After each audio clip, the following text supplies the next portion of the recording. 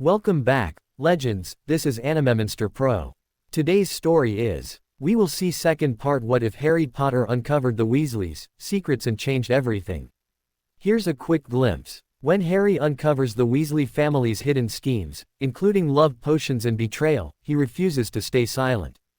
As secrets unravel, alliances shift, and the wizarding world is forced to see the truth behind the perfect family. Before we dive in, if you enjoy powerful stories like this, make sure to subscribe to Animemonster Pro and share it with your friends. Let's start the story. Fleur gasped as her bubble head charm faded and she took in a deep breath of fresh air. She also transformed her lower body back to normal and restored her swimsuit before turning around to face the platform. Loud cheers and screams filled the air and her face broke into a broad smile and she started swimming towards it, which was a few feet in front of her, being careful to keep Gabrielle's head above the water. She was slowly waking up and gasped in surprise when she looked around wide-eyed, surprised to be in the arms of her sister. As soon as she reached the platform, Caroline and Amy were already there, on their knees with their hands outstretched with wide grins, while Madame Maxime was smiling proudly at her, as was Dumbledore. Karkaroff was scowling. She took their offered hands and allowed them to pull her onto the platform and collapsed on it, breathing deeply. She hadn't been aware of how exhausted she had been until now. Her desire to get her sister to safety had been overpowering. She felt someone drape a towel around her shoulders and she shook her head, gesturing at Gabrielle, who was silently looking around at the crowd in confusion. Poppy pulled Gabrielle out of Fleur's hands and wrapped a towel tightly around the little girl and gave her a potion that made her ears spew out smoke. The cheers renewed again and Fleur looked at the lake eagerly, but her face fell when she saw it was Krum and Hermione. By now Fred, George and the others had fought their way through the crowd to the platform. "Where's Harry? And Aurelie?" Caroline asked worriedly, and Fleur felt the beginnings of worry settle in. "Ari was right behind me," was Aurelie. She murmured, gazing at the lake, panic rising in her. A clock chimed behind her and she looked around to see the time was now 11. Time was up. More cheers erupted and she turned back to the lake only to feel her heart sink when she saw it was Cedric and Cho. Where were Harry and Aurelie? She glanced back at the lake, her worry increasing as every second passed. Dumbledore was pacing around, the twinkle in his eyes were gone and he looked much older than he ever did before. She also saw Lupin standing at the back with an extremely worried expression on his face. As soon as Cedric and Cho were on the platform, she got up and hurried over to them, brushing aside the students that were swarming around him to congratulate him. "Did you see, Ari?" she asked urgently. "Yeah, he was right behind me," he faltered when he looked around at the lake, seeing that the fourth champion was nowhere, and cheering gradually got quieter and quieter until the only sound that could be heard were the sounds of the water colliding with the wooden supports of the platform. Someone gripped her shoulder. Glancing up, she saw that it was Madame Maxime who held her expression grim. Gabrielle was in Caroline's arms, looking scared at the silence and the grim looks in everyone's faces. Suddenly Aurelie surfaced, gasping as soon as the cold air hit her, and everyone started cheering again, and Fleur felt relief flood back into her for a split second before her blood went cold again and the cheers stopped abruptly when everyone realized it was only Aurelie who had surfaced and there was no hint of the raven-haired wizard anywhere. Another few seconds passed before Fleur wrenched herself free from Madame Maxime's grip and dived back into the lake, ignoring the shouts behind her. Holding her breath, she frantically swam deeper, searching for anything hint of him, her heart hammering against her, refusing to think of what could have happened to him. A growing pain on her forehead made her cast a bubble head charm on herself to relieve the pressure before diving deeper into the depths. She caught sight of a dark shape and sped up. Her mind clouded in panic when she realized it was Harry, drifting eerily deeper into the depths, his wand floating a few feet away from him. Swimming towards him, she grabbed hold of him, trying hard to stop the thoughts running in her mind when she realized he wasn't breathing or responding in any way. Quickly casting a bubble head charm on him, she grabbed his wand, which was floating in front of her, before swimming back up to the surface. Loud screams and gasps pierced the air when she resurfaced with Harry in her arms, who, now that she looked closer at him, was as pale as the snow. His lips had lost almost all its color. Fred jumped into the water and swam towards her, helping her with Harry. When they reached the platform, they took Harry and laid him gently on the ground. She wasted no time and quickly bent over him, covering his mouth with hers and forcing air into his lungs before drawing away and pumping his before repeating the action multiple times. Everyone was quiet while she kept up her administrations and Harry showed no hint of responding. She had tears running down her face now and she felt someone's hand on her shoulder again before she angrily shook it off, repeating her administrations. He suddenly started coughing violently and she felt a relief like none other flood into her when he started breathing, even though it was coming out in painful rasps. His eyes slowly opened and he gazed at her through half-lidded eyes. He smiled faintly at her before his eyes closed again. Dumbledore knelt down next to her and placed his hand on Harry's head. Suddenly a flash of fire appeared in front of them, eliciting more screams and odd gasps when a phoenix appeared.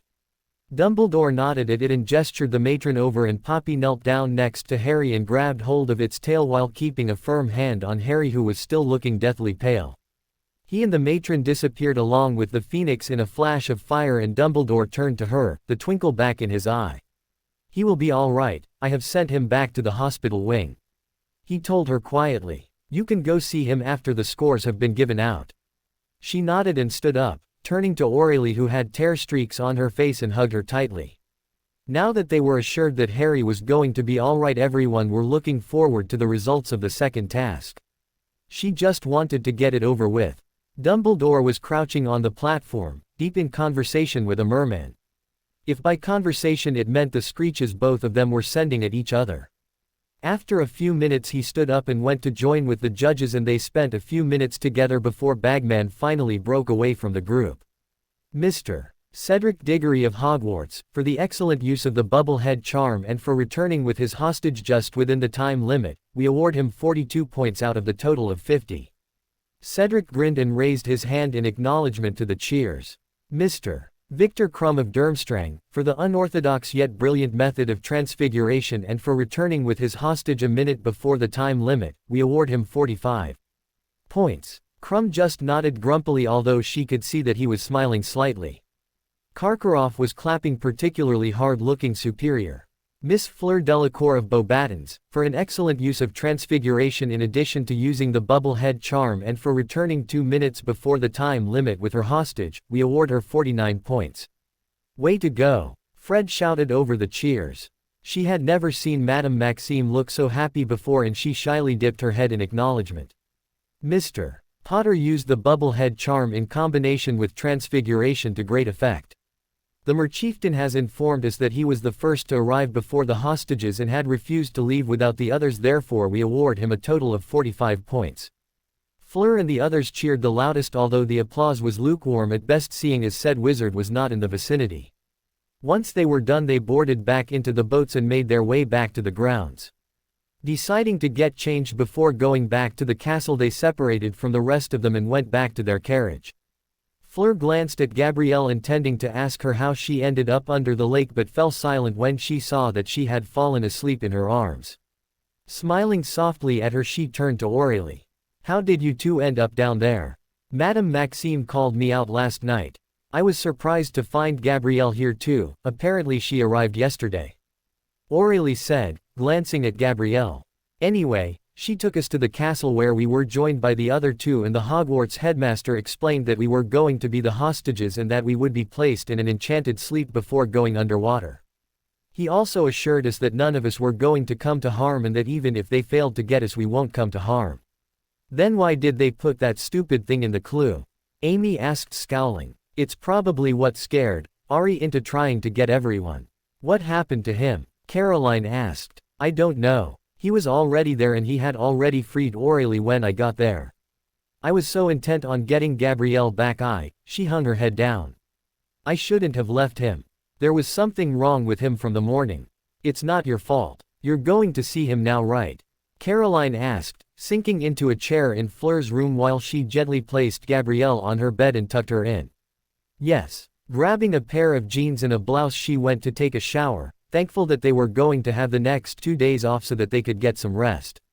"Fleur," Aurelie called loudly after a few minutes when she stepped out of the shower. "Yes. Isn't this Ari's wand?" "Oh no, I forgot about that. Need to get it back to him." "Relax, he probably won't wake up anytime soon." Amy's voice joined in as the door to her room opened. "Oh, and your mother's here." she added cheerfully, and she heard her mother's voice join in the fray. She got dressed hurriedly before stepping out of the bathroom and was immediately engulfed in a hug by her mother, who had indeed dropped in. "Mom," she exclaimed happily while her mother laughed. "When did you get here?"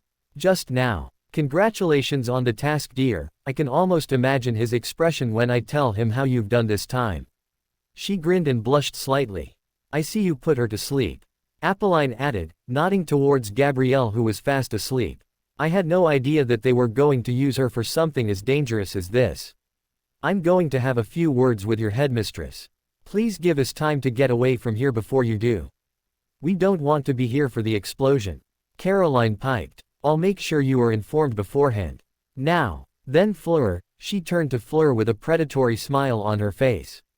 "I've been hearing all sorts of things about you and a certain Harry Potter." Fleur glared at Amy, who winked at her while Caroline and Aurélie chuckled. She folded her arms and fixed her mother with a defiant stare. "What about it?" she asked haughtily. "Nothing much. But it seems like your father and I will have to talk to the two of you soon." Fleur could see the amusement in her mother's eyes. She suddenly squinted at her and strode closer to her. With a gasp she touched the gleaming emerald pendant on her necklace. Fleur had put it on again, having taken it off in the morning to keep it safe.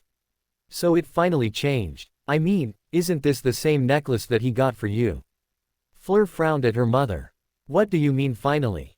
"And yes, it's the same one." "Oh, nothing, my mistake."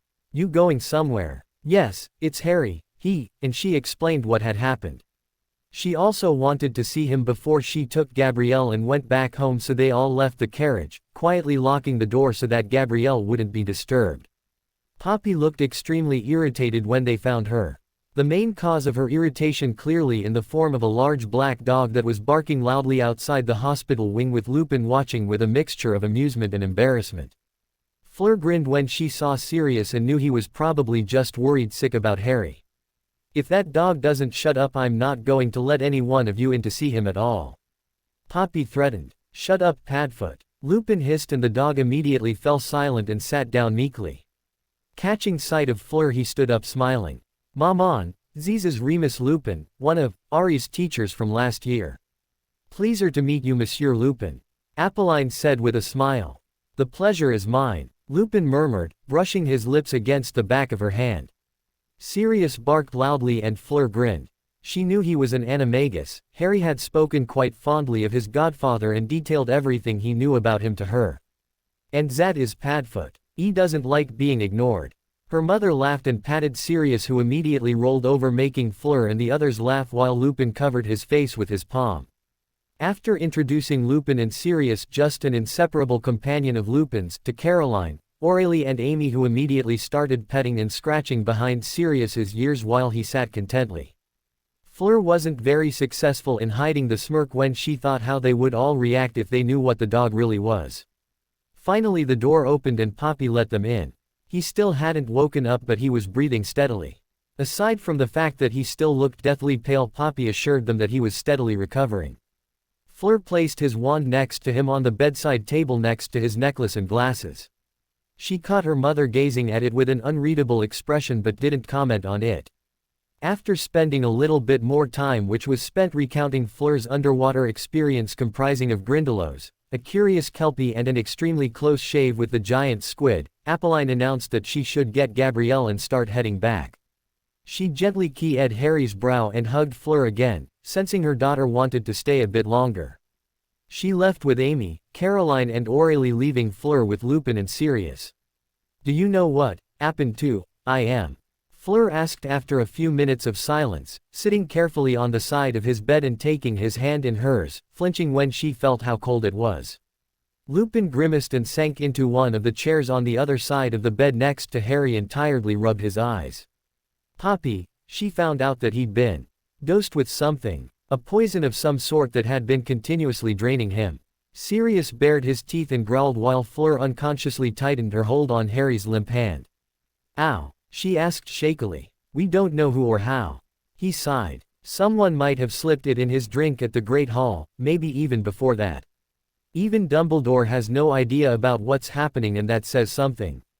I've never seen him look so helpless before. Was it a student? An elf? Maybe even a teacher. This is all just too much. Isn't there any way to stop I am from competing? She asked quietly. Z's 2 times, E was put in danger.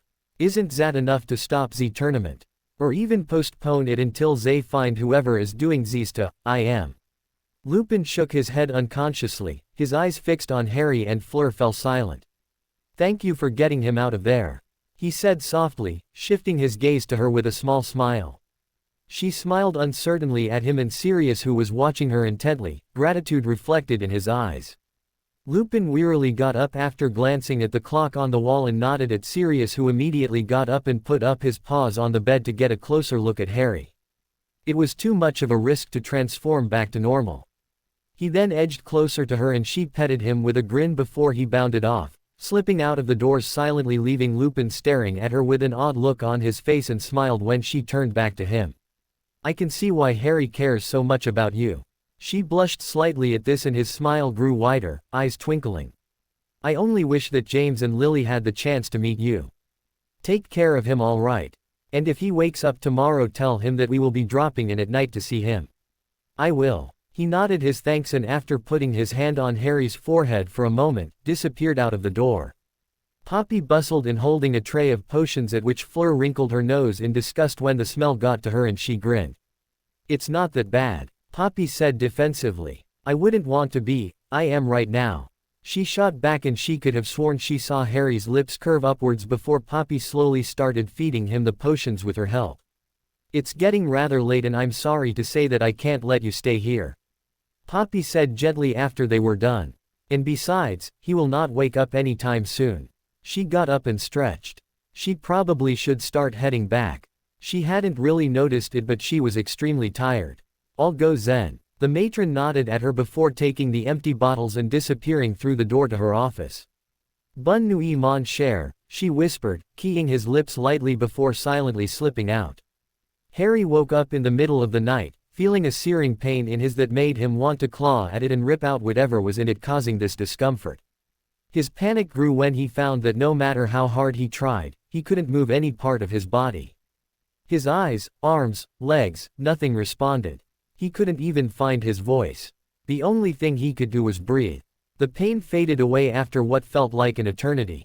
Finding that he still couldn't move any part of him, he forced himself to remain calm. The last thing he remembered was water. Water everywhere. After a few minutes his breathing slowed down until it was coming out normally.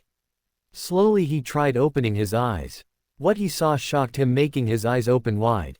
He could make out the familiar ceiling of the hospital wing and he could see the empty beds next to him. He brought his hand up to his face. He wasn't wearing his glasses. He could see. Well, not exactly. There was no color at all. Everything was black and white. It felt like he was in a memory, much like when he had seen Tom Riddle's memory from his diary back in his second year. Turning around he caught sight of something blue and his eyes fixed on his necklace on the bedside table. It was still gleaming blue. Taking it tentatively he closed his fist around it, feeling a measure of peace settle over him, calming him. Taking comfort in it he closed his eyes and forced himself to calm down. Tentatively he opened his eyes and felt relieved when he found his eyesight was back to its normal, poor state. He didn't know what happened earlier, but he wasn't looking forward to having it happen again. Putting on his glasses he sat up straighter and looked around. It was too dark to make out the time, but it must be in the early hours of the morning. Feeling too tired to get up he slumped back on the bed, gazing up at the ceiling, giving in to the exhaustion he felt. Soon enough, his eyes were closed again and he was fast asleep again. Harry woke up rather early in the morning. Judging by the golden light streaming through the windows it should be just after sunrise. He could just make out a blurry shape on a chair next to his bed. Someone had taken off his glasses while he was sleeping. Reaching out blindly to the side for his glasses he felt a hand gently close around his outstretched arm and his eyesight sharpened immediately when he felt his glasses being pushed back onto his face, allowing him to see Fleur leaning over him with a small smile on her face. To his surprise she got up and climbed onto his bed, straddling his lap without saying a word. When she finally looked at his face again he felt his heart sink when he saw she was regarding him with a cold look. At that moment, even though he couldn't explain it, he felt terrible, as if he'd done something to her. He felt like he had betrayed her somehow, and her cold glare and silence unnerved him as he waited for her to speak. "Did you mean what you told me that night when you said you loved me?" she asked quietly. Completely stunned by her question, he gazed at her while she stared back at him, keeping their eyes locked together. After what felt like ages, he finally got his voice working again. "Yes," he said quietly. There was no change in her expression. "That means you care about me.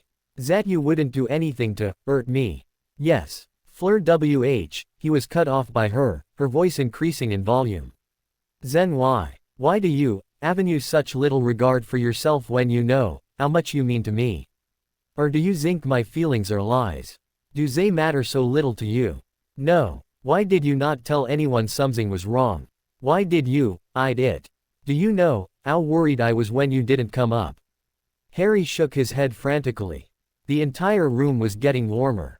Then the temperature dropped again suddenly and she lost all anger on her face. "I was scared," she whispered, hurt evident in her voice. At that moment he felt small, insignificant. Like he was the scum of the earth. He welcomed the feeling. Ever since he had first met her, he had only seen her like this on the day when she broke down and told him about what had happened to her back in Beauxbatons. He hated himself for bringing her back to this state. "I was a fool," he murmured. He felt a slight movement but she didn't speak. "I don't have anything I can say to make it up to you. I understand if you—" He was cut off when she looked up at him sharply, the temperature spiking immediately and making him flinch. "You can understand if I what?" she asked with a hint of a growl. He didn't speak for a few moments. "I wasn't thinking about you or anyone else at that time. I just gave up," he said quietly, remembering how he had felt when he had allowed the drowsiness to take over him. "I did what was easy. While you were waiting for me. I don't deserve it, your feelings, nothing." The silence that followed was deafening. Barely a second had passed when a resounding slap broke the silence and he felt a stinging pain on his cheek. He didn't dare look at her for a few minutes and kept his face turned away. Hearing a quiet sob, he looked up in horror to find her eyes wet with tears forming in them. "I will be the judge of that," she muttered, rubbing her eyes. He opened his mouth to speak and immediately found her hand covering it and he was silenced with a glare. "I want you to promise me something." He slowly nodded under her gaze. "You will never doubt our relationship again. Like Avenue told you so many times already, Avenue made my decision and nothing will change it. Like it or not, you are now stuck with me." She felt a smile grace her features when he grinned at her words, his eyes gleaming brightly. She couldn't explain it, but it was like she could feel his emotions. She felt her pain, sadness and anger disappear as if she had not had those emotions raging within her just moments ago. "I won't. Never again," he said softly. "You're only human, Ari," she said quietly, caressing his cheek and feeling guilty at the red mark she'd caused. She felt another smile, wider than the last one, spread across her face when he nuzzled into her hand with his eyes closed. "You do not need to shoulder everything that comes your way on your own. You are not a burden, so stop thinking that you are." "I'll try," he said sincerely. She nodded before leaning towards him, her hair tickling his face when he spoke again. "I'm sorry for everything." She paused, his face had lost all trace of happiness on it and his eyes had reverted to their deadened look. Sighing inwardly, she made a mental note that this was one of the things she needed to work on him, the way he kept apologizing. "It's all right." He shook his head. "No. I told myself that I'd never see you hurt like that." He found himself unable to speak because of the soft lips that were moving against his own. After a few seconds she withdrew, pulling his bottom lip slightly as she did and hovered just above him so that their lips were barely touching. "Time for talk is over," she whispered before covering his lips with hers again. This time her lips were more demanding, filled with raw emotion. Her eyes were not their usual light blue. They were darkened with an emotion that he had only briefly caught glimpses of before she would look away. He felt a series of shocks run down his spine when she parted his lips with her tongue, allowing her entry into his mouth. At that moment his mind was blank. Completely, utterly and blissfully blank. Both her hands wrapped around his neck, one of them entangling itself in his hair as she made no indication of parting from him anytime soon. His hands wrapped possessively around her waist, running them through her extremely soft hair. The sounds they made, every whimper, every moan drove the other crazy. each separating after a few minutes for a few seconds before attacking the other's lips with a ferocity neither had ever displayed before. While it wasn't like all their earlier kisses had been chaste, they had been far too short to revel in the feeling like they were doing now. The taste of her lips was enough to get him addicted. She tasted just like honey and was infinitely better than the best candy or chocolate that Honeydukes had to offer. She wasn't any better off either. Her Vila side had flared up and it was more pronounced than ever. She had lost control of her allure which was flaring without abandon. If any boy came into the room right now, they would be reduced to a drooling inanimate object. Not like she cared though, right now it was just him and her. She couldn't get enough of him and it was taking almost all of her self-control to keep up her conscious thoughts so that they wouldn't go too far. But even that was steadily deteriorating. They didn't know how long they kept this up, all they knew was that neither one of them were showing any signs of wanting to stop. She didn't know exactly when but her hands had somehow wandered from his neck and had slipped under his shirt. She knew her resolve was going to break soon. He wasn't too far from it either judging by the way his hands were now tentatively making their way towards her causing her to shiver in anticipation. "Mr. Potter." A shocked voice forced them apart and Fleur tried to get up off Harry but fell back against him due to the way their legs were entwined.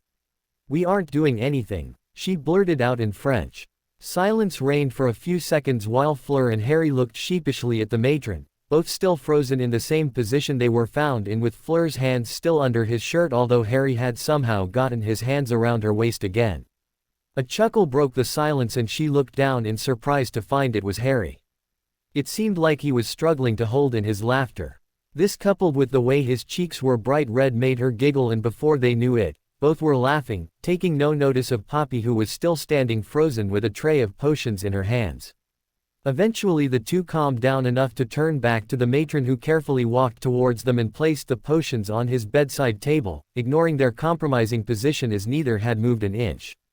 "Mr. Potter, since you are my most frequent patient in this school, as a thank you for being such good company over the years I will turn a blind eye for today as long as you two promise you don't use the hospital beds for this type of thing. And you have to finish up all these potions within half an hour. Do we have a deal?" she asked sternly although in reality she was trying hard not to smile at the way both of them had gone so red on their faces that they were emanating heat. "Deal," Harry replied with a grin. She then turned on her heel and walked off muttering to herself about crazy teenagers and hormones leaving them alone again. Harry then focused back on the witch that had finally managed to get her hands out from under his shirt who was also staring intently back at him. Her lips were slightly swollen and more red than pink now while her cheeks were also tinted bright red that made her look if possible, more beautiful. Both of them tried to speak at the same time and realizing it fell silent, waiting for the other to go ahead. "You first," she said softly with a small smile playing on her lips. Can't believe I did that. I didn't mean to," he swallowed nervously when his heart gave a lurch seeing her smile widen playfully. "I didn't mean to get carried away like that." She made no effort to get up off him and instead wrapped her arms around his neck again trying hard not to giggle at how he was squirming adorably. "That makes two of us," she whispered in his ear. "And stop apologizing," she added exasperatedly, leaning back just in time to see his mouth open. Grinning slightly he nodded. "Now drink these before you get us both in trouble." He was then helped to drink all the potions set beside him by an extremely amused Fleur. In reality she was keeping up a steady stream of threats to force him to drink them to him due to the fact that he started acting exactly like Gabrielle when confronted by medicine. Harry still hadn't gotten the green light from the matron to leave the hospital wing, but for once he wasn't complaining. Something that had a lot to do with the fact that Fleur was making no effort to move away from the position Poppy had found them in. Helped along by how the matron had mysteriously disappeared and that they were the only people in the hospital so they were more than content to spend the time making up for all the time they had lost while they had been busy with preparations for the second task. He had been far almost spiked a fever when he found out that her mother had been in to see him and it took a lot of reassuring from her to calm him down and make him see that he was perfectly within his rights to have been asleep after all that happened to him. He had also been rather surprised to find out that he was tying for second place with Crumb seeing as he had been an idiot and taken the words of the song too seriously, although Fleur reasoned that he should have been the one to take first place since it was obvious he should have been the first to return with his hostage. Poison or not, I take it that Gabrielle and Aurélie are perfectly fine now. He asked. Yes, apparently they were all assured that they will not be, aren't in any way. Can't say the same for you or Madame Maxime though, she said with a smirk. Harry stared blankly back at her in confusion. Madame Maxime, my maman was not very pleased when she found what happened to Gabrielle. He grinned back at her. Did she meet her before she went back? I didn't stay to find out. He chuckled softly but was immediately silenced by her next few words. Aurélie wasn't very pleased that you sent her up on her own. She wouldn't do anything to someone in bed, right? He asked timidly, remembering the merciless tickling sessions he had with her on a number of occasions. Staying in bed for another few weeks suddenly didn't seem so bad anymore. You wish. His hopes plummeted. I won't stop her if she decides to do anything. You need to learn your lesson, she added, ignoring his huge green eyes that were gazing imploringly at her. Stay with me, he asked hopefully, his eyes betraying fear. This was too much for her and she burst out laughing. Are we all that scary? Like I said a long time ago. You have no idea. I won't stay when she gets air, she replied sternly, deciding to play with him a little. He nodded sadly before asking quickly, afterwards. She looked up at him, seeing a faint blush on his cheeks, and smiled softly at him before reaching up to peck his cheek. If you wanted me to stay, all you had to do was ask. He smiled brightly at her. Despite their current relationship, he never failed to make her heart race when he did that, and with a content sigh she snuggled back onto his. Do we have anything to work on for the third task? He asked curiously after a few moments, unconsciously playing with her hair. She frowned at his question. She hadn't really paid much attention to what Bagman had been shouting about after he was sent to the hospital wing. Non, I don't think anyone said anything about EET afterwards. He sighed in relief. That meant they had room to breathe at least. The weeks leading up to the second task had been the most exhausting in all his years in Hogwarts. Learning how to perform human transfiguration within a few weeks was something even he was proud of himself for, despite his modesty. You should be worried, she said with a mischievous glint in her eyes, placing her chin on his and looking up at him. Oh, he asked with a small smile. I won't be letting you out of my sight again if I can. ELPET. She said firmly. His grin grew wider. Far from a cause for worry. She grinned back and nuzzled into the crook of his neck playfully. Unfortunately, their moment was ruined in the form of a high-pitched voice which started quite loud but faded into silence in a matter of seconds. Ha, oh, didn't see you. Both turned to look at the two new arrivals in the form of red and bushy brown hair. Harry's happy smile slid off his face, leaving it expressionless when he found that the two were none other than Ron and Hermione. Hermione was rather pink on her face and Ron had gone a nasty purple color that reminded Harry forcibly of Uncle Vernon. The two were staring speechlessly at him, the reason for their discomfort clear as Fleur made no effort to get up off him and instead buried her face back on his with a small sigh while discreetly taking hold of his hand at the side. Can I help you, Hermione? He asked tonelessly, making her flinch. He had spoken more than a few words with her occasionally after Christmas, albeit guardedly, but he'd never been this cold with her since then. On his part, he had no quarrel with her. However, Ron was a completely different story, and he was the main reason why Harry felt less than friendly towards Hermione right now. He knew that Ron was only here because of Hermione the instant he set his eyes on him. From the way Hermione kept trying to speak to him, coupled with the way Ron was tagging behind her lately, he knew that she was trying her hardest to get them back to the way they were. How are you? She asked. Forcing himself to smile, he inclined his head. All right, thanks. The silence that followed was painful. Ron still hadn't moved an inch, and neither had Fleur, although she squeezed his hand comfortingly, making him close his eyes and wish that when he opened them again it was just him and her. He opened them again after silently counting to 10 and bit back a groan. They were as still as statues. She opened her mouth again, but Harry cut her off quickly. I'll see you later. I need to take my stuff again. She closed her mouth with a hurt expression, but he didn't feel guilty about it. She had slowly been getting back on his nerves lately, and he didn't trust himself to keep his calm facade around his two ex-best friends for too long. Especially seeing the way Ron and Hermione's eyes kept flitting to Fleur again and again. We'll see you later then, Harry. When is Madame Pomfrey going to let you go? She asked timidly. I dunno. He replied truthfully, managing a small smile at her. He knew he was being too cold to her, but she needed to understand that forcing Ron on him will do no good and that she was going to be walking on very thin ice with him if she kept trying. She nodded and left with Ron, carefully treading on his toes as she turned around, which made him smirk slightly when Ron winced noticeably before hurrying away after her without so much as a backwards glance.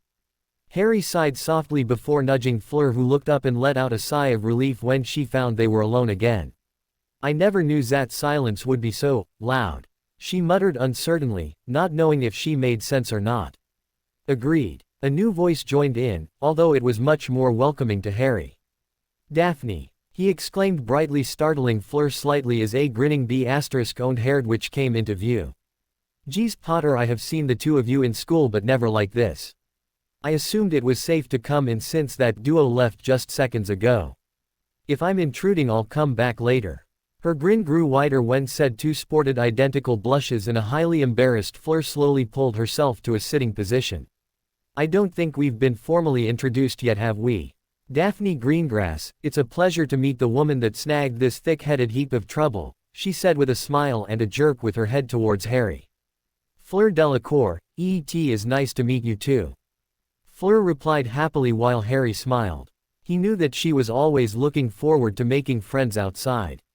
"Beauxbatons. Want to see him squirm a little?" Daphne asked in perfectly fluent French, surprising both Fleur and Harry.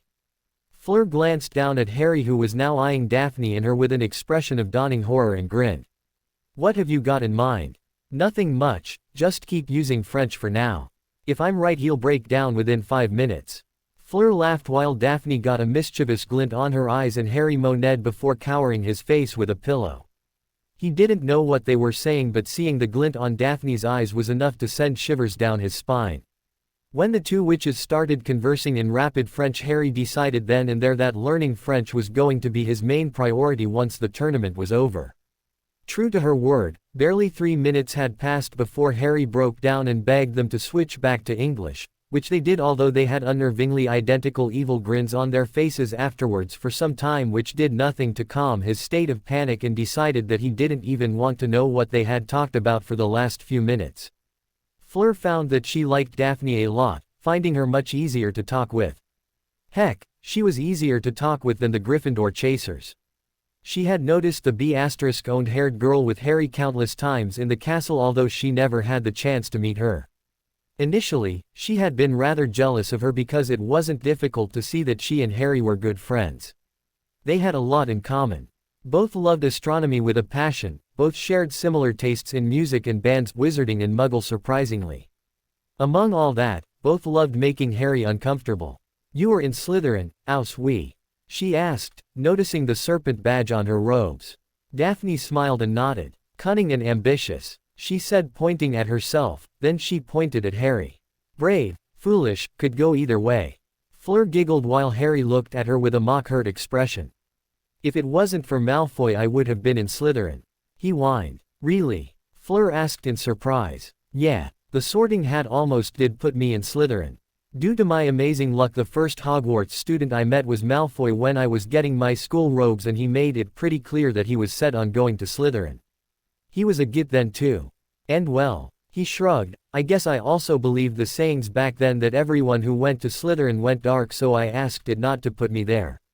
Fleur couldn't help but feel glad that Harry had ended up in Gryffindor after all. Something told her that if he had been placed in Slytherin, things would have gone a lot differently, and they might not have even met, let alone begin a relationship. Probably due to the girl in front of her. "Hey, I resent that," Daphne huffed, making Harry grin at her.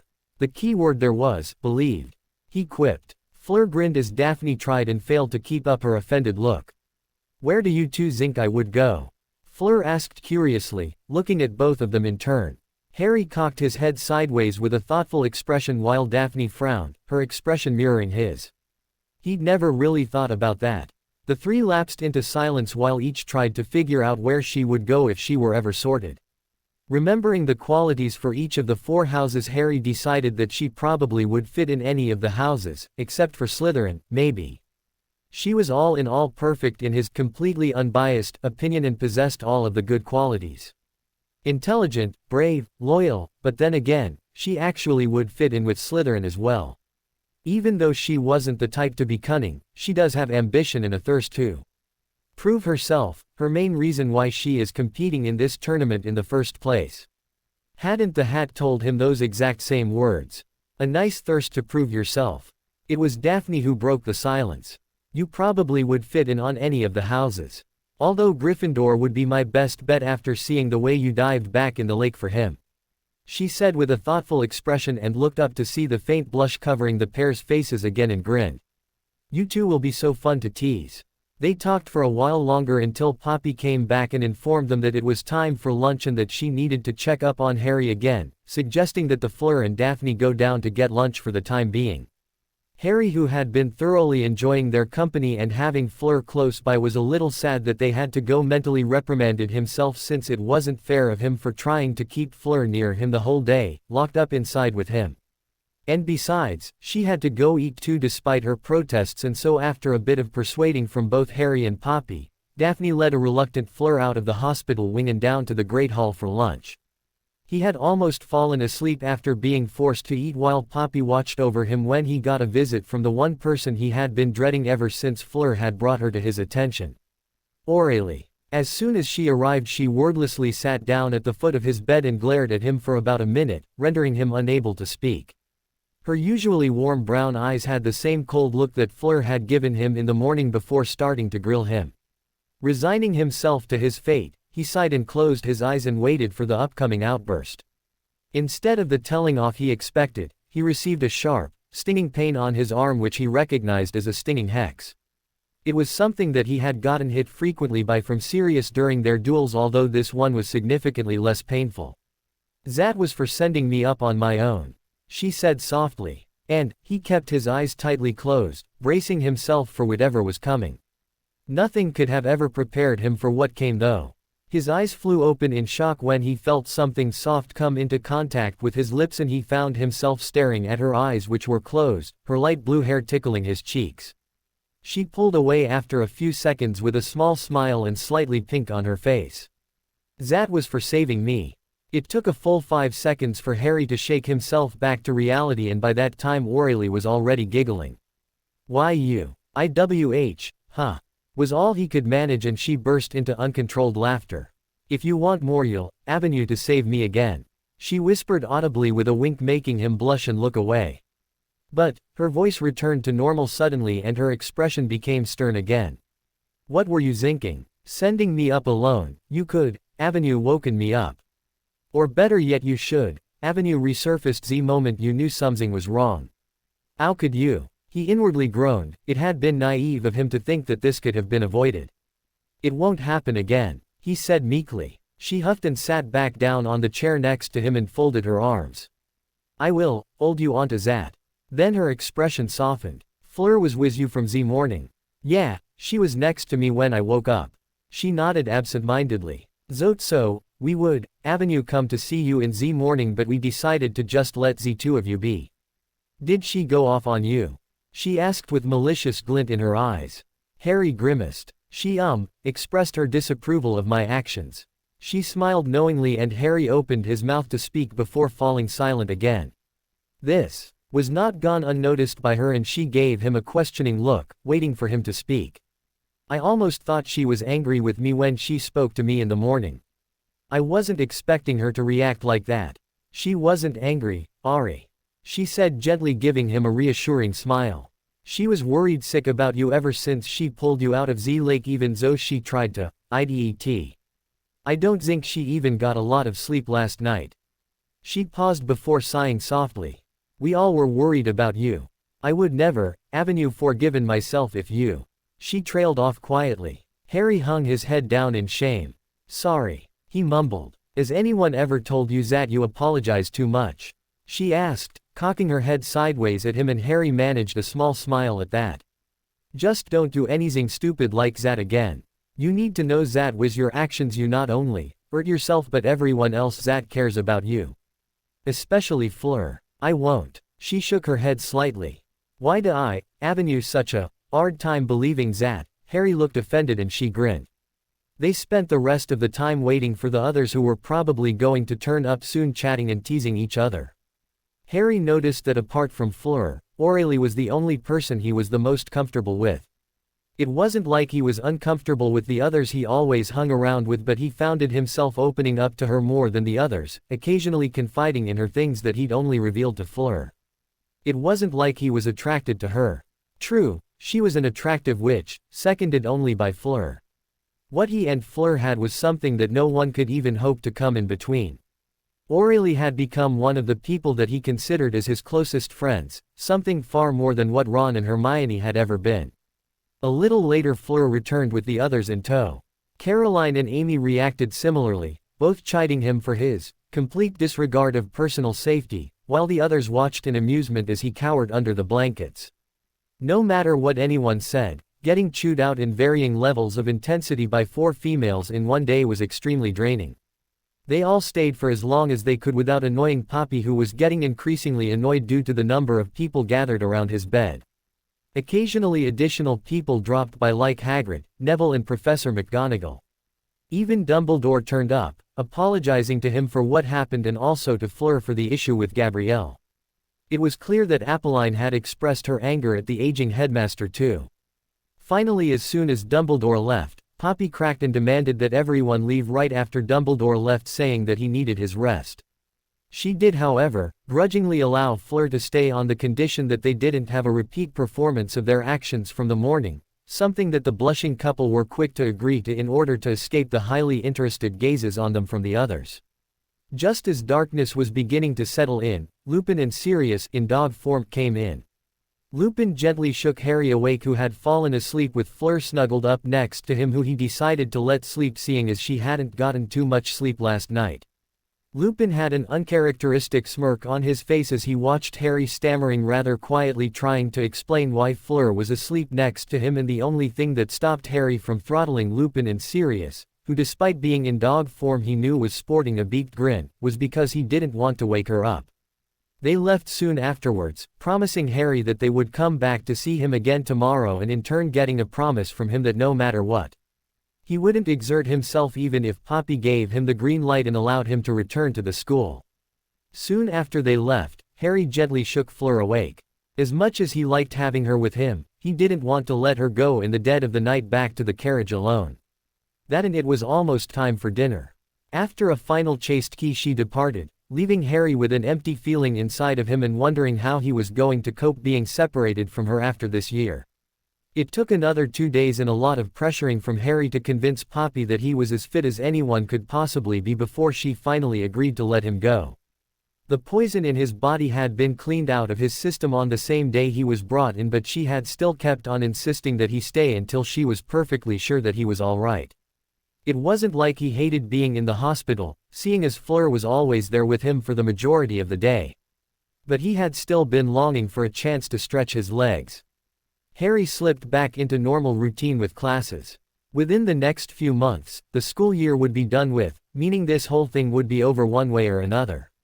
None of the other champions had received any word about the upcoming third and final task, which was a cause of worry for the 4 of them. The month of February was over in the blink of an eye, and they already halfway through March now. Therefore it came as a relief when Professor McGonagall handed him a note telling him to meet Bagman down at the Quidditch pitch in the evening one Thursday after Transfiguration. Harry, who had charms last, had actually forgotten about it and was halfway along the way to the Gryffindor Tower to drop his bag when he remembered and sprinted back down to the grounds, angrily sending Malfoy and his cronies sprawling across the floor when he tried to block his way with a flick of his wand that appeared on his hand faster than anyone could see. As of late, Malfoy had started gloating about how he needed his girlfriend to save him from the lake and had steadily been getting on his nerves despite the control he had with occlumency. When he reached the Quidditch pitch he came to a sudden halt and stared with horror at what had happened. The pitch now had hedges growing all over it, some overlapping the others. It was, in his opinion, ruined for a lack of a better word. Seeing a faint light at the center he slowly made his way towards it. As he approached he could just make out 4 figures, one of who he recognized immediately from the length of silver hair that stood out in the darkness. Fleur smiled radiantly at him when he approached, and as soon as he was within reach, laced her hand through his while the other 3 just looked at the pair in amusement and in some cases, slightly wistful. Bagman coughed slightly to get their attention and grinned his trademark schoolboy grin. Right, now that everyone is here, we can get started. Now, who can tell me what we have growing here? He asked brightly. Harry and Cedric were busy glancing around in disgust while Crumb grunted, hedges. Correct, and don't worry you two, once this is over you will have your Quidditch pitch back to normal. Bagman said, his smile never leaving his face. Any guesses for what the third task is? This time it was Fleur who answered. Maze. Bagman nodded at her. Right in one. Just as she said, it's a maze. Your job is to navigate to the center of the maze where the cup stands. The first to get to the cup will be crowned the winning champion. Of course, things won't be as simple as just navigating through the maze. It will be filled with a number of enchantments, puzzles and creatures that you will have to find your way past. The four of them nodded in understanding. Now, as the points stand, Mr. Potter is in first place. Followed by Miss Delacour, Mr. Crumb and Mr. Diggory. Therefore Mr. Potter will enter first and have a 2-minute head start before the next champion enters, and so on.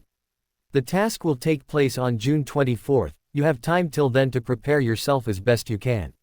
As you all know, you are all exempted from your final exams, so use the time for preparations. Any questions? No one spoke and Bagman nodded in satisfaction. Let's start heading back to the castle, shall we? It's getting a bit chilly. Not knowing exactly how and what to prepare for, Harry consulted with Sirius and Lupin the next day with Fleur, who he had brought despite her protests. They had suggested that the best way to prepare would be to expand knowledge on various enchantments and navigation spells in addition to increasing the number of their offensive and defensive spells. Harry immediately began searching for penetrating and piercing spells. Something told him that Hagrid would be having a hand with the creatures for the maze, and he was willing to bet his firebolt that there will be at least one of those things in the maze. Said Scroots had now grown almost as big as a normal human, and even Hagrid was having trouble handling them. Since then Harry and Fleur had been helping each other learn new spells, seeing as it wasn't anything they had to figure out on their own. Both of them were able to master new spells at an alarmingly fast rate. Sirius and Lupin were surprised and pleased with the two's proficiency at being able to grasp the theory behind NEWT and higher-level spells and charms, although they suspected that the way the two kept progressing was due to the fact that they were both helping each other out, and as Aurelie and Caroline soon came to find out, both were really good teachers. By the end of each week, their knowledge of spells and enchantments kept growing. They had gotten permission from Professor McGonagall to use empty classrooms in order to practice, since it was a little annoying to keep climbing up to the 7th floor for the room of requirement at every free period they had. She had readily agreed, which made things easier. Even Aurelie, Caroline and sometimes dropped in to help them in any way they could, ending up with them learning how to cast each spell from Harry and Fleur. Harry got a surprise one day when he was approached by Professor McGonagall, who asked him to meet her and Professor Flitwick at her office later in the day. Wondering what this was about, he went to her office in the evening after his final lesson for the evening, astronomy. Today was just theory, and knocked on the door, trying to ignore the feeling that he had done something wrong, and thought wildly whether the twins had pulled any pranks that connected to him somehow. Hearing the stiff "enter" made his shoulders sag noticeably, and he entered the room to see the tiny charms professor sitting on a stool beside Professor McGonagall. "No need to look so scared, you haven't done anything wrong. Have a seat," she said with a hint of amusement in her voice while Professor Flitwick chuckled. Harry nodded nervously before sitting down. No one spoke for a while as Professor McGonagall pulled out some files and began rifling through them before reaching a page and scanning it with a satisfied expression and leaning forward. "I want your honest opinion, Mr. Potter. Do you find the classes challenging to you now?" Harry, who was briefly taken aback at the question, thought about it for a few moments and shook his head. "Not really, Professor," he muttered. He didn't mean to sound immodest, but it was the truth. Most of the classes had him sitting bored or with his nose buried in yet another book to help prepare for the third task. Not even the extra work the professors gave him was enough to keep him busy anymore. Even Snape set additional work for Harry, although he was sure it was only because he didn't want him to have even a moment of peace in his classroom. "I thought as much," she replied, and exchanged a look with the charms professor. "You have proven to be an exceptional student, Mr. Potter. I must say, if I haven't already, I was very pleased with your transfiguration work at the second task, very pleased indeed. Not even half of my 7th years could have managed that, and you did so without my guidance. I suppose you learnt that from a book. Slightly embarrassed, he nodded. She smiled thinly at him. I must confess, we have been testing you in the main subject areas and the results we have got back are very promising. I think you should know that as you stand now, you have already finished with your 4th year's work and are more than halfway through the workload for the 5th year. His mouth fell open in surprise, eliciting another chuckle from Professor Flitwick. If I'm right, by the end of the year with your current pace you will be ready to take your OWL examinations. With a little brushing up, of course. Harry gazed dumbly at the two professors, trying to find anything in their faces that he could use to tell they were joking. Sadly he couldn't. But, how? He asked hoarsely. Professor Flitwick spoke up now. You may not have realized it, Mr. Potter, but all the books we have given you for your extra work are the same books that the 5th years use. He said with a grin at the dumbstruck expression on the boy's face. But I've just been reading and doing the stuff in them, he muttered uncertainly. Indeed you have, and the fact that you've been successful so far is enough proof to us that you will be able to do what we have in mind. Should you find it agreeable, of course. Professor McGonagall added. Harry tilted his head sideways. What do you have in mind, Professor? Unless he was seeing things, he was sure that she chuckled. Oh, I remember your mother used to keep doing that when she asked a question. She said with a smile, and he grinned sheepishly. Back to the matter at hand, all of the professors have agreed with us that you should be able to take the OWL exams by the end of the year. Yes, Mr. Potter, even Professor Snape. She added when she saw the incredulous look on his face. Bathsheba and Aurora have informed me that you will need some private tutoring from each of them. But that is only due to the extensive amount of theory behind ancient runes and astronomy. But both have assured me that they can bring you up to speed soon. But Professor, with the tournament I really don't think I can prepare for those exams right now, she nodded. Yes, but you can do the exams in summer. The Department of Magical Education at the Ministry offers special examination services to students who show promise such as you. There are many young students all over the world who take these examinations at a young age so they will not be held back and thereby wasting their potential. The youngest to have ever taken the OWLs is a 12-year-old from Australia, if memory serves me right. Think about it, Mr. Potter, if you do decide to do this and succeed, you will be skipping the whole 5th year and you will be placed with the 6th years. It will look good on your credentials when you graduate, to say that you have skipped a year as an achievement. Not to mention that it has been years since this school had a student who has a potential such as yours. Professor Flitwick added earnestly. Keep in mind that we are not pressuring you to do this, but it's apparent that if you take up your 5th year classes next year, you will effectively be wasting a whole year. Professor McGonagall finished. Harry leaned back on his chair, thinking hard about what they've said. On one hand, this would help him learn faster. A simple fact. He had never understood Hermione's thirst for knowledge, but he had realized what the importance was of having knowledge and working hard to obtain it. The first time he had read through the books on combat and defensive magic that Sirius had given him, he had unknowingly come to accept the saying, knowledge is power. If he accepted, he would effectively be shortening his time in Hogwarts from 3 years to only 2. If this proposal had been given to him just last year, he would never have accepted it. He enjoyed his time in Hogwarts, it was the first place he had felt at home, and just last year, he would have done anything to lengthen his time here.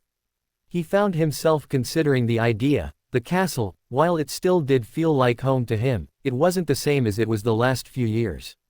Without Ron and Hermione it wasn't the same. However, he had no desire to go back to that. Despite the tournament, attempts on his life, dreams, visions, despite everything bad this year, he could honestly say that this was his best year yet. The reason why that was had nothing whatsoever to do with Hogwarts. One thing was clear though. He needed time to think about this and get a bit of advice. Do I have to decide now? He asked. The two professors had been quiet the whole time while he had been giving it some thought. No, definitely not today. Professor McGonagall assured him. However, it would help that if you do decide to go along with this, you should inform me at least by the end of next week. I dare say you will want to get advice from your guardians. From the slight twinkle in her eyes he knew she wasn't talking about the Dursleys. Thank you, he said gratefully. Albus was most pleased when we told him about you. Professor Flitwick piped up. He was one of the few in Hogwarts who was faced with the same decisions as you do now. And I am sure your mother would have been ecstatic, she too was one of the few that did this. My mother skipped a year too. He asked curiously. He'd never heard about this from Sirius or Lupin. How did she and his father meet then? Unless of course his father did the same too. Professor McGonagall nodded. She did, but she returned decided to stay for her final year and apprentice under Filius during her 7th and final year. Even your father had the potential to do the same, here her voice became stern. But he was more interested in Quidditch and pranks. Harry grinned at this sounded exactly like him from what Sirius and Lupin had been telling him. Is there anything else, Professor? He asked, looking at the two of them in turn. If you have no more questions, Mr. Potter, you can go. Professor McGonagall said kindly. But please note that we will need an answer latest by next week. Harry nodded and after bidding the two professors good night, left with his mind full of what he just heard. Both Sirius and Lupin had broken away from their usual teachings. He now had to do his early morning physical exercises which he always did back when he was playing Quidditch. With Sirius they had stopped using magic and Sirius was now training him to fight in the way that Sirius had dubbed, Marauder style. It wasn't too bad. At least it wasn't as bad as Harry had been expecting. It wasn't anything like what he had seen in the Muggle world. Sirius was merciless and now Harry always walked away from the room of requirement sporting new bruises and aching all over, although they always healed by the morning thanks to a special ointment that Lupin provided him with at the end of each day. They didn't do any fancy moves or stand in the ways that had always made Harry giggle when he had seen Dudley perform them in the middle of the living room while his parents showered him with praises. It was simply a way to fight based entirely on reaction. Sirius applied the same rules he uses in dueling: strike first and strike hard. Carefully watching your opponent and reacting accordingly played a significant role too. Sirius also showed the exact points to aim for on another person's body that would incapacitate them easily or deprive them of air, giving him the upper hand. Slowly as the lessons kept going, Harry started to enjoy the brawls he had with his godfather, and after a month into their training Sirius was beginning to walk away sporting nasty bruises as well. Harry didn't fail to notice that he was getting better physically as well. With the added tweaks to his usual Quidditch training routine he was started to feel more lighter on his feet and his stamina had started to pick up too. Even though he didn't notice it, he was getting slightly taller and his arms were getting more defined, filling him out little by little in places that he had been too skinny in. They still did duel with magic occasionally, each duel now lasting longer than the last. The fact that Sirius was, in reality, also getting trained as well during the lessons meant that both were improving at a steady pace. Both were now faster, causing the duels to become more fast-paced and as both tried to get the upper hand on the other. Neither tired easily anymore and Harry was even able to cast almost all of his spells with much more power behind them. He also delved more into the gray, or dark, area of combat magic, although he never used any of them against Sirius despite his protests. Lupin had also stopped teaching occlumency, deeming that Harry's mental barriers were now as strong as his own, meaning that it was safe from external penetration. Harry still had moments when he would find himself staring at a certain white tree. However, something in him knew that it wasn't anything to do with Voldemort and that it was something meant for him and him only, so he never said anything about it. That didn't mean that Lupin was through with him though. This had merely opened up the path to areas that had been previously inaccessible. Harry got his first shock when Sirius, after getting a nod from Lupin, proceeded to give him a royal trouncing in a duel, rendering Harry almost helpless. The reason for this was that Sirius started applying pressure to his mind via legilmency and could easily predict what spells Harry was going to use a split second before he did. Harry, who had always been concentrating on the duels, leaving his mind completely unguarded, was caught unawares. Thus began the agonizing job of dueling while keeping the mental barriers up. This irritated him because it made him feel like he did a few months ago when Sirius had an overwhelming upper hand against him. But, as Sirius and Lupin both assured him, he would eventually get the hang of it, and with the way he started improving again, they were proven correct. So the weeks blurred together with duels and brawling, leaving an extremely drained Harry at the end of each day, but also making him more confident in his abilities, as even he couldn't deny the way he was improving. Lupin also promised that when summer comes around, he would start teaching Harry legilimency, seeing as it was too valuable a skill to pass up. Something which Harry agreed to quite enthusiastically. Harry had spoken at length with Sirius, Lupin, Fleur and even Dumbledore about Professor McGonagall's proposal. Sirius had immediately taken on a mock-hurt expression, saying that he had failed James and steered Harry down his mother's path, but he could tell his godfather was proud of him. Lupin was delighted. Dumbledore also had surveyed him proudly and said that he could do anything he wanted. In the end, Harry had accepted. The advantages of skipping the year were far greater than the disadvantages. If he was honest, he hadn't been particularly looking forward to next year. Not having Fleur and the French witches around meant that his schooldays were dreary, as he had quickly come to realize. He didn't exactly like it, but he had drifted away from the others in his year apart from Daphne. If he was successful, he would effectively be graduating from Hogwarts when he was 16 years old.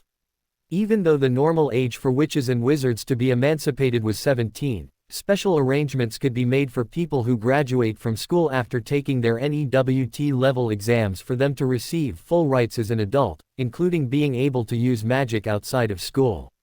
This also meant that he would be starting on his career path sooner than anticipated, which was still unknown to him. Sirius and Lupin promised to help him decide later. When he told Fleur about this, she had been ecstatic. This meant that they were going to be back together full-time a year earlier than she anticipated. She hadn't been too thrilled with the thought of only being able to see him during holidays for the next 3 years. She did have an idea that she wanted to discuss with her parents that would work out with her career choice she was leaning on and let her be closer to Harry at the same time for the years he was in school, but that was for a later time. She knew that Harry had been serious about her from the start and she about him. It was clear with how their relationship had kept progressing over a relatively short amount of time, and at times she would catch herself imagining life in the future with Harry, something which was more than appealing to her. If Harry did this, that dream would get closer. She never mentioned any of this to Harry, although she had no idea that the exact same thoughts had been running in his mind from time to time, albeit less frequently. In his defense, he is still a male. With his decision made, the teachers increased his workload. Now he wasn't even doing the same things as the rest of the class were. Even though this raised many curious glances, the most curious being Hermione, no one asked him about it. Despite the work, Harry still managed to keep up, although now he had to put a lot of effort into it and he was beginning to look as worn out and tired as he did back at the beginning of the year. The teachers were nevertheless astounded. Even Snape, who was beginning to see that he was absolutely nothing like his father and his usual look of loathing had decreased in intensity a little. All of them agreed on 2 things: the boy had a talent with magic and had inherited his mother's brilliance. It was only a pity that he hadn't started off like this from his first year at Hogwarts. He also stopped preparing specifically for the 3rd task as the month of May rolled in. What with the schoolwork and lessons with Sirius and Lupin, which despite their protests he refused to stop, there was really not too much time left on his hands. To be honest, he really had nothing more to prepare with for the 3rd task, as did Fleur. Both of them had gone over everything possible and right now all they needed was practice. Something which he already got from his duels with Sirius, and admittedly, that is a lot more useful than just poring over books over and over again. He had a little private tutoring from Professor Babbling and Professor Sinistra for a few hours in the evening after dinner on random days, whenever they were free. Somehow word had gotten out about this and he was subjected to more envious stares than ever due to the fact that Aurora Sinistra, their astronomy professor, was an attractive witch that had many students had their eyes on. She was still 22 years old, the youngest teacher in Hogwarts. She was far more relaxed than any of the other professors, and his relationship with her was more like a friendship than a student-teacher one, ever since she had walked in on him during his 3rd year in the middle of the night alone in the astronomy tower. It wasn't only him that was getting absorbed in schoolwork. Fleur, Aurélie, Caroline and Amy were more or less busy with schoolwork too, since it was their final year in school after all. Even though Fleur didn't have to take any exams to take, she refused to disregard her schoolwork since it was all important for when they graduate after all. Even the twins were studying hard since they were going to be taking their OWL exams this year. His own OWL exams were already set for him to take on the 3rd week of August. Moody was starting to creep him out now. During classes Moody kept staring at him all through class and he kept turning up suddenly behind him when he least expected it. Harry dismissed this as his usual behavior. He had heard the rumors surrounding the ex-Auror and his behavior fit in perfectly with them.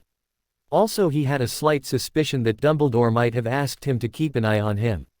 He was told that when he had gotten poisoned Dumbledore had been beyond furious due to the fact that it was done so neatly that it was virtually impossible to track to a culprit since any of the house elves could have done it, under an imperious curse or not. Nevertheless, there was still something off about him and Harry found himself unconsciously keeping a tight grip on his wand whenever he was near. As the month of May drew to a finish Harry was beginning to feel nervous about the third task and he was getting increasingly depressed. Even though he was hoping he could spend the summer with Fleur and the others in France, he still hadn't asked Dumbledore, but Sirius assured him that they could work something out. He wasn't going to be able to go back with them most probably. And the chance of not being able to go to France was still possible. From the way Fleur rarely left his side unless absolutely necessary, he knew his thoughts were shared by her. But neither of them mentioned it to each other, instead concentrating on enjoying the time they had left. Too soon for his liking, they were now only a week away from June 24th and due to his nerves he had stopped the schoolwork and gone back to concentrating on going through everything they had decided would be useful for the third task. In fact, he was almost done with the school front and besides, he had plenty of time to prepare for the exams after the task. On the evening of the 22nd, Professor McGonagall approached him and Fleur during lunch. "Mr. Potter, Miss Delacour, your family and friends have arrived to offer their support for the final task. They're waiting just outside in the courtyard." Harry grinned. It was probably Lupin and Sirius in his dog form. That grin was however replaced by an anxious look when he realized Fleur's family was here. Fleur, sensing his discomfort, took his hand and pulled him out of the chair and pulled him with her out of the hall after Cedric and Crumb. "Don't worry, Ari, they don't bite," she said humorously. "Easy for you to say," he muttered. When they reached the courtyard they found Cedric and Crumb already with their parents. Crumb was conversing rapidly in Bulgarian with his parents, a dark-haired man from who Crumb obviously had inherited his trademark scowl from and a rather attractive, ebony-haired witch with hazel eyes. Cedric's father Amos waved at him when he saw him. "Maman, Papa." Fleur ran off to greet her parents who were standing at a corner with Gabrielle. Ignoring the slight feeling of sadness watching her engulf her mother and father with a hug, he glanced around the room locating the familiar black dog and Lupin who were waiting for him and walked over to them, noticing that Lupin's smile was a little strained and Sirius was sitting rather wearily. The smile that spread across his face faltered slightly when he realized Mrs. Weasley was standing next to them, eyeing Fleur and the Delacours with an expression of distaste. Ignoring her, Harry first greeted Lupin with a hug. It had after all been 2 weeks since he last saw them, since they had to leave on one of their secret outings as Harry had begun to call it, and petted Sirius before turning to Mrs. Weasley, who immediately pulled him into a bone-breaking hug. "Just thought we'd come by and watch you on the third task," she said brightly, and Harry stepped back wearily. Bill and Charlie came too. They're down at the grounds talking to Hagrid." And, her voice dropped in volume, "It's good to see that you stopped associating with them," she added in a stage whisper and a nod towards Fleur and her family who were still conversing with each other in French. "Who knows what that woman would have done to you?" Fleur's mother looked up at that moment and caught his eye and smiled while Gabrielle waved at him shyly when she saw him looking, and he grinned and waved back, fighting the anger that was coursing through him at Mrs. Weasley's words. They were near them but not near enough to hear what Mrs. Weasley had said, and for that he was thankful. He turned back to her who was watching him disapprovingly. This had to end now. He didn't need this. Not in front of Fleur and her parents. "You." His voice came out in a growl before he caught himself, closing his eyes with a long sigh. Anger was something he needed to keep in check. His fingers twitched irritably and green sparks crackled between them, making her back away a little, alarm beginning to show on her face while Sirius sat up straighter. "Who told you I have stopped seeing my girlfriend?" he asked tonelessly, taking care to keep his voice to a bare minimum so that none of the others apart from Sirius and Lupin heard. She flinched at his icy glare. She'd never seen it appear on his face before. "No one, I assumed you did," she replied in a tone that he'd heard her use countless times with the twins and Ron. Harry smiled coldly. "Why would you think that?" She gaped at him. The letter, I thought you. Yes, the letter. Did you wonder why I never sent a reply, Mrs. Weasley? He asked politely. It wasn't because I accepted what you told me to do. It was simply because I ignored it. The temperature dropped a few notches and he saw that Lupin had the tiniest hint of a smirk on his face while Sirius was wagging his tail fast. If he was in his human form, Harry was sure he would have been trying his hardest to stop himself from bursting out in laughter. Mrs. Weasley looked stunned before she visibly grew more angry, her ears coloring in the trademark sign that was the foreshadowing of an angered Weasley. Sensing an outburst, Harry murmured, "Please keep your voice down. The other champion's parents are still here. Now listen here, young man," she said fiercely, her voice shaking slightly.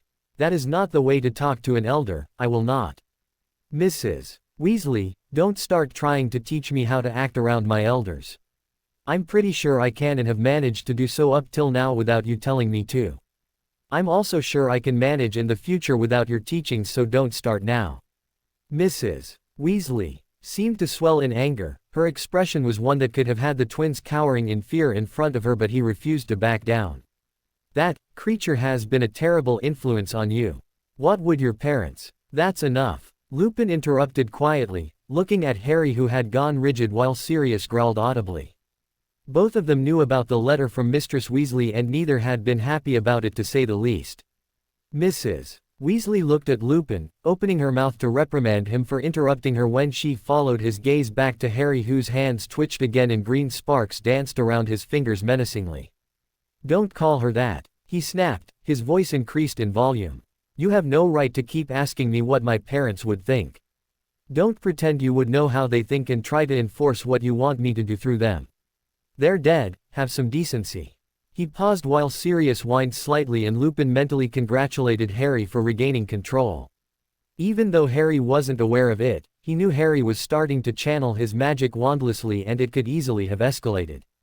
"I am not your son. Never been and never will be. I am just the boy who spent a couple of summers over at his best friend's place. Just because I did that doesn't give you the right to make me do anything or interfere in my life. I choose who I want to be with, and seeing as I have no parents thanks to Voldemort, there is only one person who can tell me otherwise, and he is happy for me. If my parents were with me, I am sure that they would also be happy for me." Mrs. Weasley was frozen stiff, disbelief etched on her face. Was this the same boy she that had spent the last summer with them? "I appreciate everything you have done for me over the summer, and I appreciate you coming to watch the task. There is nothing beyond that. You're my friend's mother and I respect you for that. Don't make me lose that by trying to come in between me and Fleur. She is the woman I want to be with, and no matter how much you interfere, that will not change," he said, his voice devoid of any emotion again, and walked away swiftly, disappearing through the door leading to the grounds, leaving her staring at his retreating back in disbelief. Sirius suddenly got up and bounded off after him. Thankfully no one had heard the exchange between them except for Fleur and her parents, who had been close enough to hear everything that Harry said when he had raised his voice. Fleur was visibly upset, as was her parents looked angry and saddened at the same time. Mrs. Delacour looked worriedly at the door Harry had disappeared through before whispering something in Fleur's ear, who nodded and disappeared through the same door with Gabrielle clinging onto her hand. But not before sparing a frosty glare at Mrs. Weasley. Lupin sighed and rubbed his eyes tiredly before moving to greet Cedric's parents, who were old acquaintances, and gazing over at them in interest. He nodded at Mr. and Mrs. Delacour, who greeted him politely and joined him in greeting the others, leaving Mrs. Weasley looking extremely flustered before disappearing into the castle. Fleur knew where Harry was headed. Soon enough she found him sitting at the usual spot by the lake with Sirius sitting at his side. She smiled at the sight. She knew Sirius wanted to talk to Harry, to comfort him, and was probably frustrated at not being able to transform back because someone might see. She drew closer with Gabrielle, hoping that Harry had not broken down again. It hurt her to see him like that. Thankfully he hadn't. He looked up as they approached and smiled sadly at her before pulling Gabrielle towards him, making the little girl squeal before laughing and cuddled up in his arms. As he managed a happy smile and ruffled her hair. "Did you hear everything?" he asked softly, looking up at Fleur. Sirius had walked away, giving them some privacy, and was now splashing around in the water, much to Gabrielle's amusement. "Not the beginning, but yes, we did hear some of it. He shook his head ruefully. How can I face your parents like this? No, Ari they understand. They are waiting for you to come back when you feel like it. If anything they think more highly of you now. She said softly. He didn't look like he believed her but nodded all the same. I'll come, I just need a few moments. She nodded and sat down next to him and leaned against him, resting her head on his shoulder. Gabrielle mock glared at her, making her laugh while Harry managed a small grin. Looks like avenue competition, she said with an evil grin that was directed towards her little sister. He's mine too. Gabrielle piped up, making her laugh while Harry chuckled as the miniature version of Fleur grabbed hold of his arm. About half an hour later, during which Sirius had come and dripped water around Gabrielle, making her give chase while Harry and Fleur watched in amusement, they made their way back to the castle where they found Lupin and the Delacours sitting in the courtyard waiting for them. Apolline looked bored as the two men were conversing in low voices, but she immediately brightened up when she saw them come. The last time I saw you was in the hospital after the second task. Apolline said with a grin as she pulled a highly embarrassed Harry into a hug. Yeah, sorry for being asleep. He replied sheepishly, and she laughed melodiously before winking at Fleur. He is the same as you described him. Dominique strode forward with a grin and grasped his hand in a firm handshake. He had a mischievous glint in his eyes that made Harry instantly wary. What are your intentions with my daughter? He asked in an accent-free voice, like he was asking about the weather. Harry immediately froze while he and Lupin started laughing. Stop scaring, I am Papa, Fleur said reproachfully, although she had a smile tugging on her lips. What? You and I both know I'm going to ask him that question at some point. Harry's eyes widened in horror, causing renewed laughter before they finally decided to take pity on him. Mind giving us a tour of before dinner, Ari? Apolline asked, and soon the seven of them were roaming around the castle. Harry slowly grew more relaxed and was soon laughing and talking with Fleur's parents as they worked their way up the castle and ventured out to the grounds, pointing out points of interest. The evening went by the Quidditch pitch, which was now entirely covered by extremely tall hedges. It certainly did look like a proper maze now. Dominique pulled him aside while Fleur and the others were watching the Whomping Willow. Harry felt slightly nervous as he waited for him to speak, even though he had a gentle smile on his face. You know that my job as a father is to scare the boy that is courting my daughter, right? He began. Harry smiled slightly. Dominique was a lot like Sirius, and that put him at ease. Yes, sir, he replied nervously. None of the, sir, business, he said sternly. Fleur wrote to us and told us a lot about you. I have hardly ever seen her speak about any boy like she does about you. Nor have I ever seen her act this way around one either. She is happy, no doubt about that, and you are the reason why she is, and for that you have my thanks. He paused for a moment, watching Fleur, who was holding Gabrielle in her arms, laughing as Sirius kept gambling around Apolline while Lupin was watching in amusement. It didn't come as a surprise to us when she mentioned that you two had started going out together. But, even if she hadn't told us, we have seen that it has become something more than that. Is that right? He asked, his expression serious. Yes, it has, Harry said, allowing his voice to take on a firm edge, to which Dominique gave an approving nod. I know you are not a child, Harry, may I call you Harry? He asked with a small smile, to which Harry nodded quickly. I am not going to treat you like one, seeing as you would never have gotten Fleur's attention if you were one. I will not stand between her and her wishes. Especially seeing as the one she has set her sights on has declared that she is, and I quote, the woman I want to be with. He smirked when Harry blushed bright red at this. He didn't know exactly how much they had heard. I'm really sorry about what happened earlier, Harry said quietly. Don't be. You weren't responsible for it. Also, that type of reaction is not uncommon. Apolline faced the two, and try as I might, I couldn't stop the bigoted fools then, and I learned to stop caring about them. All that mattered was her, and I kept it that way. He said with a sad smile. You reminded me a lot of myself today, Harry. That did a lot to calm my worries and answered a lot of questions I had about you. I'm sure I don't need to tell you this, but know that I will not forgive anyone who hurts my daughter. Harry nodded. He wasn't intimidated or nervous with him anymore. He understood those feelings. He couldn't even dream of hurting Fleur in any way, and from the look on Dominique's face, he knew that he already trusted him enough, and that this was the best form of approval he could get from the man. I won't. he said sincerely and held the man's gaze. Dominique's face broke into a genuine smile. We'll get along just fine. Now let's get back to them. I can already feel Fleur's gaze drilling holes into my back. Yesterday had been unnaturally short. The day was over within a few blinks of an eye. Fleur had been gone for the whole morning. Aurélie and the others informed him that she had been in her room with her parents. She had later come back looking simply ecstatic about something and had clung onto him from then for the remainder of the day, refusing to tell him what she was so happy about. The sight of the two of them at dinner earned them a lot more envious and longing gazes which went unnoticed by the couple. They were simply put, in a world of their own, oblivious to everything else, much to the Delacours' amusement when they were informed by Fleur's friends that this was a common occurrence. Neither Fleur nor Harry even batted an eye at anyone else, although both were mercilessly teased by all parties afterwards. Mrs. Weasley glowered at the pair from her place down at the Gryffindor table with Ron, Ginny and Hermione. Things had not been well for her since her confrontation with Harry. She had never dreamed that Harry would ever talk back to her. She had tried to speak to him again only to find him smile mechanically at her before excusing himself and walking off, rendering her speechless. That was only the beginning of her worries. Lupin, an old acquaintance and the one she suspected was Harry's guardian, was refusing to listen to her advice. That the best thing for Harry was to forbid him from associating with that silver-haired woman. Why couldn't he see that she wasn't right for Harry? He should have someone that knew how to properly look after him, someone who was around his age, someone who was not a Vila. She didn't like the things she heard from Ron and Ginny. From what she heard, it seems that Harry had drifted far away from them.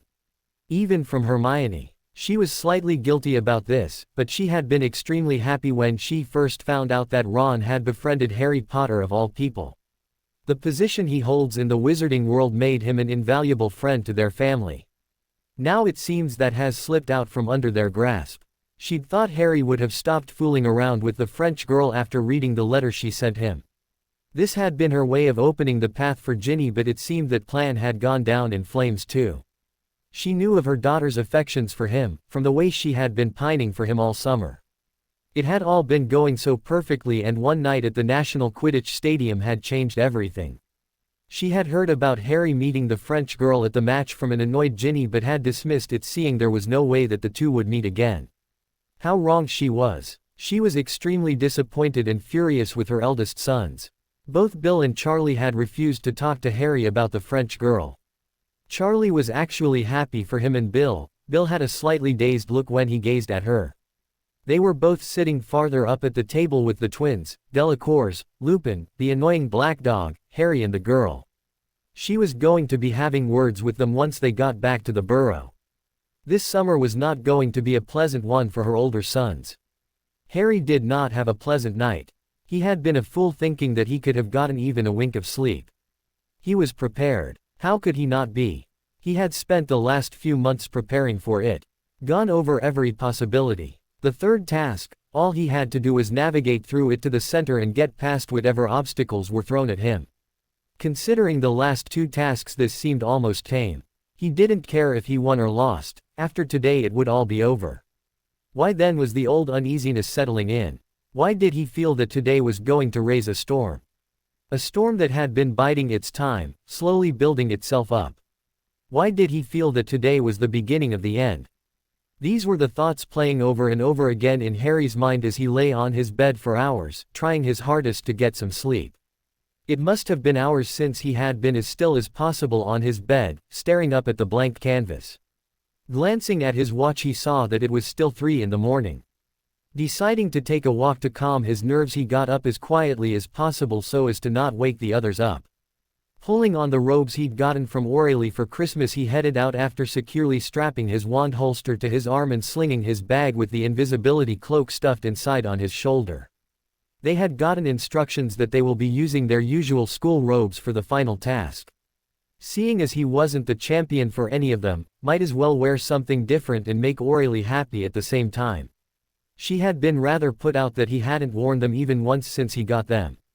The fat lady didn't question what he was doing out of bed when he climbed out of the portrait hole, instead choosing to wish him luck. Outside he threw on the cloak and barely 10 minutes later he was out of the castle, breathing in the fresh air. The crisp, yet gentle breeze clearing his mind and soothing him. The remaining hours until it was time for breakfast slipped by in the blink of an eye, much to his amusement. He had been lying in bed, tossing and turning with the thoughts that plagued his mind a few hours ago, wishing for time to speed up, and it had been creeping along at a snail's pace. Now that he was relaxed, time just sped up.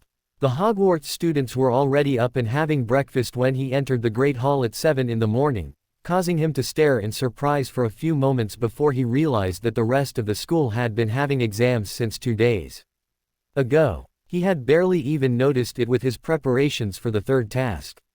The third task was going to take place in the evening, sharp at 5 p.m. By that time all students' exams would be over. Most of them gaped at him since he wasn't wearing the usual school robes, but he ignored them and took his place at the Gryffindor table, taking care to distance himself as much as possible from Mrs. Weasley, who was once again glowering at him. Grinning inwardly, he glanced around, noticing that almost all of the students had their books open and were trying to get some last-minute revision in while eating. Even the twins, who usually greeted him loudly and in extravagant poses, ranging from bowing to kneeling, only managed a quick greeting before turning distractedly back to their work, causing Harry and Basile, who was the only one present from their usual crowd, to exchange smirks, seeing as neither had exams. The Beauxbatons students had already finished their exams a week before the third task. Fleur arrived with Aurélie, who was delighted when she saw what Harry was wearing. Shortly afterwards the Hogwarts students filed out since it was time for their second-to-last exam, leaving the Harry and the French students alone. Cedric and Krum also took off after greeting him and Fleur, no doubt to use the remaining time to get some practicing in. Fleur was more or less as prepared as Harry, so they opted to spend the remaining time with the others in the grounds.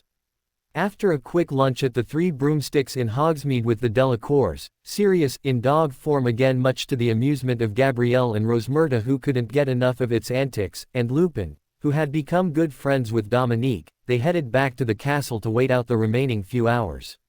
Harry's feeling of uneasiness kept increasing in intensity as the sky darkened, with 5 p.m. fast approaching. It didn't help that Sirius looked more worried than he had ever seen him when he led Harry away to the room of requirement an hour before the task to speak to him. "I want you to use everything you have learned to get this over with as fast as you can," Sirius said sternly as soon as he changed back to human form when they were safely inside the room of requirement. "I don't care if you blast your way through the maze, the sooner you're out of that place the better." "Got it," Harry muttered, trying and failing to grin. Sirius then pulled him into a tight hug before ruffling his hair. Try as he might, even Sirius couldn't keep the worry off his face. Since time was slowly running out, he transformed back and they hurried back downstairs. The Great Hall was buzzing with activity when they got down. The students were happily celebrating the end of their exams and were excited for the upcoming task. In no time at all, Dumbledore stood up and asked the champions to start making their way to the Quidditch pitch, and Harry shakily got up with Fleur, Cedric and Krum and exited to deafening cheers from the students. They were directed to a tent just outside the Quidditch pitch where Bagman was waiting for them. "First, allow me to congratulate each and every one of you for making it this far. All of you showed talent the likes of which only a few can hope to display." He smiled at them, receiving grimaces in return. "Now, as I have explained before, Mr. Potter will enter at the sound of the whistle at precisely 5 p.m. After 2 minutes it will be Miss Delacour, followed by Mr. Krum and Mr. Diggory. You have to navigate your way to the center of the maze where the cup stands. The first to grab it, wins. I trust there are no questions at this point." The four of them shook their heads and he nodded in approval. "Should you at any point find yourself unable to continue, you need only send up red sparks with your wands. There are already people stationed within the maze to ensure your safety. One of them will come get you. Remember that if you are removed from the maze, you are effectively forfeiting the task." He stayed silent for a moment. After ensuring that there were no more questions, he broke into his boyish grin. "It's almost time, better assume your starting positions outside the maze. May the best man or woman win." Harry didn't even know exactly when his hand had found Fleur's, but he was immensely glad for the comfort her touch offered. When they walked out they found the Delacours, Lupin, Sirius, Aurélie, Caroline, Amy, Krum and Cedric's parents waiting for them. The stands were already fit to burst with the students and the applause, which had been muffled, no doubt by magic when inside the tent, was extremely loud, reminding him of the Quidditch World Cup. They took their places beside the entrance to the maze, one narrow pathway obscured by a thick fog. Harry had never noticed it before, really noticed it, but the Quidditch pitch was massive. Easily the length and width of a Muggle football field, maybe even larger. From the air it had never seemed as it did now. Dumbledore, Professor McGonagall, Madame Maxime and Karkaroff were all waiting just outside the entrance. Fleur was pulled into a hug by her parents and afterwards by the French witches. Not wanting to intrude on them, Harry moved to the side to find himself engulfed in a hug by Lupin, who, just like Sirius, looked extremely worried, except he also had a hint of pride in his eyes as he surveyed him. He was then highly embarrassed when each of the three girls hugged him in turn, keying his cheeks, causing those watching to chuckle when his face took on a red glow. He was also surprised, yet pleased when Apolline hugged him, followed by Gabrielle. After wishing Krum and Cedric good luck, the latter who immediately grabbed him in a headlock, making him struggle trying to break free while the others watched in amusement, he turned to Fleur, who was watching expectantly. "See you at the cup?" he asked lightly with a grin, drawing closer to her while she smirked. "Not if I get Zir first," she replied, making him grin wider. "Promise me you won't do anything foolish," she said softly, her smirk vanishing. His grin vanished too as he stared at her eyes.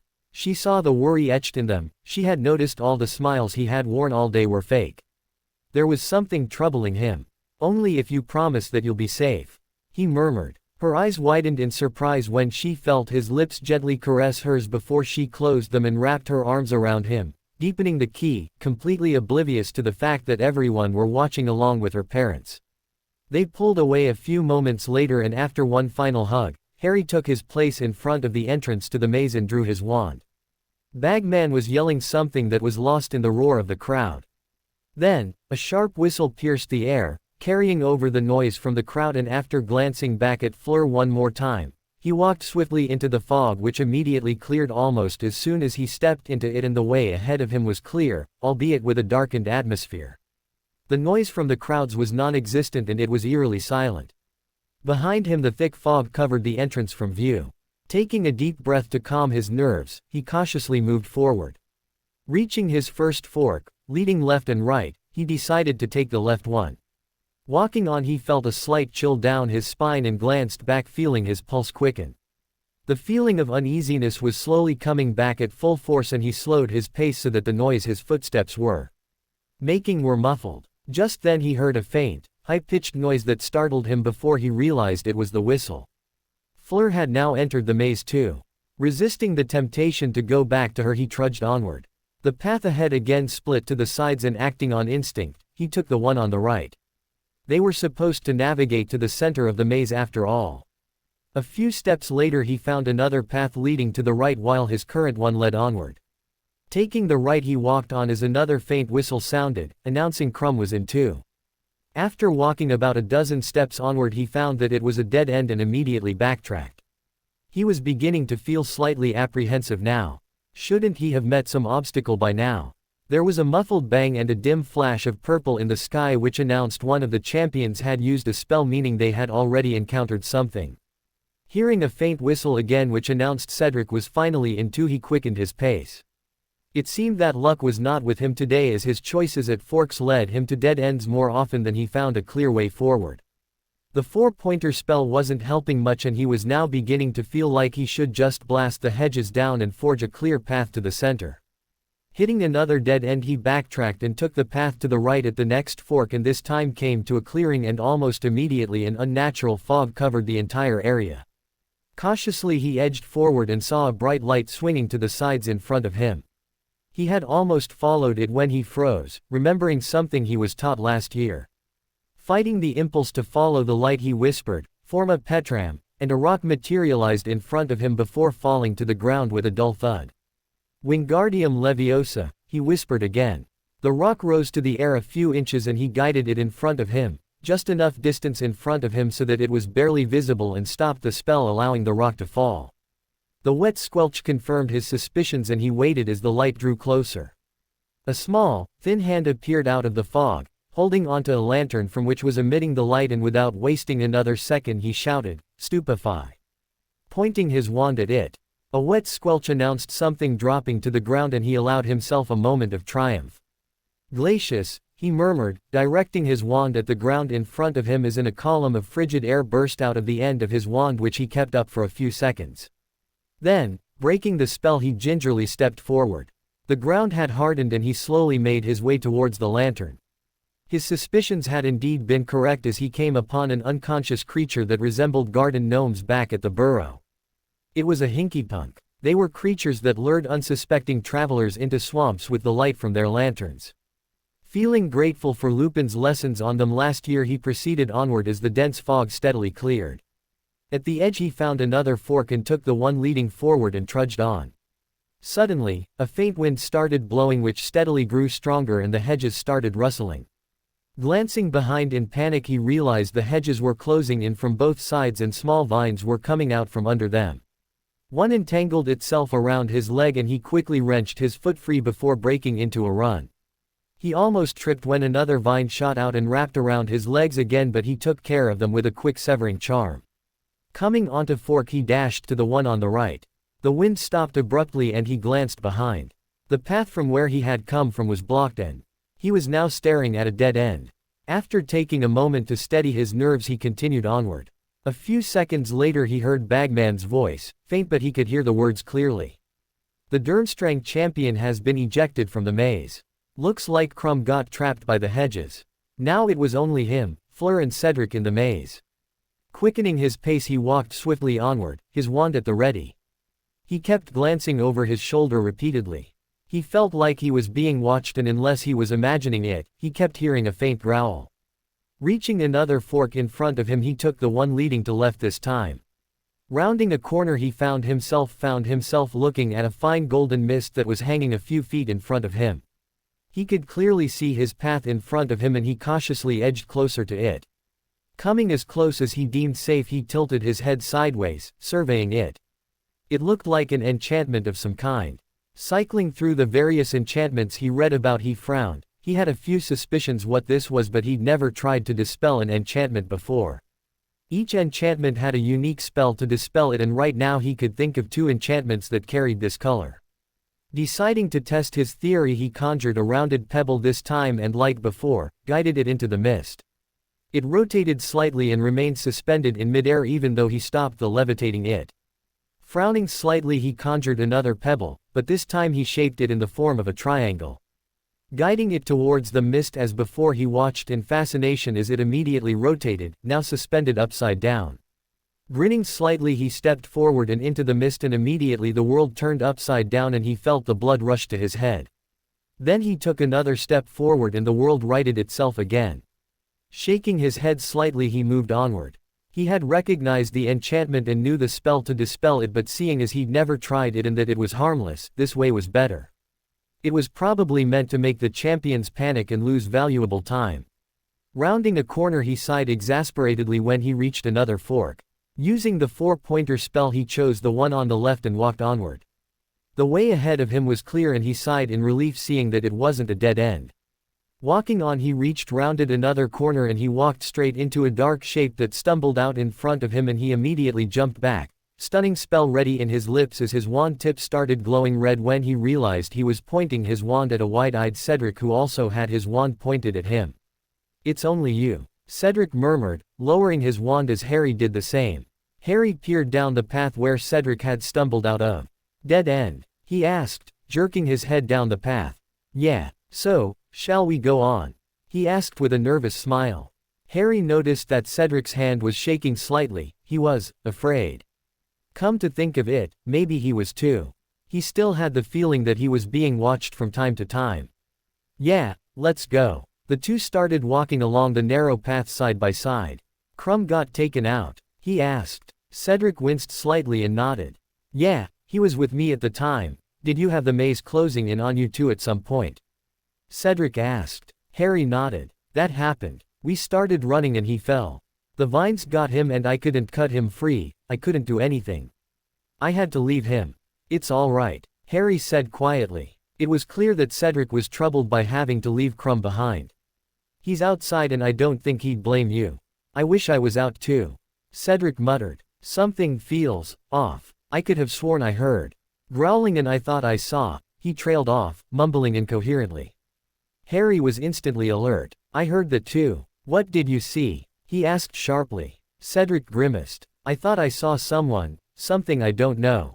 His voice trembled slightly. "It was standing at the edge of the path I was taking, a few minutes before I ran into you. It didn't feel right and I thought it'd be better to avoid it." "Did you see Fleur anywhere?" he asked, his voice shook slightly. What Cedric just told him drove his worry into new levels. No, I didn't. I'm sure she's fine, Harry," Cedric said softly. "I think I heard her at some point, her voice before I ran into that thing I saw. I think she was on the path beside mine." He nodded slowly and they walked on. Soon they reached another fork and they stopped, looking at each other. "Let's finish this as soon as possible," Cedric said. Harry nodded. If they split up, at least one of them had the chance to get the cup. The sooner someone took the cup, the sooner they were out of here. "Good luck," Harry murmured, choosing the path on the right while Cedric nodded. After walking a few steps, Harry started walking swiftly. He knew they were closing in on their goal. He could almost feel it. He wanted to make sure Fleur was all right. He kept listening intently, hoping to catch Bagman's announcements in case Fleur was taken outside too. He found himself wishing that she was taken out of the maze. Just like Cedric said, something didn't feel right about this place. If she was outside, he'd be sure that she was safe from harm. He didn't know if it was just his imagination wild, but he felt the growling was getting louder. It was now accompanied by a faint footsteps and he kept glancing back over his shoulder more frequently now. At times he felt as if whatever was growling was right next to him, separated from him by the hedge. He reached another fork and took the one leading to the left and walked a few steps before a terrible scream pierced the air that threw his mind into blind panic. He knew that voice. "Fleur!" he yelled and he broke into a run, throwing caution to the winds. The scream came from the left and he ran forward, rounding a corner and growled when he found it was a dead end. Panic still clouding his thoughts, he bellowed, "Reducto," pouring a large amount of energy into the spell, pointing his wand at the hedge. A brilliant bolt of light erupted from the end of his wand and slammed into the hedge, disintegrating a section of it. It was incredibly thick. Pointing his wand at it again, he yelled, "Confringo." And the hole grew wider, showing the other side. He scrambled through it, paying no heed to the twigs that ripped at his skin. He emerged in a clearing and a burst of flame slammed into the ground in front of him. Looking at the side, he noticed it was one of Hagrid's blast-ended scroots. It was enormous and its shell was gleaming, its end smoking with sparks flying out it. Fleur wasn't here, her scream came from further away. "I don't have time for this." He dashed to the other side to find that there were no paths leading away from the clearing. The only way away was backwards, away from the scroot and away from where Fleur's scream came. Glancing at the scroot, he noticed it was blocking the path leading onward. It was advancing on him now and he raised his wand, yelling, "Stupefy!" Only to find the spell rebound off the shell. The damn shell, how could he forget? He'd prepared for himself to the side as the scroot rushed at him. He aimed at it again and roared, "Exercitatio!" A thin, violet beam erupted from his wand. When it reached the scroot, he heard a sickening crunch as the shell was starting to crack. Mere seconds later, the scroot made a funny clicking noise as the shell cracked, the beam penetrating its skin, and it slumped forward. Edging around it, he fired an impediment hex at it for good measure as it was slowly getting back up. As he reached the open pathway, he turned around and dashed through it, not looking back. A familiar wind started blowing and he looked behind him as the hedges started closing in around him as before, and he ran flat out as the vines started coming out again. Rounding another corner, he dashed to the path on the left, hoping that this was where Fleur last was, just as the wind stopped abruptly again and the way behind him was sealed off, silence settling in again. "Fleur," he called, walking on with his wand at the ready. His heart was hammering in his. Did something happen to her? What if she stopped thinking like that? The way ahead of him was clear. There was another path that joined the one he was on coming from the right, but he trudged onward. A few feet in front of him, he could just make out something lying on the ground. Drawing closer, his mind was slowly starting to shut down. He couldn't believe what he was seeing. No. He could recognize the silvery white hair splayed out on the ground. Her eyes glassy and lifeless, staring at the sky above her.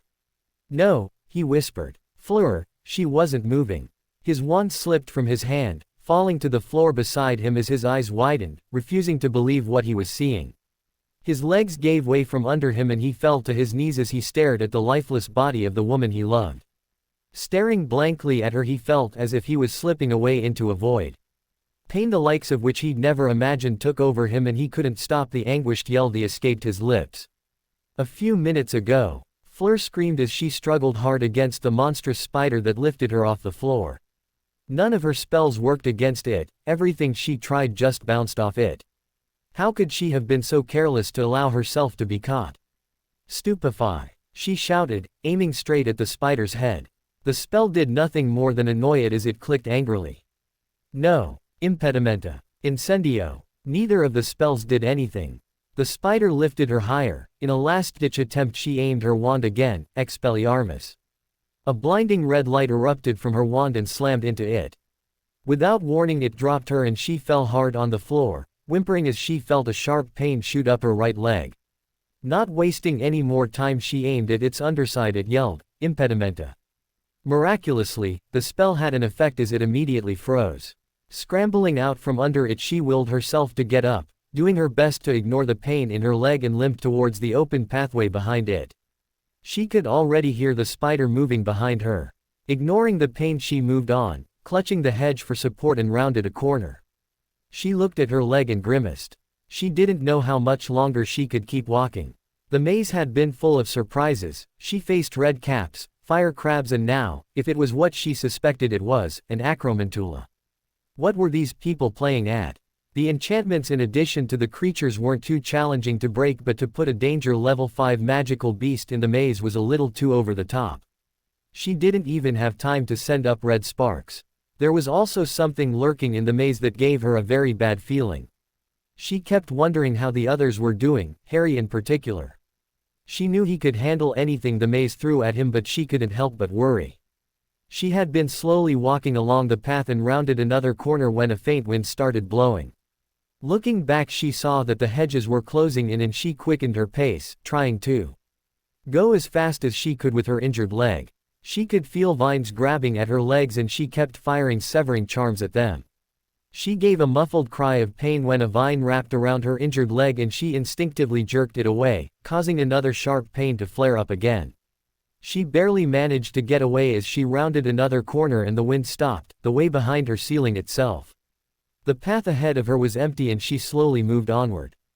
A few steps later she stumbled again as her injured leg gave way from under her. She couldn't continue like this. After trying and failing a few times to move, tears stinging her eyes at the pain, she finally conceded and raised her wand to send red sparks up when a yell tore through the silence. Her eyes widened, it was filled with pain and despair, and she recognized the voice. Ari, she called loudly. There was no response and her fear grew. His voice sounded close by and she pushed herself to her feet, ignoring the pain as panic began to take over. She had to get to Harry. Something happened to him. She made her way as quickly as she could down the path, clutching the hedges for support. His voice came from the right. Rounding a corner she found a fork and quickly made her way towards it and took the path leading to the right. She could hear sobs and a voice moaning something incomprehensible as she limped further down the path. Finally she came in sight of him. He was kneeling on the ground a few feet in front of her, his shoulders shaking slightly. Ari, she said softly, trudging closer to him. He didn't respond and she could just make out something lying on the ground in front of him. Her blood went cold when she realized it was a body. Her eyes widened in shock when she got closer. There, lying on the ground in front of him, was her unmistakably dead body. He was saying her name over and over again, his voice racked with pain. Ari, that's not me, she shouted. He didn't even look around. Gazing once again at her body in front of her, she realized what it was and quickly pointed her wand at it just as it started to change. She didn't want to see what it was going to change to and yelled, "Ridiculous." It vanished in a puff of smoke and he looked up, staring at the spot, tears running down his cheeks. Ari, it's all right, she murmured softly. She bent down, stumbling and falling to the ground as her leg gave way again. She pulled herself up to find him staring at her, his eyes had a haunted look in them. He wasn't believing what he was seeing. I'm air, she said soothingly to him and edged closer, taking his limp hand. He flinched at the contact but didn't look away. I'm still, air, she whispered. "Et was only a stupid boggart, Ari." "Fleur," he croaked. She could see his eyes widening in realization along with new tears forming in them. "Fleur, is that really you?" he whispered, reaching out with his hand and gently touching her cheek. She smiled at him and leaned into his hand, fighting back her own tears as she saw how much it was affecting him. I thought I lost." She pulled him into a tight hug. "Shish," she crooned. "I haven't gone anywhere." He slowly relaxed into her embrace as she hummed softly. "Boggart," he mumbled. She tightened her arms around him. "Et was only a boggart, Ari, it's gone now." "You're hurt," he murmured, his face still buried in her. Her leg was bleeding now and almost as soon as he said it the pain seemed to return. A sound behind them made both of them look around in alarm. Her wand was already on her hand again, while the other was wrapped firmly around Harry. She relaxed slowly when she realized it was Cedric, panting slightly and gazing at the two of them. "Heard a scream, thought you were in trouble," he gasped. "What happened to him?" he asked, staring at Harry who still hadn't looked up. He looked at her questioningly and she slowly shook her head and he nodded, deciding to let it go. She held him for a few minutes longer while Cedric waited, torn between a mixture of embarrassment and curiosity until he finally cleared his throat. We should probably get going. I think it's better if we stick together." "Non, I can't go on," she murmured. "Why?" Cedric asked, then he spotted her leg and shook his head sympathetically.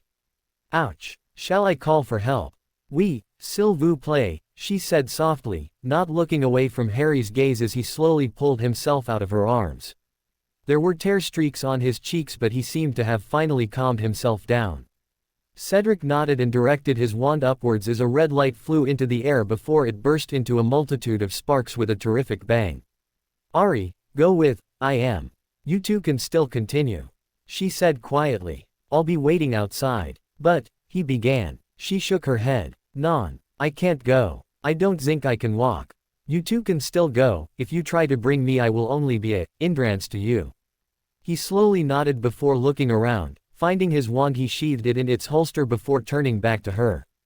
"I'm staying until they come for you," he said firmly. "Cedric, you can go on." "No, I'll wait. I could use some company," Cedric said with a small smile although he still kept glancing around nervously.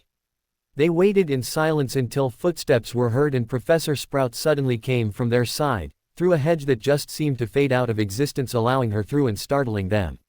"What happened?" "Oh, it will be all right dear," she said softly, catching sight of Fleur's leg. "She'll be all right. If neither of you have any injuries you two better go on," she added to Harry and Cedric. Harry nodded and slowly started pull himself to his feet before Fleur pulled him closer and keyed him tenderly ignoring Cedric and Professor Sprout who looked away pointedly. "Finish these soon." Harry nodded and managed a small smile before standing up. After exchanging one final look between them he nodded at Cedric and two started down the path. She watched them go before he finally disappeared from view, hidden in a veil of mist. Harry and Cedric continued onward. Cedric still kept shooting curious glances at him and he knew he was probably wondering what had happened back there but he was nevertheless grateful that he didn't pry. They had been walking on in silence. Reaching a fork Cedric stopped and turned to Harry, wondering what he would do.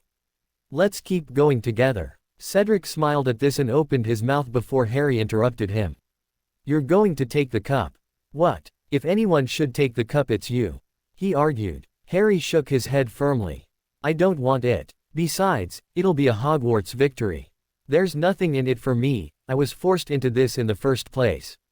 "No Harry, I won't take it. You did the first two tasks far better than I did.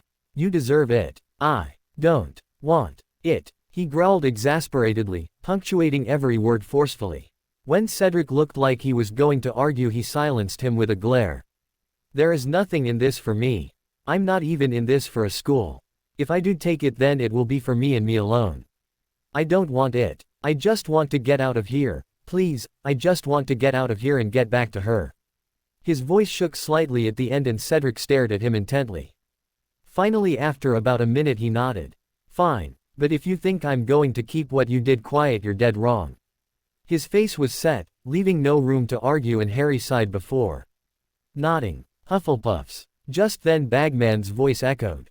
The Bobaton's champion has withdrawn from the task. Harry sighed in relief, visibly relaxing.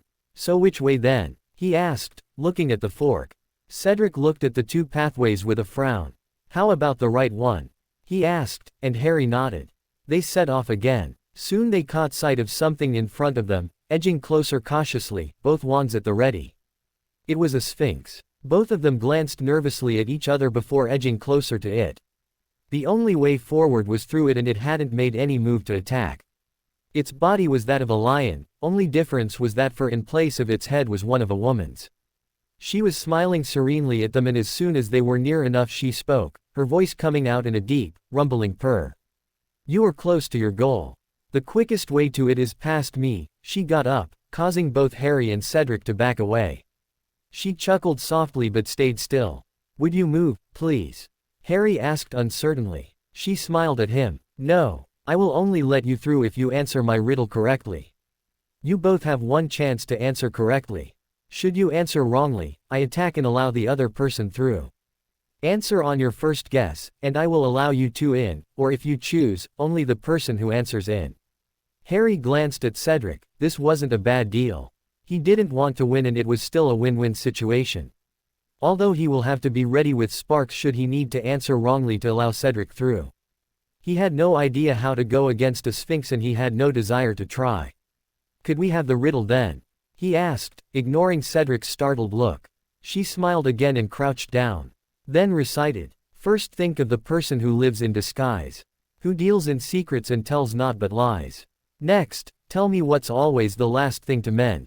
The middle of middle and end of the end. And finally give me the sound often heard during the search for a hard-to-find word. Now string them together, and answer me this. Which creature would you be unwilling to key? Taken from the original book 4.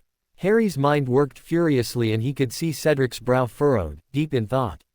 Could we have it again?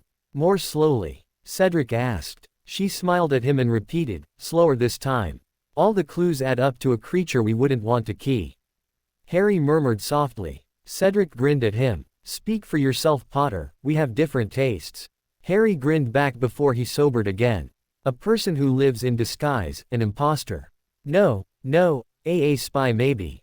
Cedric asked him uncertainly. He shrugged and returned to his thoughts. He turned back to the Sphinx. Could I hear the entire thing again, please?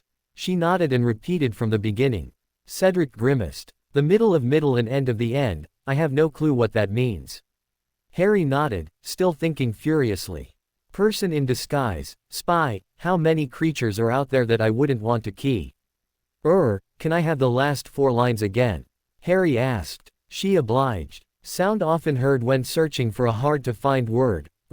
Wait a second.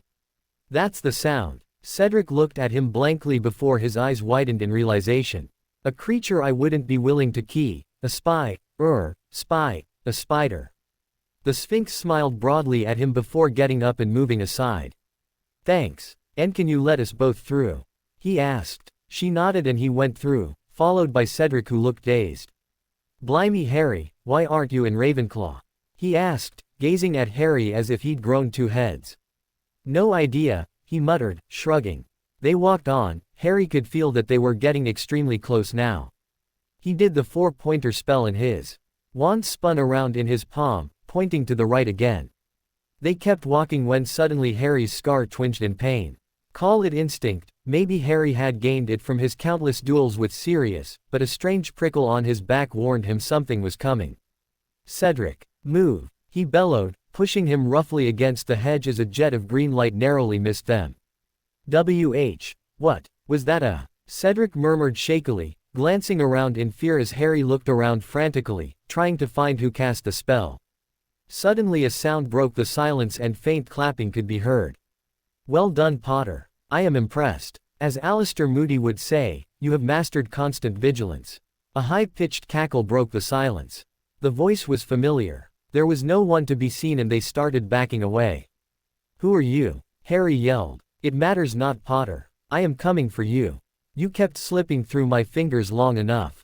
Tonight, you will die. A pity for the other boy though, The voice trailed off and another bolt of green light hurtled at them seemingly from nowhere, and Harry instinctively dodged again just as Cedric threw himself out of the way too. "Harry! Let's get out of here, this place is too narrow," Cedric yelled. Both of them broke into a run, ducking as another jet of green light sailed above their heads. Whoever it was, they were playing with them. "You can't get away, Potter. Not this time. Everyone tried to trick me, they said you were needed to bring my lord back, but I know better. Only by killing you my master can return to power." Another cackle followed as they ran down the path and rounded a corner. They momentarily faltered. There, gleaming brightly straight ahead of them was the Triwizard Cup, standing on a pedestal. Another bolt of green light slammed into the hedge just behind them and they started running towards it. A wind suddenly started blowing again as the hedges started closing in on them. Vines danced out from them, entangling themselves around Harry, and Cedric pulled him out of their grasp as they ran as fast as they could. Just before they came to a large clearing, Cedric tripped and fell. He slowly started getting pulled, getting dragged under the hedges which were slowly sealing the path they came from, and Harry turned around to help him. "Finally you're here, Potter." The voice was closer and momentarily distracted Harry looked around. It was Moody and he had a mad grin on his face. He was standing right beside the cup, a few feet away from them, and started limping slowly towards them, his wand pointing straight at Harry. "Harry, cut me loose," Cedric yelled. "Harry," he yelled again. Harry looked momentarily back at Cedric again, making a split-second decision as he moved away from him. "Get help," he murmured, turning back to Moody and aiming his wand at him while Moody started chuckling maniacally. "Damn it, Harry, you," Cedric's voice drowned out as he was lost under the hedges. "Your nobility will be the end of you," Moody said, staring intently at him before his lips moved and another jet of green light hurtled at him. Harry dodged and thought, "Reducto," aiming straight at Moody's. His eyes widened and sidestepped away from the curse, cocking his head at him and gazing at him with a curious expression. "Full of surprises, aren't you?" Harry didn't answer as he began his assault. He quickly sent 2 stunners at Moody, who threw up a shield before responding with another killing curse which hit a large boulder Harry conjured, blasting it to pieces. Harry fired another stunner and Moody sidestepped it and paused as the spell came to a stop right beside him before bursting into smaller sparks. Moody only got away by casting a quick shield, protecting his side. Harry sent a stream of purple flames at Moody, who conjured another shield and moved again before sending a binding curse at Harry, who complied by aiming straight at it and firing a stunner. The 2 spells collided with a noise like a gunshot and a blinding flash of yellow. "You, how much have you been hiding, Potter?" Moody called, and Harry instinctively thought, "Protega." And a blue-white shield expanded in front of him. Moody's curses slammed into and sizzled before disappearing. Just then, too many things happened in the blink of an eye. Moody suddenly jumped backwards and screamed something, aiming his wand at Harry's side. A jet of orange light flew past him and he heard a grunt and something falling to the floor with a thud. 2 jets of green light flew past Harry from behind and one of them hit Moody, who looked surprised for a moment before crumpling to the floor. Harry barely had time to react when something huge jumped on him, knocking him to the ground. He caught a brief glimpse of fangs and felt something claw at his. Pain clouded his senses and he smelled something foul, the stench of blood, before he felt something hit his head hard, and forced his wand out of his hand. The last thing he remembered was a man with dirty hair, his yellow teeth visible and pain spreading through him as his eyes closed slowly. Cedric couldn't believe it. That fool, he could have helped him. He struggled hard as he lost sight of Harry and the man standing beside the cup. He could breathe but he could see only darkness. He felt a strange sensation, as if he was being moved, and yet he couldn't move his arms or legs at all. He didn't know how long he laid there in the darkness, feeling the strange sensation. Thoughts ran wildly in his head as he remembered the last couple of minutes. Who was it that kept firing the killing curses at them? Harry had asked him to get help. How was he supposed to get help when he was trapped here? Almost as soon as he thought that, he was staring up at the darkened night sky and he could hear loud cheers and groans. Scrambling to his feet, he looked around. He was back outside at the starting point of the maze. Momentarily surprised, he saw his parents running towards him before his mother engulfed him in a hug. Bagman was yelling something which was again lost in the applause from the crowd. Seeing Fleur, Crumb, Professor Lupin and Dumbledore approaching quickly, and he pulled himself away from his mother's embrace and ran up to Dumbledore. "Sir, Harry needs help," Cedric shouted. There was someone, his voice kept getting drowned out from the crowd, and Dumbledore held up his hand before drawing his wand and placing the tip on his throat. "Quiet." Dumbledore's magically magnified voice carried over the roar of the crowd and silence gradually settled in. "Sir, Harry needs help," he repeated. "There was someone in the maze. We were attacked. We reached the cup, but there was someone standing beside it. I got trapped by those hedges." "He was at the cup?" Dumbledore asked, and he nodded. "Fox." A phoenix appeared in a flash of fire in front of them, and without a word Dumbledore grasped its tail and disappeared in another flash of fire along with the phoenix. They waited, seconds slowly slipping by. He gazed at Fleur, who was looking at the maze, her face etched in worry. He felt guilty as he watched her and felt anger flaring up in him. Why didn't Harry just help him up? By now the rest of the teachers had come down. He noted that Professor Sprout and Professor McGonagall were notably absent. They were all staring at the maze, waiting for what he didn't know. The students in the stands were muttering among themselves. Finally, after a few minutes, Dumbledore reappeared holding someone unconscious roughly by the collar in another flash of fire, eliciting gasps from all around. It was a man, wearing dark, hooded robes and a mask, similar to the one the people who attacked at the World Cup wore. "Severus, take this one into the castle. Administer Veritaserum to him and keep him ready for questioning. I will be with you shortly." Professor Snape nodded and conjured a stretcher, levitating the man onto it, and immediately set off into the castle. "Where's Harry?" Professor Lupin asked anxiously. "He's not there, Remus. The cup's gone too." The man paled, and a large black dog that appeared at his side growled menacingly while Fleur sobbed quietly. "Minerva, Pomona and Rubius are unconscious.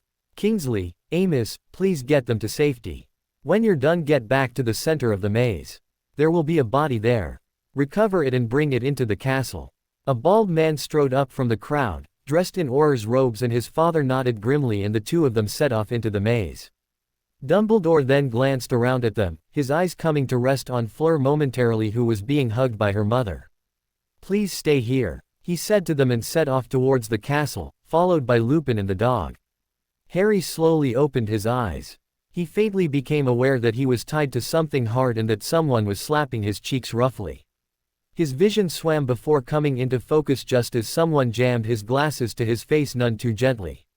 He felt weak, dizzy, and he looked down, noticing the blood that was on his, and felt a sharp pain spread through his body as he hissed in pain. He felt as though his whole body was on fire. Then he slowly recognized the man who was standing in front of him. "You," he growled. Peter Pettigrew didn't answer, although he flinched as a high cold voice broke the eerie silence. "Hurry." His scar flared up again, and momentarily he was blinded by the pain. Gasping slightly, he looked around, taking in the surroundings. There, in front of him, was a large cauldron, bubbling slightly with a clear, colorless liquid. They were in what was unmistakably a graveyard. There was one tall figure standing at the side, and Harry thought he could see fangs as the man grinned a feral grin. He noticed that his hands were clawed, and he remembered something tearing at him, mauling him just moments before he passed out, and felt a chill run down his spine. "Master, it's ready," Pettigrew whispered, fright evident in his voice, and Harry turned to see Pettigrew cowering in front of a bundle of robes on the ground. Instantly he felt apprehensive. He didn't want to see what was inside it. "Now Wormtail," the same cold voice whispered. Wormtail choked, and with shaking hands he lifted the bundle. Harry's scar immediately flared in pain again, and it was all he could do to stop himself from screaming when he saw what was inside the bundle. It was thin, barely any meat on it, and it was like a poor imitation of a baby. Glowing red eyes and a snake-like face, its skin pale and slimy. Wormtail staggered to the cauldron as the fanged man knelt reverently, and he dropped the thing into the cauldron unceremoniously. The potion frothed and hissed, and a dull thud echoed as the thing hit the bottom. Wormtail started speaking, his voice shaking in fear. "Be bone of father, unknowingly given, you will renew your son." The surface beneath Harry's feet cracked and dust rose from the ground as Wormtail guided it into the cauldron.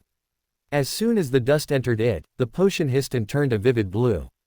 Wormtail was sobbing now. He drew a dagger from his robes and placed it on his right hand. "Flesh of the servant, willingly given, why you will revive your master." Harry immediately shut his eyes as he saw the dagger move, and Wormtail's scream pierced the air. He heard a sickening splash as something dropped into the cauldron, and even through his closed eyelids, a red glow shined through them. He heard a footsteps while in moans of pain, and he opened his eyes slowly to find Wormtail shuffling towards him, his right arm now a bleeding stump while his left still held the bloody dagger. Blood of the enemy, forcibly taken, why you will resurrect your foe. Harry, realizing what was coming, struggled hard but to no avail. Wormtail grabbed his right arm and slowly, agonizingly, pressed the sharp point on it and dragged it downward, creating a large cut. He then produced a glass vial in which he collected the blood and started back to the cauldron, whimpering. Purify it, we wouldn't want our master to get contaminated, the tall man said lazily, his voice coming out in a growl. Wormtail tapped the vial and his blood glowed red before he tipped the contents into the cauldron. The effect was immediate, the potion turned a blinding white and Wormtail staggered backwards before crumpling to the floor, clutching his stump of an arm and weeping openly. It started hissing and shaking violently, emitting sparks, and a gleaming white mist rose into the air above it, covering the cauldron from view. The fanged man was kneeling again, and Harry stared at the cauldron, hoping against hope that anything could have gone wrong. The only sound apart from the cauldron was that of Wormtail's moans of pain. A tall figure was rising out of the cauldron, still hidden by the mist. His scar flared in pain again, and he could only watch in horror as the thing that rose from the cauldron spoke. Robe me. Wormtail got to his feet, his left hand clutching the black robes, and he staggered towards the cauldron and slowly pulled them one-handed over the figure before moving back again and falling to his knees. The figure slowly stepped out of the cauldron. Its eyes glowing red, its snake-like face the same as he had a few years ago, its thin lips curved in a hideous smile as it gazed at him. Lord Voldemort has risen again. Voldemort slowly strode around the cauldron, staring at his body. Flexing his unnaturally long fingers, he reached inside his robes and drew out a long, thin wand and caressed it almost lovingly. Ignoring the man kneeling on the other side of the cauldron and Harry, he strode towards Wormtail, who was still kneeling, clutching his bleeding arm and whimpering. My lord, please my lord, you promised, he was begging, desperate, pain evident in his voice. Voldemort smiled cruelly at him. Hold out your arm then, Wormtail. Thank you my lord. He extended his bleeding stump and Voldemort laughed.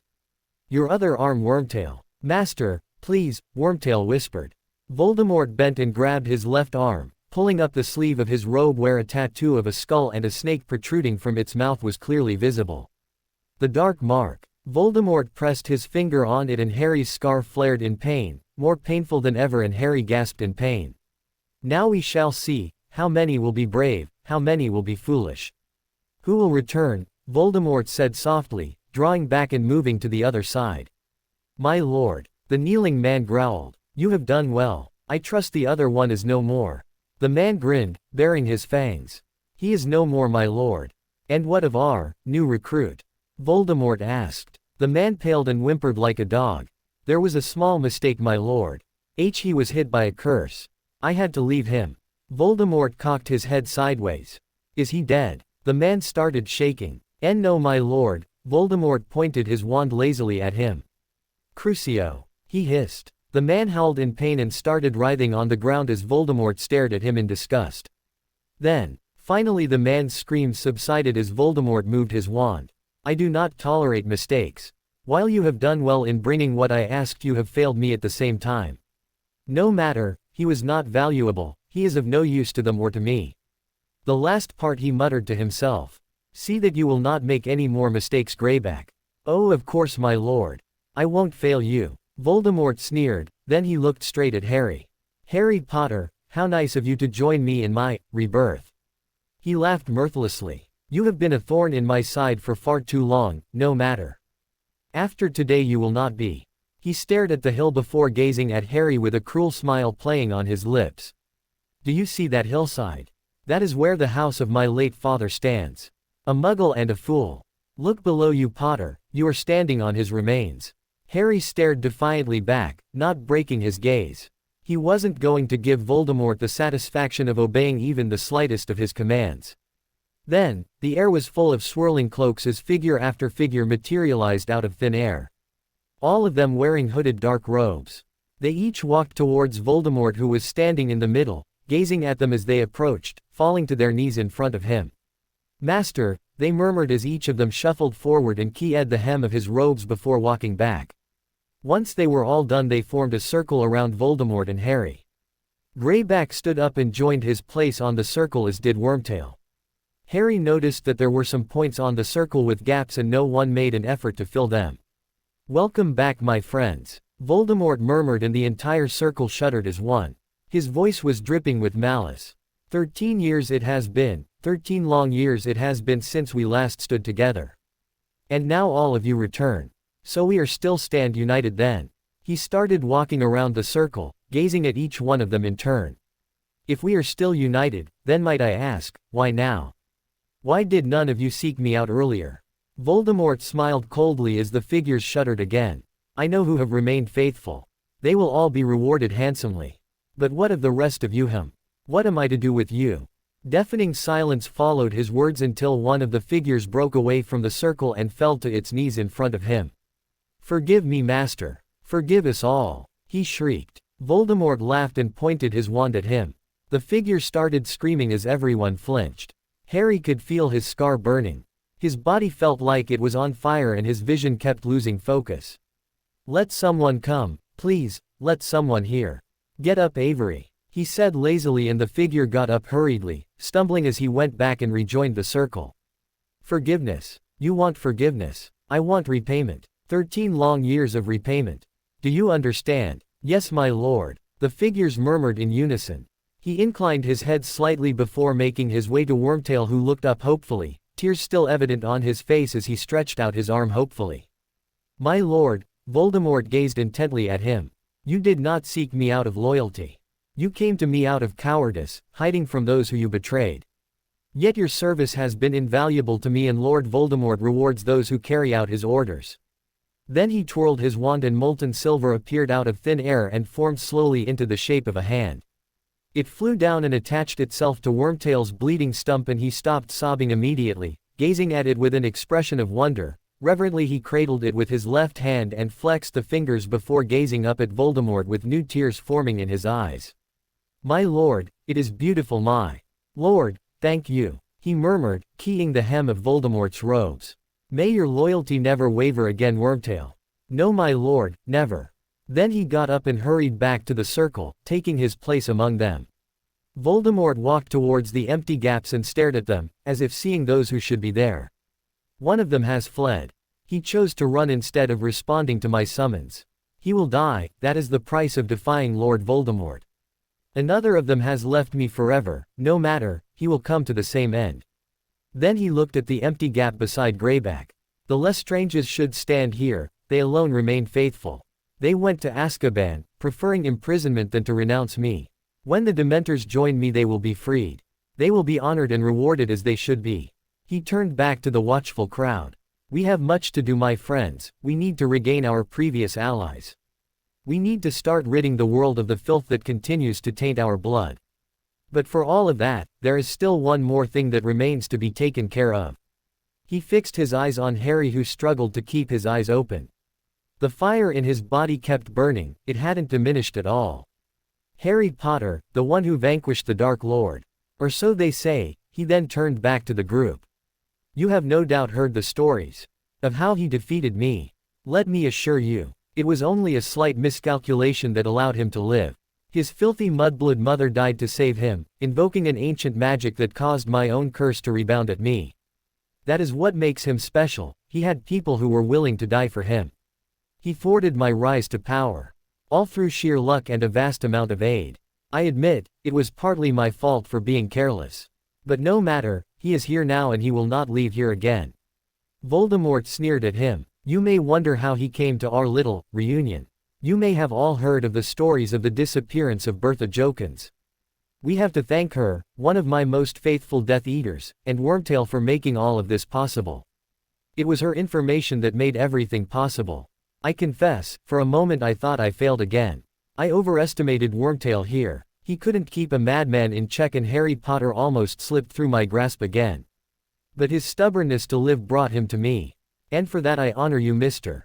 Potter. Voldemort smiled cruelly and walked closer to Harry. Your mother's protection was the beginning of my downfall, Harry. I could not touch you, I could not do anything to you. You were protected by a dead woman. However, he raised his hand and brought it closer to Harry. His scar steadily increased in pain. I do not think that you are under her protection anymore. With that, he pressed his finger on the scar. Harry felt as though his head was being cleaved in two. The pain was unbearable and he couldn't help it. His scream pierced the air and Voldemort laughed before finally moving his finger as the Death Eaters laughed. There is nothing protecting you anymore. Voldemort grabbed his face and held it up, forcing him to look into his eyes. I see her in you, your filthy mudblood mother. Many may think that you look like your father, I disagree. You are your mother through and through. Such a pity, you do have a pretty face. I can see why he wanted her alive. Shut up. Harry growled, fighting the pain and gazing at the snake-like face and radiating pure hatred. The Death Eaters had gone quiet and Voldemort's brow furrowed slightly before he moved back. Do you want to see something, Harry? Do you want to see your mother's last moments? I still have the memories, I still cherish them. Do you want to see it? Without warning he pointed his wand at Harry and immediately Harry felt new memories flooding into his mind. He was too weak, he couldn't draw up his mental barriers and suddenly he was seeing it. He walked into a brightly lit living room. He pointed his wand at the man who was yelling something about trying to hold him off, barring the way. He felt the savage pleasure as he uttered the fatal words and he crumpled to the floor. It was amusing really, how this man thought he could stop him without a wand. He walked up the stairs, the woman's screams ringing in his ears along with the sound of a baby crying.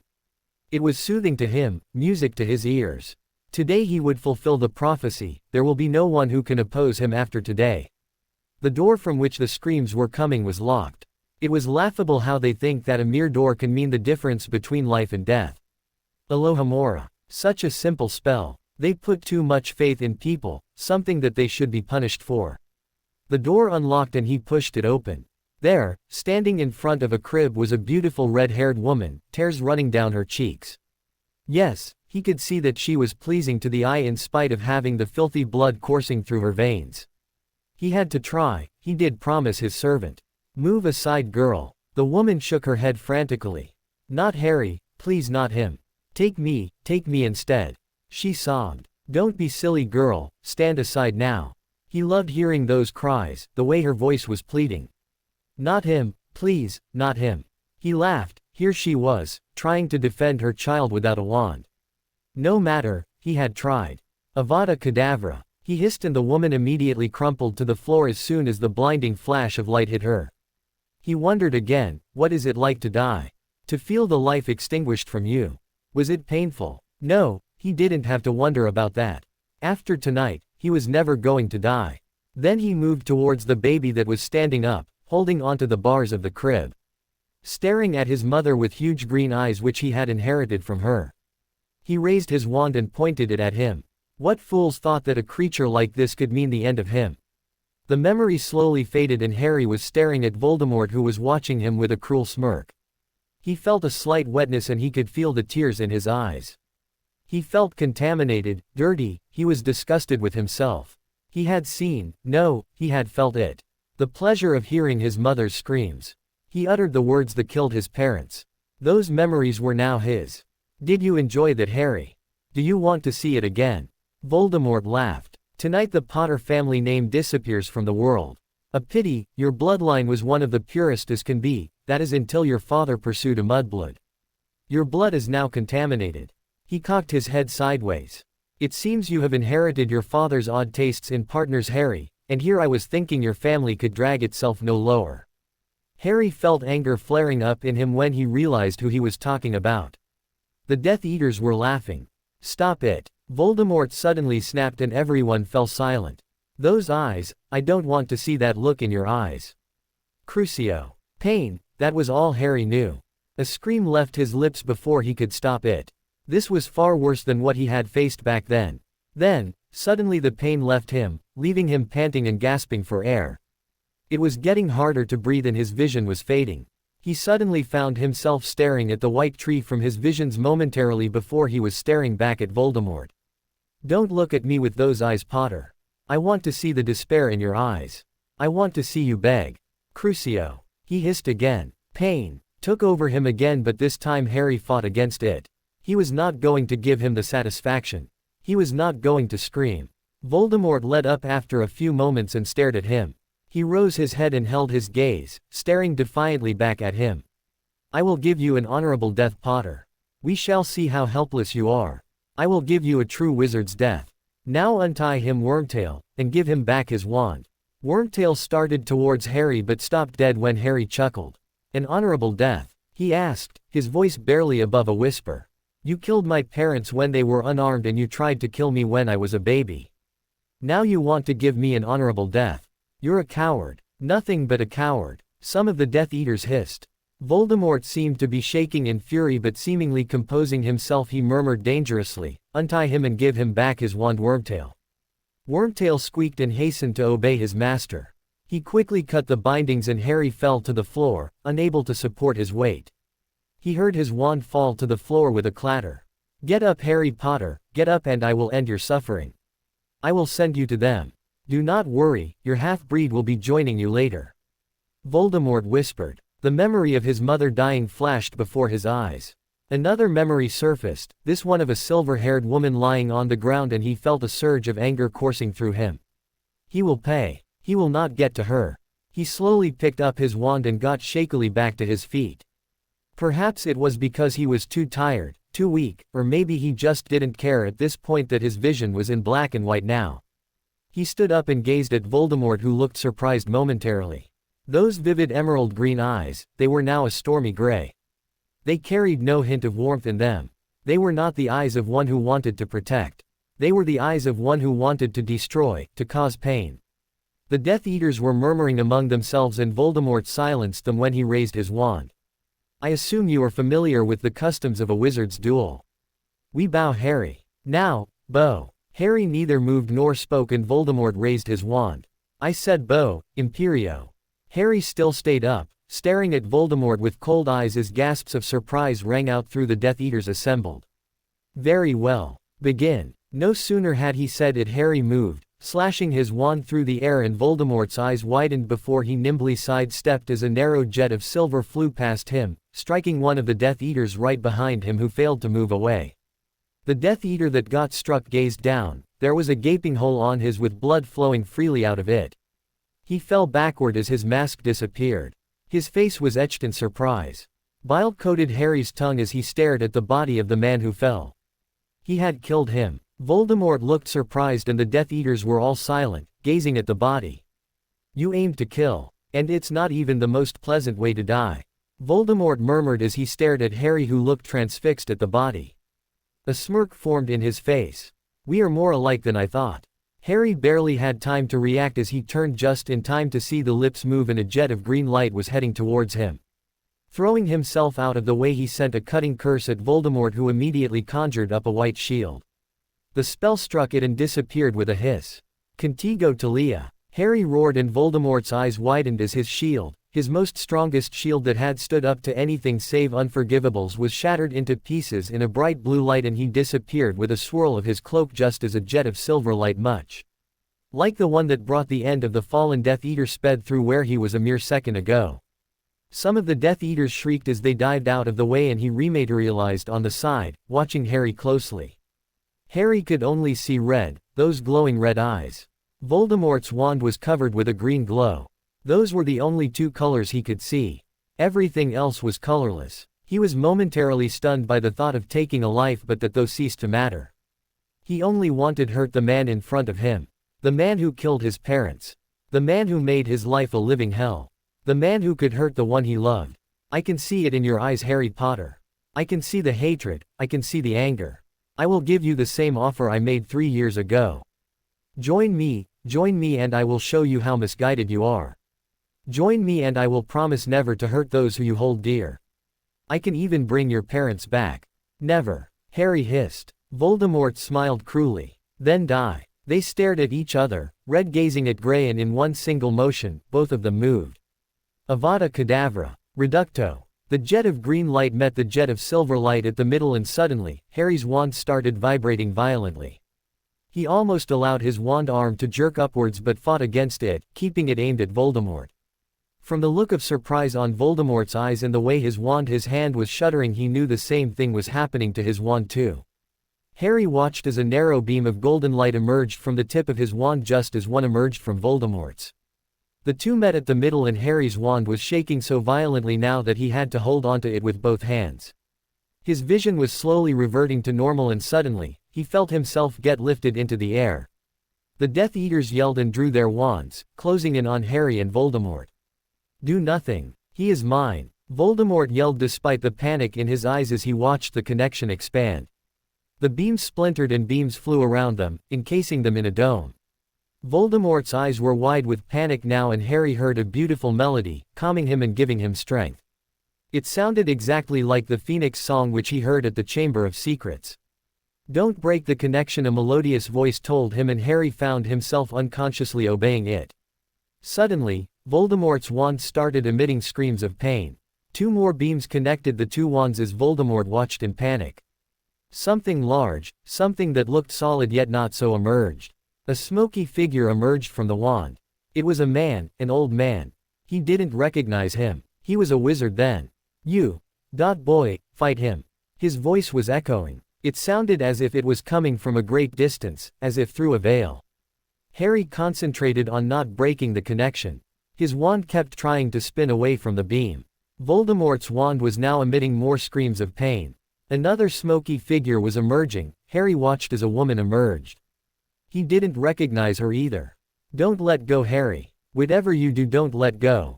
They're coming." A few seconds later more screams came out and Harry felt a slight knot on his stomach. He knew who was coming. He watched as another woman slowly emerged, face first. She was smiling softly, as beautiful as she was from his photos and memories. "Wait for him, Harry. Just a little longer, your father is coming." Harry numbly nodded, his eyes fixed on his mother. The screams filled the air again and Harry turned his eyes back to Voldemort's wand as another figure slowly emerged. Voldemort's face expression was one of pure terror. He watched as the untidy hair emerged, sticking up in a way that was untamable. While his hair was no longer like that, he knew this was what he looked like just a year ago. This was his father. The smoky figures came towards Harry and he stared at his parents. "Harry, once the connection breaks we will still be here but only for a short time. You need to get to the cup. The cup is a portkey. It's lying right behind the tombstone.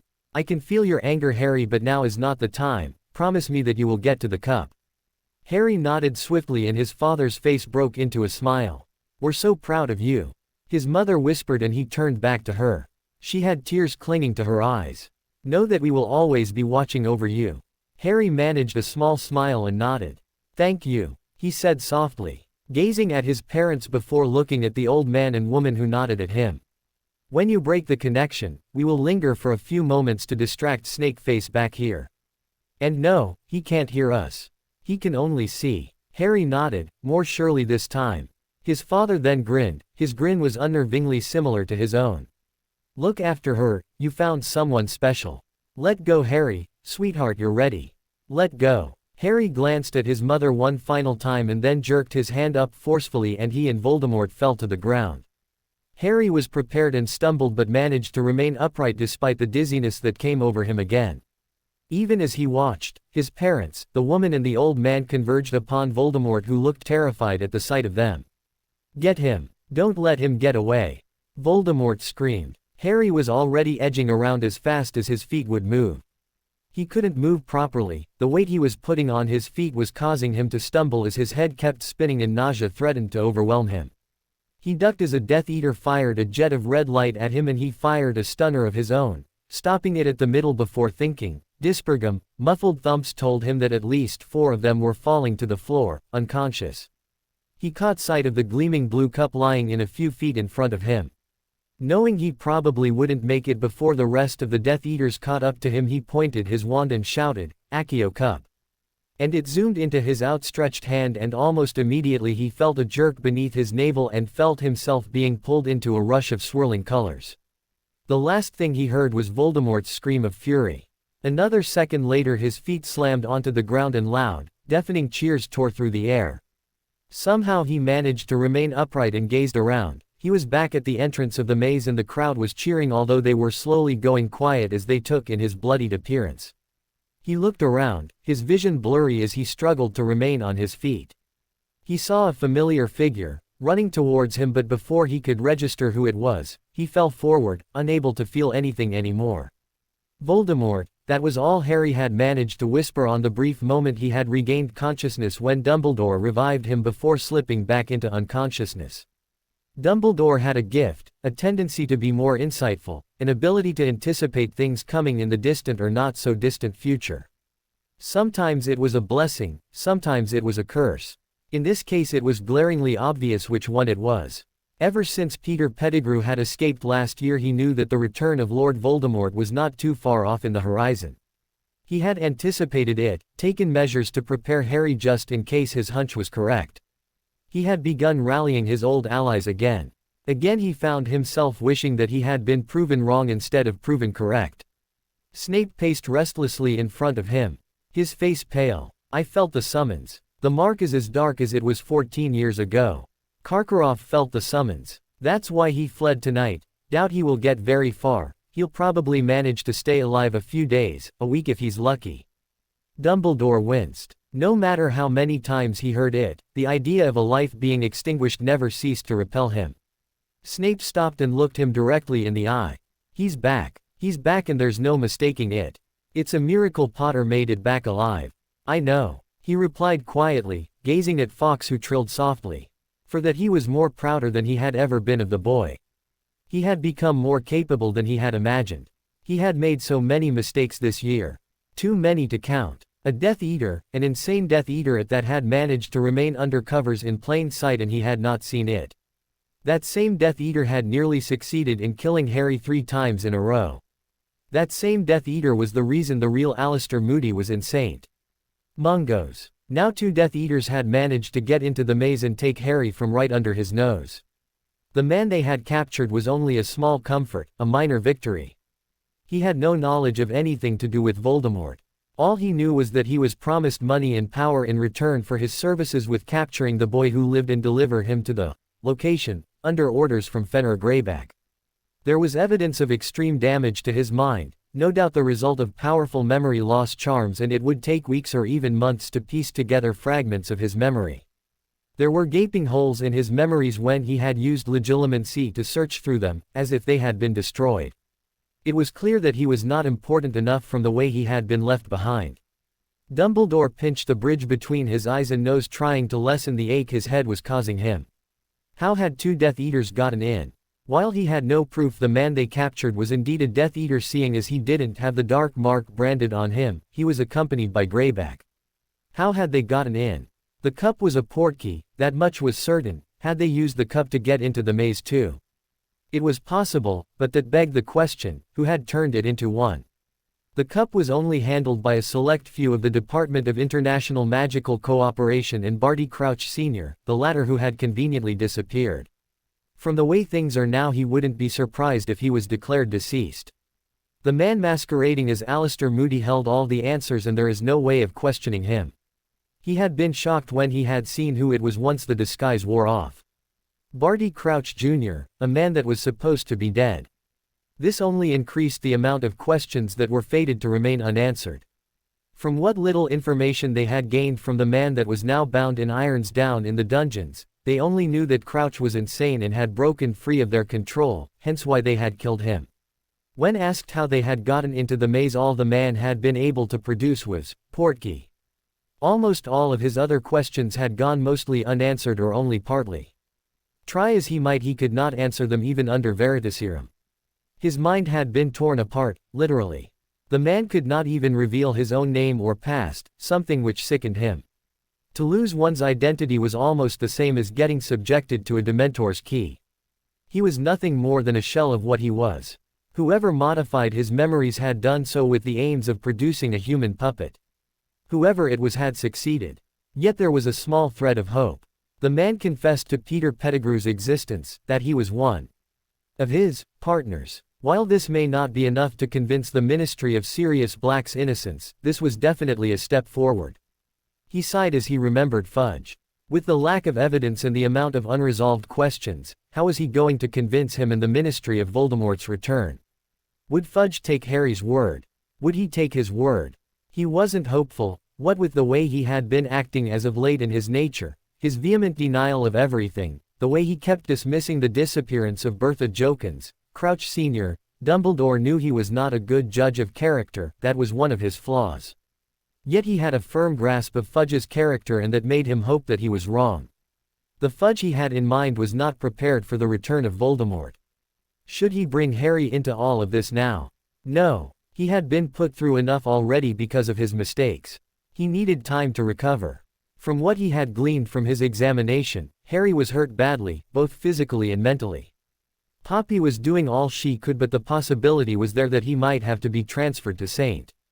Mungo's. Albus, Snape whispered. He looked up, looking him in the eye.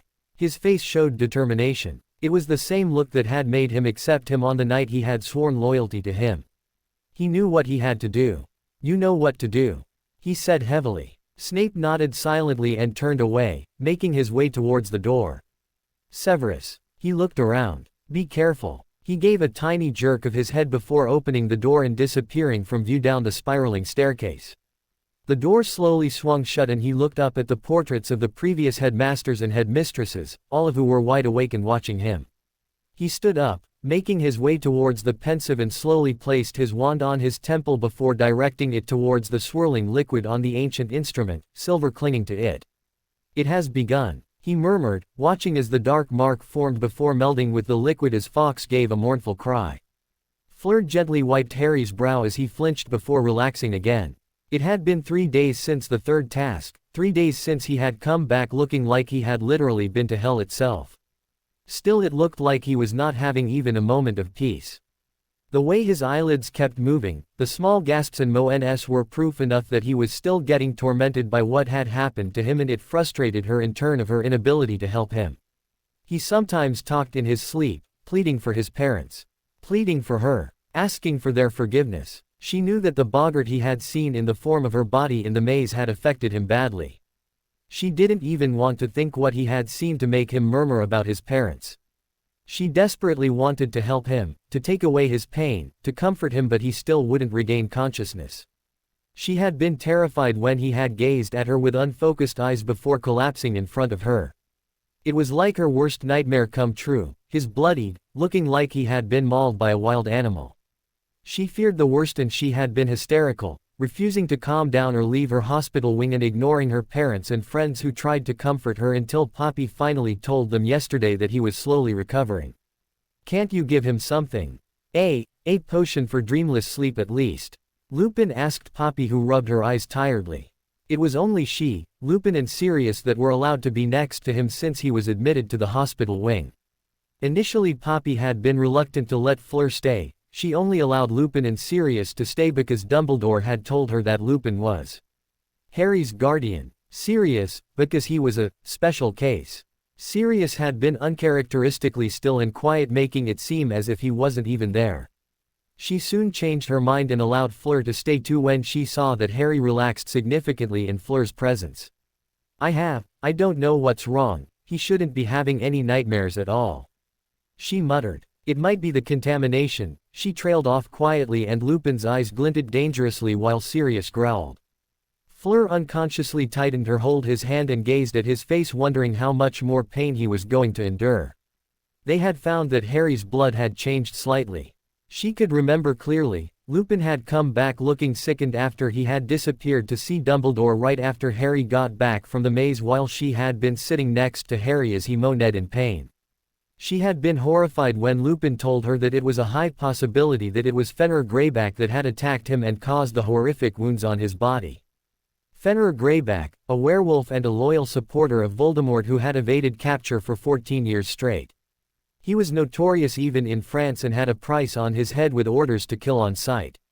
It was this that had driven Fleur a little over the edge, refusing to be removed from Harry's side no matter how much the nurse, her parents or her friends tried. The only comfort they had was that the night the third task was held was not a full moon.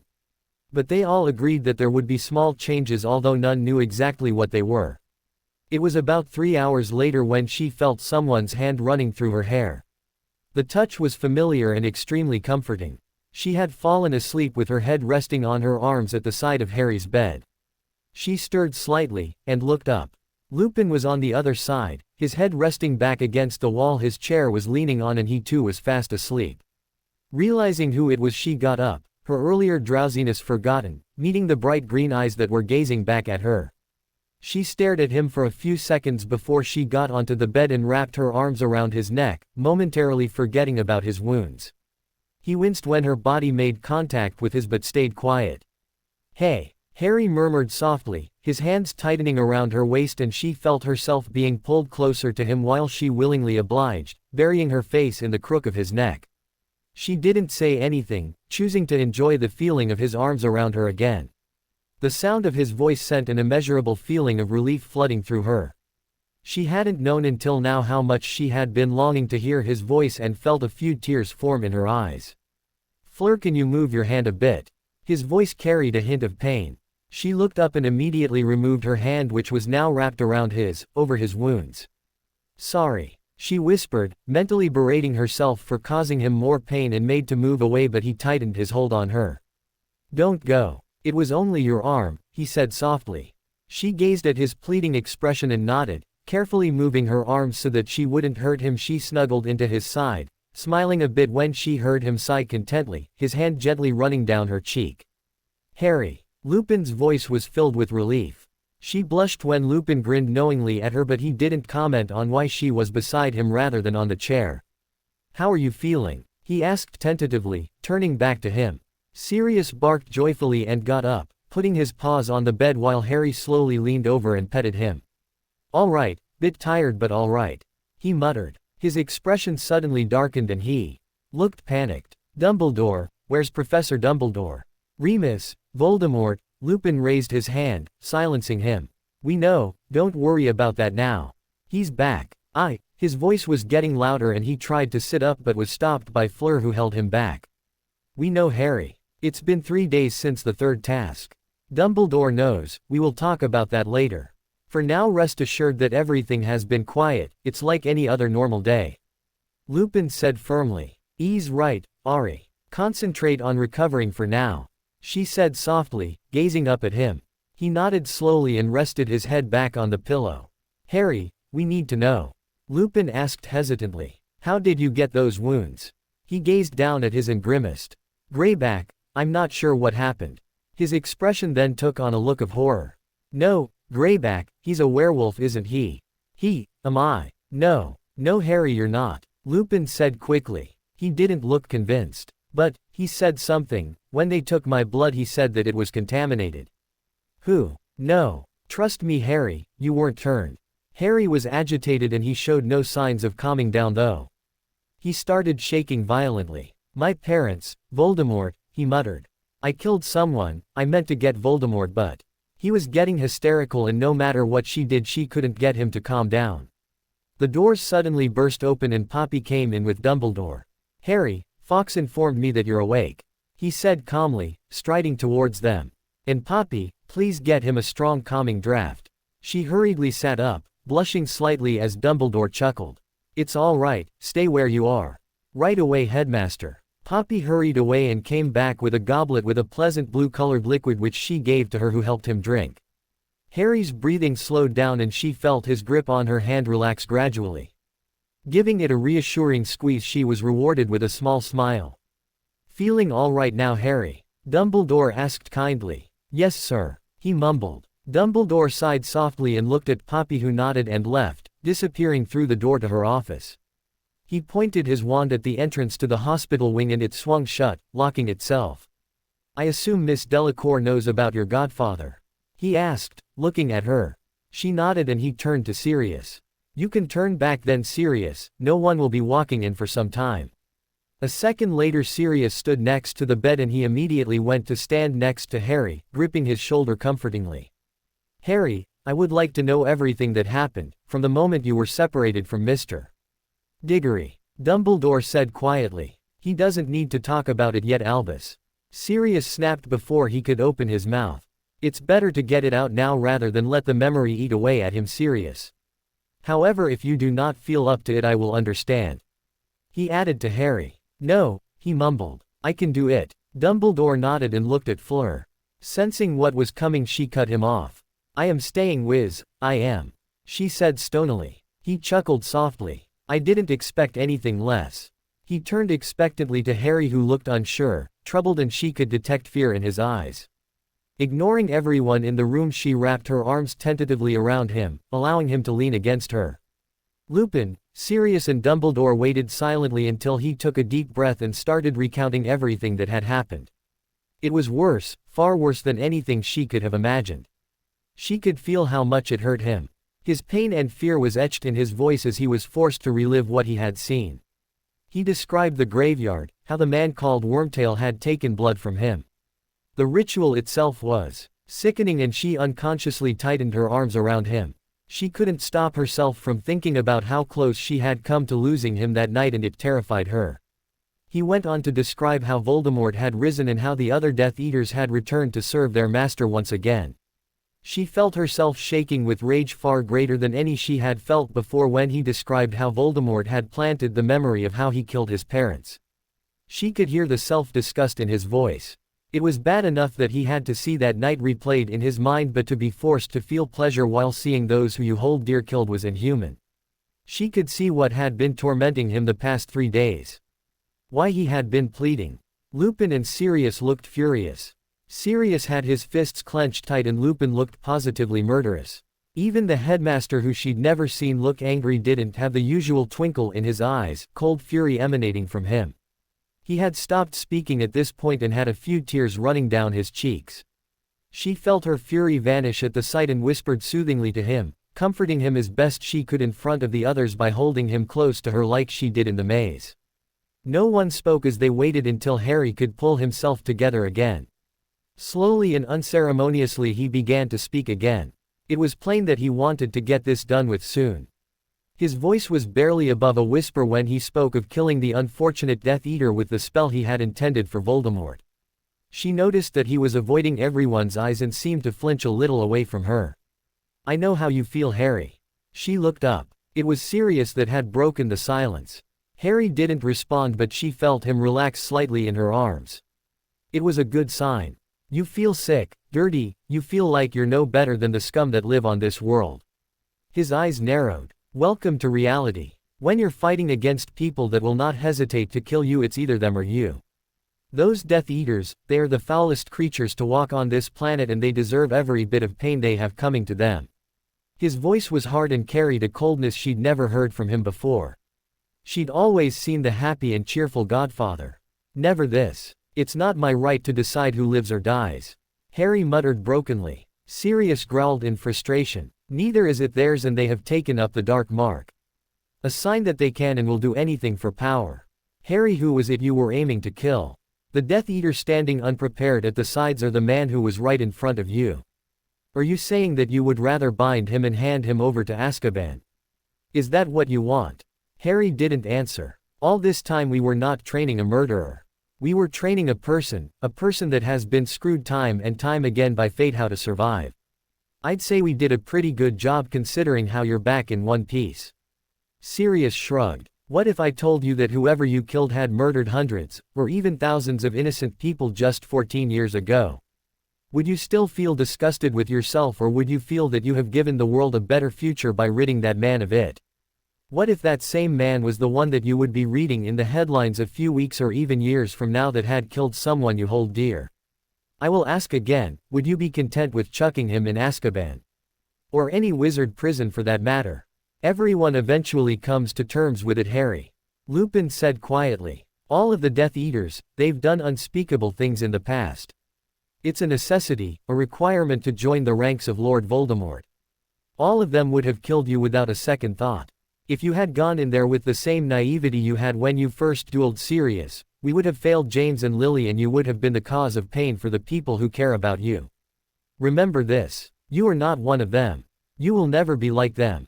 The fact that you are troubled by the death of one of them, even one as evil as them, that is proof enough of the fact that you are not a murderer. Heck, when you come into terms with it later, you will be happy that one of them are right now knocking on the doors to hell. I know I am. I can't wait to get my hands on the rest of them and make them come to the same sticky end, and I know I will enjoy seeing the light fade from their eyes. Sirius grinned suddenly. I don't know about you, but I have turned out to be a lovable stray that pretty ladies fawn over, and I have the cutest godson a man can ask for, along with friends that I would rather die than betray. If that's the definition of a monster, or murderer, in your dictionary, we better get you a new one and fast." Lupin chuckled softly and she giggled, unable to help herself. Leave it to him to turn an extremely serious conversation into a comical one. She glanced at Harry's face and saw the corners of his mouth twitch upwards. She gently wiped a few stray tears out of his eyes, and his eyes widened slightly, and she saw, for the first time since he had regained unconsciousness, true happiness in his eyes. The same happiness she had seen on the night they had voiced their love for each other. Dumbledore didn't say anything and he seemed to be deep in thought, however he nodded in acceptance. She didn't really have much to think about. The only thing that mattered to her was that Harry had made it back to her. To her, nothing mattered more than him. There was a lot more going on here that she was only beginning to understand, the reasons why he called himself a heap of trouble. From the way he had been flinching away from her when he revealed that had killed another, she knew that he was scared of facing her, probably worried that she would have been disgusted with him. No matter how long it took, no matter many times she had to beat it into his thick skull, she was going to make him see that nothing would change her mind about him. Ever. Harry resumed his tale. When he reached the part when his and Voldemort's wands connected, he trailed off again. She looked at Lupin, Sirius and Dumbledore, each of who were gazing at him intently. "Priori incantatem," Dumbledore murmured. Both Sirius and Lupin's faces mirrored each other's in shock. "What was priori incantatem? What happened after that, Harry?" he asked quietly. Harry looked like he was struggling to speak for a few moments. "I saw them. Some people burst out from Voldemort's wand, an old man, a woman and, he didn't look like he could go on." "Your parents?" he asked gently, and he nodded. She gasped, tightening her hold on his hand. "The reverse spell effect?" Lupin asked softly. "Indeed. A magical phenomenon that can only take place under unique and very rare circumstances. All of the requirements for it were met on the graveyard that day." Dumbledore muttered thoughtfully, more to himself than the others. Then he looked up. "Sorry, priori incantatem can only take place if two wands that hold twin cores are forced to do battle. The phoenix that gave the tail feather for Harry's wand gave another, the other feather which resides in Lord Voldemort's wand. When they are connected, the two combatants are subjected to a battle of wills. Poor Tom Riddle never stood a chance. The phoenix song which strikes fear into the hearts of the impure and emboldens those of pure heart, coupled with Harry's strong willpower, it was not a battle to even begin with." He smiled gently at Harry. "The loser's wand is subjected to the reverse spell effect, forced to display the most recent spells it has performed."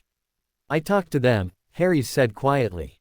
"Sir, were they, I mean could I?" She could detect a note of hope and longing in his voice, and it made her heart throb painfully. Dumbledore shook his head sadly. "No, Harry, they were not real, nor were they ghosts of any kind. They have moved on. Those were echoes, fragments of what they used to be." Harry nodded slowly. Sirius and Lupin seemed to be at a loss for words. All of them were waiting for Harry to go on.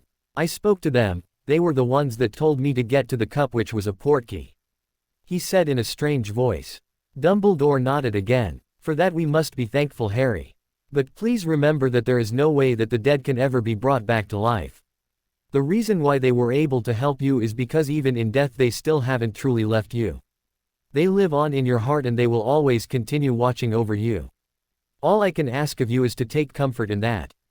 There was a tone of finality in Dumbledore's voice, and she could see from the pained expression on the headmaster's face that he didn't like telling this to Harry, who noticeably sagged at his words. "Now please get yourself some rest. I will not be troubling you with those memories again," he said softly before getting up. "I know you have many questions, Harry. I will do my best to answer them, but you have to concentrate on getting better now." Harry nodded silently, surprising her. "Sirius, Remus, I need you too now," he added before disappearing from view as he walked around the protective coverings that gave them privacy. They heard the sounds of locks being opened before silence settled again as his footsteps died out. Lupin nodded and got to his feet. After patting Harry's shoulder reassuringly, he slipped out, after Dumbledore. Sirius gripped his shoulder reassuringly and looked at her, his eyes searching for something, and she nodded, understanding what he was asking of her. He didn't have to ask really, she wasn't going to leave him alone. With a smile he transformed to his dog form and bounded off, disappearing through the entrance. Harry remained silent, although he seemed to snuggle into her arms a bit more as time ticked by slowly. She responded by slowly running her hand through his hair comfortingly. Fleur. His voice was soft. She stopped her ministrations and looked at him, seeing the bright emerald green eyes staring back at her. He knows about you. Who? She asked gently. Voldemort. He knows about you, us. He whispered. She stared at him. How would he know? But she dismissed that thought immediately. She wouldn't be surprised if all of Britain knew about them thanks to the infuriating reporter. She immediately felt worried. She knew what he was trying to suggest and if he dared voice it. And, she asked guardedly. His pleading expression stayed as they gazed at each other for a whole minute. Then he sighed softly before he looked away. I don't want to see you get hurt, he said simply. She was inwardly shaking in anger. After everything, he was going to just throw it all away because of this. Another voice in her mind pleaded with her, begging her to understand and not get angry with him. His greatest fear was to have her taken away from him permanently. This was his way of ensuring that wouldn't happen. But her other voice was winning. What are you trying to say? She asked, barely keeping her anger in check.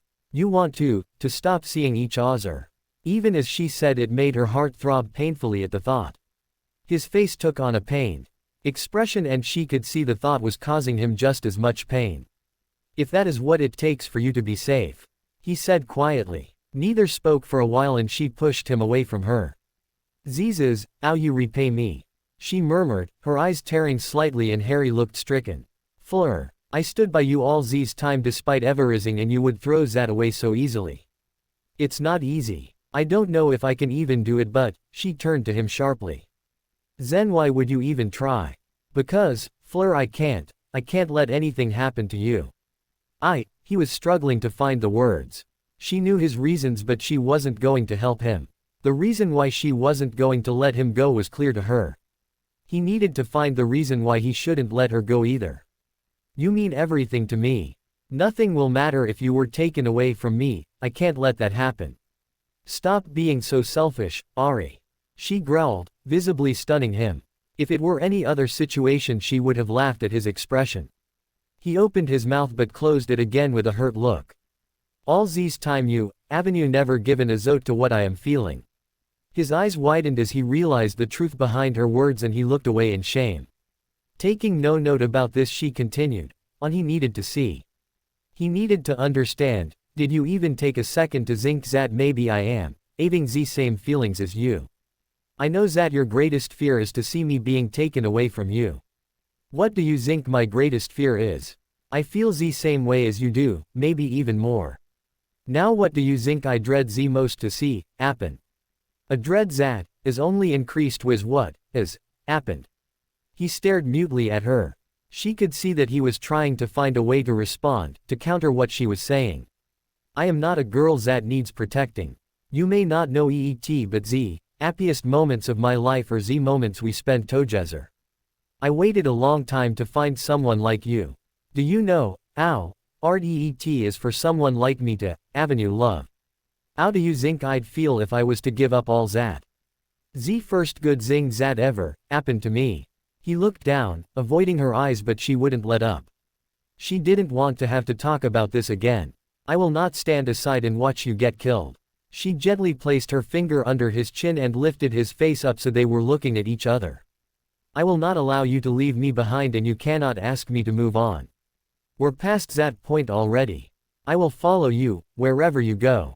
She whispered and it didn't take long for him to realize the implications of what her words meant. He slumped his shoulders dejectedly and stared back down on the bed, gazing intently at the covers and looking anywhere but at her. I didn't even want to try suggesting this. He finally muttered dejectedly. I can't even think about being separated from you after the next few months. She felt another painful throb in her heart at his words. She'd momentarily forgotten that after summer she wasn't going to see him every day as usual. He looked up at her, his face etched in pain. I need you with me. But I can't lose you. His voice cracked at the end and she slowly pulled him back into her arms. It was a good sign that he didn't try to fight it and instead relaxed into her. I know, she murmured. But no that it is the same way for me about you. So we're even. She heard a faint chuckle coming from him and smiled before pulling back and pressing her lips on his brow, just over his scar. They stayed in silence, basking in the contact between the two of them until he finally looked up into her eyes. She smiled softly when she saw the hope reflected in them. No more, suggesting, those idiotic zings again Zen. She asked and he smiled back at her. Never. He murmured softly before allowing an edge to come into his voice. I will not let anything happen to you. She scowled playfully at him. I might, avenue to take care of you more often than you, avenue to take care of me. He smiled softly at her before leaning forward, pressing his lips against hers. She had just wrapped her arms around his neck and was starting to respond enthusiastically when Poppy came back into the room, clearing her throat, which in turn forced them apart. I probably have the worst timing when it comes to you two, don't I? She asked humorously as the couple looked sheepishly at her. Never mind that, but Fleur, it's almost time for dinner and afterwards the hospital is closing for visitors. She immediately felt Harry stiffen against her and saw a hurt look on his face before he looked away. She looked pleadingly at the matron who had seen the whole exchange before smirking slightly. I was going to ask you what you were going to do. Remus will be back later and that blockhead of yours, she nodded at Harry. Doesn't seem to relax at all without you. So, can I stay with him? She asked. Harry blushed a little but she could see the hope on his face. Very well. I dare say you two will not try anything with his guardian watching over you, will you? Poppy asked with a mischievous glint in her eyes. No. Harry yelped, making her and the matron giggle at the horrified look on his face. All right. I will send a house elf up with dinner for you two. After you're done I need to tend to your wounds again, but afterwards it's lights out for both of you. Yes, even you Fleur. You can use the rest too. The matron added sternly when she saw her rolling her eye. They were soon tucking into a plate of sandwiches while she filled him in on everything that happened to the best of her knowledge for the past 3 days. It was painfully limited though, seeing as she had been beside him for almost the entire time. He paled slightly when she told him how Cedric had been muttering about killing him when he had been allowed in to see him for a few minutes. As soon as they were finished, Poppy came back and together with her they forced more potions down his throat, ignoring his protests. It was honestly amusing how he was unexpectedly immature when it came to things like this. He started giggling uncontrollably when Poppy tried to rub a rather strong-smelling ointment on his wounds and only stopped when she took the job upon her hands and threatened to knock him out did he stop, although his face was going red from trying to hold back his laughter. He was unexpectedly ticklish on his and she purposefully took a long time with it, partly because she loved seeing him fighting to holding in his laughter, which made him look adorable, and partly because the scars were rather deep and she wanted to make sure she didn't miss a single spot. When the lights went out she felt him stiffen again against her when she half-heartedly removed her hand from his to go to the bed beside him. Over the past few hours he had not moved an inch away from her and had clung onto her like a lifeline. Gazing around the room she noticed the matron was gone, and making a brief split-second decision she moved away to change into her night clothes before climbing back into his bed while he watched with wide eyes. Don't try anything, she said playfully as she saw his face break into a wide smile, showing relief and contentment that made her want to key him senseless. Turning carefully so that her back was pressed firmly against him she felt him react to her, causing her cheeks to redden. She turned her face up to him and keyed his cheek before turning back, taking his arm and with her and wrapping it around her waist before sighing contently and closing her eyes. She felt him pull her closer to him and bury his face in her hair, making her smile softly. It wasn't long before she had drifted off to sleep, listening to his slow breathing. Harry woke up wondering why all he could see in front of him was a mass of silver. He felt his hand on something extremely soft, and without thinking squeezed it gently, eliciting a small moan which made his eyes snap open, sleepiness forgotten when he remembered what had happened last night. He froze when he realized where his hand was and starting panicking slightly. She shifted against him, which set off another reaction in him which he was sure she would feel with the way she was pressed against, and hoped that she was still asleep. Slowly he moved his hand and little by little started moving away from her when she giggled, freezing him in place. "Rope and run, Ari," she whispered, and he felt himself blushing so fiercely that he was surprised she wasn't moving away from him for the heat he was generating. Her giggles turned into a full-blown laughter and he closed his eyes, enjoying the sound. He reached back and took his glasses, pushing them onto his face, and promptly froze again when he saw Lupin smirking at him from his chair beside the bed, who by the looks of it, had just woken up. "I'll be back later, Harry," he said, standing and yawning, scratching his beard. "You two carry on," he growled softly when he saw Sirius with his paws up on the bed, looking at him and Fleur panting. If dogs could grin, that was exactly what he was doing before he barked once and trotted off after Lupin. He tried to move again, but she moaned in protest and gripped his arm, holding it in place. 5 more minutes. He smiled and relaxed again against her, closing his eyes and breathing in her flowery scent. The pain he had been feeling last night had diminished greatly and he felt better than he'd ever been. He still felt a little weird though. His hearing was far more sensitive than he'd remembered and he could hear her faint breathing. Shrugging slightly, he closed his eyes and had almost fallen asleep when a loud scream snapped his eyes open and made him slam one hand over his ear, which wasn't buried, to the pillow to muffle the sound as a sharp pain shot through his ears. "Harry Potter, what do you think you're doing?" He groaned audibly and felt Fleur stiffen against him. Opening one eye, he saw Mrs. Weasley standing in front of the bed, her face an epitome of rage and bearing a startling resemblance to the banshee he'd knocked into in Nocturne Alley, although this one had red hair instead of black. He saw Ron, Hermione and Ginny standing behind her, and further at the back he saw Aurelie, Caroline and Katie Olive, who were glaring at Mrs.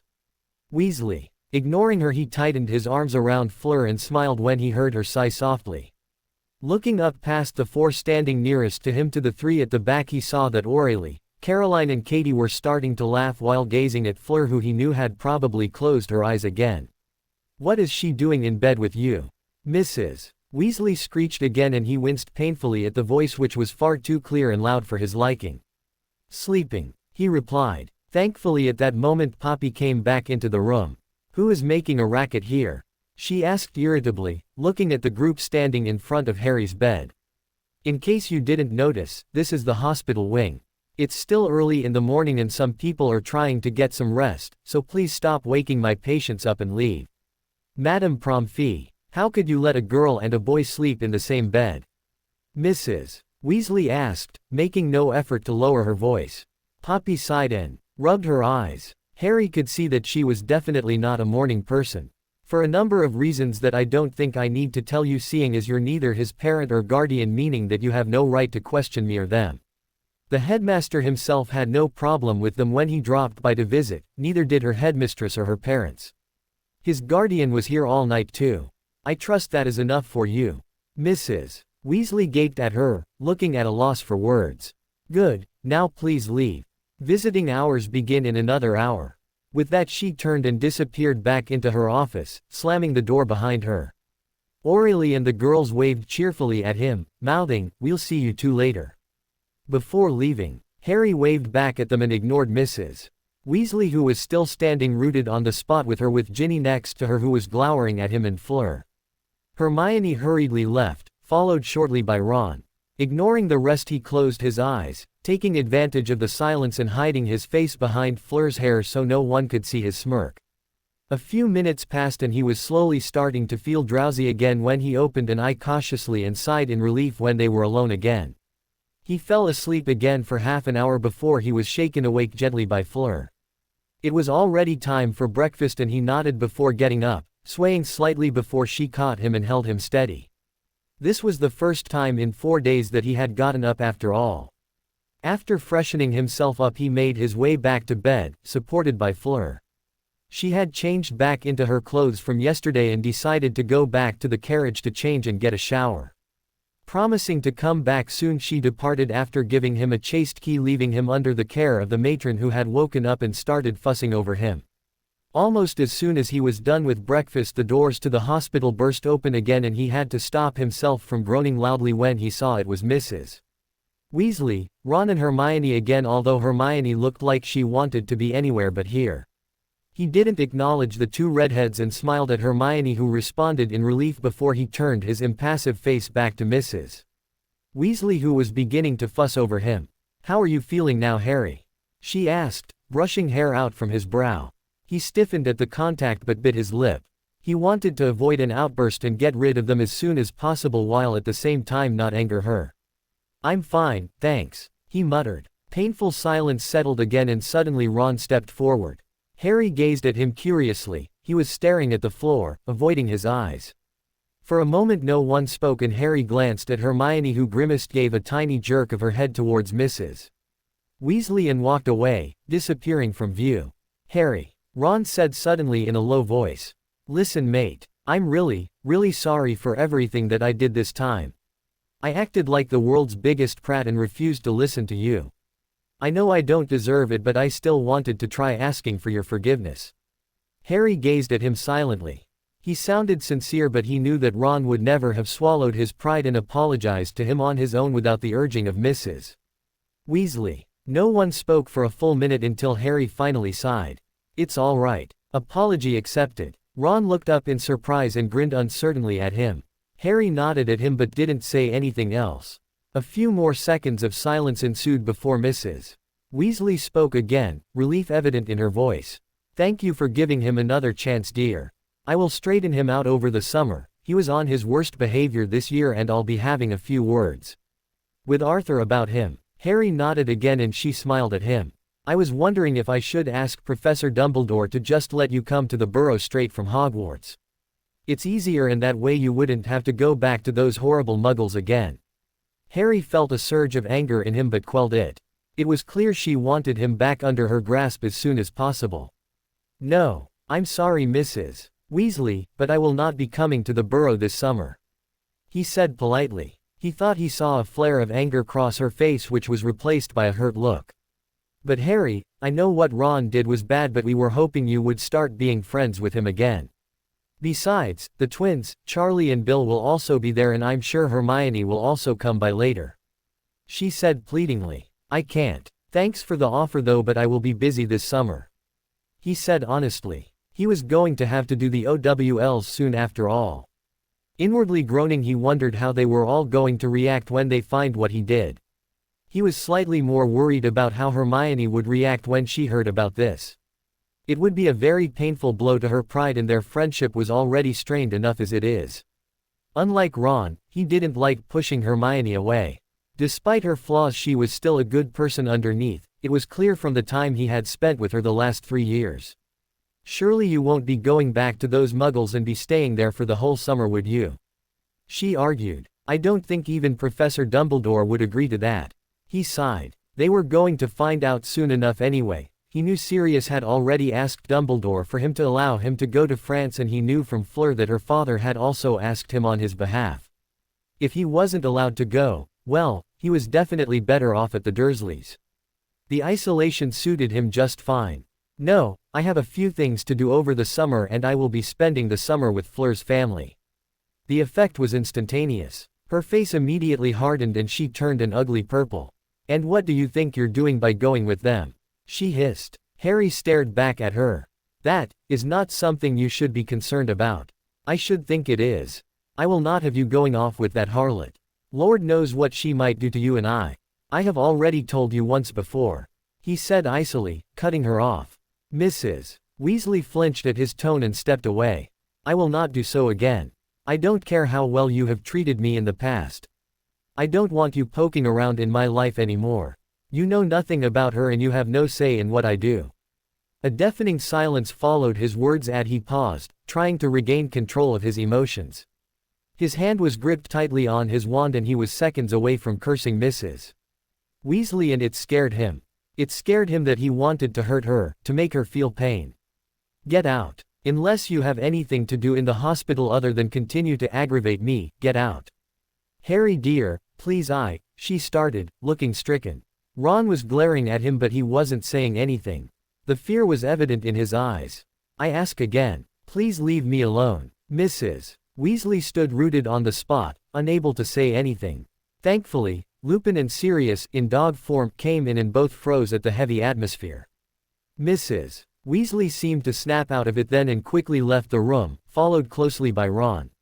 Sirius whined and trotted up to his bed and put his paws up so that he could get a better look at him. "Hey Sirius," Harry murmured softly. He wasn't happy with how it had turned out. He knew he hurt Mrs. Weasley by what he did, but it hurt him even more when she continued to treat Fleur like dirt after everything she'd done for him. I don't think I even want to know what happened with her. Lupin muttered uncertainly, looking at Harry. He shook his head and he nodded. I'm afraid you will have to deal with a little bit more unpleasantness soon, Harry. I asked Fleur and your friends to wait a little until it was dealt with. He grimaced. She wanted to come but well. Harry looked at him questioningly, wondering what on earth he was talking about. Fudge is coming with Dumbledore and you'll see. True to his word, no more than 5 minutes later Dumbledore and Fudge strode in. Fudge was accompanied by a bald-headed man with an earring and Dumbledore's usual twinkle in his eyes was absent. Let's see what this nonsense is about, Fudge was muttering.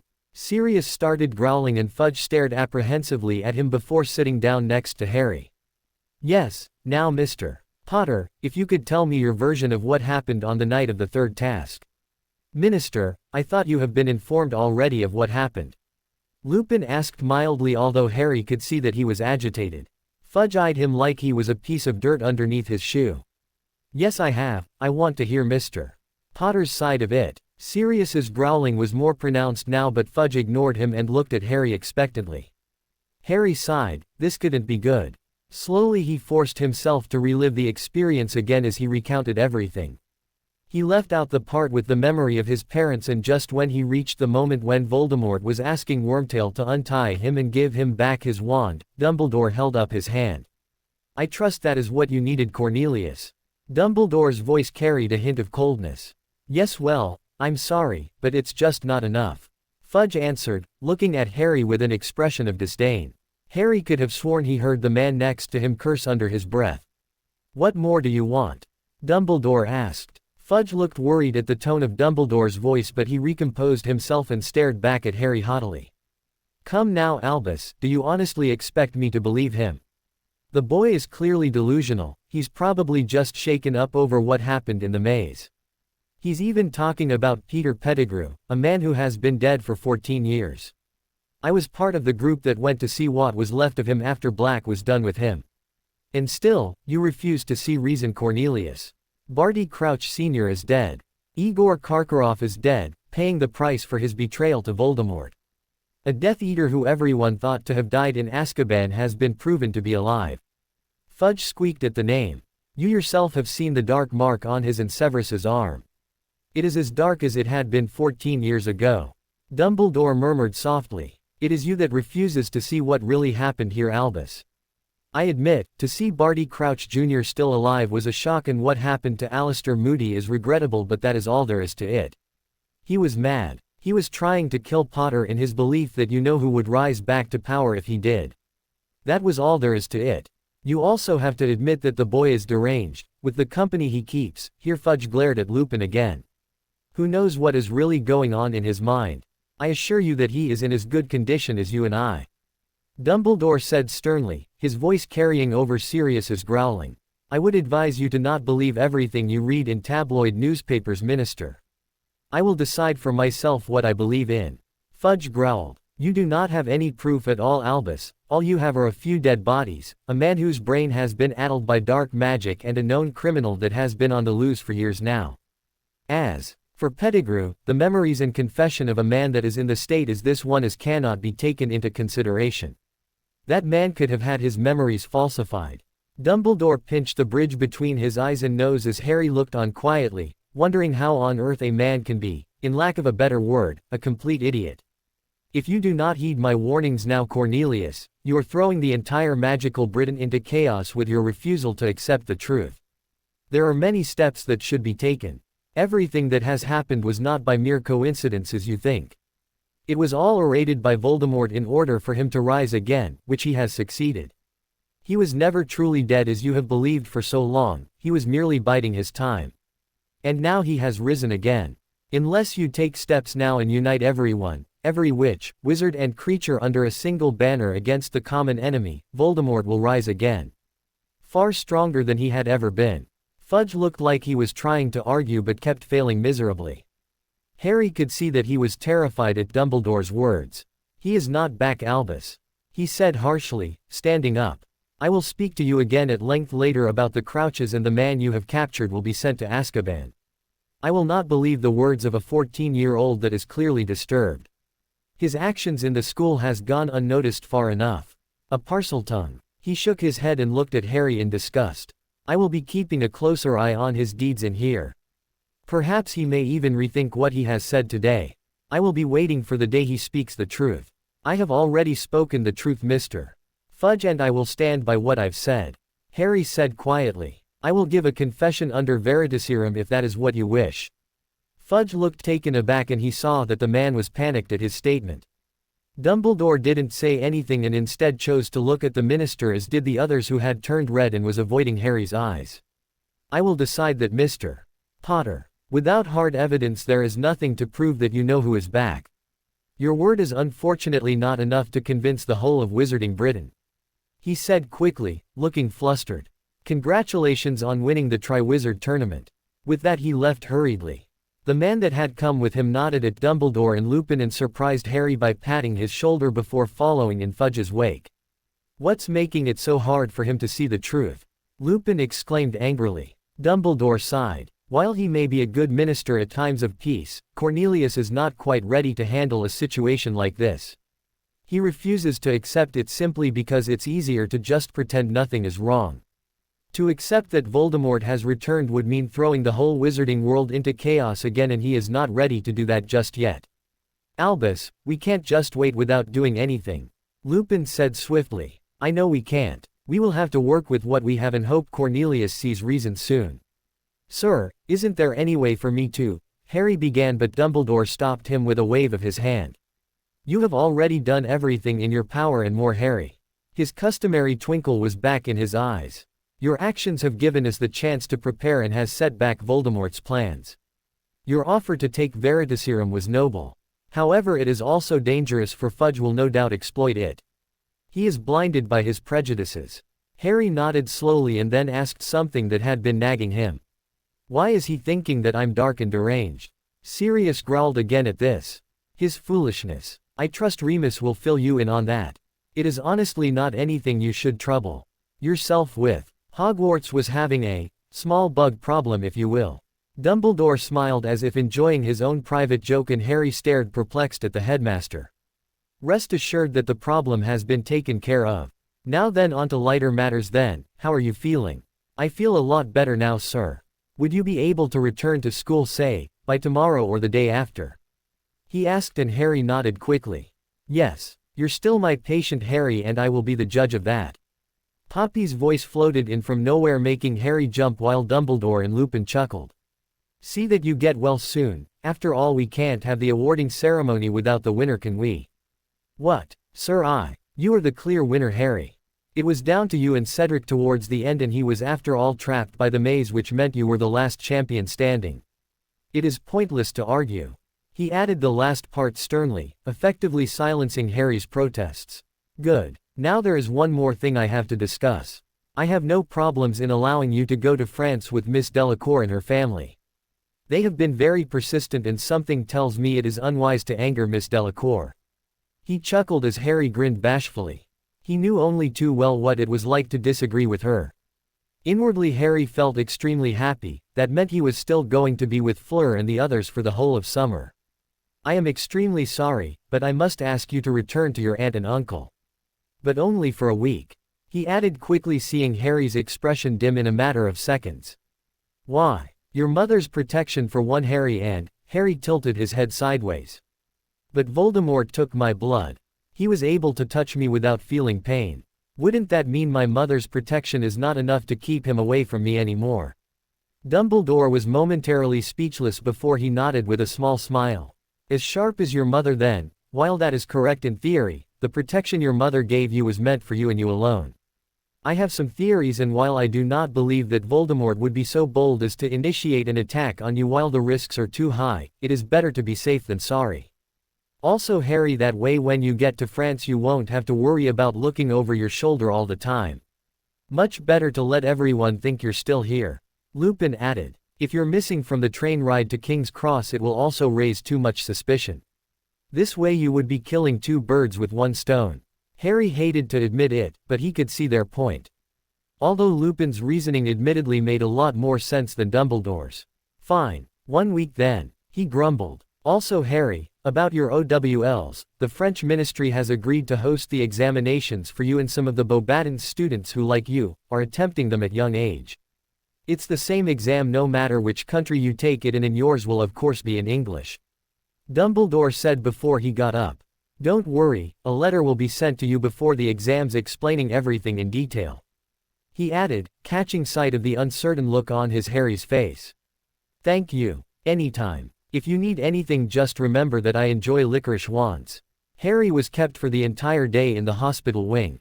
His loud protests were only silenced when Poppy threatened to keep him in for the next few days too and let him out only for the end of the term feast. He had spent far too much time in the hospital wing this year already and therefore he was on his best behavior for the whole day. Mrs. Weasley didn't make any more appearances from then on, nor did Ron.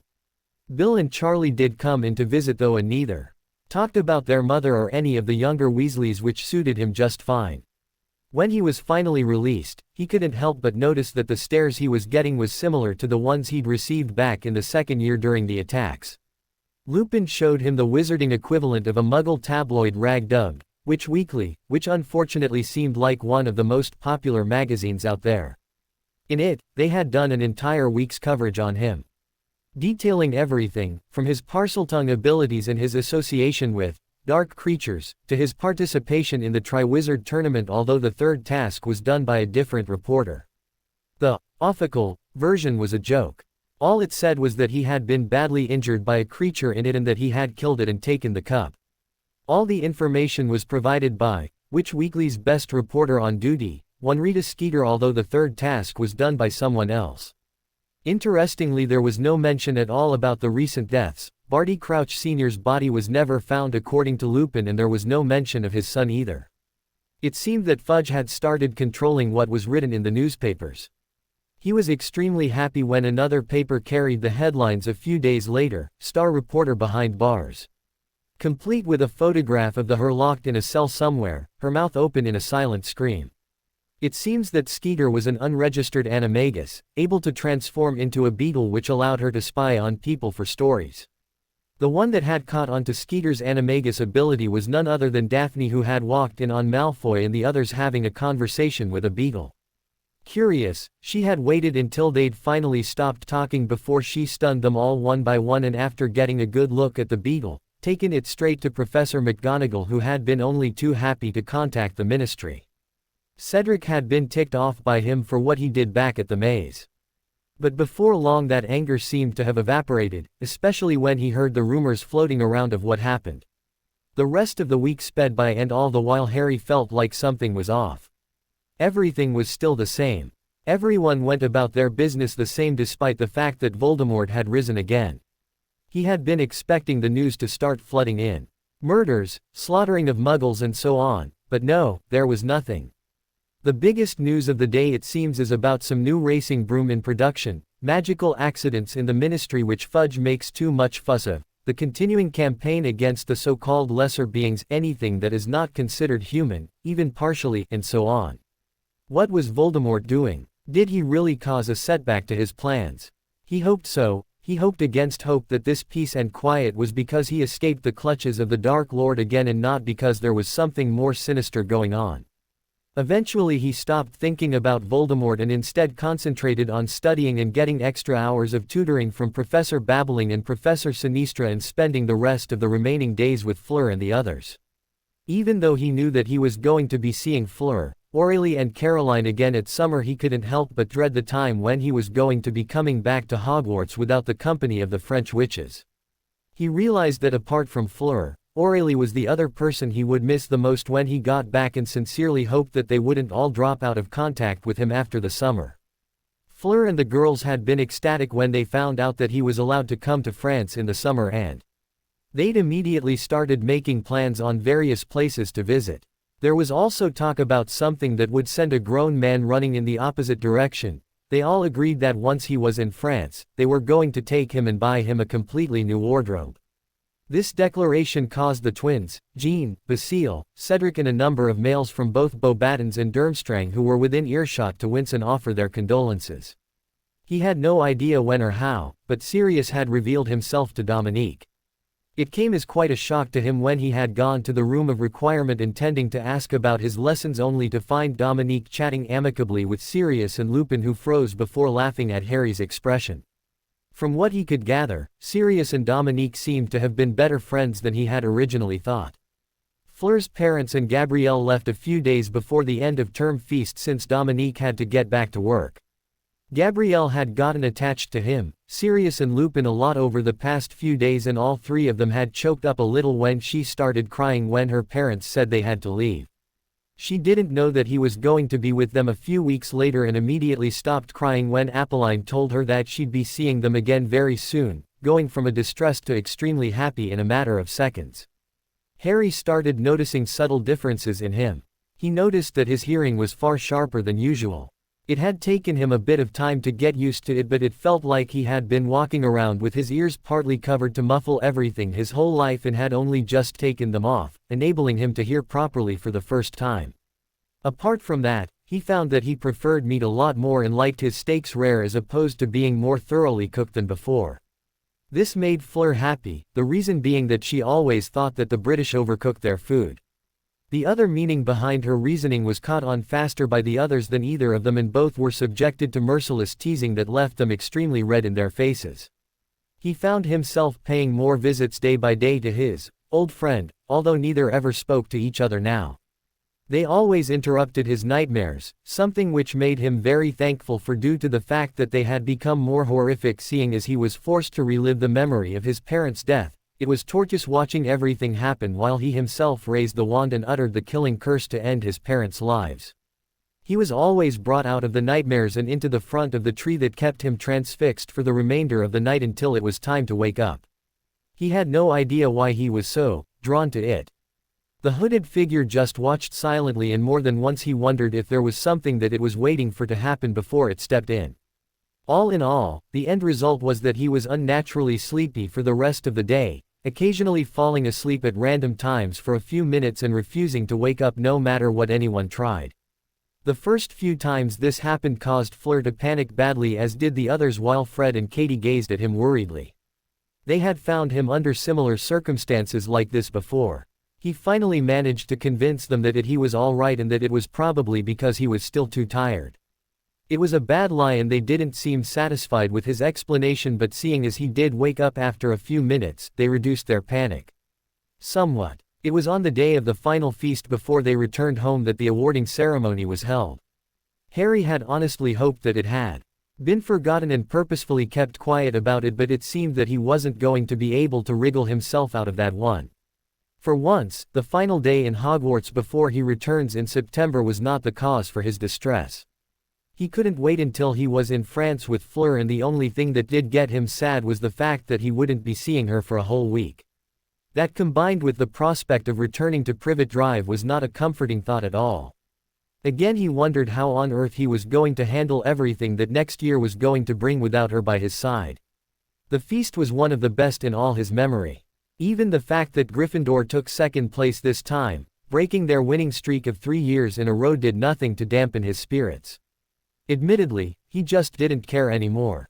The first place was taken by Ravenclaw, third by Hufflepuff and fourth by Slytherin, meaning that the entire hall was decorated with blue hangings.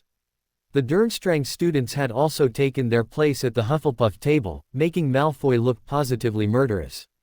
After the feast, Dumbledore vanished the 4 house tables, surprising everyone by conjuring long benches facing him one after the other for groups of people to sit.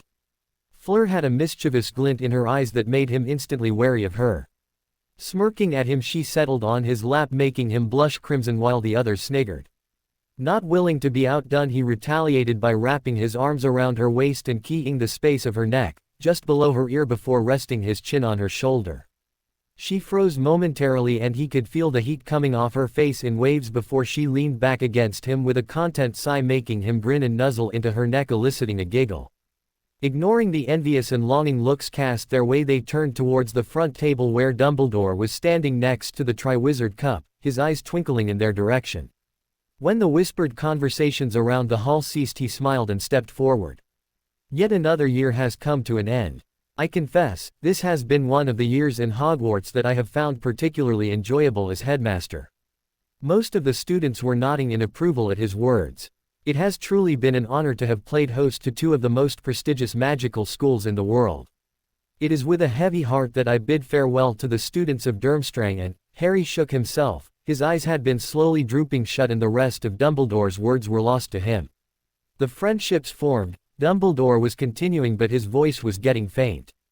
Twice he jerked himself awake when Fleur squirmed to find that he had been resting his head on next to her neck with his lips grazing her skin. Quickly muttering a quiet apology, he strained to keep his eyes open and fixed at the headmaster as he spoke, missing the worried look Fleur gave him. He thought for a moment that his vision lost all color and saw the hooded figure standing right in front of him, tree behind him, before he shut his eyes tight and reopened them to find it back to normal. By looking around the room, it brings me great pleasure to announce that the Triwizard Tournament has accomplished its primary goal of, it was no use, try as he might, he couldn't stay attentive for too long. It was taking all of his power to not rest his head on Fleur's shoulder and sleep. His vision flashed again, but this time he wasn't able to pull himself out of it. Finally giving into it, he stopped fighting whatever was causing this and gave his full attention to the hooded figure that raised a skeletal hand, pointing it directly at him. Fleur was beginning to rethink her bold idea of sitting Harry's lap. She kept feeling shocks run down her spine and kept shivering when she felt his warm breath on her neck. It wasn't like she didn't like it, she loved what he was doing and was unconsciously exposing more of her neck to him and enjoying the feeling of his soft lips on her skin. It was beginning to get a little too hard to keep still as she found herself responding to his actions. It was both tortuous and extremely pleasurable. She squirmed, trying to keep her composure and stop the urge to turn around and return the favor. Students were all around them and she thought she saw Caroline smirking at her before quickly turning away.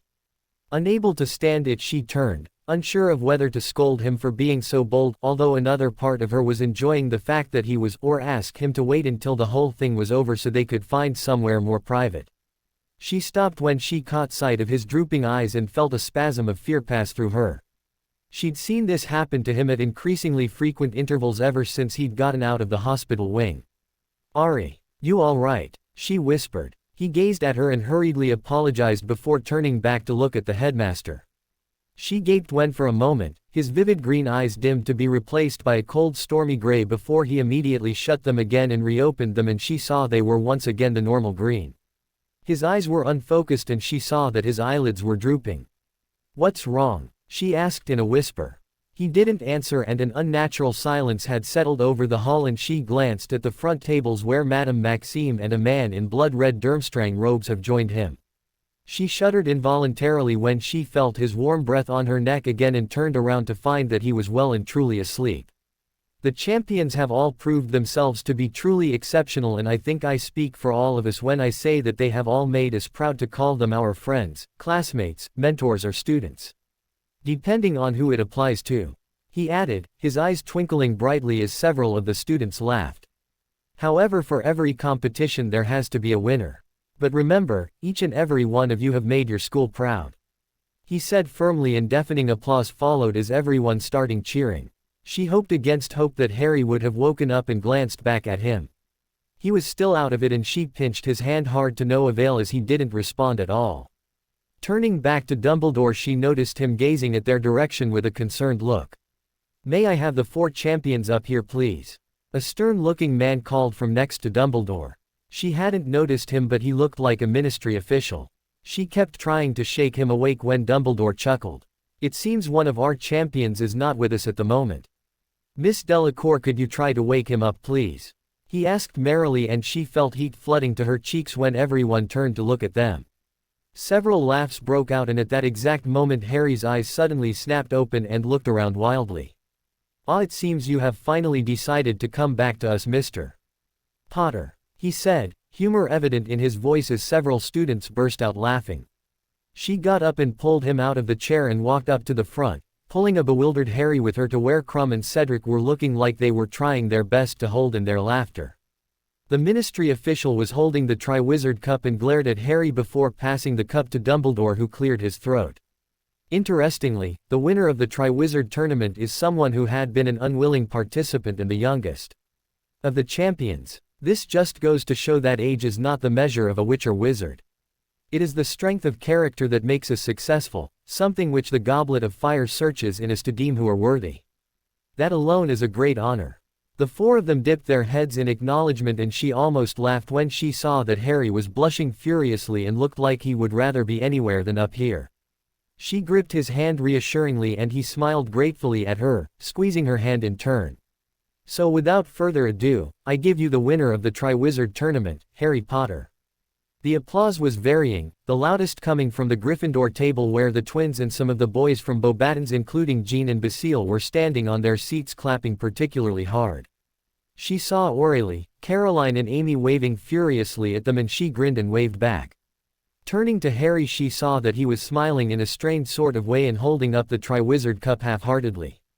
Once they all grouped around Harry for a wizard that appeared with a camera, they returned to their seats. Dumbledore didn't say anything for a while and the students were starting to gaze at him curiously. He hadn't moved at all from where he stood, and finally after a whole minute he spoke. "Times are changing," he began. "No longer should we try to push each other away, we should focus on strengthening the bonds we have formed with us here. It has become imperative that we stand united in face of the dangers that the upcoming years will bring, and the first steps we can take should begin from where we stand now." He paused. "I am sure that you all have no doubt heard stories of what had happened inside the maze. The Ministry doesn't think it's wise to announce this, but you need to know. You need to know what we're up against." The students were all sitting up straighter. Harry on the other hand had a faraway look in his eyes and she could see a flicker of pain reflected in his eyes. She leaned her head against his shoulder and he tightened his arms around her with a small smile. "Lord Voldemort has returned," Dumbledore said firmly. Gasps and shrieks rang out throughout the hall from everyone except for a select few people in the room. She never understood how someone could be afraid of uttering or even hearing a name. "I tell you this because you need to know and set aside your differences and band together to face a common enemy. We have been given a chance to prepare, a chance to anticipate what's coming thanks to Mr. Potter, who fought his way back out of the clutches of death at the hands of Voldemort. We must use this chance to ensure that the wizarding world will not fall back to the chaos it once was." The students were speechless and most of them had terrified looks on their faces while some were shaking their heads and glaring at Dumbledore and Harry in turn. "It is with this warning that I bid all of you farewell and wish you all good luck in your summer endeavors." He smiled and turned towards Madame Maxime and the man from Durmstrang. "Help will always be given to those who ask it, and we would be honored to play host to you again at any time of need. Hogwarts will always have its doors open to you, and I sincerely hope that we will meet again." The trunks were packed and the corridors were deserted as Harry slowly made his way back downstairs, wishing that the stairs would stop. As he walked down the stairs he couldn't help but feel a sense of emptiness as he thought back to what had happened this year. He grinned slightly when he remembered Aurélie chasing him down the corridors, the twins, Jean and Basile shaking laughter huddled outside the library, Caroline grabbing him and pulling him inside the broom closet every single time they passed one to annoy Fleur. All those things were not going to be possible anymore. He had already given away his Triwizard winnings, the prize money of 1,000 galleons, to the twins. He'd been surprised when he'd found a large pouch of money inside the cup and had immediately sought out the twins. He already had all the money he'd need, and it was much better to give it to someone who could put it to real use. He knew that they had been working to raise money to go on with their idea for a joke shop. They had protested furiously against it but had let up when Harry binded them both and told them that unless they agreed to take the money, he would leave them like that for the rest of the day.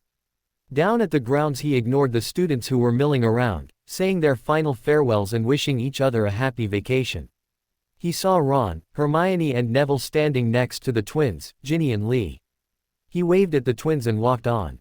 He didn't want to talk to anyone, they were probably no doubt filled with questions as to what happened in the maze. Perhaps the twins, Aurélie and the others knew a bit of what had happened courtesy of Fleur, but they didn't ask him anything about it, something that he was very grateful for. He wanted to avoid thinking about that night if he could help it. He met Daphne halfway, who made him promise, no, demanded that he write to her for the whole summer. Then she hugged him in front of everyone, eliciting cries of shock as always from the mass of Gryffindors and Slytherins mixed in with the crowd. A grin formed on his face when he saw Fleur and the others already gathered around Carriage. He was swarmed by the other Beauxbatons students, all who wanted to bid him goodbye. Unknowingly he had become friends with every single one of the 20 students that had arrived, and it took a few minutes before he finally reached Fleur. He was pulled into a tight hug by Caroline who, for the first time since he'd known her, looked down. "Take care of yourself," she murmured, standing on tiptoe and key at his cheek. He grinned at her and her usual grin hitched back up on her face. "We will see you soon, right?" she asked firmly. "Maybe, no. I mean yes, yeah you will," Harry added hurriedly when her eyes flashed dangerously. She smirked and patted his head although she had to stretch her hand up high. He had grown quite a bit since she'd last seen him. "Good boy." She stalked off towards the twins who immediately got on their knees as if they were greeting their queen. He saw Fleur, Cedric and Crumb at the side and was just wondering where Aurélie and Amy were when he felt a tap on his shoulder and turned around to see Amy, who hugged him tightly and made him promise to visit her once he was in France. Still looking around for Aurélie, he started walking towards Fleur and the other champions when he felt someone pull him behind the carriage. His grinned but his smile faltered when he saw that Aurélie looked more down than Caroline. She didn't say anything and wrapped her arms around him. "I'll miss you," she said quietly, pulling back. "Hey, I'll see you again when I get to France in a few weeks," he murmured softly. She shook her head before sinking back into his arms. He was momentarily surprised but tightened his arms around her. He understood how she felt. They were never going to be able to talk and laugh with each other as they did every single day here. He saw out the corner of his eye the spot where he, Fleur and the others spent most of their time in. His heart felt heavy when he remembered all the times they had spent near the lake.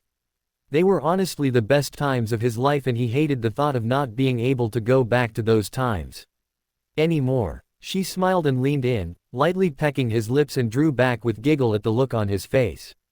He was going to speak when she silenced him by placing a finger on his lips. "Ziz is not goodbye. I will be waiting for you two in France." He smiled and nodded, and after one final hug she let go of his hands and walking towards the others. Cedric got to him before he could get to Fleur, who was watching him in amusement as he struggled to get out from under Cedric's arm. "It was a pleasure to compete against you," Crumb grunted, grasping his hand in a firm handshake. "I hope they will see each other again." "Same here," he said with a grin. "Who is that?" he asked curiously, nodding towards the man standing a little bit at the back. "He's just here to take care of us," he snorted derisively. "All he does is sleep while they do all the work." A loud horn blared in the distance, coming from the skeletal ship. "I have to go. Farewell, Harry Potter." "It's Harry," he said with a nod, and he could have sworn he saw a smile playing on his lips. "Call me Victor next time," Crumb called back. After watching the ship slowly set sail, he turned back. Seeing Fleur watching standing beside the carriage, he made his way towards her, trying to ignore the sinking feeling in his stomach. You are going to see her again in a week. But the prospect of saying goodbye to her was painful. When he reached her, he couldn't form any words at all. Even after all this time he still couldn't believe how things had turned out between them. He couldn't believe how much he had come to depend on her. Even the thought of not seeing her again for a week was too much for him, and yet he cherished it. He liked the fact that he felt that way about her. He didn't see it as a weakness. Rather, he saw it as his greatest strength, because he knew now without a doubt that she felt the exact same way about him. The horses were pawing the ground with their enormous hooves impatiently, and she smiled at him before embracing him. They stayed together, in each other's arms for as long as they could, neither willing to let go of the other. The horses pawed the ground again and she looked up at him. He was now slightly taller than her when earlier they had been the same height. A glistening tear slid down her cheek, and before he knew it, her lips were moving tenderly against his own. They remained locked in embrace with no care of anything around them. He felt her murmur something softly against his lips, but it was lost as she fisted his shirt and pulled him closer, keying him more firmly. When they finally broke apart, she closed her eyes and leaned her head against his with a sigh. After what felt like ages, she opened her eyes and moved away. 1 week, 1 week and I'm coming for you," she whispered fiercely. "I know," he murmured. She nodded and turned away abruptly, walking swiftly up the steps to the Beauxbatons carriage and disappearing through the door without turning back. He stood watching as the horses finally started moving, and soon they were in the air, pulling the carriage with them. He watched them disappear in the skies through the clouds with one hand closed firmly around his necklace, which was glowing brightly. 1 week, it's only 1 week. That was the only word that kept repeating again and again in his mind as Harry walked wearily down the streets of Privet Drive. His shirt clung to his body in a way that made him want to run to the nearest source of water and jump into it. My ice cream is melting. A high-pitched and distressed, yet strangely pleasant voice whined next to him, and he grinned down at Leah, who was pouting adorably with the beginnings of unshed tears in her eyes and looking at her ice cream cone with such sadness that made Harry want to do whatever was humanly possible to replace her expression with her cute smile. Stopping and crouching down so that he could gaze into her light brown eyes, he waited until she looked up at him. She finally tore her eyes away from the ice cream cone and locked eyes with him. "So I'll get you another one," he murmured softly, grinning when her face lit up in a way that made his heart ache as he remembered someone else whose face lit up exactly like that. "Promise?" she asked, her eyes huge and holding out her pinky with her free hand. Harry laughed and wrapped his own finger around hers. "Yep." She smiled brightly at him and proceeded to eat her cone happily and clinging onto his hand, pulling him in the direction of the park. "You are spoiling her, you know," another voice said gently from behind, and he turned to see one of his newfound friends watching them with a smile on her lips, her pale green eyes twinkling. "I can't help it. And you can't blame me. She does this to you too." He shot back at the attractive brunette, who laughed before walking up quickly to get into step with them. "Hey, don't leave me behind," another voice shouted, and a male ran up to them, panting slightly. "You two are so mean. Ditching me in that shop like that. Anyone would think I was some kind of third wheel. You promised we were going to hang out all day long, Linda," he whined, fixing the brunette with a glare. "Well, I didn't want to see my boyfriend drooling over all those cartoon stuff you watch. And neither does Harry, right?" Harry nodded vigorously. It was truly an embarrassing sight watching his friend make a complete fool of himself. The drooling part, let's just say he has his moments when he goes into transports of delight and enters a world of his own. And besides, she continued, Leah just happened to come by. Leah grinned and swung Harry's hand back and forth happily. Yeah, I can understand not liking them. But you are abnormal," he said dramatically, pointing his finger accusingly at Harry, who smirked. He was sure that whatever Linda had said after she mentioned that he didn't like the cartoon stuff was lost in his disbelief of how any normal boy around his age wouldn't like it. "Maybe I am. You definitely are." Harry just smiled and shrugged. "Matt was always like this." He wrapped his arm around Linda's waist as they continued to walk, and Harry quickly turned away. The sight still managed to give him an ache in his and make him feel incredibly lonely as his thoughts kept drifting to a certain silver-haired witch. Matt, Linda and Leah were all new to the neighborhood. Matt and Linda were both 16 years old and had recently moved to Privet Drive. Leah was Linda's sister and they lived in the newly redecorated number 2 house down the lane. Matt lived with them too since his parents had passed away in a tragic accident a few years back, and Linda's parents had taken him in despite him dating their daughter, as the two families had very close. Today was the 6th day of his tortuous week apart from Fleur. His Fleur. She hadn't even written to him over the past 6 days, and that had been a very painful thorn at his side.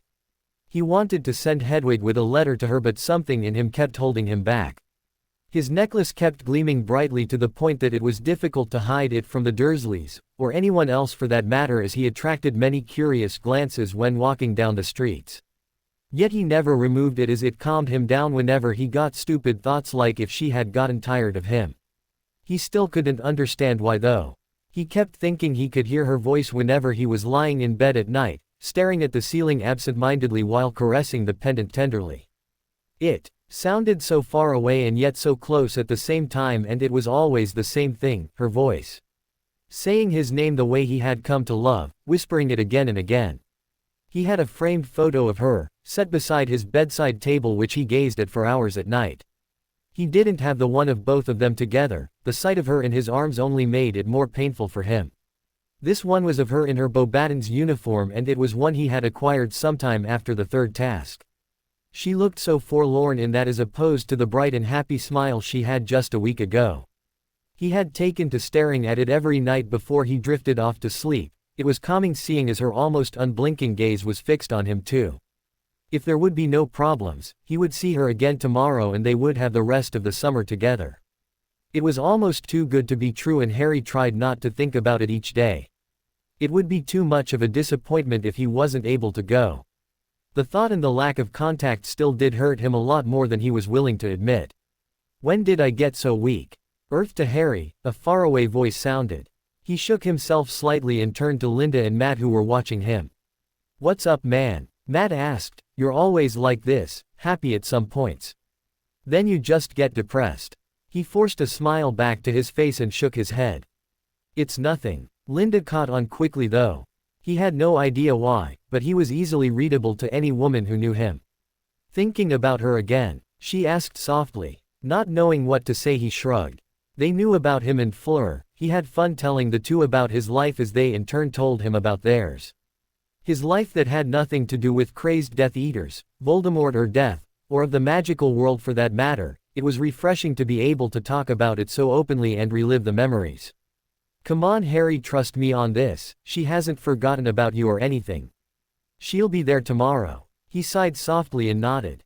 They had just reached the park and Leah was dragging Harry towards the ice cream vendor while the other two stood by, watching in amusement. Leah was very taken with Harry, something which amused Linda and made Matt a little jealous, although he had recovered when he'd seen just how clingy the little girl is. Having a little girl holding his hand took away the manly side, according to him. The three of them talked a while longer as Leah ate her ice cream and soon Leah was fast asleep as the three continued to chat. Matt leaned against the tree next to him with Linda in his arms and grinned mock triumphantly at him, pointing at Linda in his arms and then at Leah who was asleep in his arms. Harry grinned and Linda elbowed her boyfriend good-naturedly and settled down, watching the rest of the people in the park that were engaging in various activities ranging from sports to just relaxing. Harry thought back to how much had happened since he had come back to Privet Drive. The days had been long. Too long. Far too many things had happened and there were far too many things on his mind that he had been given to ponder about. The train ride back to London was uneventful. No one tried to seek him out as they did in school, so he was left at peace mostly. Maybe it was mostly because he took refuge in Daphne and Tracy's compartment, who were admittedly the only two whose company he enjoyed outside of the select few Gryffindors and Hufflepuff. Tracy had finally given up on her crush on him, or so it seems, but he didn't care. Either way, he had gained another friend and for that he was thankful. Hardly anyone that wasn't a Slytherin would ever come in there, and as even those two were detached from the rest of their house, they were left mostly undisturbed for the whole journey. Except Malfoy, of course, who considers a train ride wasted if he doesn't have a go at Harry on a train ride. It resulted in him and his two thugs getting stunned before he could get a single word out, leaving them unconscious outside their compartment for the whole journey with. Once they reached King's Cross, he was surprised yet pleased to find Lupin in Sirius Animagus form, of course, waiting for him to cross the border to the Muggle world with. After saying goodbye to the few he knew, which included Cedric's parents too, who were rather taken with him, they crossed over, ignoring the Weasleys completely. It wasn't like Mrs. Weasley didn't try. She started making her way towards them but was forced to remain still by a glare from Lupin. The Dursleys were pretty much withdrawn as they always were around his people. Vernon Dursley's eyes widened when Lupin approached him with Harry and explained to him in mild tones that he would only be staying for a week and that there would be consequences if he, or anyone for that matter, tried to interfere when they came to take him. At first he looked like he wanted to argue. Harry was, after all, their main source of labor for caring for the lawn and house at summer, but he seemed to decide against it when Lupin discreetly flicked his wand with a very weak banishment charm which pushed him back when he made to take a step forwards. Once they got back to Privet Drive, Harry was mostly ignored and not even asked to do his chores. This was a welcome change and he spent most of the day walking around in the neighborhood and the nights studying for the OWLs. They had tried to stop him when he tried leaving for the first time, but it was only a half-hearted attempt from Aunt Petunia, who didn't pester him anymore after receiving a glare in response. This was probably because of the knowledge that 1 week from then, more of the freaks would be arriving and she didn't want to give any reason to them to do anything other than to take Harry and leave. To say the neighbors that saw him were surprised was an understatement. He may not have noticed it yet, but he was someone that stood out to anyone easily now and got more than a few appreciative glances from all around that left Dudley seething in anger. When he had been trying to chat up a pretty girl who lived opposite number 4, she spotted Harry coming out of the house one evening, went wide-eyed and exclaimed, "Is that your cousin?" Gone was the scrawny little boy that could get lost in the crowds. He would never for the life of him realize it, but he had become a heartbreaker that made even Sirius proud although he didn't follow him in his footsteps. It no longer seemed to matter to anyone that he was from St. Brutus's secure center for incurably criminal boys. Indeed, people started questioning how a polite young man like him could be someone that attended a center for criminals. The neighborhood gossip mill was almost as good as the one in Hogwarts and he didn't know when or how, but it seemed everyone now thought he was just a very distant relative who attended a boarding school far away. He started getting his nightmares again, which was seemingly inevitable. He was only forced to endure them for a few minutes before his dreams were once interrupted by the white tree and the ever-staring figure. Now though, things had changed drastically. He had spent most of the night studying for the exams, fighting to stay awake so that he wouldn't have to face the nightmare. On the exams side, he felt confident he could do this after revising just a few more times, something which he kept telling himself despite the fact that he knew that there was nothing more he could do. The books were more like a distraction. Usually time flew by or slowed to a drag whenever he had his nose buried in a book. But his sense of time was well and truly damaged. He honestly felt like he was traveling back and forth in time. The past 6 days were too long. It felt like he had spent months over the span of those few days, and it was all because of his old friend. His old friend, who finally revealed himself to him and gave him a whole new mess of trouble, filling his head with things that he made him unsure of who he was. Day 1, Death's Realm. Harry was as always, once again entranced by the tree in front of him. There were a few differences that he had recently started noticing though. The branches, or the tips of the branches which were once gleaming pure white were now darkened, almost gray in color. It looked like some kind of a disease. He had started noticing it some time ago, but now it was becoming more pronounced. It seemed like it was only a matter of time before the entire tree would be replaced by that color.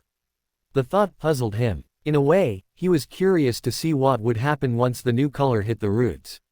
He felt connected to the tree somehow and knew that whatever affected this tree, affected him in turn. He didn't know how he felt about it though. Half of him was anticipating what would happen once the color spread, and another half of him was screaming at him to do something to stop this from happening. These two thoughts always circled his mind, with the first thought dominating the other. He felt the urge, the need to see this happen. To find out what will change. "You're back," a voice rasped. It was a statement and Harry had to control himself from rolling his eyes. It wasn't like he could control it, and it seemed like a private joke between them. "Yes," he replied. Then he turned, fixing the cloaked figure with a hard look. The memory of their last meeting during the awarding ceremony was still fresh on his mind. "What did you do to me that day?" he asked mildly. "You will find out soon enough." Harry frowned. Deciding to try a different tactic, he moved closer to the figure. It watched him as he drew closer until finally he was standing right in front of it. It didn't have a face, yet it seemed familiar and he needed to know why. "Who are you?" It chuckled, an odd sound he decided. "Death," it said simply. Harry felt a small grin spread across his face. Oddly enough, he felt like his suspicions had been correct. Nothing more was needed to be said as he turned back. Things were getting interesting. And things did get interesting. He started getting memories which gave him glimpses into a life that he knew, yet wasn't his at the same time. "Ignotus," a pleasant, melodious voice trilled, and he smiled before opening his eyes and looking beside him. There, lying on the bed beside him, was one of the most beautiful women in the world he had seen. Long flowing silver hair, startlingly blue eyes, and strangely enough, pointed ears, although it did nothing to diminish her beauty. "Hey," he murmured, leaning over to key her cheek. She smiled a bit, although it was replaced almost immediately by a worried look. "I heard about Cadmus," she whispered. "Why did you hide it from me?" He grimaced and stared back up at the ceiling. "I had trouble believing it myself." His voice cracked and she embraced him, holding him as he took shuddering breaths, trying to calm himself. He was the last remaining member of his family now, and despite the fact that he knew he had everything he wanted from the woman beside him, the loneliness was sometimes too much. The three of them had been very close, and one by one, they were taken away from him. He was a fool, we were all fools. We shouldn't have done what we did. She didn't say anything but tightened her hold on him. He felt guilty, he knew she was worried at the thought of him being taken away just like his brothers were. I will not make the same mistakes Cadmus and Antioch did, he said firmly. See that you don't, she said in a muffled voice, then without warning she rolled away from him and got to her feet. If you're not down in a few minutes, she left the threat hanging and he chuckled. She always knew how to cheer him up. She smiled softly at him before leaving him alone as she went downstairs. He sighed and got to his feet, walking towards the cursed cloak that he made to cheat death himself. It had, along with the other objects, brought more grief to him over the past year than all his past years, and that said a lot. Taking the cloak, he let the watery material run through his hands. His vision slowly lost all color as he regarded the cloak, which was now a dark black instead of colorless. First his inheritance, now this. Was he never going to have a peaceful life with his wife? Harry could make neither head nor tail of what he kept seeing. Whenever he dozed off to sleep, be it for just 5 minutes, more memories surfaced. He still couldn't remember much though, apart from the very first memory. It felt like he was spending more time in his memories than what he was spending in reality. Ignotus, somehow Ignotus sounded so familiar to him. Ignotus's wife too seemed familiar, silver hair, blue eyes, while she was nothing like Fleur she did bear some resemblance to her, and to top it all off, he felt like he knew her. A lot more than he was willing to admit, with the way she reminded him achingly of Fleur. At times he felt like he was losing himself to this person. Once, he actually panicked when he woke, wondering where on earth he was when he woke up to the darkened room when only moments ago he had been in his house, enjoying a quiet moment with his wife. It was only when he caught sight of the photograph of Fleur that he calmed down, remembering who he was. Shaking himself out of his reverie, he looked down to find Leah fast asleep, and next to him the other two were no better either. Sighing, he leaned closer to them and snapped his fingers loudly right next to Matt's ear and suppressed a laugh when he jerked awake with a panicked look. Growling when he saw that it was only Harry, he gazed at his watch and gasped, shaking Linda awake too. "What time is it?" Harry asked curiously. "It's almost 5. We need to start heading back." Slowly he started prodding Linda awake, which took almost 5 minutes with the way she just closed her eyes immediately after Matt had been successful in opening them. Finally she was fully awake, something that was only made possible when Matt shoved his watch right in front of her face. "Leah," she murmured gently, trying to waken the little girl. She sighed and turned her face away, making Harry smile at the sight. It was pleasant just having her in his arms, and she reminded him of Gabrielle, who was almost as clingy to him as her. Since they had to be going now, he gently lifted her up and handed her to Linda. "You're not coming?" Matt asked when he didn't get up. Harry shrugged and leaned back against the tree. "I'll stay a while longer." "We won't be there tomorrow, will we?" Linda asked suddenly. "Oh right, it just had to be tomorrow," Matt grumbled. "You'll be gone before the afternoon, right? We won't be there during the morning." "I think so, maybe," Harry muttered glumly. He was still unsure of whether or not he would be going. With the lack of contact with Fleur, he couldn't help but feel afraid that they wouldn't be coming to take him. Linda rolled her eyes. "Don't be an idiot. Hopefully you'll still be here when we get back. If not, all right. But my methods of posting will be a little strange," he said with a grin. She looked confused but nodded all the same and pulled him up and into a hug after giving Leah to Matt. "Glad to have met you, Harry," she said warmly. Harry nodded and was immediately brought into a manly hug by Matt. "You're all right. A little weird, but all right," he said playfully. Harry rolled his eyes and Linda smirked. "Just because he doesn't like the stuff you do doesn't make him weird. I'd say he's normal." Harry had to control himself to not burst out in laughter. They had no idea just how far from normal he was. "Whatever, hope we'll see you again next summer, if not tomorrow," Matt said cheerfully. "Sure," Harry smiled. "And make sure you two stay away from Dudley and his gang. They're not the most pleasant sort." He snorted. "Please, that whale of a cousin of yours and his gay harem. First time I saw him I had trouble believing you were related even distantly to him. And besides, let's not forget he tried to hit on Linda here." Linda grimaced, and this time Harry couldn't hold in his laughter. The memory of the incident ranked as one of the best on his mind. It happened on the same day he'd met the couple and Leah. Harry had just been taking a stroll down the park when Leah had run into him rather hard and fallen backwards. She had started to cry, and he, being worried, had done his best to comfort the little girl.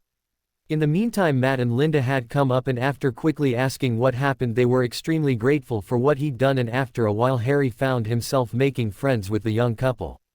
They had just left Linda and Leah alone while Matt dragged him into a store that sold video games, saying that he needed a fellow gamer with him.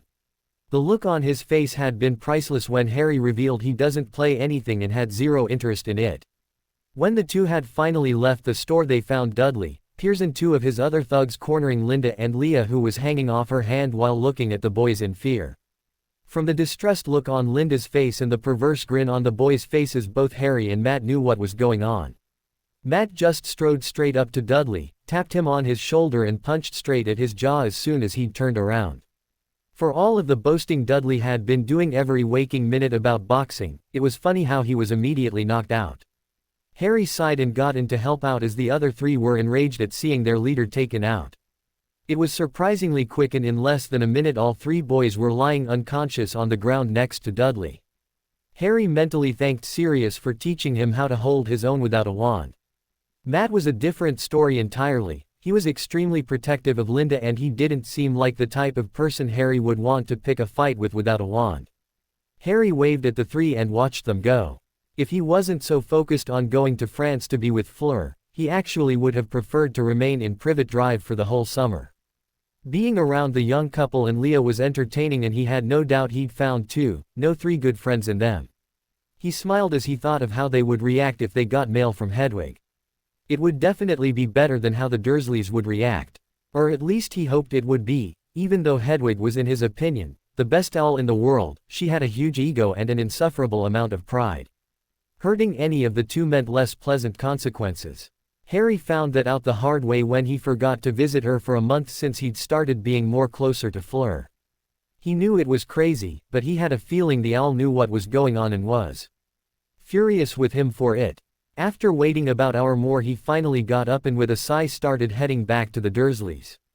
It wasn't really all that bad this time. They acted as if he didn't exist, at least Vernon and Petunia did.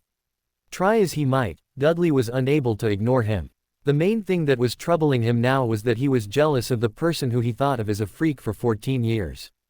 Throughout the whole week he had been taking multiple blows to his pride. Not like he had any to begin with on the social front. Even without Harry, any girl went out of their ways to avoid him by focusing excessively on the next boy on the street. Or even in some rare cases, other girls. Even Malfoy could land a girl faster than him.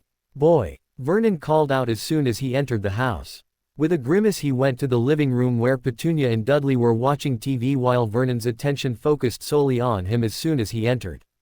"Yes?" he asked coldly. He had long since stopped calling them Aunt Petunia or Uncle Vernon.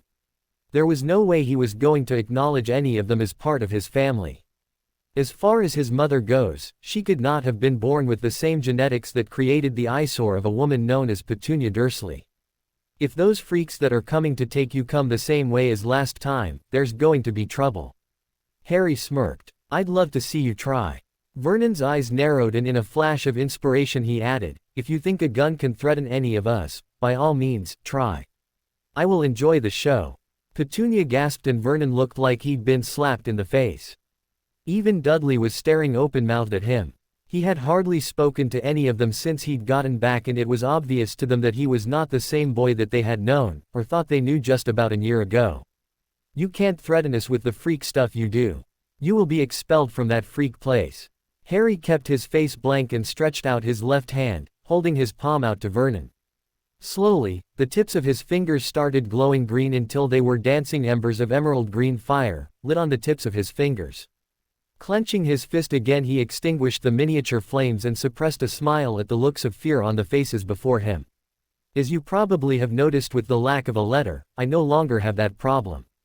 So again, please feel free to use whatever means you have to." What was it? He tilted his head. "Cause trouble." Vernon looked like he was caught between a rock and a hard place, and Petunia had her arms wrapped protectively around her Diddykins. All three of them were not looking at him with disgust or hatred, it was fear. This was a little disturbing to him, but he dismissed it. Before the letter from Hogwarts came he was forced to endure what no child should have gone through. Deciding to skip dinner he turned away from the frozen Dursleys. Stopping near the cupboard under the stairs, he raised his voice so they could all hear. I don't know when, if any, people will come tomorrow. They might turn up, might not. They won't be arriving like the way the others did last time either, so you have nothing to worry about. Just keep quiet and no one will feel the need to do anything to any of you. And if I don't leave tomorrow, just stay out of my way for another few days and I'll be out of here. Hearing nothing in reply, he nodded in satisfaction and started up the stairs to his room. A small smirk appeared on his face when he sat down on his bed. It was almost too easy to scare them. He couldn't perform any spells further than utility without a wand. So far he could only manage a select few spells ranging from his first to third year, and even that was difficult to pull off. He was given a few books on wandless magic by Lupin, who seemed to think he had a talent for it. Even the books offered very little instruction, seeing as throughout history, there have only been one in every 1,000 witches or wizards that could channel their magic wandlessly. Every witch or wizard is able to channel their magic without a wand at their childhood. Although, once they reach the age of 11, the first stage in magical maturity, they inexplicably lose that ability. Or more specifically, the ability itself is greatly diminished.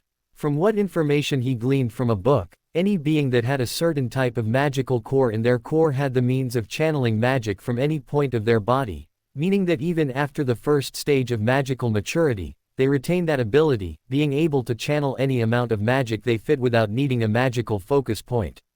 The rarity of the core in question meant that little to almost nothing was known about it.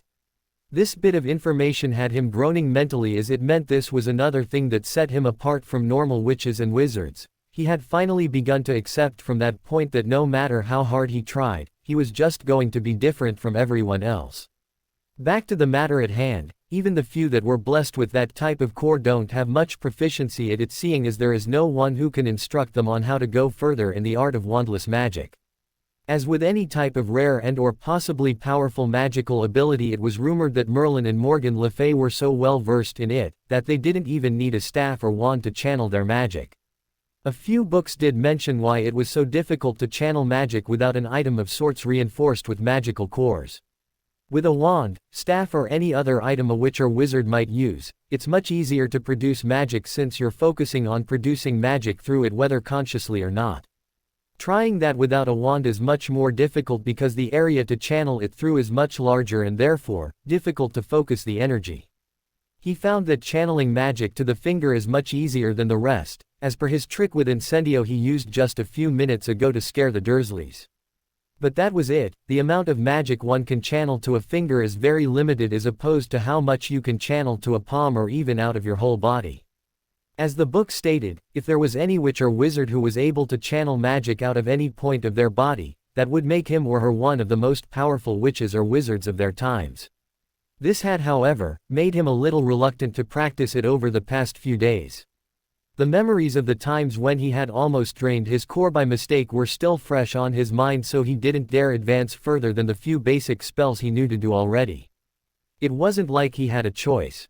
It took quite a while to learn to cast an Incendio wandlessly, and it wasn't even as powerful as the one he could produce with his wand. Glancing at the clock on the wall, he was surprised to see it was already 11 p.m. The lights were out from the entire neighborhood.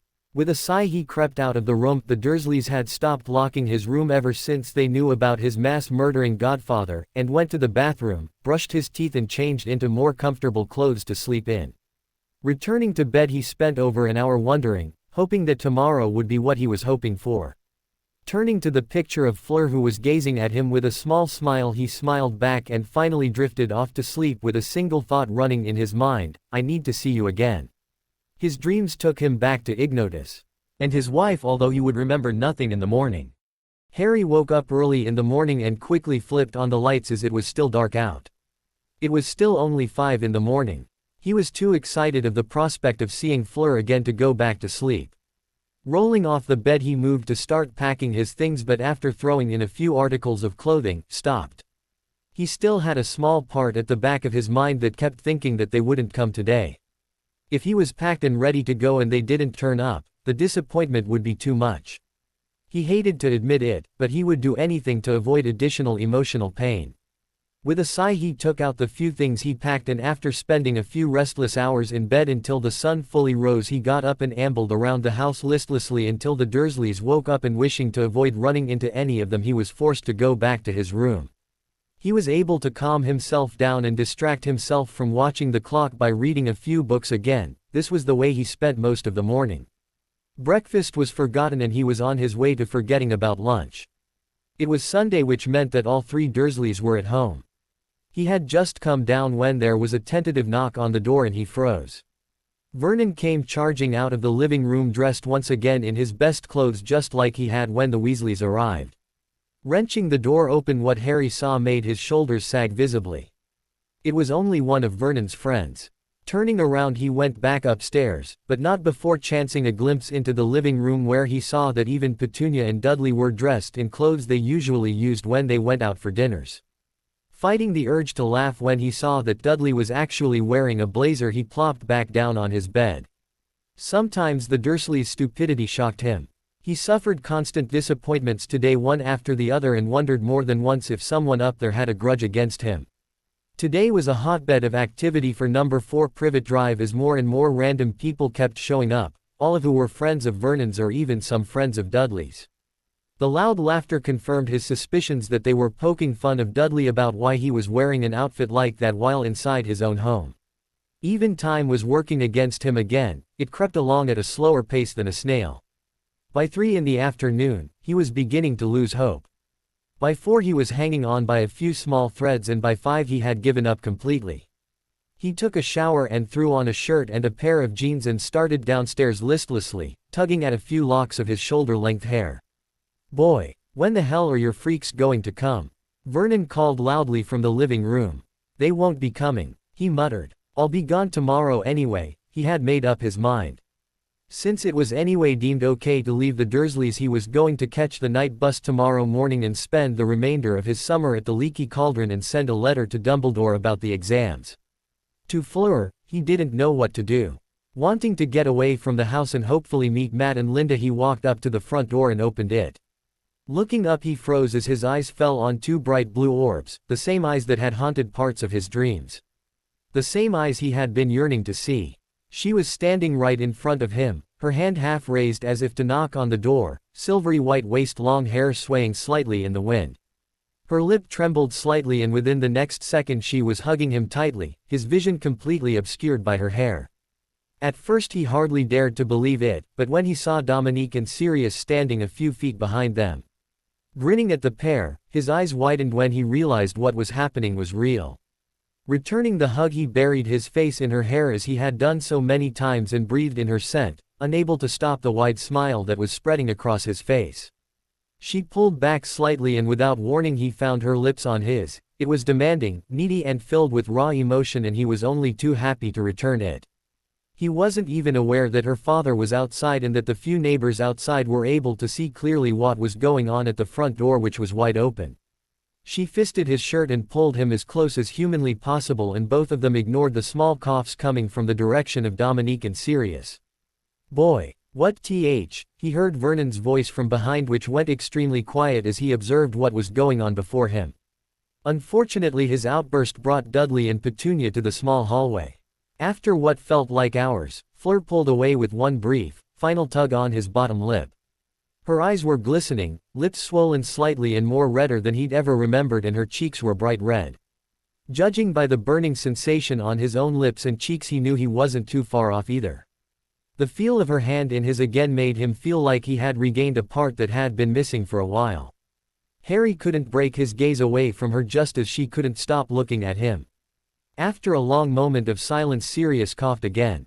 "Harry, maybe we could get going." He tore his eyes away from Fleur to look at his godfather and Dominique, who seemed to be extremely interested, with a bush at the side. Yeah, just give me a second."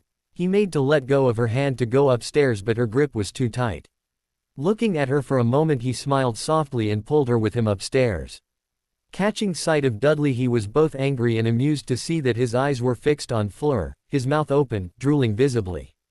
It was disgusting. As soon as they entered the room, he scratched the back of his head sheepishly. The room was messy, his clothes strewn carelessly about the place. "I just need to get this stuff packed." he said quickly. Before he could move again, Fleur raised her wand and with a wave all his books, clothes and possessions arranged themselves neatly in his trunk. She even shrunk his firebolt so that it could fit in the trunk. Smiling his thanks at her, he moved to Hedwig's cage and prodded her awake. I'll be going to Fleur's place all right. Will you come with me or do you want to fly there? The owl hooted excitedly and flew to his shoulder, nipping his ear affectionately. Then with another hoot he nodded and she took off, flying out of the window. Fleur, with another wave of her wand, cleaned and shrunk Hedwig's cage and put it inside the trunk too. Acutely aware they were alone again, he turned back to her who was watching the picture of herself at the bedside table, the only item she hadn't packed yet. I'm sorry, Ari, she said quietly, turning back to him, and he was startled to find that her eyes were watery again. For what? He asked gently, moving closer to her. I wanted to write to you, I wanted to see how you were doing living with Zese Muggles. But I didn't want to find out that you were being mistreated. They wouldn't let me come before today and I didn't want to stand by and watch, helplessly. He slowly drew her into a hug, cursing himself for being a fool for thinking she had forgotten about him. I wanted to see you, her voice muffled as her head was buried in his. I didn't want to see letters. I wanted to see you. Then she looked up. And don't try to lie, I know that you were worried that I had forgotten about you. He grinned at her and she grudgingly returned the smile. God, how he had missed her. Guilty as charged. It won't happen again, ever, he said firmly. She nodded and pressed her lips against his again, this time more tenderly. They broke apart fairly quickly since they were pressed for time. Judging by the loud honks, he knew that they had come in a car, and knowing Sirius, it was probably him in the driver's seat. Leave it to him to grab the attention of the whole neighborhood. He picked up the picture of her, which was now smiling brilliantly at him, and placed it carefully in his trunk while Fleur watched. When he was done, he nodded at her and she waved her wand again, shutting it, and after a flick, he was able to lift it without effort, seeing as it was as light as a feather. Once downstairs, he found Dominique standing inside the hallway, who grinned as soon as he saw the pair coming downstairs. Taking the trunk from Harry and dragging it along the ground to fool the Muggles outside, he left. Fleur was hanging tightly onto his hand again, and he at the doorstep. He turned to the Dursleys to say goodbye when Duty suddenly blurted out, still with the same glazed look, "Go out with me." Harry's rolled his eyes and Fleur laughed. Leaning against Harry, she looked at Dudley. "I belong to Ari. And under no circumstances will I ever come near someone like you. See you around," he said quickly to the Dursleys, fighting to keep a straight face as he saw the hurt look pass on Dudley's face. It was disgusting that Vernon was eyeing Fleur hungrily too, and it was taking all his self-control to not curse him to oblivion. Only Petunia seemed to be capable of conscious thought, and she looked torn between anger and fear of the girl next to Harry. Oddly enough, they were showing a lot more self-restraint than usual, which made Harry suspicious if either Dominique or Sirius had cast some charms on them. He was sure at least she would have blown a top by now, seeing their precious Diddykins getting rejected like that. Outside, he saw the car that was waiting for them. He had no idea about cars, but this one was the sort that was being advertised constantly on Muggle television. It was more of the luxurious types of cars. He caught sight of two people he recognized standing next to the car and grinned, pulling Fleur with him, who was puzzled why he was bringing her with him towards two Muggles. "Matt, Linda, I want you two to meet Fleur." Fleur, Matt, Linda, they're good friends of mine. Matt, who was momentarily stunned by the silver-haired woman's beauty, pulled himself back together again fairly quickly, an impressive feat to say the least, smiled and shook her hand. Linda imitated him. "It's good to finally meet you. He has been talking about you a lot over the past few days." As she asked, playfully pinching his arm, making him grimace. Linda's eyes twinkled mischievously. "Yup, he's cute when he's brooding over something.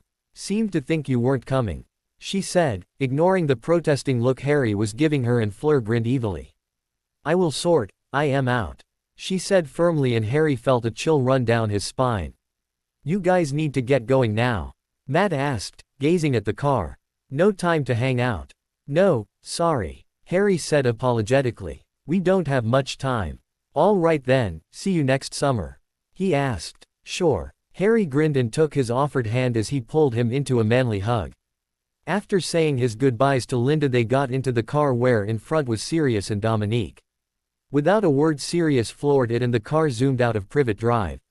"Hey, Sirius, did you do anything to the Dursleys?"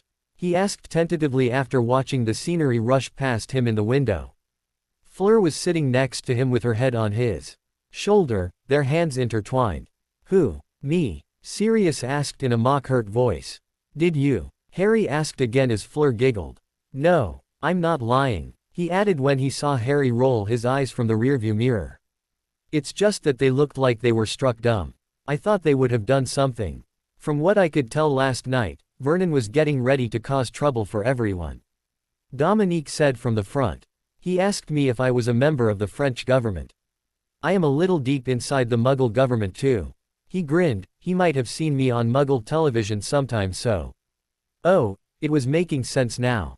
If there was one thing that scared the wits out of Vernon, it was crossing anyone from any government. They lapsed into silence again while Sirius and Dominique conversed quietly at the front.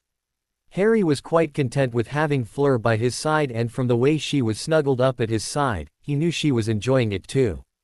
After about half an hour he asked another thing that was nagging him. "Where are we going?" "France," Sirius replied cheekily as Dominique chuckled. "No, really?" Harry asked sarcastically. "We're going to take a portkey, Harry," Dominique answered. "Can't make one without authorization from the Ministry of Magic here, and something tells me the less people that know you're not in England the better. We're going to a rather secluded location to find the portkey we've set up. I've already sent your trunk to our house though." "Thanks," Harry said gratefully. For the remainder of their journey, which took a surprisingly longer amount of time than he was used to on a car, about 2 hours exactly, he decided that one of the things he would do once everything was over would be to get a car like this. He could understand Sirius's fascination with Muggle bikes and cars. There was just something about them that brooms could never give. Fleur started listing excitedly all the places she wanted to go with him, which left him mentally groaning at the sheer size of the list while Dominique and Sirius smirked at his expense.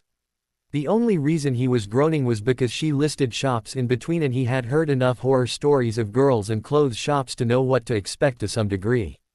While he wasn't at all opposed to seeing Fleur model clothes, he knew he was going to be a dress-up doll for her too. At least he stopped Sirius from grinning when he asked her if Sirius could come sometime, since he could use some new clothes too. From what he could gather, in France, he wasn't as famous in the magical community as he was in Britain. This was something he prayed with all his might was true. He longed to be able to walk anywhere he pleased where no one would stare at him or want to meet him. This also meant he could go anywhere he wanted, to both the magical and the Muggle part of Paris. Fleur's home is in a smaller town near Paris. To his pleasant surprise, Fleur wanted to spend as much time as possible in the Muggle part of France rather than the magical one. This reduced the chances of him being recognized a lot more, and he quite liked the thought of being detached from the magical community for a while. He was also quite curious about the points of interest in Paris that Fleur was describing so excitedly, such as the Eiffel Tower and so on. She kept forgetting and slipping into French from time to time in her excitement that had Dominique chuckling every time it happened along with Harry.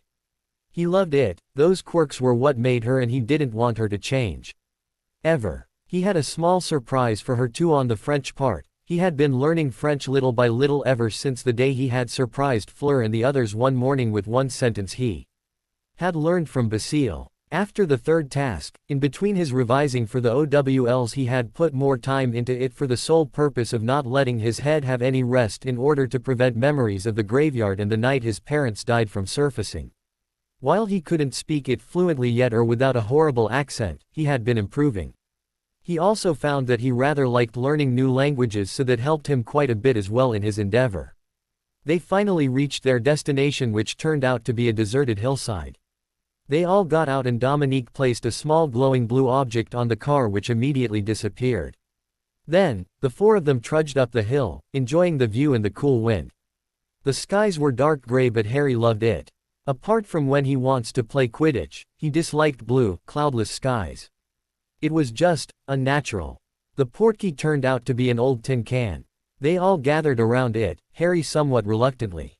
He was notoriously bad with all forms of magical travel. As soon as Dominique said, "Now," they grabbed hold of it, and he felt the now familiar sensation of being pulled by his navel. After what felt longer than usual, his feet slammed onto the ground and immediately lost his balance, toppling over while Fleur was trying hard not to laugh at him. Blushing when he saw that even she had managed to remain upright, he pushed himself off the floor, trying and failing to look angry at her. "Not very good with the portkey, Mr. Potter?" a man asked, smiling genially and striding up with his hand outstretched. It's Harry, sir," he said shyly, shaking the man's hand. It was then that he noticed they were standing in a large hall, almost as large as the Great Hall back in Hogwarts. It was filled with people appearing out of seemingly nowhere with random objects in their hands, and he could hear the general murmur of those around him, although it was difficult to understand as it was all French. "In that case you may call me Jack, EAD of the Department of Magical Travel of the French Ministry, at your service," he returned easily. Turning to Dominique, he addressed him in French, to which he smiled and nodded in thanks.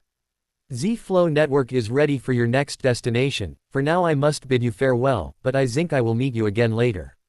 "Thank you," Harry said gratefully, and the man nodded with a smile and left, disappearing through the crowd. Dominique then took lead and Sirius beckoned Harry to follow. "Where are we?" he asked, looking at Fleur, who was walking next to him. He had a suspicion where they were, but he still had trouble believing it, seeing as Sirius was walking around in the open seemingly without a care in the world. "The French Ministry of Magic, of course." It was Sirius who answered cheerfully. "Is it all right for you to be, you?" he asked tentatively. "Nope. All thanks to Dominique here, I'm protected by the law here." "How?" he asked weakly. "It's quite simple really. I am a citizen here." Sirius waggled his eyebrows, but Harry continued to frown. He still had a lot to understand on diplomatic matters, something that Sirius vowed then to teach Harry as soon as possible, and launched into an explanation. "In England I was sent to Azkaban without a trial. I didn't even have my rights, or I could have easily avoided going to that infernal hellhole. Over here I'm safe. Dominique has vouched for me and I am innocent until proven guilty. It also helps that France and Britain don't exactly see eye to eye. Fudge is seen as a joke around here. So as long as you stay here you can't be captured and taken away." "Yeah," Sirius answered with a grin. "That's brilliant. Stop going back then. And leave you with that dark tosser. No. The fighting's over there and that's where I want to be." Harry knew from the firm tone in his voice that it was useless to argue. As they were walking along he spotted two more silver-haired witches that, from the way there were a few wizards gazing at them hungrily, were most definitely Vila. As Dominique took them down another hallway, this one filled with paper airplanes flying everywhere that seemed to be memos going to different rooms, he asked another question that had been nagging him. "Why won't France and Britain see eye to eye?" "Number of reasons," Dominique said from the front. "We disagree with many methods the English use, their inactivity, incompetence, thinking of Fudge." He grinned, "mostly though it's because of the campaigns they carry against non-humans." He felt Fleur's hand, which was laced in his, stiffen slightly. He squeezed it reassuringly, making her smile, and they continued walking in silence. He had no idea just how bad the English Ministry of Magic was. Sirius, who had been frowning for a while, suddenly spoke. "You know, Dumbledore probably wouldn't like this. But what if you became a citizen of France? With the way things are shaping up in England it doesn't look like a bad choice at all." Fleur looked up and he saw there was a trace of hope in her eyes as she gazed at him. "I'd like that, yeah," he replied, immediately thinking about his newfound disgust over Britain. He had a feeling it would do him a lot of good to sever ties if possible from England, and besides, this seemed to be something that made Fleur happy for some reason. "What do I have to do?" "You have to marry Fleur.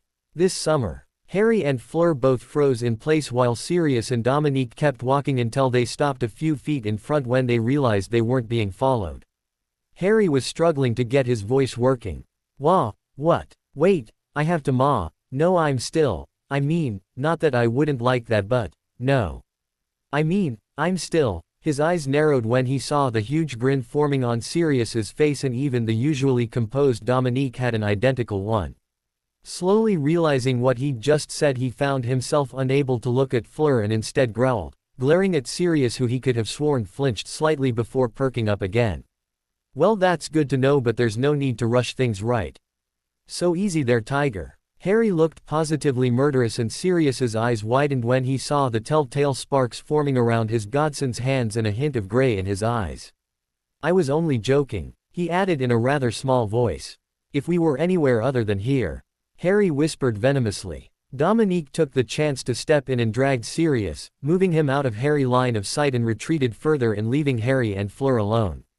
An extremely embarrassed Harry half-heartedly started forward but was held back when he felt her arms wrap around him from behind and her breath on his ear. Good response, she whispered, sending delightful shivers running down his spine. He felt his cheeks redden when she planted a key on his cheek before pulling him with her after her father and Sirius, hiding her smile from him. He'd never know just how much his slip-up had made her happy. They finally reached their destination, which turned out to be another magical transportation chamber, although this time he recognized the fireplaces and felt a sinking feeling in his stomach. He hated magical travel, and this one was by far the worst. Still, it was a sight to behold as the fireplaces kept roaring in green flames almost every 3 seconds as someone used it. It was just like the train stations in the Muggle world. Harassed-looking people intent on getting to their destination were hurrying about around the room. Harry noticed again the slight difference in laws in the French ministry, as he could see that the so-called non-humans had mixed well with the normal wizarding community. He caught sight of gleaming fangs on a man who was talking with someone else. A group of 4 Veela suddenly appeared from the fireplace on their right as they walked past it, making Sirius's eyes glaze over and immediately turn towards them. He wasn't alone, as many of the wizards around them had similar reactions. Fleur's grip tightened on his hand for some reason, but Harry didn't feel anything at all. The only thing he could feel was the pull from Fleur, and it was something he had long since accepted. The Veela looked irritated at the crowd that gathered up, and Dominique, who was the only one unaffected apart from Harry in the vicinity, tried valiantly to pull Sirius away but was unsuccessful. As much as Harry wanted to see his godfather humiliated for what he did to him earlier, he strode up to him and knocked on his head hard with his knuckles, snapping him out of his daze and turned away immediately in shame. One of the Veela who saw this giggled and mouthed her thanks, to which he smiled back. The fireplace they were supposed to take was only a few feet away apparently, and they soon came up to it. Once the crowd around it dispersed, Dominique took the small container lying next to it, which was filled with flow powder, and offered it to Harry. Guests first, just say, Maison Delacour. Harry stared at it for a few seconds before dipping his hand into it, taking a handful of the powder. Taking a deep breath, he moved into the fireplace, and before his nerves failed him he uttered clearly, Maison Delacour, and dropped the powder at his feet as the green flames roared to life around him. The next second he was engulfed by a sickening sensation as he was spinning fast and struggling to keep his eyes open as different fireplaces flew past him. It was barely a few seconds before he was wishing it would stop when quite suddenly, it did, and he slowly became aware that he was lying on his back on something soft. He barely had enough time to fix his glasses, which were lying crooked on his face, when there was an emerald flash and someone came tumbling out of the fireplace and fell right on top of him. From the flowery scent and the trace of silver he immediately recognized her, and with a grin put his arms around her, preventing her from getting up. "You're bad at this too," he murmured softly in her ear. "Seems so," she whispered back with a small smile playing on her lips. "And I think you haven't seen my mother standing behind you." Quickly letting go of her, he got to his feet to the sound of laughter behind him, and sure enough, there was Apolline Delacour watching them with mirth dancing in her eyes. Hi Mrs. Delacour." She closed the distance between them and pulled him into a warm hug, sparing him from further embarrassment. "Welcome to our Ari," she said brightly. Avenue made a room for you. Fleur will show you to it soon." "Thanks," Harry said shyly. Something else shot out from near her legs and slammed into Harry, hugging him tightly and knocking the wind out of him. "Hey Gabrielle," he said softly, smiling at the miniature version of Fleur. The little Veela smiled brilliantly at him before letting go. Another emerald flash and Sirius appeared, lying sprawled on his back on the rug in front of the fireplace. "Very eloquent, Mr. Black," Apolline said with a smirk as he got to his feet, dusting himself off and muttering curse words under his breath. "Bloody thing, never could stand traveling like this," he grumbled, then his face broke into a charming smile and strode up to Apolline. "Of course it's worth it being able to see your fair face again, my lady." Harry covered his face with his palm and half-wished Dominique was here to see this while Fleur laughed beside him. This didn't seem to be the first time his godfather had done this. "Flattery will get you nowhere. I am not introducing you to my friends yet." Sirius's face fell. "But why?" You know me well enough. He whined. Apolline winked at Harry. That's why I won't. Reach your godson's level of maturity and I'll see what I can do. Sirius pointed an accusing finger at Harry. He's Lily. You're asking to do something impossible. Harry couldn't stop smiling while Sirius continued to whine. In another flash later Dominique appeared behind them. He wasn't any luckier than Sirius, and Harry sent a prayer of thanks that at least with flow powder, nobody had an inhuman capability of remaining upright on their feet. Getting to his feet he eyed Sirius warily, who still hadn't stopped whining. Same thing again? He asked, looking at Fleur and Apolline, who shrugged noncommittally. Seemingly noticing Dominique only now, Sirius walked with his shoulders slumped towards him. Your wife's mean, he said in an undertone, and Apolline rolled her eyes before walking away while Fleur started pulling him after her. The Delacour home was large. 2 floors, and outside all he could see were trees, making him feel like they were in the countryside, although Fleur said they were really close to the town. He spotted 2 house elves who bowed low when they saw him. Fleur took him upstairs, where she showed him to his room. It had a large bed, desk and chair on the side, a fireplace directly in front of the bed, and out of the window he had a rather nice view of a river, and further away, the town, which he recognized by the clock tower which stood out in the horizon. The sky was dark and there was a pleasant breeze blowing, and he took a moment to just enjoy the view.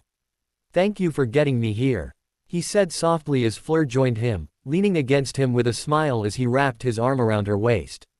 I hope you aren't planning on studying all summer, she said after a while. No, well, just a little, but I'm all set, he said with a grin. Confident are we? She asked playfully. He shrugged and moved to put both his arms around her waist and nuzzled her neck, making her giggle. He wanted to keep her close to him for now. He just remembered again that after the summer was over he'd be going back to Hogwarts, and this time they were going to be separated for months. He didn't want to even think about how he was going to deal with that. Just a little, she hummed softly, and they stayed like that for a while longer until she slowly wriggled away from him. Take a shower, we need to go down for dinner soon. He groaned, but immediately perked up when she kissed his cheek. Now go, she said sternly, pointing at a door that he hadn't noticed at the side of the room. After making sure he'd gone in, she left the room to get ready herself.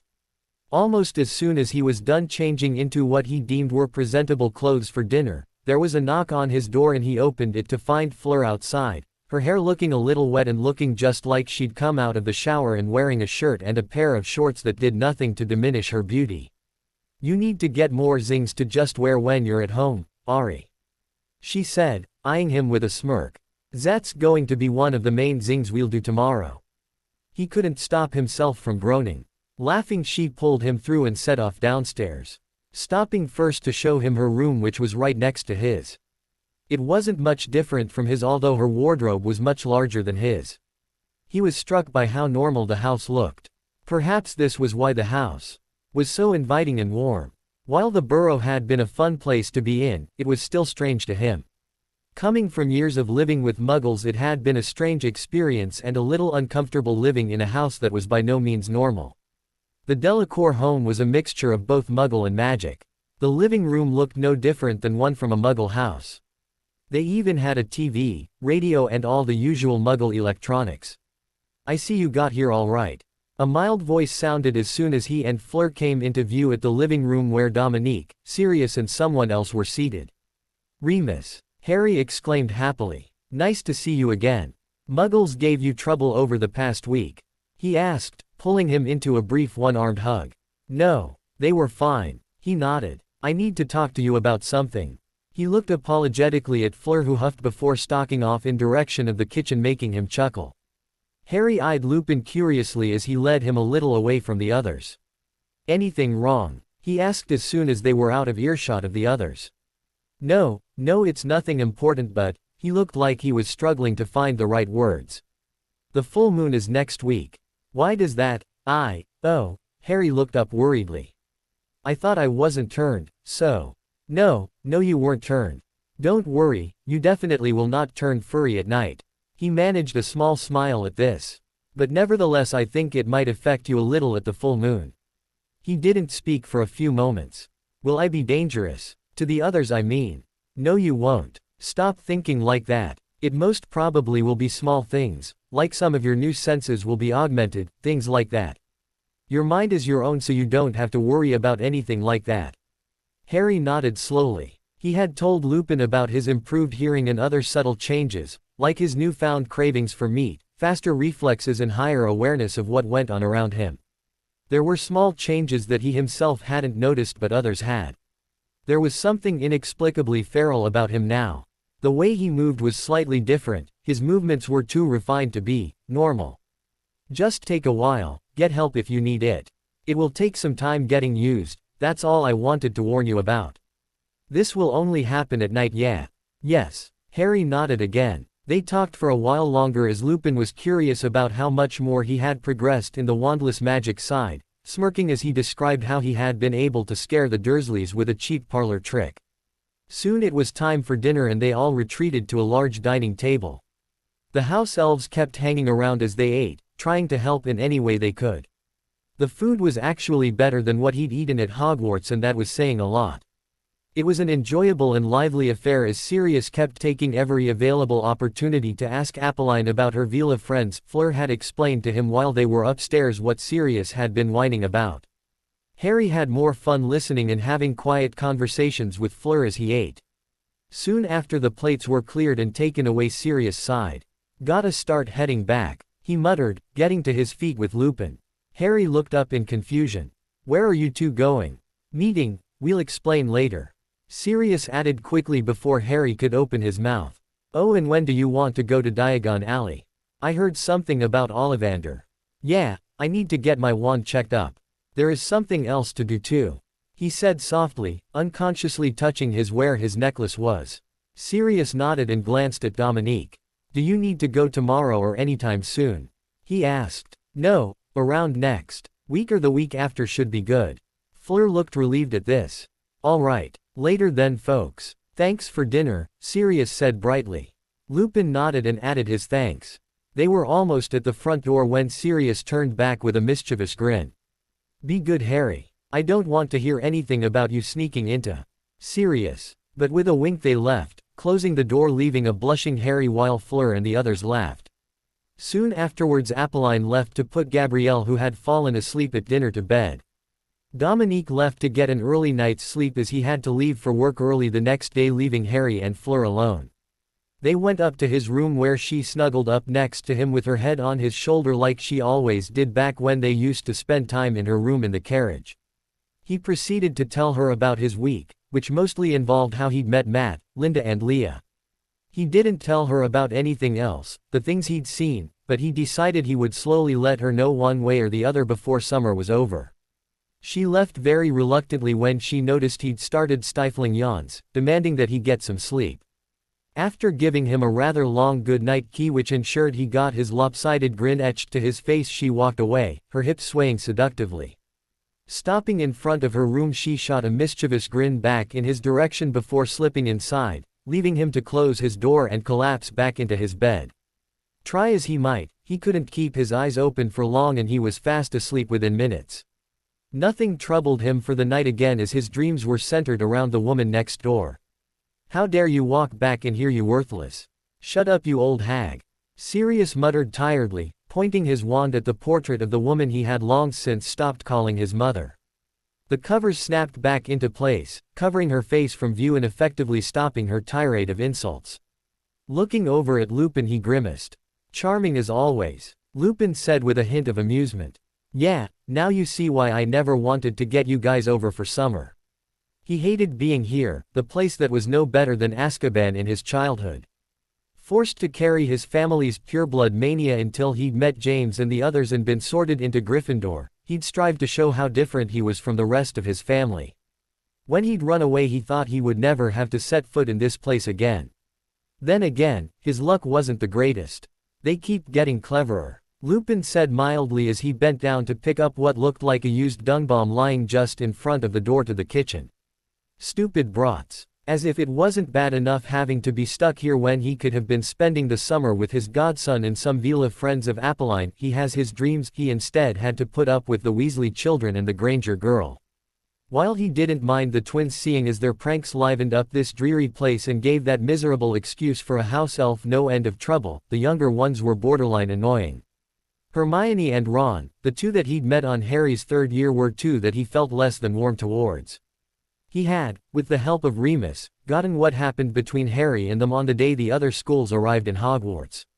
What those two did was not something he found easy to forgive, no matter how trivial it might seem. Friends were not supposed to turn on each other for petty reasons. That only showed just how much of friends they were, and what they did affected Harry too much. That and the memory of Pettigrew's betrayal was still fresh on his mind.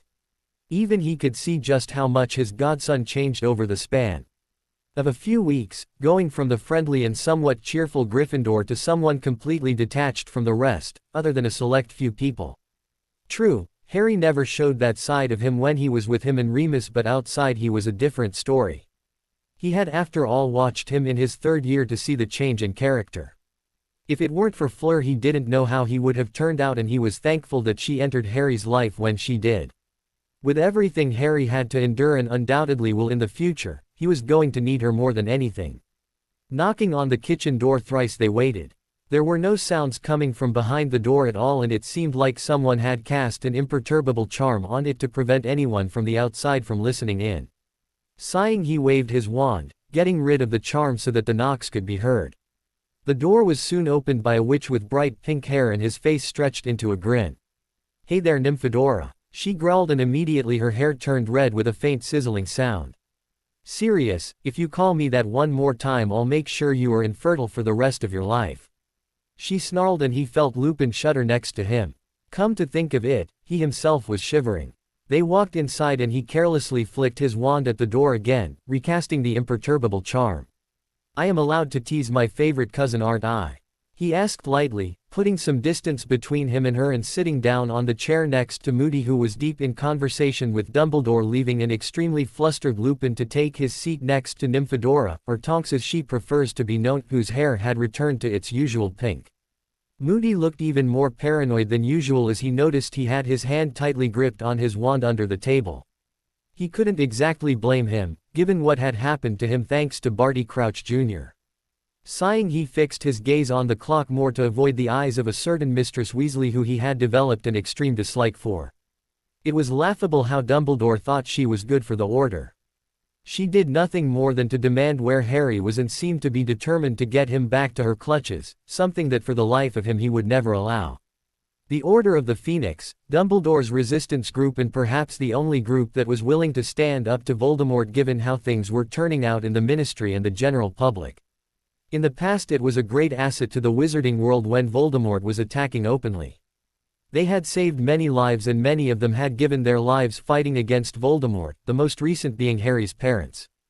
Dumbledore had been rallying up some of their old allies for over a year now, and he and Lupin had been helping wherever they could. It hadn't been very successful, as right now they barely had over 10 people, and even some who had supported them in the past looked like they were more inclined to believe Fudge. He was impressed, however, by the fact that they had Kingsley Shacklebolt on their side, who was reading a letter, sitting on the left of Lupin. He is one of the top Aurors in the Ministry and someone who even Alistair Moody respected. He'd initially thought he was blindly loyal to Fudge, as so many others were. Glancing around the room, he nodded at Arthur Weasley. A good man, although he sometimes felt sorry for him for what he probably had to endure due to the red-haired woman sitting across from him who was still eyeing him angrily. He had an idea that an outburst was coming soon, and it was difficult hiding a smirk. This was going to be fun. "Thank you, Alistair," Dumbledore murmured softly when Moody stood up, and at the same time Kingsley did too. "If there is anything else, we'll let you know, Albus," Kingsley said, tucking the letter inside. Dumbledore nodded again, and the Auror and ex-Auror left without another word. "Sirius, did everything go all right with Harry?" Dumbledore asked, his customary twinkle back in his eyes. "Yeah, he's settled in. Fleur will take care of him," he replied cheerfully, inwardly grinning at the look of fury that was on Mrs. Weasley's face. Dumbledore seemed to notice this because he slowly stood up with an air of a man that wanted to leave as soon as possible. "Good, the next time you see him, please let him know that he will get the letter about his OWLs, here Mrs. Weasley got an incredulous look on her face and made signs of interrupting, although she was silenced by a glare from her husband, by next week. Also he would do well to visit Ollivander soon. I'll let him know. He nodded and made towards the door when Mrs. Weasley finally spoke. What OWLs and when is Harry coming back here? He stopped at the door and turned around. Those damn eyes twinkling brightly. That will be up to Harry, but I dare say he will be here a few days before the 1st of September. By your leave then. He disappeared through the door and Sirius smirked. The sly old man, he wasn't as noble and righteous as he made out to be. Mrs. Weasley rounded on Lupin and him. What was the headmaster talking about? Harry will be taking his OWLs this summer. He couldn't stop the broad grin that formed on his face when gasps arose around him. But isn't Harry like what? 14 years old? Tonks asked wide-eyed. He nodded. Turning 15 on July, but yeah, he will be on his 6th year this September if all goes well. Which I have no doubt it will. But he's with Ron and Hermione. How could he be going to a year higher than them? Mrs. Weasley asked loudly. He grinned. Maybe because he's a few shades higher than them. Lupin caught his eye and shook his head in amusement. He didn't care, he was allowed to boast about his godson, right? But that's a big decision. How could you let him do this? He'll be out of Hogwarts within 2 years this way. When he's just turning 17 he will be out. Yes he will. Minerva herself made the proposition to him and he asked us all before agreeing to it. He didn't ask me. He couldn't hold it in as he burst out in laughter. Tonks was grinning widely as she leaned back in her chair and started twirling a strand of her hair while Lupin looked slightly annoyed. Arthur, poor Arthur looked like he wanted nothing more than to disappear. Why should he be asking you? He asked after he'd managed to calm himself down. Mrs. Weasley looked to be at a loss for words and opened her mouth a few times although no sound came out. I have been taking care of him for the past few years. She snapped and he cocked an eyebrow at her. Really? At least I was there for him. You didn't even come into his life until last year. You weren't there for him for all those years and now you come in. Why wasn't I there for him? He asked venomously. Do you think I chose Azkaban? Do you think I wanted to spend 13 long years in jail rather than take care of him? My own godson. She opened her mouth but shut it again. It seemed like she was thinking furiously, trying to come up with a way to counter him. You don't know the first thing about taking care of him. How could you just leave him with that Vila woman and her family? Especially now of all times. He chuckled despite himself. He's safer there than anywhere else. That Vila woman cares a lot more about him than I or you or anyone else put together. She began again but he cut her off. He doesn't need a mother. He snapped, making her flinch. He already has one and there's no need for you to try to fill that role. Lily still watches over him.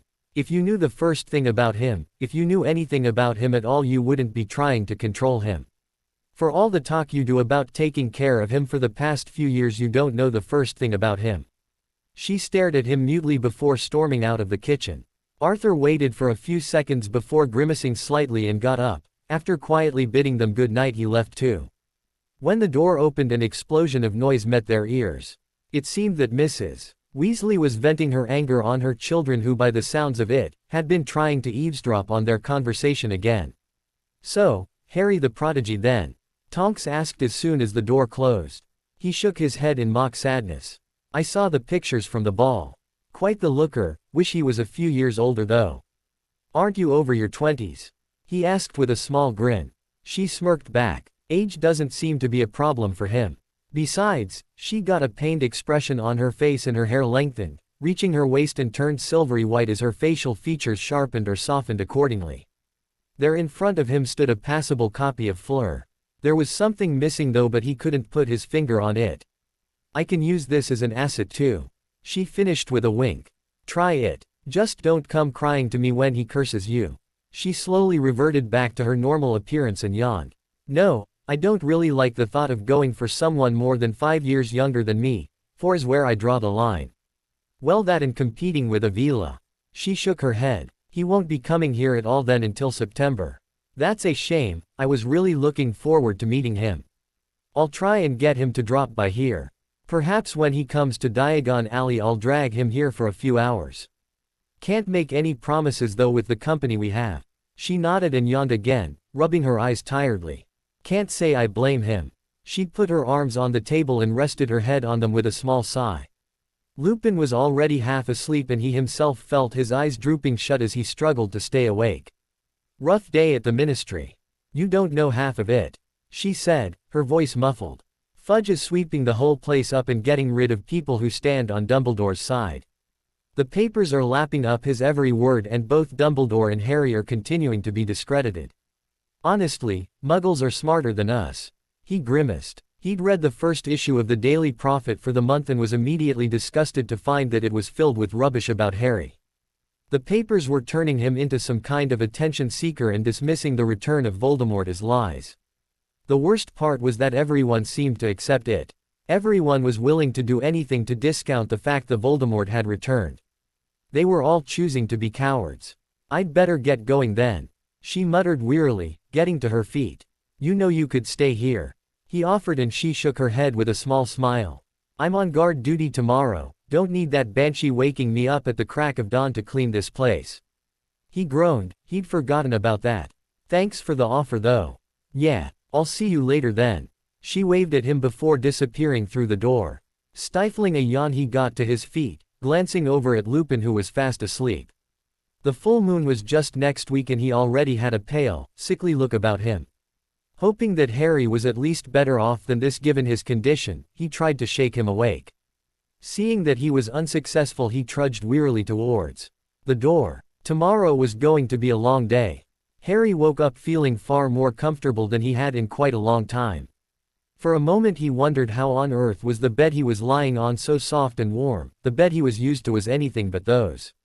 Suddenly he remembered with a jolt that he wasn't at Privet Drive anymore. He was in France. He was with Fleur. Unable to stop grinning like a fool he got up, weariness forgotten as he put on his glasses and stretched, gazing out the window. He could clearly see the clock tower marking the spot of the town. The river looked inviting. He rarely felt urges like this but he was itching to go jump in it right now. After taking about half an hour to do the usual morning ritual, brushing teeth, shower, change into something other than night clothes.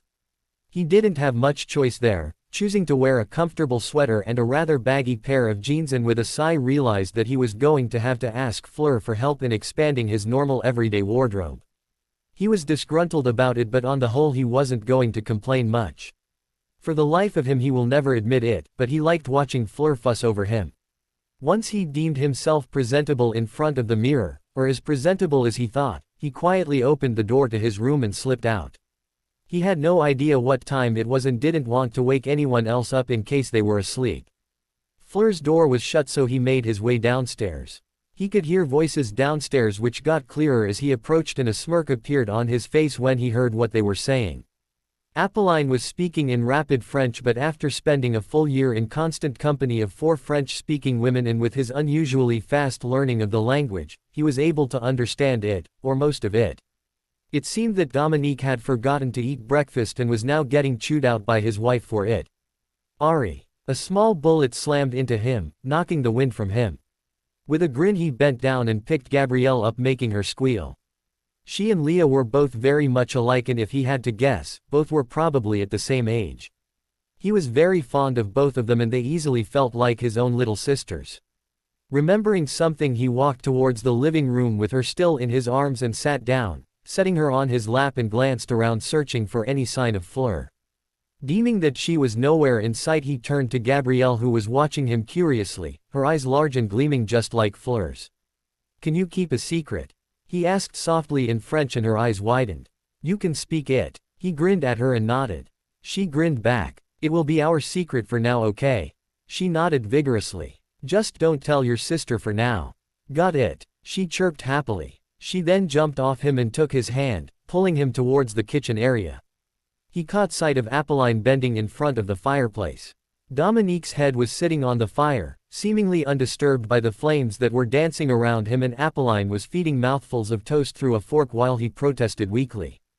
"It feels weird eating like this," he whined. "It's all your fault for not eating. Now be quiet," Apolline said sharply and Dominique wisely stopped protesting. Harry couldn't stop smiling. The position Dominique was in was unnervingly similar to the one he was in with Fleur whenever she was determined about something. Dominique suddenly spotted him and Gabrielle and greeted him. "Morning, Harry," he said cheerfully. Apolline smiled and greeted him too. Then without warning she popped the last bit of toast in her husband's mouth, making him choke slightly while he watched. Grinning. "Morning," he returned brightly. He was still a little shy of addressing them by their preferred names, or in Appeline's case, well. They refused point blank to respond when he called them Mr. or Mrs. Delacour. Dominique insisted that he use his first name, as did Appeline. Much to Sirius's glee and Harry's extreme embarrassment last night over dinner, she suggested he call her Mother, which made his and Fleur's faces glow red while Sirius dissolved into a fit of laughter. "Just a minute, dear, your breakfast will be ready in a few minutes," Appeline said as she got up and walked into the kitchen with a few plates in her hands. Gabrielle took off after her, but not before waving at her father, who grinned back. A house elf suddenly appeared out of nowhere in front of Appeline and took the plates from her, insisting that she go back outside while she in turn was protesting that she wanted to help. Both men chuckled at the scene before them and Dominique shook his head in amusement. "My wife will never understand that they like having a lot of work to do." Then he looked apologetically at Harry. "Sorry, but I need to go now, my break is almost done." "It's all right," with a grin and a nod, his head disappeared with a pop. Appeline came back with Gabrielle clinging to her hand and carefully set her down on the chair. "Where's Fleur?" he asked curiously, glancing at the clock which displayed 9 a.m.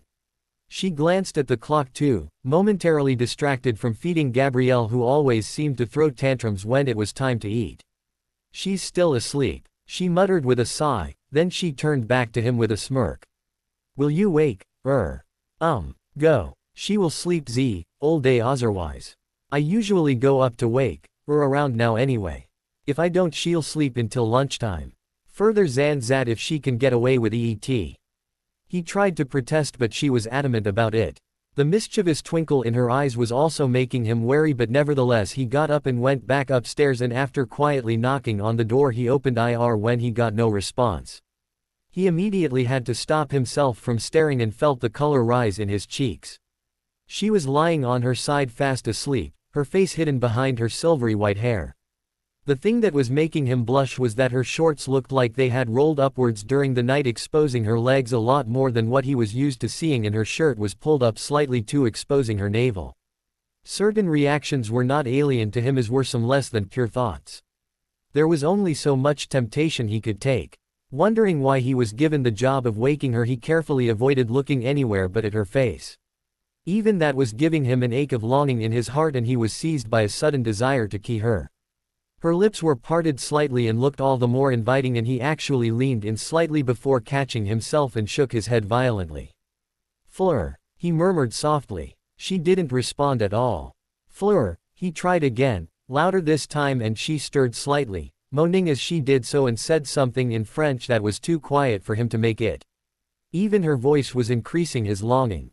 Grimacing slightly, he put his hand on her shoulder and gently shook her while murmuring her name again. "Ari," she said softly, making him freeze. She still had her eyes closed. Then she suddenly giggled. "Oui," she moaned before whispering his name again. That did it. She was breaking his resolve, and he liked hearing this. He felt like he was taking advantage of her.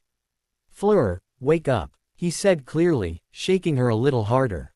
She stirred again, her eyes fluttering open.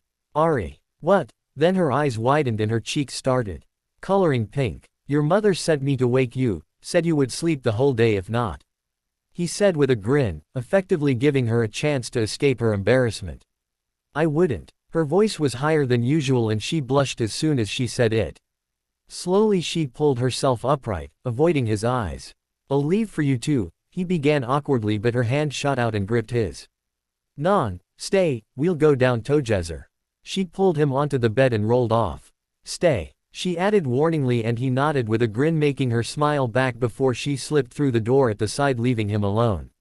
A few minutes later he heard the sound of a shower being turned on, and with a content sigh glanced at the window which had a view just like his. Her flowery scent lingered in the room. Ever since the third task when he was attacked, his sense of smell had improved too, along with the other small changes. Her scent was extremely soothing to him, and there was also another pleasant smell mixed in with hers that reminded him a lot of honey, although he couldn't identify where that was coming from. Glancing around the room he smiled when his eyes fell on the framed photograph of them lying on her bedside table next to her wand. They had their arms around each other and Fleur's head was resting on his and smiling at him while his own photographic self was grinning up at him while snow fell around them. This was taken a few days after the Yule Ball. Unconsciously grinning back as he gazed at the picture, he let his thoughts wander back to the pleasant moments they had back in Hogwarts while at the same time the old pain resurfaced when he remembered their time together was limited as he was going to be back in Hogwarts in a few months and this time, she wouldn't be there anymore. He caught himself wishing frequently that instead of this being his 6th year if he was successful, this would be his 7th and final year. Cursing himself for not working seriously as he did now over the past few years, in which case that might have been a possibility. He gazed absently at her wand. It looked inviting if anything. There was something about it that was calling out to him in a way that he'd never felt before when looking at another's wand. There was an inexplicable urge to pick it up and he couldn't stop himself as he slowly reached over and picked it up just as the door behind him opened. At once a surge of warmth that was all too familiar for him from when he first touched his phoenix wand flowed through his hand and spread through his whole body. The wand grew warm and a shower of blue and gold sparks burst out the end. Ari. He turned around and quickly replaced her wand on the table. I didn't, she shook her head. That was beautiful, she murmured softly. That was my wand. Yeah, he said sheepishly. I didn't know what I was doing. She grinned and climbed onto the bed, rolling over and taking her wand. Then she plopped her head on his lap, twirling her wand between her hands. Wordlessly she held it up to Harry, watching him carefully as he took the wand. The warmth surged through again and a few sparks danced out the end again. Some of it hitting her cheek, making him start and gently caress the spot.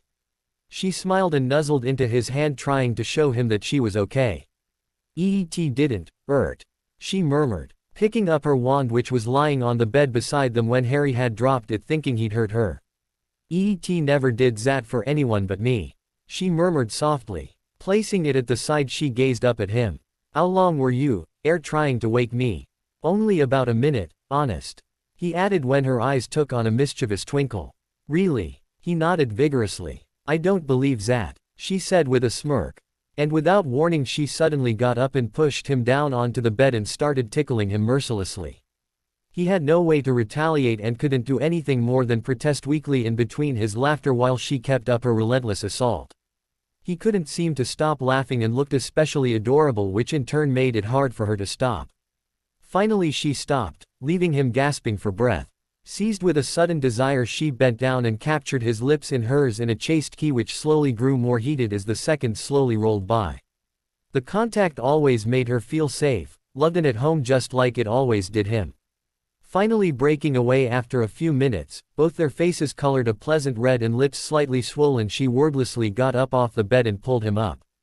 "I'm starving," she said softly, and he laughed before letting her pull him with her. "Shall we go out today? There are so many places I want you to see." He noticed the way her eyes sparkled when she said this. Squeezing her hand he smiled at her. "Anything," he replied, gazing fondly at her. They slowly made their way downstairs where Apolline was sitting in the living room reading a book while Gabrielle was watching a cartoon on TV. Apolline grinned at the pair when she spotted them and nodded towards the clock.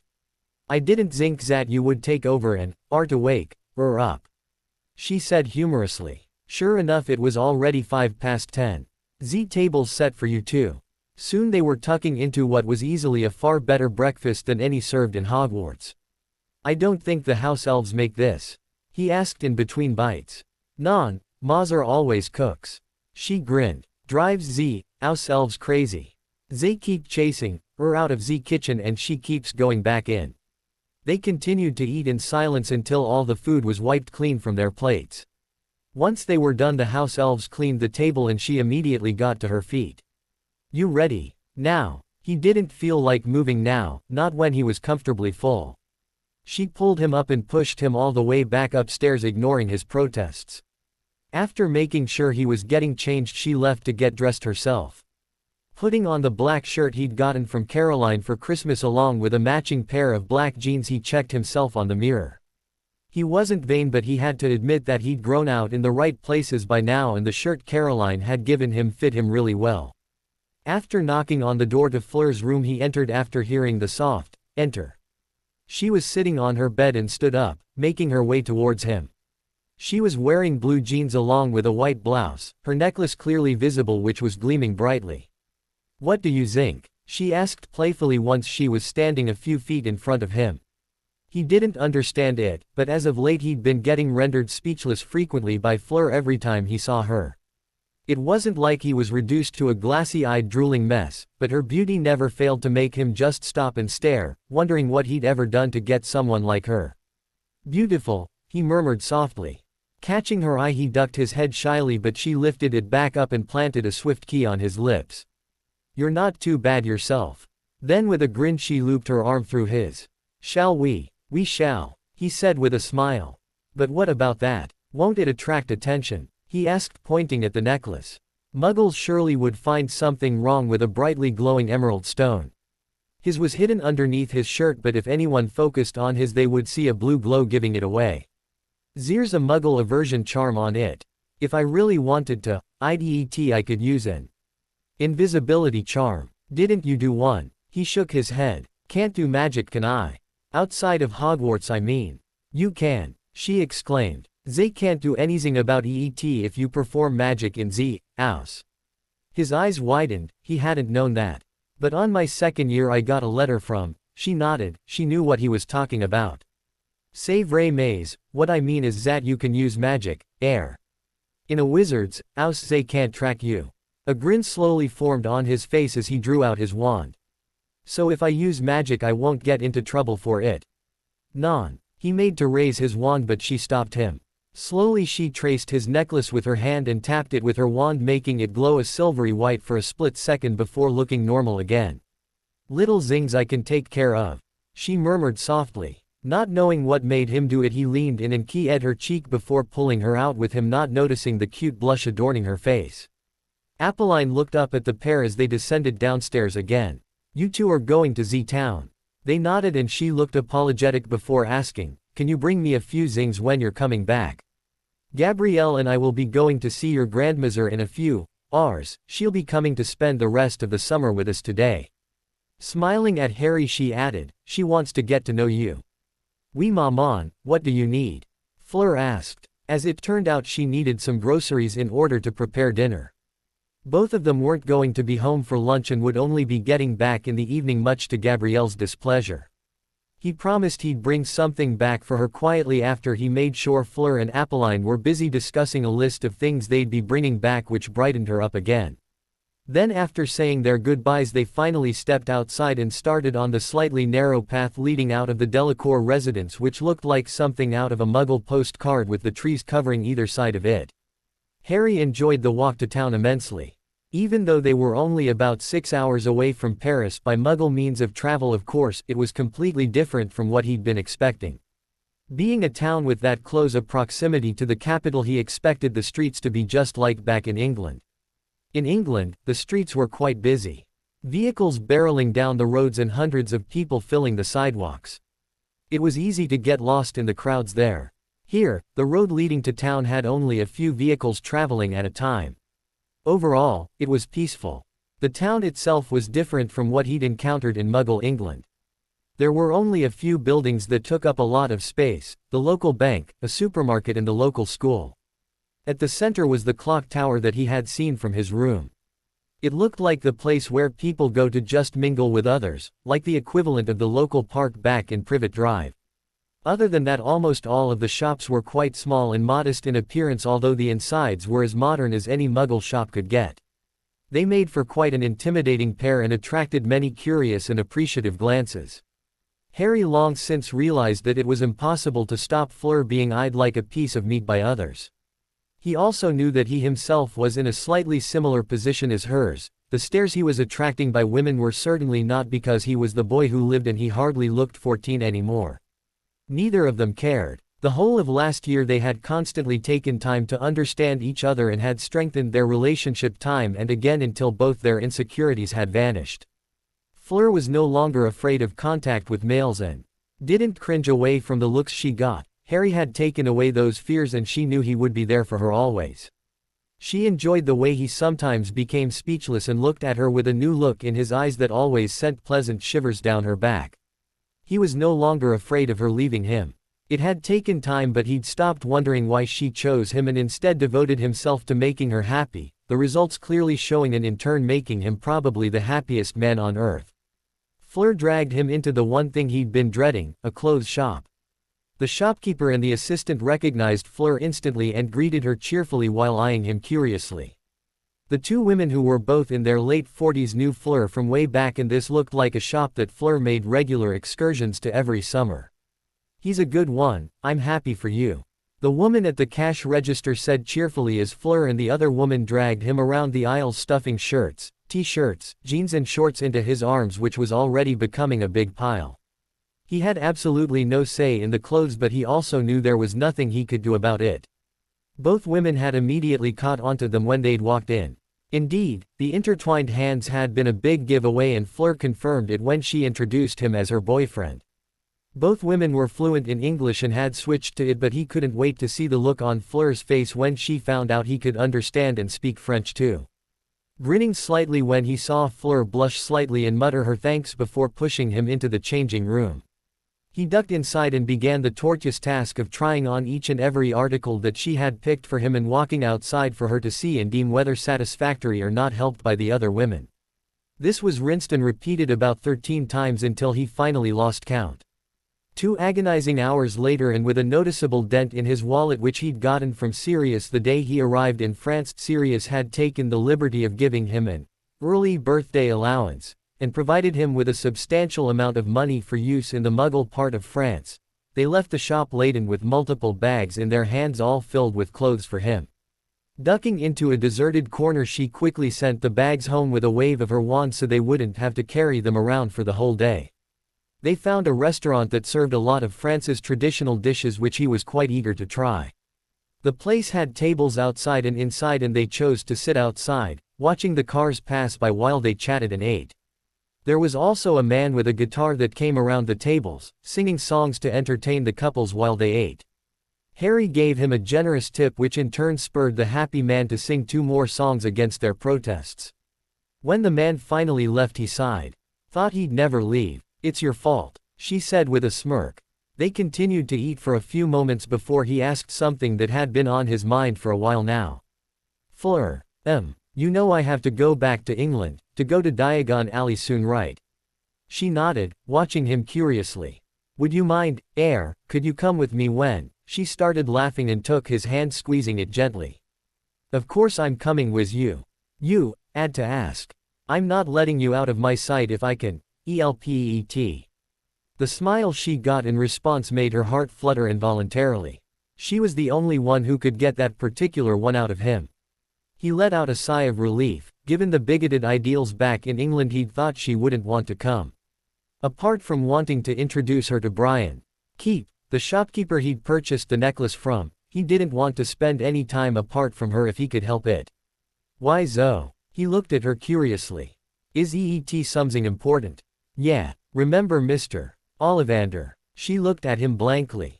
"The wandmaker. The one who examined our wands at the—" "Oh, I am. Chuckling slightly, he nodded. "After he examined my wand, he asked me to meet him in private later that day."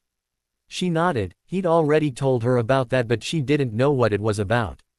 "I can't exactly remember what he said, but there's something wrong with my wand." His brow furrowed as he thought back to what the wandmaker had told him.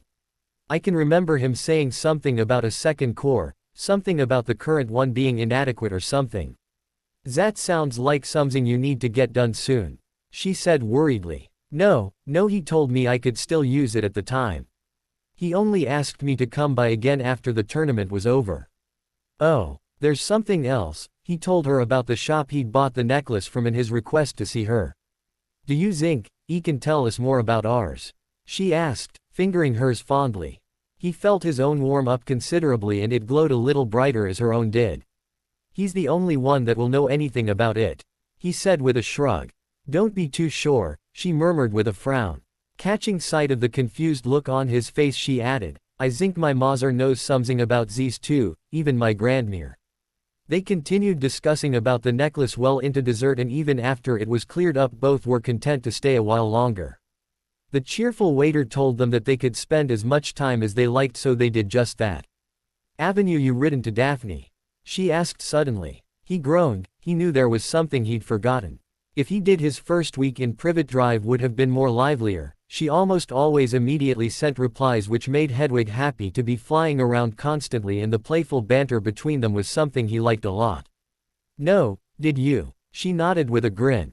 She is a surprise for you. He looked blankly back at her.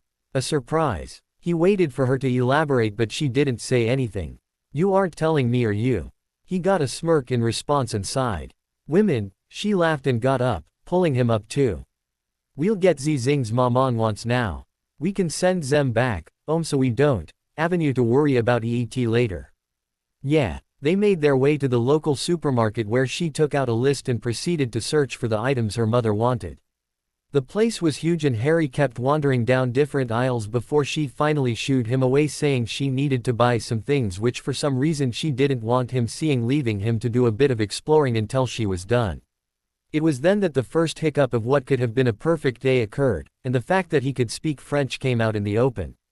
It had been almost 5 minutes before he went back searching for her and found her eyeing a few containers intently with a frown on her face, oblivious to what was going on around her.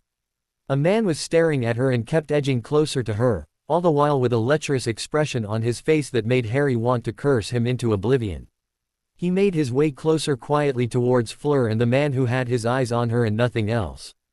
Almost as soon as he'd gotten closer, the man reached out to touch her, and he immediately grabbed hold of his hand, grasping it with a lot more force than necessary and twisting it away from Fleur as he felt a surge of anger course through him. She turned around in surprise, eyes widening at what was going on in front of her. I know this lady, I was just, the man stammered, his eyes fixed on Harry, who was watching him icily. Don't try it, he said quietly. The man disgusted him, the stench of alcohol hanging about him only increased his disgust as he let go of him. A few people were looking their way curiously, and the man hurriedly muttered an apology and left quickly, making his way towards the exit. Fleur didn't say anything but pulled him towards the cashiers, and he was still a little moody when they walked out with the bags. How long? She asked suddenly. Been learning it for a while.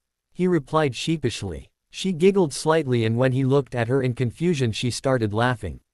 What? You sound funny, your accent, I didn't notice it back there but. Yeah, he muttered. She suddenly grabbed hold of his shirt and pulled him into a key without warning and without regard for the people walking around them, making him melt in her warm lips. Merci, she said softly, breaking away a few moments later. He only nodded with a small smile, and they resumed walking, oblivious to the stares around them. We avenue to work on your accent, Zoe. Oh, her eyes gleamed with excitement. We can trick Caroline and the others. As long as you keep Caroline away from me when she finds out. Coward. Laughing again at the annoyed expression on his face, they continued on their way, their hands firmly intertwined. As before, she disposed of the bags the usual way. Then she led him to the center of the town, which was rather crowded now. People were seated in benches around the clock tower, or in some cases on the floor, and generally just enjoying themselves. He noticed that quite a lot of the people around were couples that were quite oblivious to anything but each other, the observation making him blush slightly as he stuck closer to Fleur, unconsciously not noticing she was doing the same. They finally came across an unoccupied bench, and once they were seated she leaned her head on his shoulder with a content sigh, and he in turn wrapped an arm around her waist, pulling her closer to him. Neither spoke for a while, content on just looking at nothing in particular and taking comfort in each other's comfort. Both of them had found it a difficult week spending time apart, which in turn raised the worry of how they were going to spend months apart from each other. They needed each other in a way that was inexplicable to anyone but themselves, and Harry realized that if he was given the choice, he would give up Hogwarts, the magical world, anything to just have moments like this each day. This place is where you wanted to get me to the whole day, right? He asked softly. She nodded. I always wanted to come, with you. Ever since we got Togezer. He looked at her curiously but didn't say anything. This place carried some significance to her, and although he wanted to know what it was, he didn't want to pressure her, especially if she didn't want to reveal why. I used to come, a lot since I was legal. With my family, she said quietly after a while. Must have been nice. He murmured softly as he got a picture in his mind of Fleur and her family here some time ago, behaving just like the one he was watching now. The father was chasing the little girl who was giggling and trying to take cover in her mother's arms.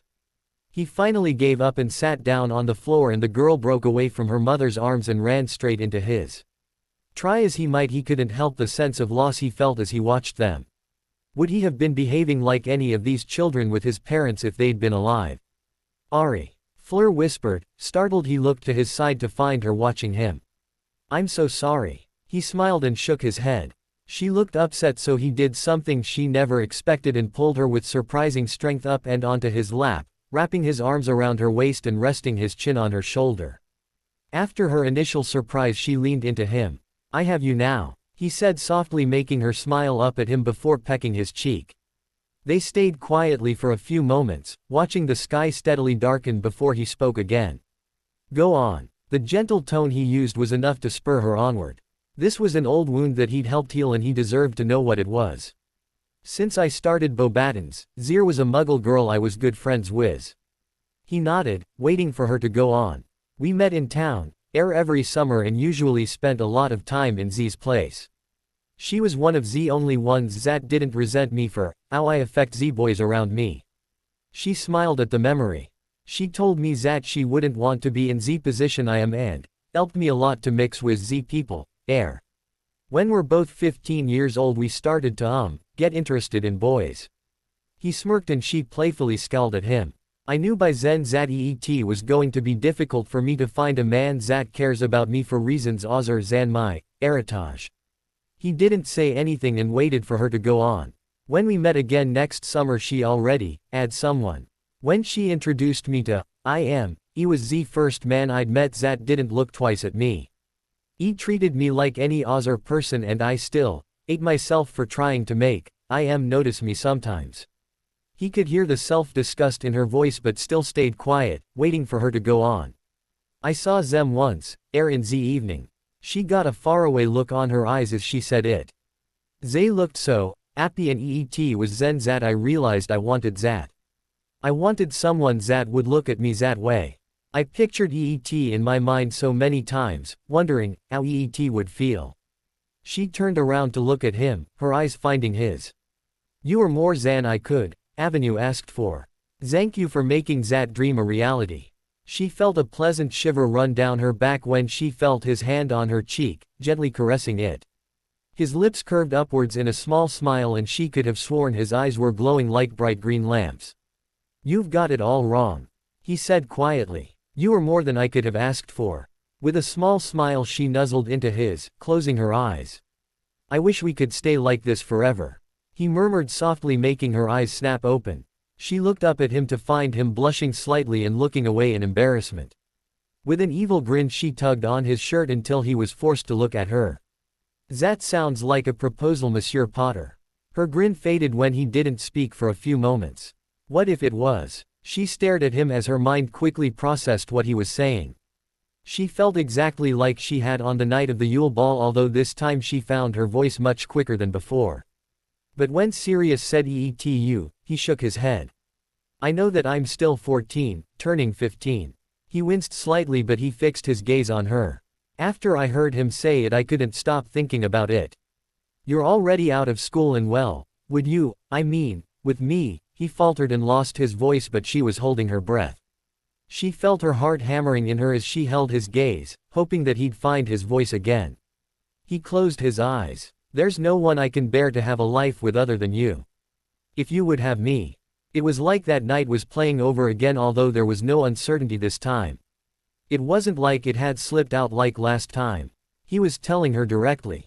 She couldn't think of anything to say and instead did the next best thing as she cupped his face in her hands and pressed her lips against his, effectively silencing him. They broke apart after a few minutes of bliss, and she leaned her head against his and took a moment to collect herself. He needed an answer, and as before there was only one she would give. You will need a ring Z next time, she said breathlessly, opening her eyes to find his staring back at her. I will say, yes, then. All of the smiles she'd seen appear on his face in the past paled in comparison to the one he had etched on his face just now. I love you, she hummed softly and nuzzled back into his, cuddling up against him. I know. I love you too. Finally remembered to come home. Apolline asked with a smirk once they'd gotten back. Both of them sheepishly muttered their apologies. It was already 8 and they'd promised they'd be back home by 7. Get changed and come down quickly, your Grandmere has been demanding where you two were the moment she got air. They nodded and quickly went upstairs, stopping to give Gabrielle a box of chocolates he'd bought when they were buying the things Apolline wanted.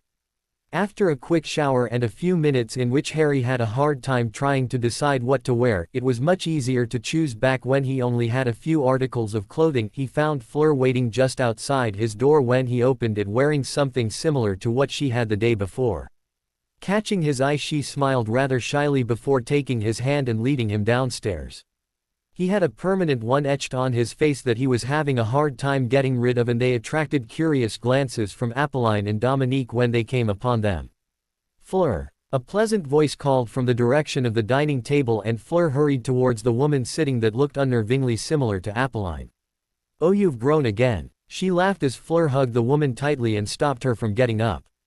The woman, who he by now had identified as Fleur's grandmother, looked like she was still in her mid-30s, her eyes the same bright sapphire orbs as Fleur's. The only thing that gave away her old age was her posture and the note of fatigue in her voice. Where is this mysterious boy? Ah, that's him right. He smiled and moved closer to Fleur and her grandmother while Dominique and Apolline took their seats. Harry Potter, she took his hand and smiled up at him. She held his gaze, and after a few seconds her smile grew wider. Whatever she had been looking for, she had found it in him, and he knew at that moment that he'd gotten her approval. You chose well, she said, grinning at Fleur, who inclined her head, returning her smile. Please tell him how sorry I am for not being able to speak his language. That won't be necessary, ma'am, he said with a grin of his own, and stifled his laughter when Apolline and Dominique's faces went blank with shock before looking at him with wonder. The woman's eyes were twinkling so brightly that they'd put Dumbledore's eyes to shame. I like you already. Let me introduce myself, Alana Ducauto. Alana said cheerfully. And I'll have you know now that I do not like being called, madam. I'm only as old as I feel. He groaned before he could stop himself and flushed as Apolline and Dominique started laughing, joined in with the others. He has trouble calling us by our names, mother, Apolline said with a mischievous grin at him. And why didn't you tell us that he could speak French too, Fleur? I didn't know until today either, she exclaimed while Gabrielle, who was sitting next to her, giggled. When did you start learning? Dominique asked curiously. I don't think you knew when we met, did you? He shook his head. No, sir. Here Dominique mock glared at him, making him grin sheepishly at him. It was a force of habit. I started learning after the 3rd task. Impressive, he murmured. To be able to speak like you do within months is no small feat. He blushed at the praise. I still sound funny, don't I? He asked, looking sheepishly around the table as Fleur grinned evilly at him. No, I like it, Apolline assured him. Soon the house elves brought the food and everyone were tucking into a wonderful dinner that beat anything he had eaten before. The family talked throughout the meal. Alana was content to learn as much as she could about him, and Fleur was only too happy to provide a rundown of all that transpired in Hogwarts. Dominique and Apolline were deep in conversation with each other, although they kept joining in with the others whenever they heard something interesting. He was embarrassed at the looks of astonishment and awe when Fleur told them about the Chamber of Secrets. You're a Parselmouth? Dominique asked, and he winced, avoiding looking at anyone's eyes. Yes, he said quietly. He didn't see the glare Fleur shot at her father and the look of realization on his face. Harry, please don't take me as the type that jumps to conclusions. I'm not blaming you or anything, I'm simply curious about that ability. He nodded and Dominique looked relieved. He was in turn treated to some memorable experiences of Fleur and Beauxbatons in her childhood, courtesy of both Alana and Apolline. He couldn't stop smiling when he heard that she had first shown magic by turning Dominique's hair a vibrant purple, which he had to sport for the whole day at the ministry because no matter what he tried he hadn't been able to reverse it. Soon the plates were wiped clean and Apolline suggested they all turn in early, spotting the tired looks on Harry, Fleur and Dominique's faces. Only Gabrielle and surprisingly Alana seemed to be full of energy. Bidding them good night, Harry and Fleur trudged upstairs to their rooms. Almost as soon as they were upstairs, Fleur pinned him against the wall and keyed him hard. The feeling of her soft lips moving against his and gently coaxing his mouth open drove all weariness from him as he returned the favor. Her sweet taste was making his head spin, and he had no idea how long they stayed in locked-in embrace before she slowly pulled away, and with a final peck on his cheek and a quiet, "Good night," she entered her room, closing the door quietly. Once he was in his own room, he fell on his bed without even bothering to take off his glasses and fell asleep almost instantly. "Move aside, girl." The woman shook her head frantically. "Not Harry, please, not him. Take me instead." Everything seemed to blur as he watched his hand move, pointing his wand directly at the red-haired woman's heart. A jet of green light erupted from it, striking the woman, who immediately crumpled to the floor, and he felt savage pleasure coursing through him as he stared her prone form. The red-haired woman, the room, the crib, all of it faded away. His eyes fell on a boy who was kneeling on the floor, tears running down his eyes, with a wand lying in front of him. There were men standing around him, all of them wearing masks, and two of them had their wands pointed at a woman with B***owned hair who was lying on the floor, her back exposed with long slashes covering it. "Just do it, boy, end her suffering," he whispered. The boy looked up at him, pure hatred mixed with anger, sadness and helplessness. Still defiant. "Look around you, your family lies dead around you. I will give you a chance to join me. All you have to do is kill your last remaining kin. Is that so hard?" He nodded at one of the masked men. "Crucio." The woman screamed again. "Mom, no. Stop it, please," the boy pleaded. The men kept their wands trained on the woman, and he snapped. "Stop it. Stop." The boy yelled and grabbed the wand on the ground frantically and turned it towards the masked men, but one of the others kicked him, making him cry out in pain and drop the wand.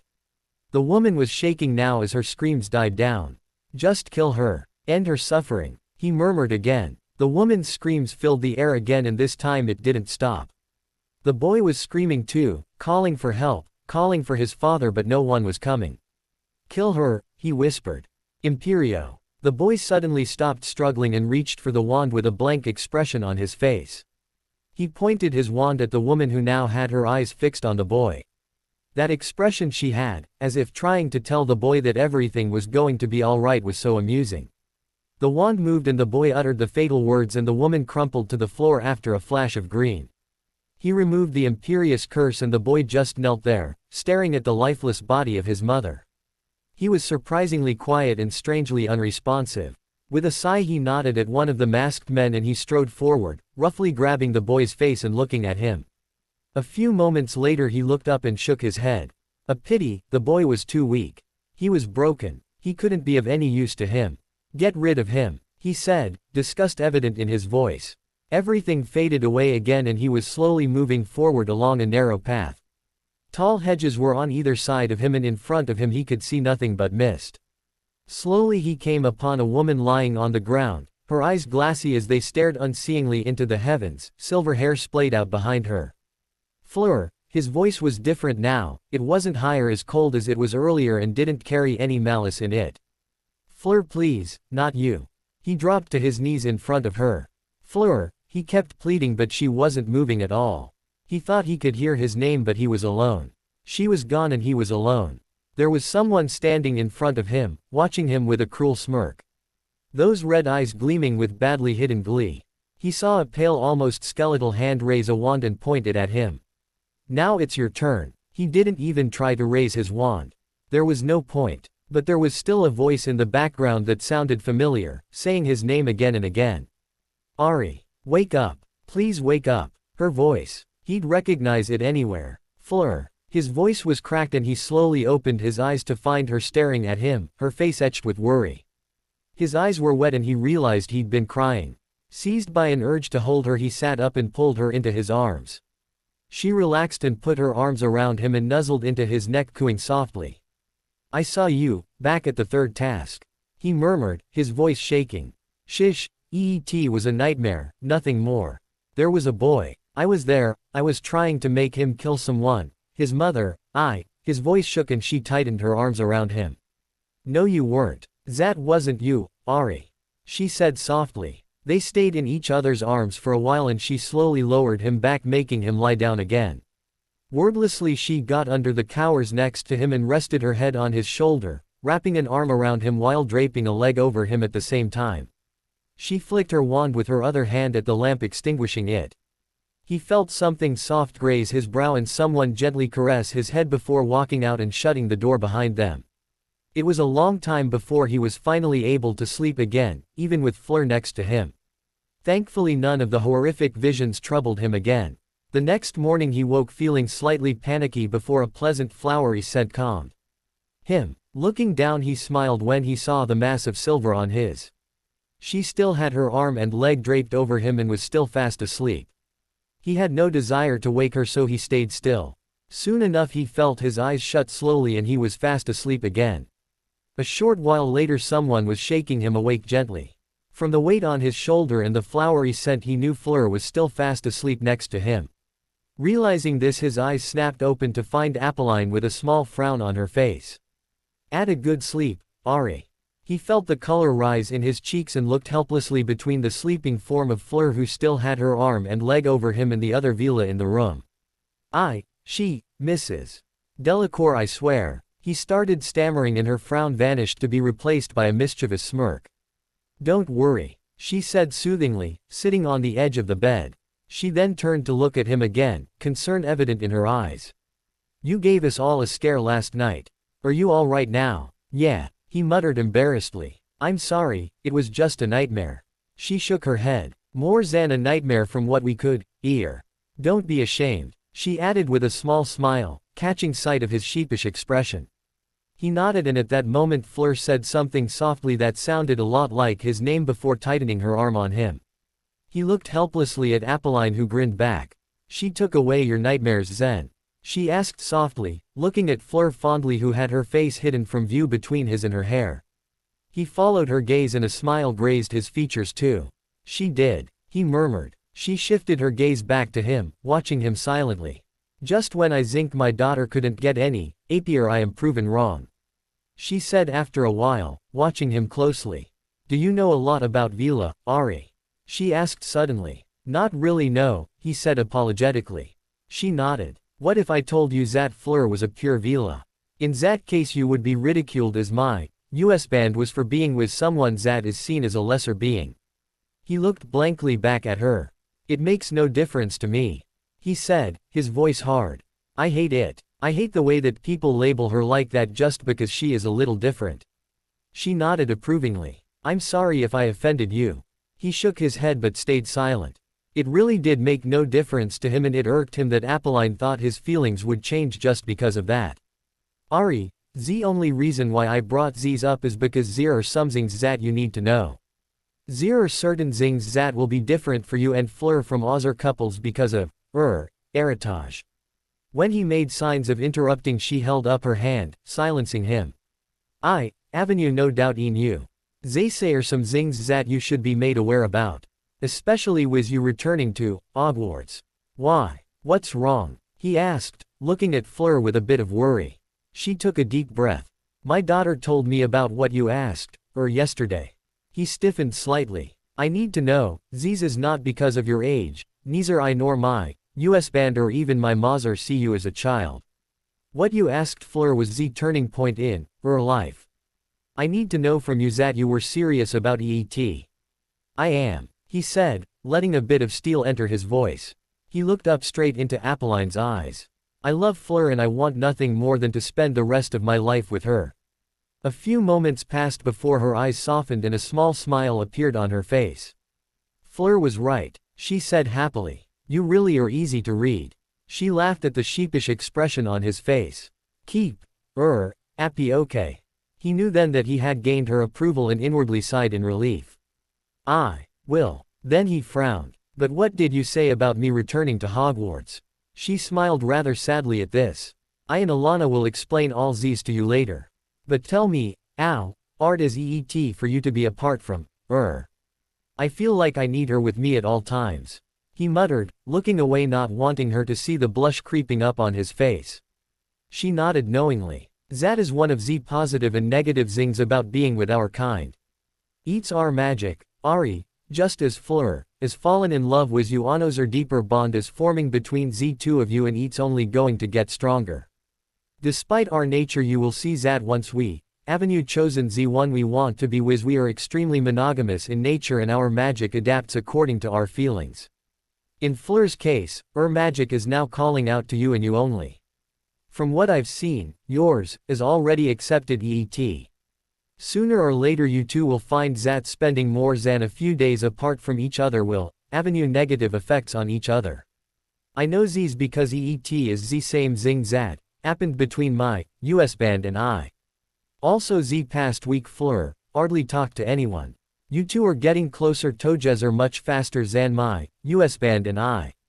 In other words, the relationship you will avenue or already avenue with is much stronger than any other. No one will be able to come in between you two. She shook her head with a small smile. You will understand. Fleur will eventually mark you as soon. You will see what I mean then.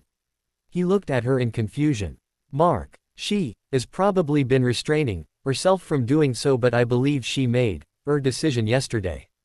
Z Mark, I'll just let you find out for yourself, but EET will be a lot of ELP to you two when you are apart. As will that, she added, pointing at his necklace. Then her smile grew predatory. Enough pretending to be a sleep flower. I am out of bed and come down for breakfast. He jumped and looked down to find that Fleur indeed was awake and was now shaking in silent laughter. Looking back up at Apolline, who winked at him, she left the room, leaving an extremely red-faced Harry. Fleur refused to move for a while and he resignedly stayed still, although he wasn't complaining much. It felt so peaceful just lying there on the bed with her that he almost drifted off to sleep again before she spoke. Does it scare you? She asked softly. He looked at her in confusion. Does what my mother said scare you? That you and I will be, that close. Her voice steadily grew quiet towards the end. He shook his head and cupped her cheek with his hand, making her look up at him. What scares me is that I will not be able to see you every day once I go back. He murmured. She smiled softly before reaching up to give him a chaste key. EET is the same with me. We will find a way though, she said, her voice carrying the same firmness his did when he was talking with her mother. He looked at her fondly. We have to find a way. Life at the Delacours proved to be very easy for Harry to get accustomed to. Initially he was a little awkward of being around Fleur's parents. After all, it wasn't a pleasant thought knowing that you just might be watched by the parents of your girlfriend, who might be judging you and trying to deem whether or not you were a worthy match for their daughter. Within a few days he was thinking about how stupid he was about having those kinds of thoughts about Fleur's parents. Perhaps what surprised him the most was that they honestly did like him. From Apolline he could see the same hint of fondness Sirius had for him whenever she looked at him, and that put him to rest. What he didn't know, or maybe he did and just refused to acknowledge it, was that he had already gained the approval of both Fleur's parents and her grandmother, and that he was already seen as a member of their family. Ever since that night, Fleur had taken to sleeping next to him. It gave him a strange feeling of happiness and embarrassment to find how much her presence affected him, to an extent that she could take away his nightmares, or calm him after seeing one. Nevertheless, he couldn't deny that he loved the feeling of having her lithe form pressed against him every time he went to sleep or woke up in the morning. He had been worried that Dominique would have raised an eyebrow at this, or even Apolline, but both of them seemed to have no problems with it. It seemed they trusted both him and Fleur to behave responsibly, something which he was determined to prove them correct about, even though the temptation to go a few steps further than their usual physical contact was agonizing at times. Fleur wasn't exactly helping him out either. She knew exactly how she affected him and was only too happy to keep torturing him. Also, something told him she wanted as much as him to just give in to their desire for one another. He could decipher most of her emotions just from her eyes. What he saw in them whenever she stared at him or keyed him sent pleasant shivers running down his back. Even with her near him, however, there were certain things that even she could not prevent him from seeing. Death, ignotus, he still visited them from time to time, and to be honest, he welcomed those visions compared to what he saw with Voldemort, which, despite being quite short, sickened him to no end. Still, he couldn't help but feel as if he was missing something. Like there was something he was supposed to gain from them. No matter how much he racked his brains, he couldn't work it out, and felt like there was something he needed before he was allowed to see the rest of whatever the things Death was trying to show him. Death had been strangely unresponsive since the time he revealed himself. Both Lupin and Sirius had been greatly disturbed to hear of the things he was seeing as Voldemort when they'd dropped by for a visit yesterday, and he was sure by now that Dumbledore probably had an earful of what his week had been like from his irate godfather. They confirmed that most of the killings and destruction he was wrecking in his nightmares as Voldemort had actually happened in the past. The clue that gave it away was when he told them about a particular instance where he dueled against a man who was able to put up a fight against him before falling to a rather grotesque curse that erupted from his wand, which literally blew him up from the inside out. Lupin confirmed that the man in question was one of the earliest members of the Order of the Phoenix. Well before the time he, Sirius, Lily or James had joined in. Harry had been rather surprised to find that Dumbledore was the leader of the resistance group against Voldemort. With how he had seen Dumbledore from his years in Hogwarts, it just seemed highly unlikely that the old headmaster could have, or still is the leader of a group dedicated to fighting against Voldemort. From what he heard from his godfather and Lupin, the Order was rather active in the past, attacking Death Eaters and wiping out their numbers.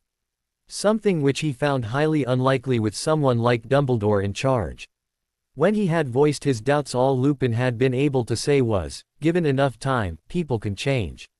From what he could gather, it seemed that the Order was now active once again, using Sirius's old family home as headquarters. Harry's worst fears had come true. Voldemort was not merely remaining quiet because he had caused a huge setback to his plans, however much Sirius and Lupin tried to assure him. The fighting, the war, even though many didn't know it, it had already begun. Voldemort was doing exactly what the Order was, recruiting more into his ranks. Harry could see just how stupid he was when he thought that the killings would have started pouring in since the night of the third task. While Fudge and the rest of magical Britain were wonderfully oblivious to the growing terror in their midst, it was all aligned perfectly for Voldemort and the Death Eaters, while it was positively disastrous to the Order. Apparently Dumbledore had met again with Fudge and tried to warn him again. Dumbledore was convinced that Voldemort would try to regain his old allies, which consisted of more than just normal wizards and witches. From what he learnt from Sirius, Lupin and even Dominique, the Dark Lord had a number of dark creatures at his disposal in the past. Harry was shown a few copies of the Daily Prophet, and what he saw in them made him shake his head sadly, wondering how people could just be so blind. The papers were accusing him of being a glory hound and a liar.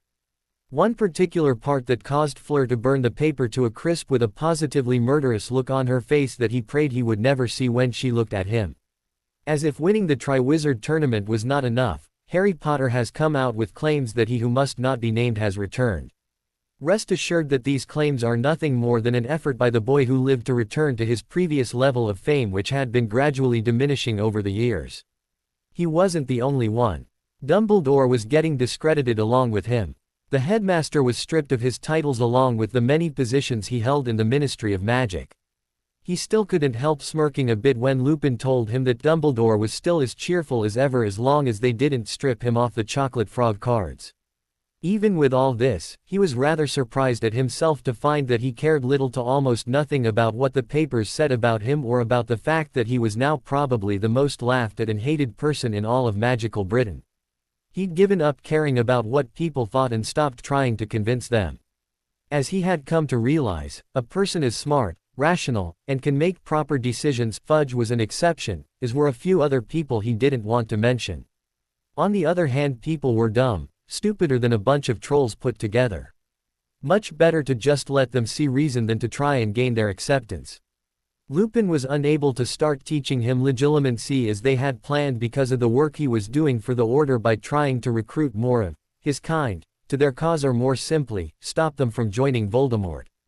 As Lupin said with a pained expression on his face, this was much easier said than done, seeing as Fenrir Greyback was proving to be too persuasive. Harry, who still had the memory of claws and teeth fresh in his mind, always winced at the mention of the werewolf, something that no one failed to notice and made both Sirius and Lupin get a murderous glint in their eyes, which he'd only seen the night they found Pettigrew in the Shrieking Shack. Sirius and Lupin didn't drop by again after their last visit. Sirius had asked, or rather begged them to just spend one night at number 12 when they came back, seeing as Harry would most probably not be coming back before the start of school. He had been rather reluctant at first. Even if it was for a night, it would mean having to face another row with Mrs. Weasley, seeing as they were staying there for the summer. However, he could tell from the look on Sirius's face this would mean a lot to him. He had realized then that number 12 was probably the place Sirius had in mind when he had asked if he wanted to live with him on his 3rd year in Hogwarts before the situation had gotten out of control. As much as Sirius hated it, number 12 was still his home and the only home he could offer to Harry if he ever needed one. Sirius also mentioned with a smirk that his and Fleur's sleeping arrangements wouldn't need to be changed as he had a perfect room in mind for them, which despite their blushing faces, and in Fleur's case, a scowl too which was directed at her mother who was watching with a large smile, both were quite relieved about. Even though they had only recently started sleeping in the same bed, they found the new sleeping arrangements natural and somewhat of a necessity. With everything, they decided that one night wouldn't hurt even if they had to face Mrs. Weasley, especially when Dominique said that it would be a little hard to organize international portkeys twice on one day for just one party. As the days passed by, drawing closer to the full moon, Harry started looking rather frail and sickly. While he wasn't as worse as Lupin when he had seen him, his anxiety about what the full moon would bring was probably making him more ill than he thought. Fleur outright refused to his suggestion that he isolate himself on the night of the full moon as did the rest of her family. While he was convinced he wasn't going to turn all big and furry, he was still worried that he could end up hurting Fleur. After all, no one knew exactly what would happen. Instead of worrying about others, he should have worried more about himself, which would have been more within reason. The instant the full moon shone brightly from the sky, pain took over his senses and threatened to overwhelm him. He felt like his blood was on fire, burning him from the inside out, and all Fleur and the rest of the family could do was watch helplessly, trying to keep him from falling off the bed. The pain only lasted for a few minutes before everything went back to normal, or as normal as he could hope for. "How are you feeling?" Fleur asked tentatively when he had calmed down and gone silent. His eyes were still tightly closed and his breath was coming out in gasps. Slowly he opened his eyes and he could hear startled gasps from around the bed. Oddly, his eyesight was blurry and he felt his face to check if his glasses were still on. They were. Someone gently pried his glasses off his face and he felt his eyesight sharpen immediately as it fixed on Fleur, who was watching him in wonder, his glasses in her hands, while Apolline and Dominique too had similar looks on their faces. Gabrielle suddenly jumped onto the bed and exclaimed, "They're glowing." At his puzzled expression, Apolline conjured a mirror and gave it to him. He took one look at it and his jaw dropped in surprise. His eyes were literally glowing as if with a light of their own. He stared down at his glasses thoughtfully before looking up again. "I can see," he said quietly.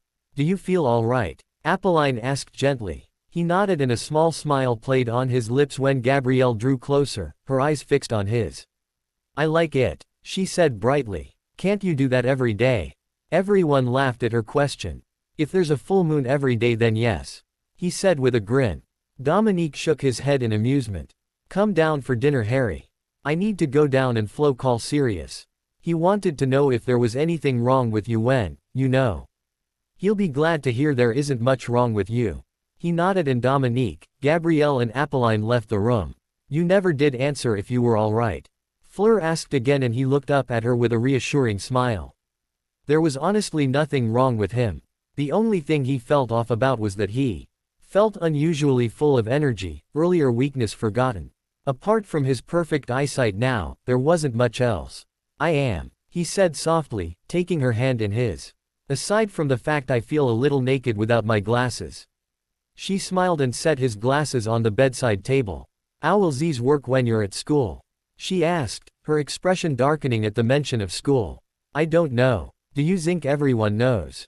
He shook his head. Hard to believe Dumbledore would go around parading something like this. Although, it wouldn't surprise me if the students got wind of my air condition somehow. Fleur looked at him questioningly and he pressed on. "That night," he faltered, and she squeezed his hand gently. "That night Malfoy must have been there. I'm willing to bet my life on it. If he knows, I'm sure his son does too." "Would he really spread something like that around?"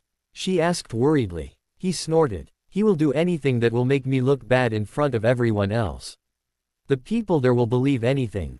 Catching sight of her pained expression, he sighed and shook his head with a humorless smile. "I don't care. That place means nothing to me anymore." She nodded and leaned into him as they both were lost in their own thoughts for a while, forgetting about the fact that they needed to be downstairs for dinner. She suddenly looked up again, watching him as he turned to her curiously. You look different without them. Your glasses, I mean. I like EET. He frowned and touched the area around his eyes. He didn't exactly take note of his face being far more shocked by the glow in his eyes. Really? He asked worriedly. I don't think it's permanent. He was cut off abruptly when she leaned closer, her soft lips finding his. Closing his eyes, he let her push him back onto the bed so that she was lying on top of him. You're still the same as ever, she said softly, drawing away just a little so their lips were still touching lightly, whispering against one another. EET was Z normal. Harry Potter I fell in love with. Z1 with glasses that I. She closed the distance again before drawing away after a few moments, taking his glasses from the bedside table and gently pushing them onto his face again. Bumped into it Z World Cup. She grinned at the smile spreading across his face before rolling off him and taking his glasses off his face again. Now come, Zay will be wondering what's taking us so long. Shaking his head in amusement, he took her offered hand and allowed her to pull him off the bed. Hedwig, who had returned on the same day Sirius and Lupin had dropped by, flew over and perched on his shoulder, hooting softly. Understanding what she wanted, he stroked her feathers softly, murmuring something Fleur couldn't make out, making her rub her head against his cheek affectionately. He had closed the window for the night since it was getting too chilly, and he went towards it and opened it. After nipping his ear softly, she took off into the night, and after watching her disappear from view, he came back and gave Fleur a questioning look, who was watching him with a mischievous twinkle in her eyes. What? He asked as they left the room. Should I be jealous of you and Edwig? She asked with a smirk, and he grinned back. If you want to be. Her smirk grew wider and she suddenly drew closer to him and placed her lips on his ear, making him shiver in delight. No, I think I can do a lot more to you than Edwig ever could. She whispered seductively before walking off, leaving him rooted on the spot. Stopping after a few steps when she found he was not beside her, she turned back and started laughing at the blush that had formed on his face. Shaking her head in amusement, she went back and took his hand, tugging him downstairs with her. It wasn't like what she said was a lie after all. He was still a little too innocent, but that was going to change. Downstairs they found the rest of the family waiting with annoyed looks on their faces. Mumbling their apologies, they took their seats and soon dinner went on as normal. It truly felt like how a real family should. Dominique sometimes complaining about his work or sharing something interesting that happened to him. Alana content to talk to Harry and find out more about him, which was something Fleur was happy in helping her with, although she always scowled whenever Alana and Apolline in turn gave Harry some stories about Fleur in her childhood, which had him laughing despite the painful pokes he got from an annoyed Fleur. After dinner, Apolline had made it a routine to tease the two about their sleeping arrangements, which had them both wishing they could sink to the floor and disappear. It wasn't like they could help it, but neither ever woke up without Apolline waking them. Even Harry, who rarely slept past 8, was now as bad as Fleur in that respect, and each and every time Apolline woke them up they were in rather compromising positions that neither could ever do a good job of explaining. Once they were back upstairs, Fleur entered his room after about half an hour which she took to get ready for bed, to find him leaning against the pillow on his bed with his charms book open. "Hey," he murmured as she walked in, grinning when she got onto the bed and rolled over, placing her head on his lap and thereby interrupting his reading. "Studying." He chuckled and set aside the book. She laughed and sighed contentedly when she felt his hands running through her hair as he unconsciously started playing with it. "Caroline and the others want to know when we can visit them," she said after a few moments of silence. "Anytime, although, do you think we could finish Diagon Alley up first?" She nodded. She could see that he wanted that done and out of the way as soon as possible. She didn't like the thought of him venturing there, not when the people would be treating him like dirt due to the papers, but still it was important. "We can go in a few days," she offered. "Yeah, that sounds good. And do you mind if we stayed with Sirius for a day?" "Of course not," she assured him. "EET means a lot to IM, and besides, we can see Z-twins too." He nodded absent-mindedly. "The others," he began. "We will not worry about them," she said firmly, knowing exactly who he was talking about. He sighed and nodded, leaning back against the bed with his hands still absently running through her hair, eliciting a content purr from her that made him chuckle. Pinching his arm lightly, she snuggled closer to him and closed her eyes, letting her mind wander. Hermione, Ron, she knew Harry didn't want anything more to do with them, but she also knew that he didn't want to completely shut them out, namely Hermione. She had observed the girl closely over her time in Hogwarts, and from what she could gather, her heart was in the right place despite the fact that she had a few faults. But that was the problem. Harry was not normal, and what may seem like trivial matters to others were things that hurt him the most. She had been there for him in Hogwarts every time he had broken down, and she was more than terrified by the thought that this time around, she wouldn't be there for him or he for her. He hardly ever opened up to anyone other than her and a few other people. He always wore an expressionless mask when he wasn't with her. Her friends are Sirius and Lupin. Even then, they both knew that even with the select few people they opened up to, no one apart from themselves would ever see the side they displayed only to each other. Even Aurelie and the others have never and would never see Fleur behave the way she does when she's alone with Harry, and at the same time, they would never see Harry behave the way he did when he was alone with Fleur. She'd never forget the look on his face the time he'd told her about how his so-called best friends had behaved. No matter what, she could never find it in her to forgive anyone who had hurt him. Mrs. Weasley, the woman who tried to separate them, was a person she outright hated. The others, even if Harry could forgive them, she could never do it. She held them responsible for the way he'd turned out.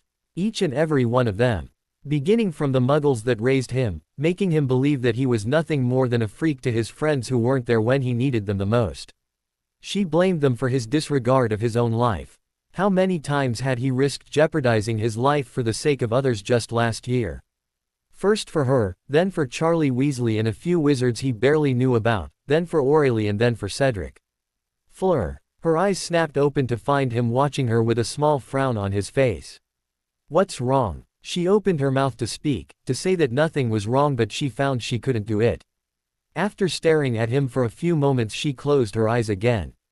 "It's nausing," she said softly. She felt him shift under her and could almost feel his piercing gaze on her. She felt his hand gently caress her cheek, and unconsciously a small smile played on her lips, and she opened her eyes to find him watching her intently. She loved the feeling of his hands. Despite the years of Quidditch training and everything else he'd done, they were still soft. "Just worried about how it will be later this year," she murmured. He nodded slightly with a sad smile but remained quiet. After a few moments she slowly readjusted herself so her head was on the pillow and an arm was wrapped around his. No more words were exchanged as they drifted off to sleep, taking comfort in each other's presence. The next few days passed with little incident. Fleur still made sure they spent more than half their time outside than they did inside, and at times Gabrielle accompanied them too, and very rarely Apolline, although upon reaching the town she would disappear to find her friends, leaving the couple on their own. Harry kept trying to study at random times. True, he was as prepared as he could hope for, but the old feeling of anxiety for exams kept forcing him to take up one of his books and go through them. Both Fleur and Gabrielle took it upon themselves to distract him as best they could. Fleur being the most effective, seeing as she was his weakness. She always left him in a daze, and it was quite easy for her to tug whatever book he had in his hand out. In the end, taking pity on him, she allotted time in which she helped him study. On a bright and early Tuesday morning they left for the French ministry with Dominique. They'd informed Sirius the day before that they were coming back to take care of things in Diagon Alley, and they were to meet up with Lupin and a few other people at the Leaky Cauldron who were to escort them to number 12 in the evening. Dominique insisted on accompanying them through the portkey, which was unfortunately connected to the English ministry this time. This would be the first time he was facing the public again after seeing what the papers were writing about him. Who knew what more the papers had written about him over the span of last week? He had a pretty good idea of what to expect from people and was more than thankful that he had Fleur by his side. He wasn't stupid. He knew the reason why Dominique was accompanying them to the English ministry was for him, and for that he was extremely grateful. Taking a deep breath, he grasped the handle of the portkey as he, Fleur and Dominique gathered around it. A few seconds later he felt the familiar jerk below his navel, and the room they were in along with the people became a blur and a rush of colors. A few seconds later then he was used to his feet slammed onto the ground and he lost his balance, but someone quickly grabbed his shoulder, steadying him, and he looked gratefully up at Dominique, who smiled slightly. Fleur was for once not giggling at Harry, and he felt her draw up beside him, her hand finding his. It was only then that he looked around to see that they were in a large room a lot similar to the one they'd left, although the tiles and walls were not the midnight blue that were at the French ministry, they were black. He looked up warily, taking note of the silence as he felt the penetrating gazes of everyone around him and mutterings that were growing louder and louder by the second. There were a multitude of faces, all of which were fixed on him. He thought he saw a hint of red hair in the crowd that looked familiar before it disappeared. "Let's go," Dominique muttered stiffly, his hand on Harry's shoulder. They slowly made their way through the crowd that was muttering darkly, their eyes fixed on them, and they quickened their pace. Fleur's presence helped him relax somewhat, letting him keep his head held high.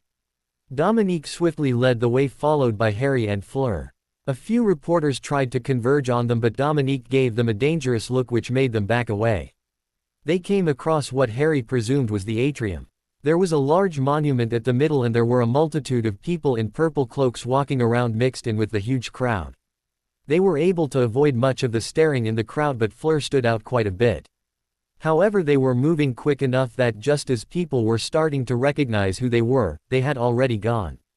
The place was huge, and Harry noticed that unlike the French ministry, which consisted of hundreds of floors leading skywards, the place seemed to be leading underground.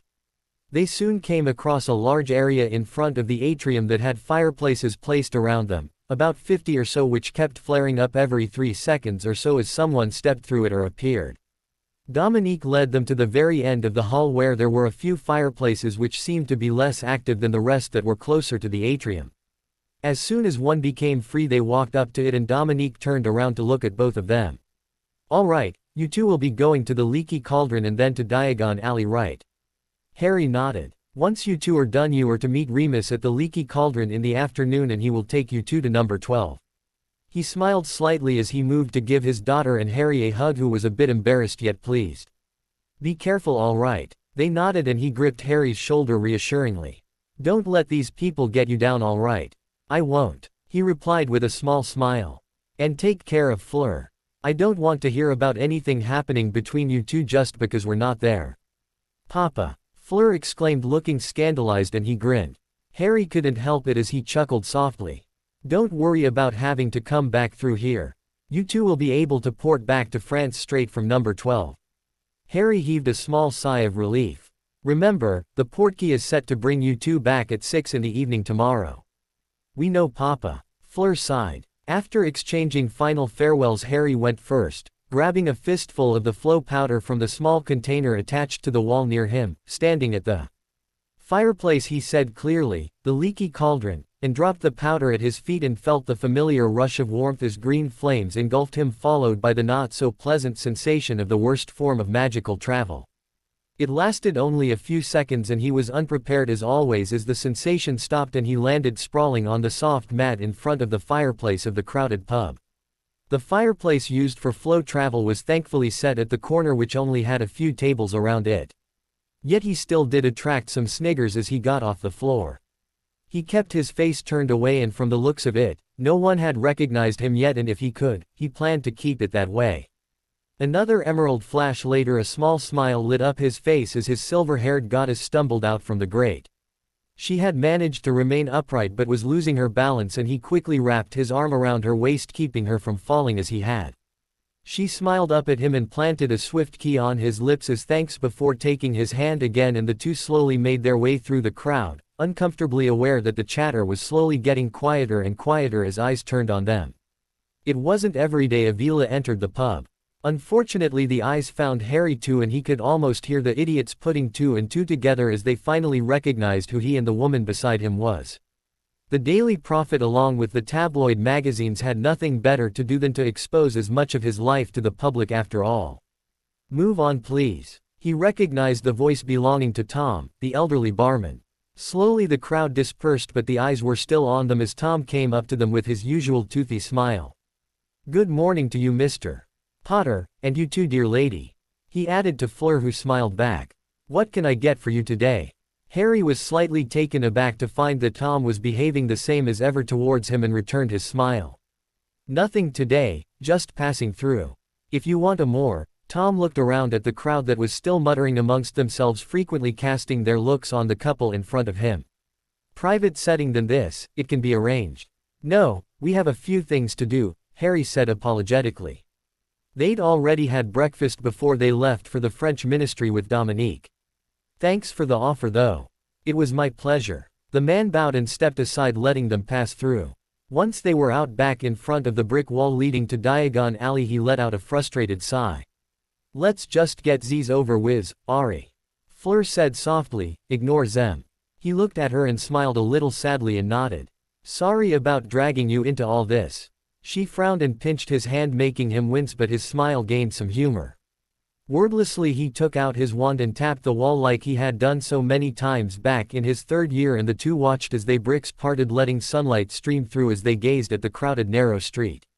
Sighing in resignation, he started forward, his hand unconsciously gripping Fleur's more firmly as they slowly made their way through the crowd.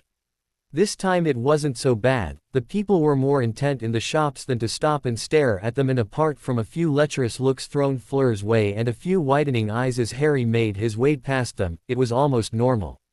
I need to take you to the magical part of Paris, Fleur said thoughtfully as they made their way towards the marble-white building that stood out at the end of the alley. Is it like this or? He asked curiously. It is a lot more bigger than these, more room to walk in, she said, wrinkling her nose and pressing herself as close as humanly possible to him so she wouldn't walk into any of the people walking around them. One of the things we'll do as soon as we get back. She smiled brightly at him and nodded. Soon they were climbing up the steps to Gringotts, and they entered the large hall with the goblins sitting on either side going about their work. They approached one of the counters and the goblin looked up, irritation written clearly on his face. What? It grunted. I need to visit my vault, he replied, fixing it with a bored look. The goblin's eyes widened as it recognized who he was. Key. He placed it on the counter and it examined it before nodding. Follow me please. They fell into step behind it and they reached the dark tunnels with the carts. He laughed when he saw Fleur's eyed it apprehensively before they got in and the breakneck journey deeper into the depths commenced. He thought Fleur would break his hand off with her vice-like grip as they hurtled along the tracks. Once they reached his vault, she breathed a sigh of relief and punched him lightly on his shoulder when he was looking at her in amusement. He took more than he usually withdrew before the start of each year in Hogwarts, this time from his vault, and one more high-speed ride to the surface. Later they were back out in the sun. Deciding Ollivander could wait about an hour longer, he took her to Florine's ice cream parlor where Mr. Fortescue welcomed one of his favorite customers back with a large smile. Harry was embarrassed when he had to introduce Fleur to Mr. Fortescue, but he felt he did it properly when Fleur keyed him as soon as the man had turned around to find them a table. Introducing her as his girlfriend was something that gave him a profound sense of happiness which made him lightheaded. Once their ice creams were done, they finally made their way to Ollivander's shop. No matter how many times Harry had seen it, the shop seemed to frozen in time. Knocking softly, he entered as the bell dinged and the two walked into the darkened area where in front of them was a long narrow corridor with shelves that reached the ceiling, all fit to burst with long thin cases. Good morning. A quiet voice broke the silence, and despite the warning Harry had given to Fleur that the old man liked to surprise his customers just a half hour ago, she jumped and her grip tightened on his hand momentarily. Mr. Ollivander walked out from the space from which he'd seemingly appeared out of nowhere, and his expression immediately brightened when he recognized who it was. Ah, it's Mr. Potter and Miss Delacour. I've been expecting you two for a while now. Bonjour, Monsieur Ollivander, Fleur said with a smile as Ollivander took her hand and bowed. 9.5 inches. Rosewood. Containing a single hair from Avila. Excels in charms, he said softly, and she nodded. Then he turned to Harry. If I can have your wand, Mr. Potter. He gave his wand and the old wandmaker examined it closely. The wand once again was surrounded by the fiery red glow before it took on the blue, although this time Harry noticed that the blue shone a lot more brighter than the red. No one spoke as Ollivander continued his ministrations, and finally he looked up with his eyes gleaming in excitement. Miss Delacour, if I may, could I have a look at your wand too, please? Fleur looked puzzled, but nevertheless she gave him her wand too, and after a few moments of him examining it, it took on an almost identical blue glow to the one Harry's wand had, and her eyes widened in surprise. Returning her wand to her, he placed Harry's wand on the counter before walking away wordlessly, leaving both of them staring in surprise. He came back fairly quickly with a rather large tucked under his arm and waved his wand. making two comfortable-looking chairs appear behind them. Please, have a seat. Once they were seated, the wandmaker went to the entrance and closed the blinds, turning over the sign that said, "Open," so that now it read as, "Closed," from the outside. Walking back, he sank into a chair that appeared behind him and taking Harry's wand from the counter at the same time. Harry had hardly ever seen the old wandmaker look so excited. "As it appears, Mr. Potter, your problem seems to be quite easy to solve." "Oh." He nodded and handed the wand back to Harry. "The key lies with this young lady right here." Ollivander smiled at Fleur, who looked confused just as Harry was. I don't follow," she said uncertainly. He chuckled and leaned back in his chair. "I have devoted my entire life to the forging of wands," he began. "What I have found is that when it comes to this branch of magic, there are so many things that are possible. So many things that we have never thought of. When you first entered my shop, Mr. Potter, I told you that we use 3 types of cores for wands: dragon heartstring, tail hair of a unicorn, or a feather from a phoenix. As you know now, those are not the only types of cores that can be used." Harry nodded in understanding, as did Fleur. "As with Miss Delacour, whose wand contains the hair from a villa, it's from your grandmother if I remember correctly," he added questioningly, and she nodded. "There are a number of items we can use as cores. Demiguise hair, dragon scales, griffin feathers, the list is endless, and the resulting wands vary greatly in power and traits. There are certain factors that need to be taken into consideration, however. Right now there are more than 1 billion wands around the world that will never have the witch or wizard that it is looking for. Why? They look for specific traits in their master. What we always fail to realize is that magic is a lot more closely connected with our feelings, emotions, what makes us who we are. Magic plays a large part in determining everything." He smiled at the two and shook his head slightly. "I'm getting a little sidetracked here. Back to the matter at hand. Mr. Potter, your connection that you have with your wand is far weaker than it should be. It has weakened more since I last examined it at the weighing of the wands. But, it's fine. Harry was extremely fond of his wand and he didn't like what he was hearing. What happened at the graveyard and brought back his parents was something that made him hold his wand in reverence. A part of him hoped that he could trigger the same effects again, although this time around, preferably not without any deranged dark wizards trying to kill him. Your wand is still your own," he assured him. "What I mean is that there is a lot of room for improvement." He fell silent and turned back to Fleur. "Have you ever held Miss Delacour's wand?" Both Harry and Fleur's eyes widened at the question. Yes I did," Harry said, and Ollivander nodded as if he expected nothing more. "And, you know the feeling of how a wand repels someone, right?" Harry could only remember too well, having caused a substantial amount of damage to the shop when he had been trying wand after wand trying to find the one best suited for him. "Yes. Did her wand do that?" Harry frowned slightly. The old man knew something. "No, it felt like when I first held mine." Ollivander's face grew into a wide smile, his eyes sparkling in excitement. "That answers a lot of my suspicions. This may seem a little rude, but am I right in assuming that you two are closer than when I met you at the weighing of the wands?" Both of them blushed at the same time. Harry scratched the back of his head sheepishly. "We are together." Ollivander nodded, smiling widely. "I am happy for the two of you," he said sincerely, and both of them mumbled their thanks, fighting to get rid of the blushes covering their faces. "You may be wondering what this has to with anything. The answer, as I've said, lies with Miss Delacour. I believe the core that will bring your wand back to its perfect connection with you is extremely similar to the one that resides in Miss Delacour's wand." "Villa, air," Fleur blurted out in surprise. "I am now 100% sure." Harry looked like he was at a loss for words. "It is not a coincidence that Miss Delacour's wand responds the way it does to you. If I'm right, and I rarely am wrong about these things, a single hair from a specific villa will solve the problem you have with your wand." Fleur's expression hardened when he mentioned specific villa, something that both Harry and Ollivander noticed, and the old wandmaker smiled knowingly. "Villa hair being used for wands is extremely rare. I believe there are only about 14 wands in existence, counting yours, Miss Delacour, that contain Villa hair. Even then, I believe 13 of those wands are hereditary, passed down from grandmother to mother to daughter and so on. Yours was custom made for you. There have never been records of a witch or wizard using a wand containing hair from a Villa. The reason for this is because Villa hair will only function as a core if the donor already has a strong connection with the wielder of the wand. Your wand's core came from your grandmother Miss Delacour. It works for you because, as with all family, your grandmother loves you. Harry's eyes widened as he realized what Ollivander was getting at, as did Fleur's, as a small smile played across her lips. You mean, Harry began, and the old wandmaker chuckled. A single hair from Miss Delacour will be the answer to your problem, Mr. Potter. Ollivander sighed. Magic works in mysterious ways. This goes to show just how much we don't know about it even after all these years. Harry gazed at Fleur, not knowing what to say. She smiled softly at him, and keeping her eyes fixed on him, she slowly pulled one strand of her hair which she placed in the container Ollivander gave to her.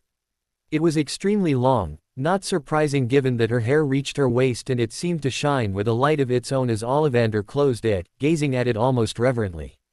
If you will leave your wand with me for a few hours, it will be done. Harry nodded. Wait though, I need you to do something. They watched curiously as the wandmaker opened the at his feet. It was filled with blocks of wood, varying in colors from pure white to a black that looked almost blue. Holly will not be able to support both cores together. I will have to reforge your wand from scratch, so please place your hand over these blocks of wood and let me know if you feel a pull to any of them. Harry slowly ran his hand over the blocks, feeling slight pulls at some, but something told him to keep going. He felt a very strong pull from a pure black block of wood and almost stopped before he felt his hand move of its own accord towards the pure white block lying right next to it. He gently traced it with his finger and looked up at Ollivander. I must say that I'm not surprised that particular piece stood out to you. What is it? Ollivander smiled and shook his head. These are some of the rarest wood in existence, Mr. Potter. Every wandmaker likes to have their secrets, and I'm afraid I will not be telling you where that particular one came from. Rest assured, however, that the prices I had to pay to obtain it, along with all the pieces in this, were extremely high, and I'm not talking about galleons. There was no trace of annoyance or anger in his tone, and Harry understood that this was something that was private to the old wandmaker. He respected his privacy, although he, like Fleur, whose eyes were gleaming bright with curiosity, wouldn't mind at all learning what they were. They were shooed out of the shop by the Ollivander, who looked anxious to get started on the wand. They were told to come back in 3 hours, and the door shut abruptly behind them once they were outside, the closed sign still in place. Shall we go to Z place? You got Z necklace now? Fleur asked as they slowly mixed in with the crowd of people who were hurrying here and there. Harry had momentarily forgotten about that. Yeah. They walked slowly, taking in the sights as they did. They did have 3 hours to kill after all. Hey Fleur. She turned to look at him. Thank you, for the wand, he said haltingly. EET was nosing. But, are you sure you want my air in your wand? Won't there be something that will be better? She had been worried about that, although she hadn't said it back there. It was her hair after all, how good could that be?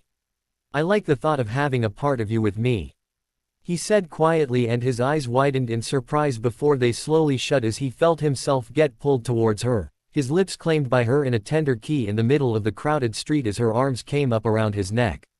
A few moments later they pulled apart and she wordlessly tugged his hand, continuing on their way, paying no heed to the people around them. Fleur had to literally pull Harry away from the quality Quidditch supplies store where a brand new racing broom was on display, the Firebolt 1000. Along the way they came across many familiar faces from Hogwarts. Harry's face hardened when he caught sight of Dean Thomas and Seamus Finnegan staring at them. To both Harry and Fleur's disappointment, they didn't see any of the people they wanted to, which was understandable seeing as the list was very small. It took a while for them to find the shop that they were looking for. Harry was, after all, quite unfamiliar with the part of Diagon Alley where the shop was, and had only walked into it by pure chance last year. Finally, to both their delight, they found it, and Harry held the door open for Fleur to enter first before following. How may I help you? A friendly voice that Harry found familiar called, and the familiar old man walked in from the back of the shop, and catching sight of Harry his face broke into a smile. Harry Potter, you've changed a lot since the last time I saw you, lad. Mr. Keep right. The man nodded happily. I'm honored that you remembered. And who might this fair lady be?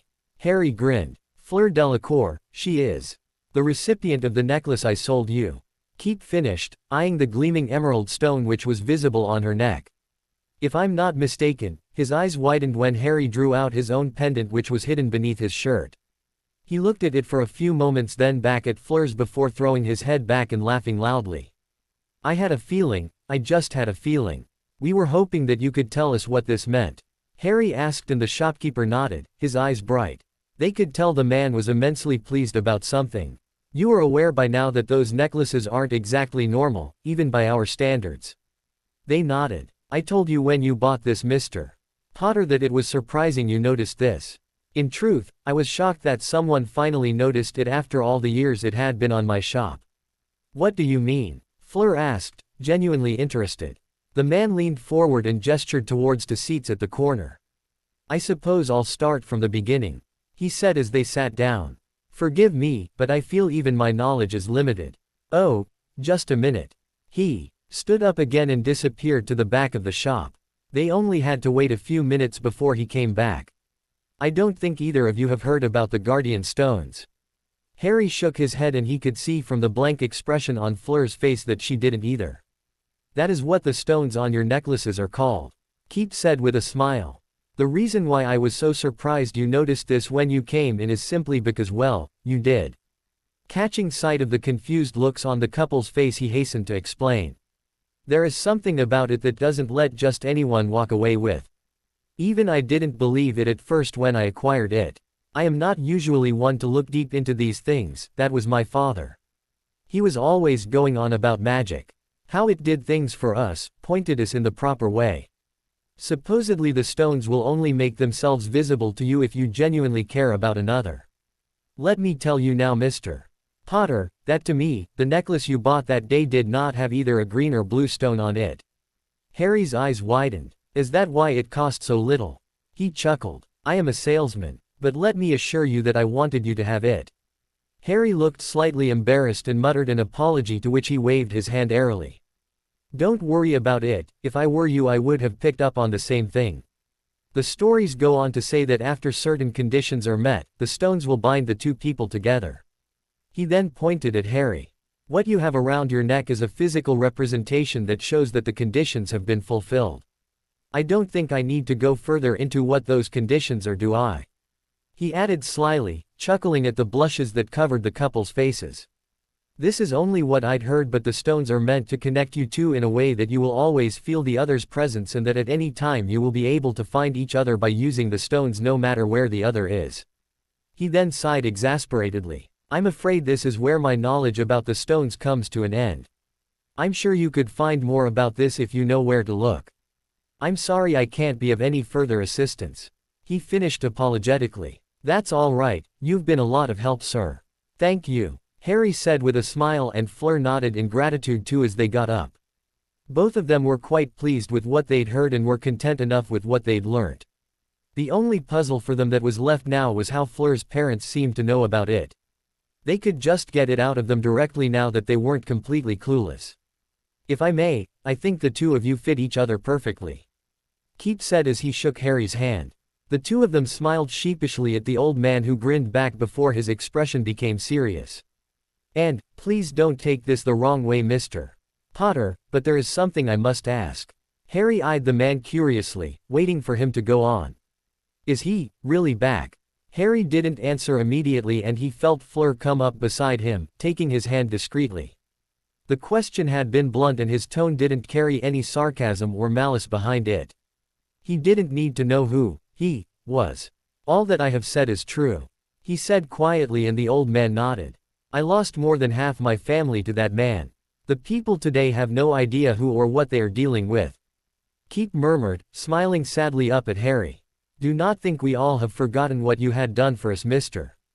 Potter. If there is any way I could be of help to you, please don't hesitate to ask. Thank you, Harry said softly. The man nodded again, and with one final bow, saw them out of his shop. Seeing that they still had about an hour and a half before they were due back at Ollivander's, they decided to get a late lunch in a small cafe next to Madame Malkin's. The waiter, a blonde-haired man with a weak chin, eyed him scathingly and stood a little closer than what was usually seen as socially fit next to Fleur, eliciting a low growl from him. Fleur, on the other hand, gave the waiter a dangerous look and asked icily for him to move. The waiter scurried away, and another one came to serve them instead a few minutes later. They finished their food quickly, not taking time to just relax and talk like they always did back in France. Being under the gazes of everyone around just didn't make it appealing. Thankfully, time passed by quickly as they were walking around and they started making their way to Ollivander's once the 3 hours were up.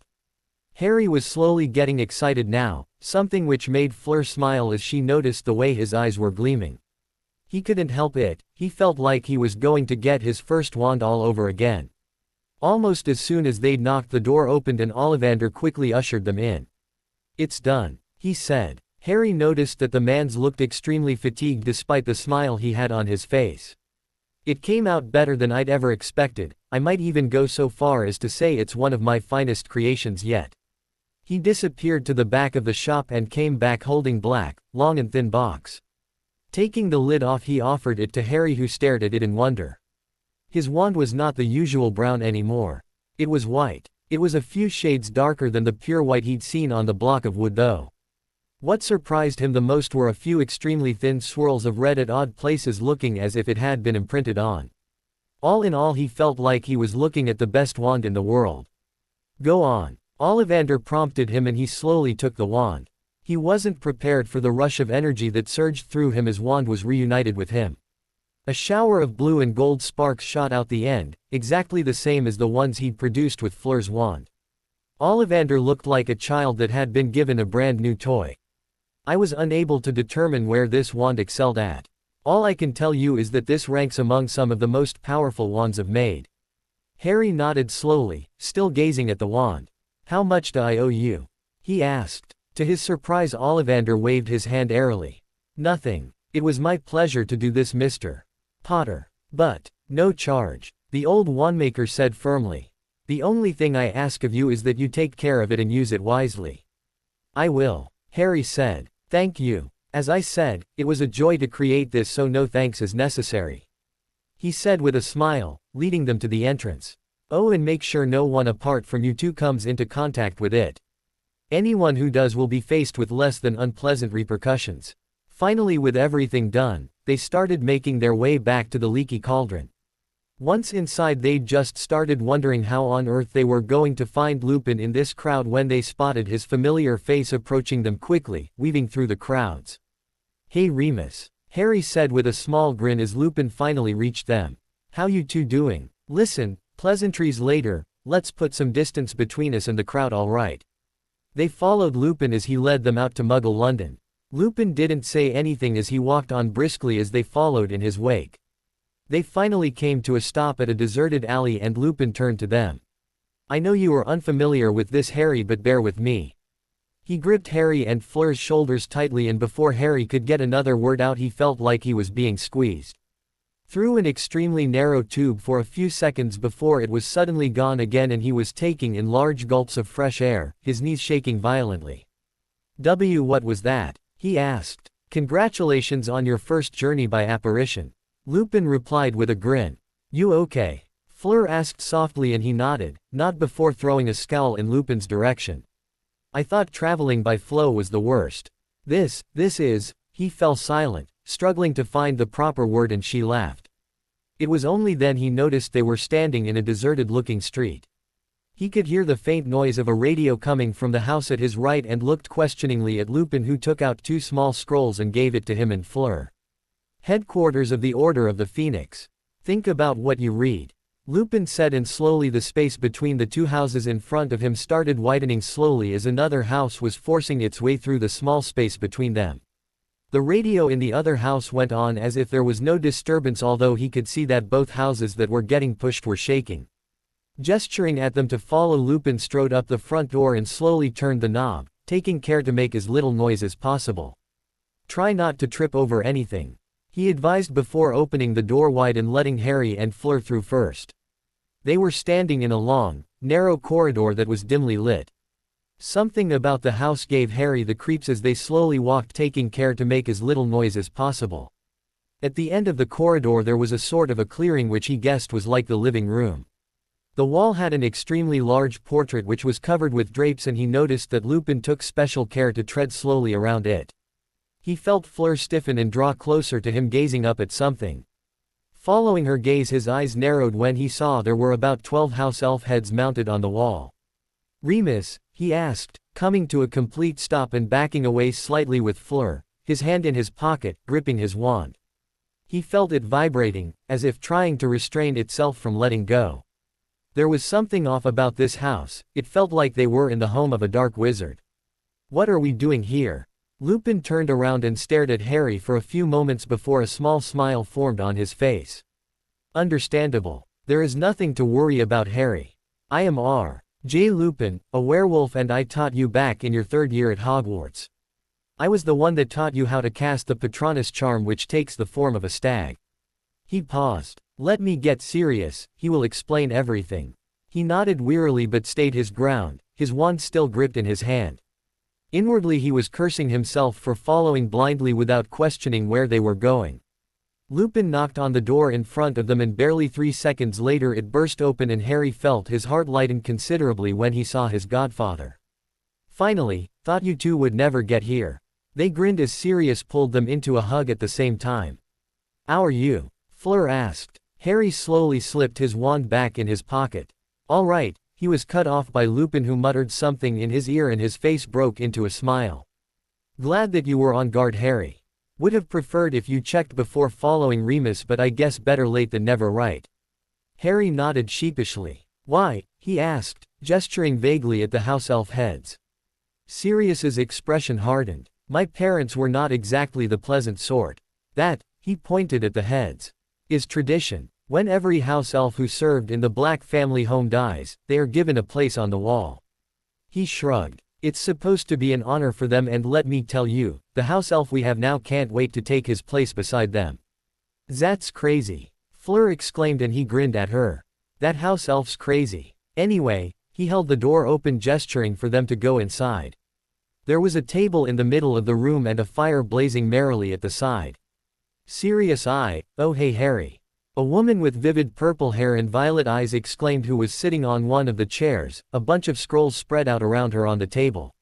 She quickly waved her wand, getting rid of the scrolls before standing up. Hi," he said uncertainly, and she smiled brightly, getting up and walking towards him. "Tonks at your service." She then spotted Fleur and moved to greet her too, while Sirius got an evil smirk on his face. "Don't you mean Nymphadora Tonks?" The effect was immediate. Tonks' hair turned a fiery red and she rounded on Sirius with a growl. In the blink of an eye, Sirius was at the other side of the table, covering behind Lupin as she advanced on him. Fleur started laughing and even Harry had to struggle to keep his laughter contained. Sirius's face showed pure terror, as did Lupin's. "Better watch your back from now on," Tonks said threateningly as Sirius gulped audibly. She prefers to be known as Tonks," Lupin said rather quietly. Both Harry and Fleur exchanged a look and nodded vigorously. Caroline's temper seemed almost cute when compared to Tonks. "How did you do that?" Fleur asked curiously as Tonks's hair turned back to purple. Her smile hitched back on her face so fast that it was unnerving. "I'm a metamorphagus. We can change our appearance at will," she said proudly, and her hair suddenly lengthened and turned a silvery white and her eyes shifted to blue just as her skin became paler. He felt Fleur stiffen slightly beside him. "Can you learn to become one?" Harry asked, staring at her as she slowly reverted back to her original appearance again. "No, you have to be born one, I'm afraid." She then looked him up and down, nodding her head approvingly. "Don't know why you would want to be one though. You look just fine as you are," she finished with a wink, making him blush slightly. Spotting Fleur's frown, she added quickly, "Just saying." At that moment the door burst open and Harry stifled a groan as Fleur's face hardened when they saw who it was. "Harry, how good to see you again, dear." "Mrs. Weasley said brightly, moving to embrace him. He remained perfectly still, taking note of the way she acted, like Fleur wasn't even in the room. "There is a lot I've been meaning to talk to you about, young man." "What about?" he asked shortly, shutting her up momentarily as she winced at his toneless voice before she regained her composure. "Oh, that can wait, dear. I'm sure you're hungry. Dinner will be ready in about an hour. I've made another bed in Ron's room for you. They're all waiting to see you. Oh, and Miss Delacour. Hermione's room is all set for you too." "That's all right, Molly, they won't be needing those rooms," Sirius said cheerfully. Harry noticed that Tonks was trying and failing to hide her grin as she sat back, twirling a strand of her hair as she watched Mrs. Weasley, who was slowly turning red. Lupin looked torn between annoyance and amusement. Harry moved to stand beside Fleur and wrapped an arm around her waist, making her grin up at him, and leaned towards her ear. "And here we go," he murmured, making her cough to hide her laughter. Mrs. Weasley froze momentarily, looking between the couple and Sirius, who was regarding her with a bored expression on his face. "Surely you don't mean to give them a room to themselves?" Mrs. Weasley asked dangerously. "I was thinking the room we cleaned just today would be perfect. Are you crazy?" Mrs. Weasley hissed. "You mean to tell me they will sleep together? It's what they want." "Just a moment," he added, holding up his hand, and Harry was impressed that he actually managed to stop Mrs. Weasley from speaking, whose mouth was already open again. "This is my house and you are a guest here. This house is also as much as Harry's as it is my own, so those two can sleep wherever they want.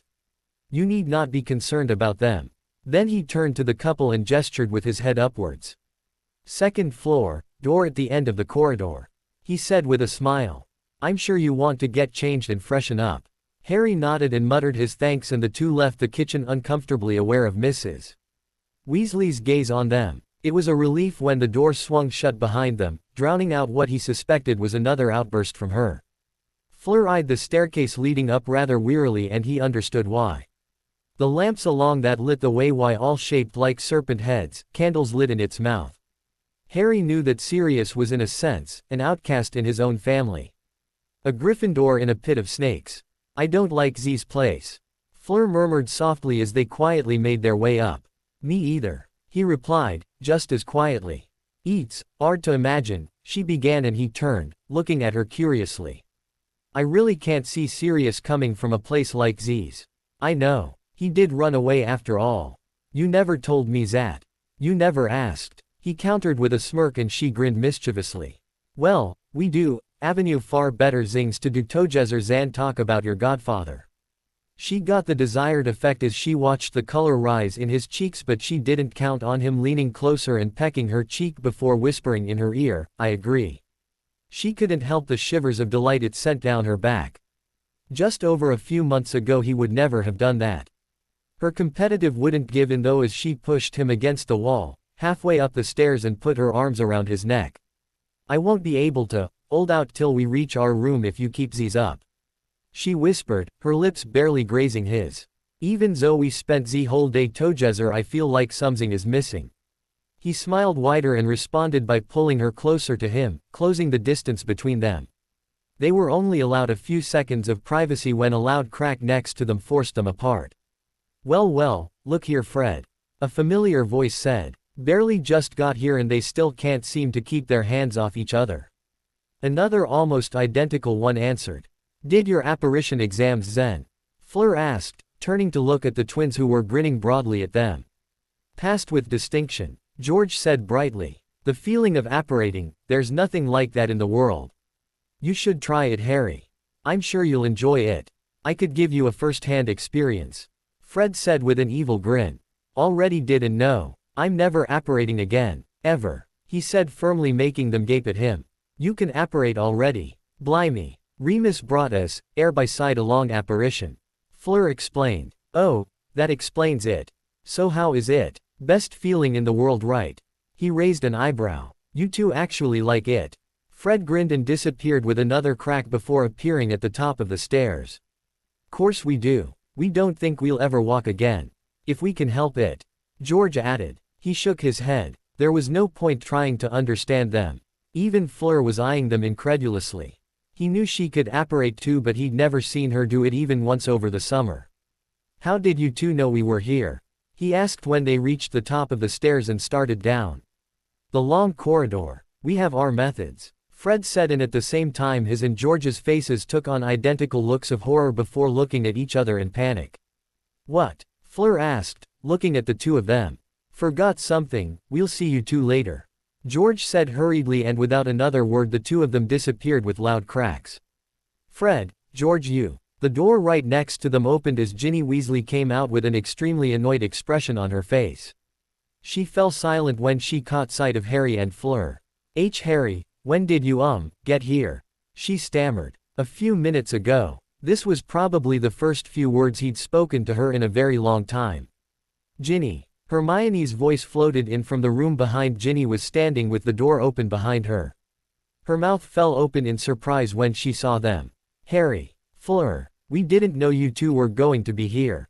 Ron's face appeared behind Hermione. You two are going to be staying here for the rest of the summer then? No, we're going back tomorrow. Harry said with a strained smile. Ron still hadn't improved at all as he was gazing at Fleur with a glazed look in his eyes. Fleur didn't say anything and instead just nodded at the group.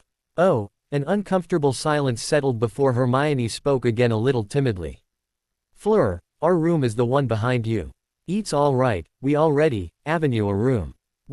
Ginny suddenly blurted out. We'll see you later. Harry muttered, choosing to ignore Ginny.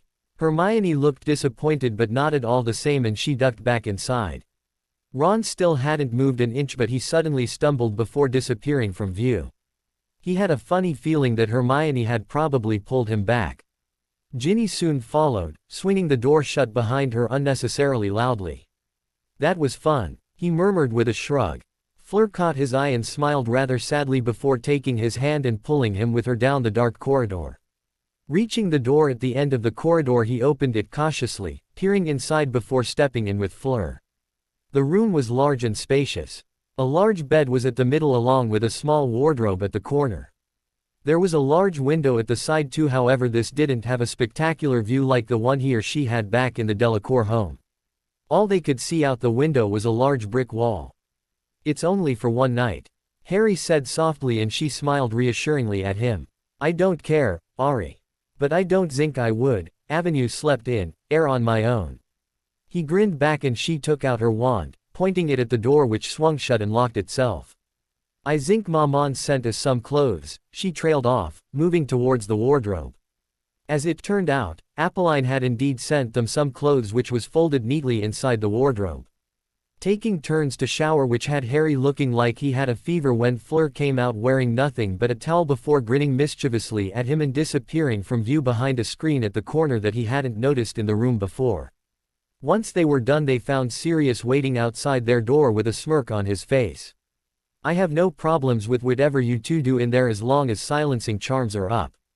He wiggled his eyebrows suggestively. Just make sure you take the appropriate measures, I don't want Apolline raging on a warpath at me. Laughing at the expressions on the couple's face he backed away quickly, laughter dying in his throat when he caught sight of the unnervingly identical icy expressions on their faces. Sirius took them around the house, giving them the tour. To say the place was big was an understatement. There was no way anyone would think this was anything more than a small apartment block from the outside. Why is this place being used as the headquarters? Harry asked curiously, leaning back against the wall and watching Fleur petting Buckbeak, the hippogriff that Sirius had escaped on back in his third year that had now taken refuge in what used to be his mother's room. The hippogriff looked like it was having the time of its life as it lazily closed its eyes and Fleur looked like a little girl that had just been given a cuddly new pet. This is probably one of the safest magical dwellings in Britain. I'm serious, he added when Harry looked disbelieving. Yeah you are, Harry said with a small grin making Sirius groan. How though? My father took a lot of measures when building this place. Wards, enchantments, you name it. And also Dumbledore is the secret keeper here, that parchment you read. Harry nodded. That was his writing. Without his help no one will ever be able to walk in here. Why would your father do that though? Is it normal for a wizarding home to have so much protection? He snorted. My father was paranoid. Even with all the pureblood ideals he kept up, I think he and the rest of my family were rather afraid of muggles. Afterwards they were shown Sirius's old room. His godfather had taken a lot of bold steps to assert his difference from the rest of his family. The walls were covered with muggle posters of girls in bikinis and motorbikes, the bed had vivid hangings and the ceiling above them was engraved with a gold lion. I was a teenager Harry, Sirius muttered when he raised an eyebrow, looking between a very suggestive poster of two girls and his godfather. Beeped dog. Soon afterwards they went back downstairs where along the way they ran into Creature, the house elf sworn to the House of Black. Upon catching sight of Harry, Fleur and Sirius it bowed low although it started muttering about dirty half-bloods and something to do with his mistress. That's enough, Sirius snapped. Get out of my sight. Of course master, creature does as he is told. It croaked, although he would much rather continue serving his mistress. Oh yes, creature wishes Master Black didn't come back home. You aren't the only one that wishes for that. He muttered under his breath. Creature stayed where he was, keeping his eyes fixed on the ground. When Harry and Fleur passed him though he looked up, narrowing his eyes and gazing fixedly at Harry. All in all, Creature was the creepiest and most dislikable house elf he'd ever met. From the look on Fleur's face, she was probably thinking along the same lines. He has been on his own for a long time. Wouldn't surprise me if he was insane, taking orders from my mother and all. Sirius muttered when the two caught up to him as they started down the spiraling staircase. Your Mauser? Fleur asked, puzzled. Oh, I keep forgetting you two haven't been properly introduced to that hag. Count yourselves lucky, he said in an undertone. That's her, he said after a few moments, pointing at the large portrait that was still covered. She's asleep for now, make enough noise, she wakes up. Let me tell you now that it isn't pleasant at all. Harry opened his mouth to ask something, but then fell silent again. He didn't know how to voice his question. Sirius however caught sight of this and sighed. As far as I'm concerned, she isn't my mother. Heck, your father's parents treated me like their own son. This woman hated me from the day I was born. I don't know why and I don't care. He shook his head and looked apologetically at Harry and Fleur who looked troubled. Sorry for going off like that, she's a sore topic with me as is anything to do with my family and this house. It's all right, Harry said quietly. Let's get inside I guess. Dinner will be ready soon. Sirius said brightly, his dark expression brightening up so fast that it was alarming. Sirius knocked twice before opening the door and they stepped inside. Tonks spotted them and waved cheerfully at them. Charlie Weasley was beside her and grinned broadly when he noticed them. Was wondering when I'd see you two again. You're in the order too? Harry asked and he nodded. Yeah, me and Bill. And Fleur. There's something me and a lot of people back at the reserve want to thank you for. Me? Fleur asked curiously, sinking into a seat beside Harry. Yeah, you remember the dragon you faced at the first task. How could I forget? She asked with a grin while Harry and Charlie chuckled. That enchantment you cast over it, it changed it somehow. It used to be one of the most vicious dragons we had but now it's as tame as a Krupp. We can even walk right up to it and touch it without fear of losing our heads. He shook his head in amusement. If Hagrid knew about this he'd be in Romania in a heartbeat. Harry laughed, that sounded exactly like him. I didn't mean to, Fleur began with a worried expression. Trust me, we love how it turned out. You on the other hand Harry would be in deep trouble if you ever came over. What? Why? Charlie looked at him incredulously. Are you serious? Harry smirked and Sirius caught sight of it from the other end of the table where he was sitting with Tonks and groaned loudly. Don't give him the chance. Fleur giggled and Charlie looked confused before a grin formed on his face, matching Harry's. Oh, but anyway, Harry you blinded our Horntail and as a result it's become much harder to contain than ever. I'm sorry. Maybe if it stopped trying to eat me for a few seconds I would have just ignored it. He said defensively. Charlie shrugged. It's not only you. Crumb wounded our fireball too. I hear that the organizers of the tournament are getting an earful from the reserve, demanding compensation. No one was expecting the dragons to come out with injuries. They went on talking about the reserve and the dragons, a topic which Harry found interesting as did Sirius. Meanwhile Fleur had gotten into a conversation with Tonks who took the seat beside her. More people came in as the minutes ticked by. Lupin joined them, taking a seat beside Sirius. He was curious about how Harry had fared on the night of the full moon. He looked surprised when Harry said that apart from his perfect eyesight, nothing much changed. You still need glasses though, right? He asked curiously. Yeah, it was only on that night. When I woke up in the morning my eyesight was as horrible as usual. Strange, he muttered, his brow furrowed. Did you get your wand sorted out, Harry? Sirius asked suddenly. Yeah, he replied, taking it out of his pocket. Everyone at the table except him and Fleur gasped when they saw it. Did you get a new one or something? Sirius asked. No, although Ollivander did say he had to make it again from scratch so, he shrugged. Still, a white wand, can't say I've seen many of those around. The red color is unusual too, how did he solve the problem though? Lupin asked curiously. Did you find another core for it?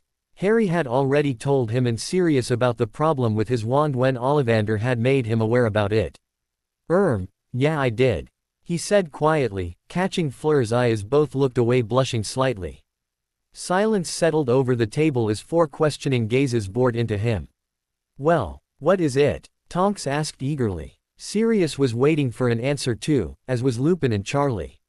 He felt Fleur's hand slip into his under the table and turned to her to see a small smile on her lips as she nodded ever so slightly. It's a single strand of hair, from Fleur, he said, grinning slightly when he saw the stunned expressions on their faces. No way, Charlie said in an odd voice. Vila hair can be used as wand cores? Tonks asked, staring at Harry's wand. My wand, is an heir from my grandmother. Fleur said softly. Thankfully they all dropped the subject after that, although Harry did see Sirius looking between the two of them with a smile on his face that looked strangely familiar. He couldn't place where he'd seen that look on Sirius's face, but he was also sure he'd seen it somewhere before. They were soon joined by Fred and George too, who looked extremely annoyed and angry about something, taking their seats next to Harry. Before any of them could ask what was wrong, however, the door opened and Mrs. Weasley followed B, Ron, Ginny and Hermione came in. Sirius's smile, which he had just a few seconds ago, became fixed. Mr. Weasley followed soon after and didn't seem to notice the strange tensed atmosphere around him as he made his way over to Harry with his usual kindly smile. Harry, it's been a long time since I last saw you. You too, Mr. Weasley, he replied, shaking his hand. Mr. Weasley nodded and turned to Fleur. A pleasure to meet you again, Miss Delacour, Arthur Weasley. Fleur smiled, and once the introductions were out of the way, murmured conversations broke out between small groups as they waited for Mrs. Weasley, who was glowering at her husband, set the table with the help of Tonks despite a number of people's protests, Hermione and Ginny. Mr. Weasley had diffused the tension and Harry was grateful to him for it, and he could tell by the genuine smile he had on his face that he bore no ill will to Fleur. Mrs. Weasley glowered at them all through dinner, although neither he nor Fleur took any notice of it. Tonks wanted to know more about the tournament and how they did the tasks, to which both of them obliged. In return they got to learn more about Tonks. He was surprised that she was an Auror. Even though she was still a cadet, it was impressive all the same. Fred, George, Sirius, Charlie and somewhat Lupin, although he was more concentrated on his food, were all breaking out in laughter from frequently as Sirius detailed some of the pranks he'd pulled in school. Fred and George looked like they'd found the person they were going to look up to for the rest of their lives, and Harry couldn't stop smirking at the thought of how their faces would look like if they found out that they were in the presence of 2 of Hogwarts' marauders. Ron as usual looked unconcerned about all else but the food, although Harry did catch him staring longer than necessary at Fleur at times when he thought no one was looking at him. Hermione and Ginny were huddled together, sitting with Ron across the table. The small attempts Hermione made to speak to him were awkward and strained, mainly due to the presence of Ginny who, even though she made no attempt to join in, stared at him in a way that made him extremely uncomfortable. After the food was cleared up, the earlier charged atmosphere had somewhat diminished. Fleur leaned closer to him and the two enjoyed the moment of peace as they quietly talked about what they'd do once they got back, priority being paying Aurelie and the others a visit. Mrs. Weasley was for once distracted and didn't have her eyes on the couple, as she was instead having a quiet yet heated conversation with her husband, who looked irritable. Finally, on unspoken agreement, the two of them got to their feet. Sirius looked up, momentarily distracted from his conversation with Lupin. Tonks had already fallen asleep at the table and almost everyone else's eyes were drooping shut. He himself wanted to get to bed, but mostly the two of them wanted privacy, something which was virtually non-existent with certain people in the vicinity. Getting a nod and a rather suggestive wink from Sirius, they quietly excused themselves. It was a relief to be out of the rather crowded kitchen, although the dark house wasn't exactly all that welcoming either. Do you believe what Z-Man said about Zaysay? Fleur asked as they started on the stairs. Harry looked at her and saw that she was lightly tracing her gleaming emerald stone with her fingers. He too unconsciously touched his, where his was, and felt a warm tingle spread through his fingers as his hand made contact with it. I do, he murmured softly. Somehow I just feel like what he said were true. She nodded. Avenue, you felt EET? She asked. He turned to her, cocking his head sideways. What? She sighed and placed a finger on his, touching the gleaming blue stone that was visible through his shirt. A pleasant sensation spread through him although he couldn't pinpoint what it was exactly. Close your eyes, she said quietly as they came to a few feet away from their door.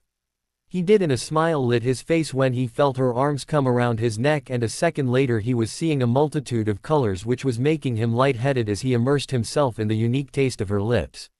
Fleur was almost always the more aggressive one, and this time was no different as she pushed him against the wall none too gently. All coherent thought was driven from his mind and he felt himself give in and respond with the same force, returning the key just as hungrily. She whimpered softly and he felt her tongue on his lips, gently parting them and asking for entrance, to which he obliged. His knees grew weak and both their senses were getting sharper, increasing their pleasure tenfold and at the same time increasing their desire. "You!" A loud voice rudely broke them apart and they turned to see Mrs. Weasley looking like she was on the verge of blowing up with Ginny, Hermione, Ron and the twins behind her. Harry felt a surge of anger in him before it was immediately cooled when he felt Fleur's lips on him again, this time on his neck, turning his growl into a quiet sigh and making him tilt his neck, allowing her more access. Fighting to keep his eyes open, he tried to focus on the group of people at the end of the corridor. They were all standing there, frozen as Fleur slowly continued upwards, pausing slightly and demonstrating exactly how thin the line between pleasure and pain was. The rational part of his mind wanted to push her away, especially seeing their audience, but everything else in him was content to give in, which he did. Suddenly the door behind them leading to their room opened and Fleur pushed him through it, breaking away momentarily, and he could see she had her wand in hand. Behind them Mrs. Weasley had started towards them, but the door slammed shut again with a deafening bang at her face and he heard a number of clicks as the door was tightly secured. Fleur flicked her wand at the door again and it glowed a pale blue before she pushed him to the bed. Her eyes were much darker than the usual blue he was used to. She was emitting a pearly white glow, making her look, if possible, more beautiful than ever as she crawled onto the bed and straddled him. "Fleur, we..." His body was screaming in protest against his mind, which was trying to grasp what was going on. She silenced him in her own way before drawing back slightly, breathing hard. "I need to do Z's," she whispered. "We won't go too far, I know we aren't ready for that. But there is something I need to do." He only hesitated a moment longer, remembering what Apolline had told him and what Alana had told him about what made them different. "Okay," he said quietly, gazing at her and wondering for the millionth time how he'd ended up getting someone like her to himself. She took his lips again, and this time, the rational part of his mind was gone and he was making no effort to get it back. All the while he was vaguely aware that the heat in the room was increasing. He didn't know when, but one of her hands had slipped under his shirt and was gently tracing his scars. Seized by a sudden desire to return what she was doing to him, he moved slightly and keyed her neck just as she had done him. She moaned slightly before tilting her head invitingly, to which he immediately obliged. He didn't know why, but while he was doing this it felt like he was claiming her, making her his. This thought emboldened him further, and with the sounds Fleur was making, she was not at all against this. Fleur didn't let him keep serving her for long. She firmly took his hands, pinning them above his head with her own before moving down to key him again. Fleur's glow was brighter now, and as he felt her warm lips move again, shifting towards her neck again, he knew just then what she was going to do as she paused and looked at him. He could see nothing but love reflected in her eyes, and he knew she was asking him for permission. Smiling slightly, he nodded and she slowly moved down again, keying her way downwards until she came to a stop at the point connecting his left shoulder and neck. He felt a burning sensation as her lips made contact at that point. It was slightly painful, as if that bit of skin was being exposed to a naked flame. A few seconds later it was gone, and Fleur's glow slowly dimmed until it was gone and she collapsed on him, panting hard. She wasn't the only one. Harry felt like he'd just been put through 6 of Sirius's training sessions, one after the other. A few minutes later she slowly got up again, still straddling him, and she looked a little afraid. Following her eyes, he looked down at the point where he'd felt the burning sensation and his eyes widened. There was a bluish-white wing etched on his left shoulder, just below his neck. He looked up at Fleur and she wordlessly lowered the neck of her blouse, exposing the bit of her shoulder to him, and he saw the same wing there, except this one was mirroring his. "Ari, she began softly. "Was that the mark?" She nodded. She began again but fell silent. "What?" he asked gently. She looked like she was going to cry. "Z-mark, EET is a form of binding. EET is what we do to put our claim over who we, avenue chosen." He laughed and she looked surprised momentarily. "I don't see the problem. But I should, avenue told you before I did EET." She yelped. I lost control. "When you, avenue Z-mark EET is permanent. No one else will be able to approach you Z way I do ever again. What if in Z future you decide that you would rather be with someone else?" "Don't say that," he growled, his eyes narrowing and she flinched. "You think after everything you've done for me I'd even think about letting you go?" She looked like someone had hit her over her head and she didn't speak for so long that he began to get worried. "Fleur?" he asked, his anger long gone. She suddenly started giggling before it became full-blown laughter as she collapsed back on him, burying her face in his neck. "EET used to be I that gave you that lecture back then," she murmured softly after she'd calmed down. He grinned, remembering all the times she'd had to assure him that what she felt for him was real and that she'd never leave him. It was amusing in a way and unbelievable to him that he was now assuring her in turn. He still didn't understand how she could have those insecurities. She could have anyone she wanted and the fact that she was actually worried that he would choose someone else over her was laughable. "I guess, but I don't want to be in that role. It's you that has to keep lecturing me." She drew back with a mock stern expression which was ruined by the tears in her eyes. "Do I, avenue to do so again?" she asked, a smile growing on her face when he wiped away her tears with a small frown. "Not anymore." "Good." She sank back, nuzzling into his neck again. "So he began." She looked up to find a small blush on his face. "This shows that I'm yours." She grinned and keyed his cheek. That mark is recognizable by any villa and I suppose people will know EET when they see EET, if they know about Z villa of course. Z mark 1, avenue shows that avenue been claimed." He nodded and mumbled something that was too quiet for her to hear. "What?" she asked and he looked up. She almost burst out laughing. Even with how much he'd changed, he still had retained the ability to go bright red on his face whenever he let something slip.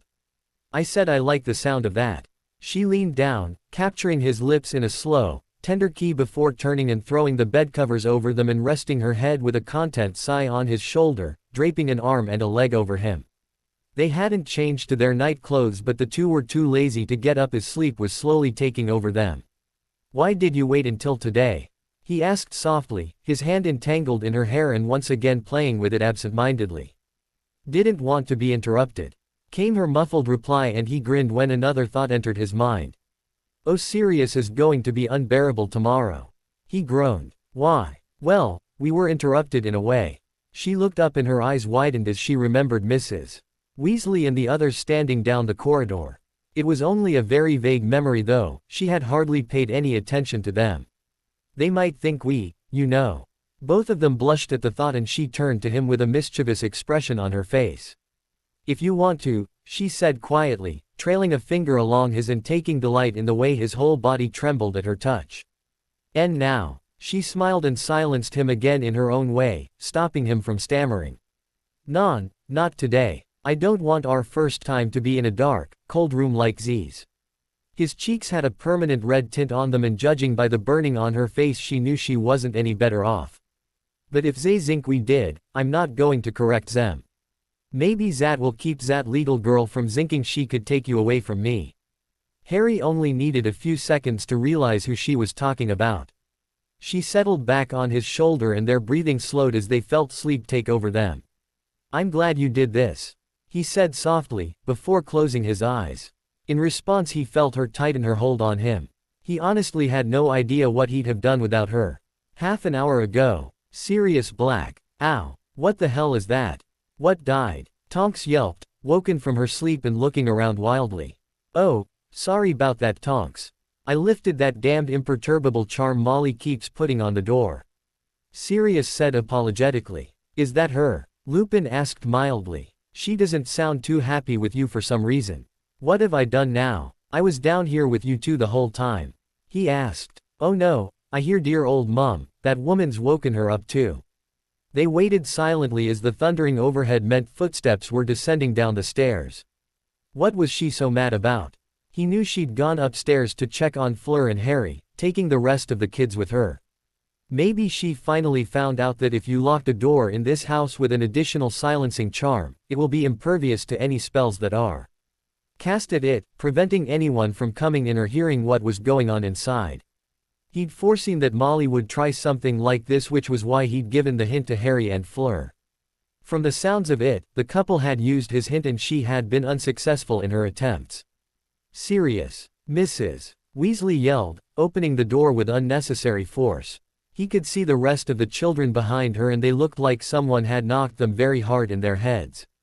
Ron had an idiotic glazed look on his face. "Shut up, woman, did it cross your mind that people might be trying to sleep?" he asked irritably. His patience with her had been running thin and this was the last straw. He didn't care what Dumbledore said. He was forced to live in this godforsaken house and there will be hell to pay if he couldn't get a moment of peace in it. Mrs. Weasley looked like she'd been slapped very hard on her face, but that didn't stop her. Harry and that woman, they're in that room together. He rolled his eyes. No way. I didn't see that coming, you know, even after I made it clear it was their room. He muttered, his voice dripping with sarcasm as the twins and Tonks tried to stifle their laughter. Even Lupin had an uncharacteristic smirk on his face. He couldn't help but notice that the youngest Weasley looked like she was going to cry. No, I mean they've locked the door. No one can get in and she's having her way with him right now. How do you know that? Aw, never mind that, I'm happy those two finally got around to it. Tonks couldn't hold it in anymore as she burst out laughing. I will not have those kinds of things happening here. Mrs. Weasley bellowed and he moved so fast that Lupin stepped forward with a look of alarm, his wand outstretched and a shielding charm ready on his lips to protect Mrs. Weasley when he saw the dangerous glint in Sirius's eyes. As it turned out, Sirius was too fast and had indeed used a spell, but it was nothing more than a simple silencing charm as Mrs. Weasley's mouth kept working yet no sound was coming out. All right, now listen, he said icily. Firstly, this is my house. I will deem what can happen here or not. Secondly, whatever Harry and Fleur do is up to them. Both of them are adults. Harry more so than Fleur, I trust them both to take measures and act responsibly. Thirdly, you have no right to stop them or come in between them in any way. It's his life and he can do whatever the hell he wants with it. I will not allow you to take away the one good thing he got after everything that happened to him. Flicking his wand he removed the silencing charm. And lastly, he growled, stay the hell away from him. You are not his mother and you never will be. Make sure you understand that before I take matters into my hands. I don't give a damn what Dumbledore says about you or anyone else for that matter. She looked stricken and after only a moment's hesitation where she looked like she was going to argue, she ducked out of the room without another word with the children in tow. That woman will drive me insane if this keeps up. He sighed, collapsing back on his chair. Do you think that Harry and Fleur are, you know? Tonks asked gazing up at the ceiling as if trying to see through the walls. He suddenly felt glad Mad Eye didn't come today. Who knew what that old lunatic was capable of? I really don't know. Don't care, in my opinion it's been long overdue. Lupin chuckled. He's not like you or James, but then again, he trailed off. How's it feel like, knowing the son of your best friend is probably getting some while you two are here reminiscing? Tonks asked with an evil glint in her eyes. Hey, I'll have you know that back in Hogwarts I was a man women were lining up to sleep with. Lupin started laughing and he looked up, a growl forming on his throat. What are you laughing at, Furball? I don't think you got any at all to this date. That shut him up. Tonks looked like Christmas had come early. No way, Remus, how old are you? Lupin looked like he wanted to tear Sirius apart with his bare hands, who was now laughing fit to burst. You believe him? He asked, looking at her and she nodded enthusiastically. I always thought you played for the other team, now I have proof. I think, Sirius actually fell off his seat, gasping for breath, but he recovered fairly quickly. Like you do, Nymphadora. I heard so many things about you, a few ladies in Hogwarts and broom cupboards.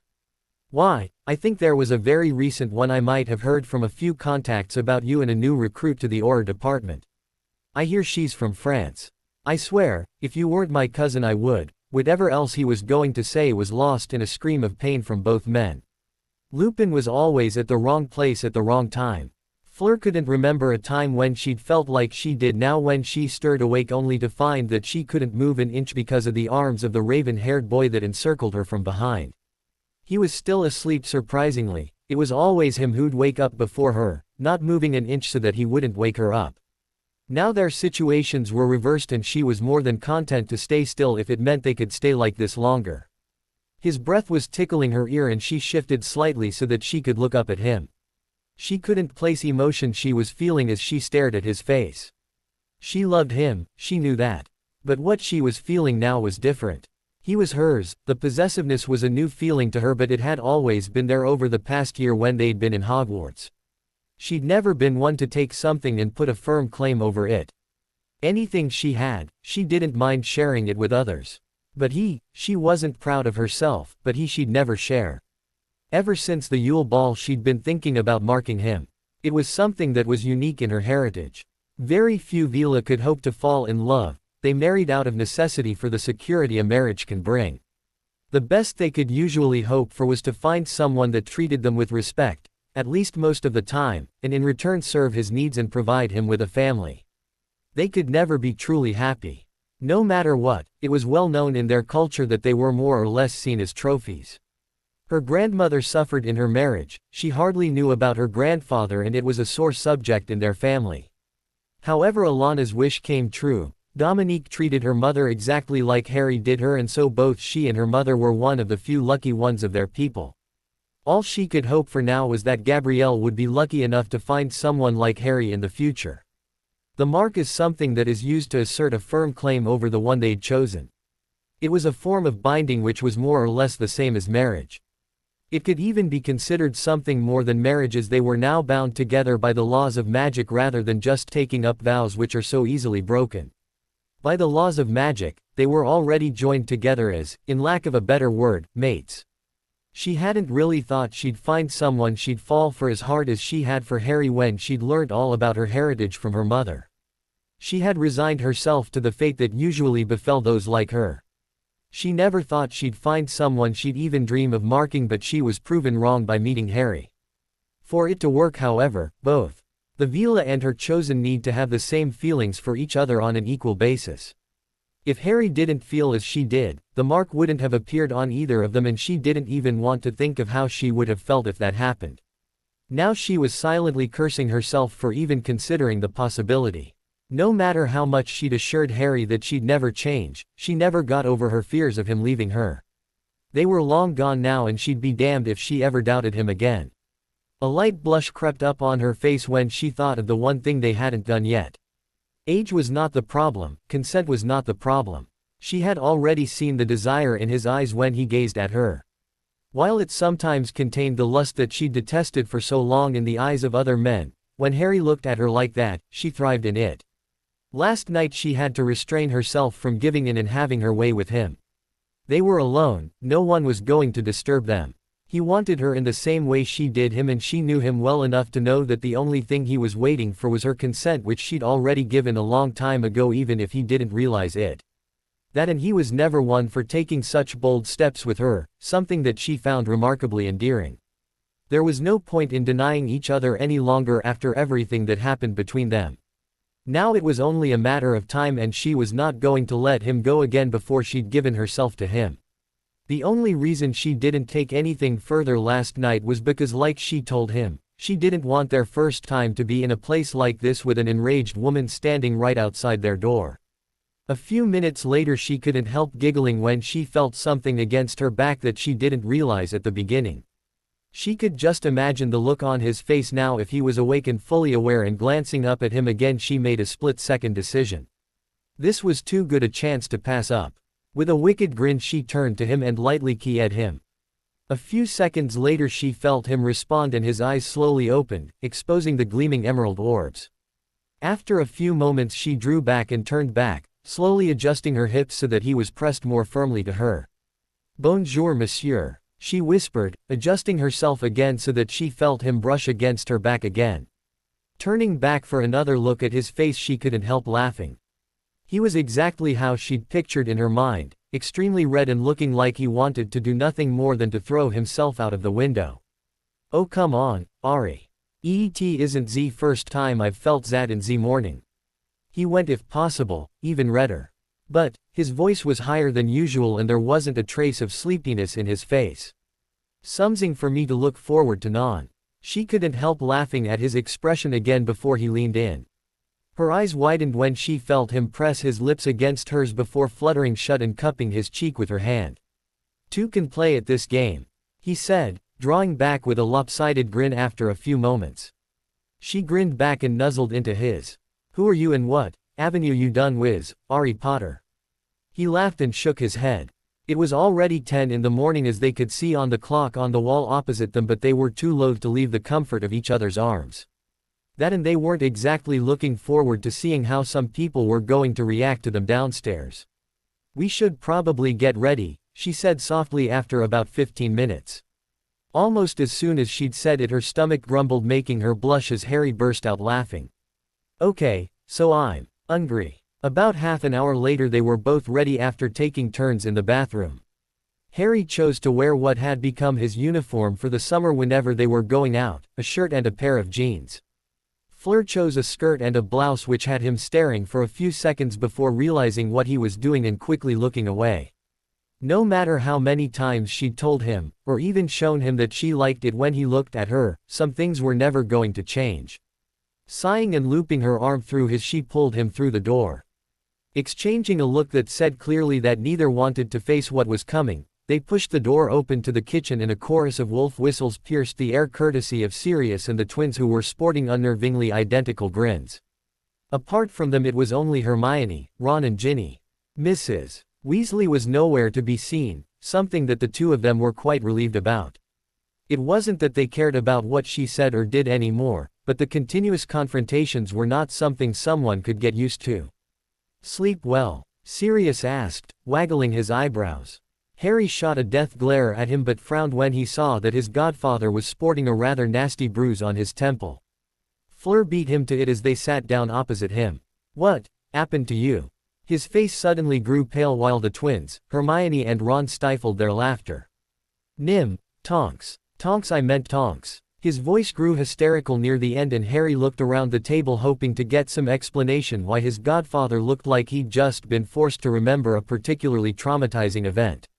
It was like someone had mentioned the Dementors or Azkaban to him. There, Tonks isn't here," Fred said soothingly. "Yes, she left earlier in the morning, remember?" George added. Catching sight of Harry and Fleur's looks of confusion he leaned in. He annoyed Tonks again. "Not only me, you should see Remus," Sirius muttered darkly. "Damn, I don't ever remember her being this tough, no wonder she's already in horror. You two looking for something to eat?" "Sorry, but you're going to have to wait till lunch, I'm afraid," he said, his grin flickering back on his face. "Tiring night, Sirius," Harry said warningly. Fleur shrugged and leaned into him, slipping her hand in his and winking at Sirius, who looked dumbstruck. Wait, you two really, oh my god." Even Harry was fighting to control his laughter just as Fleur was dissolving into silent giggles next to him as his godfather tried to string words together. She was right, there was no need to let them know what really happened. It was much more fun this way. Fred and George looked impressed and he detected a hint of envy on their faces. Hermione was rather red in her face and seemed unable to look at either Harry or Fleur, but he recognized the look on her face immediately. It was the same disapproving expression he'd seen on her face so many times back in Hogwarts, the look that said that she badly wanted to show him the error of his actions. Ron simply looked furious. All eyes shifted to Ginny, who suddenly got up and left the room. A few minutes later Hermione got up too and followed in her wake with Ron right behind her. He remembered something that Hermione had told him about Ginny, back in the Ollery the day after he'd been chosen as one of the champions. How he felt about it had not changed though, at least now he hoped she'd stop looking at him like she doesn't give up on her infatuation with him. It took quite some time for the remaining people in the room to bring themselves back to reality.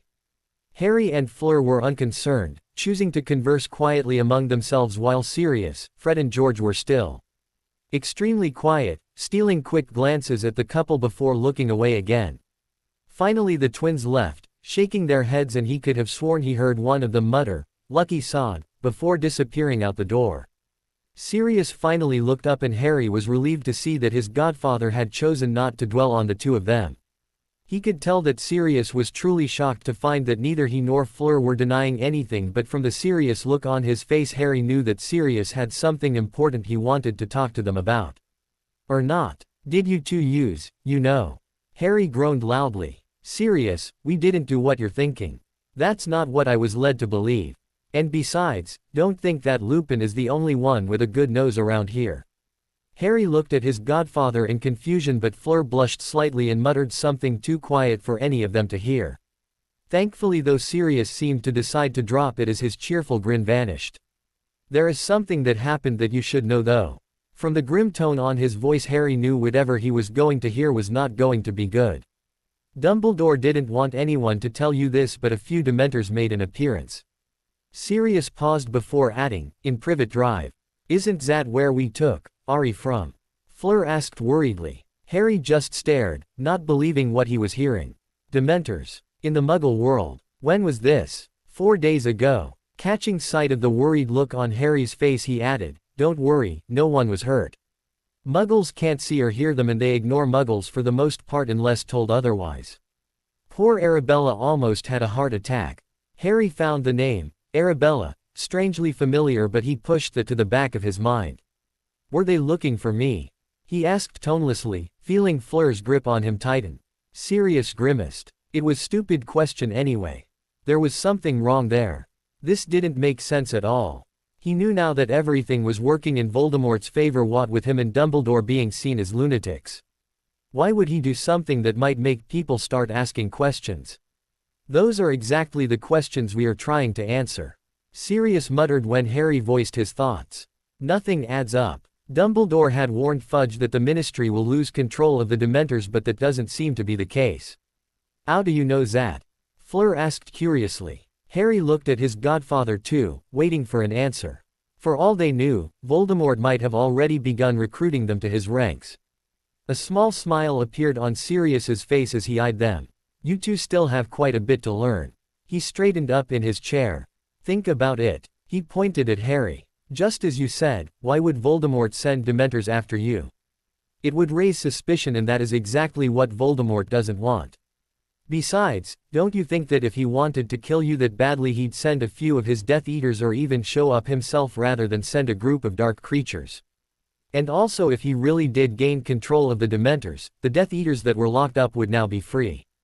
The only Death Eaters in Azkaban right now are the few that were part of his inner circles. I'd be damned if he would just leave them to rot in there. They are far too valuable to him. Then who would send Dementors after me? Harry asked. Your guess is as good as mine.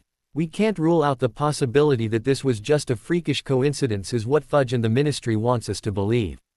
But that's just too far-fetched, and Fudge is making sure that this incident never appears on the papers, which in turn makes us suspicious of him and the Ministry itself. Did they know I'm not there anymore? Sirius shook his head. No, don't worry, they don't have the faintest clue where you are. The Dursleys' memories have been modified and they have gone on a small vacation, supposedly taking you with them. Harry nodded. That was good enough. Oh, and about what you asked me? Not now, Harry said hurriedly, but the damage was done.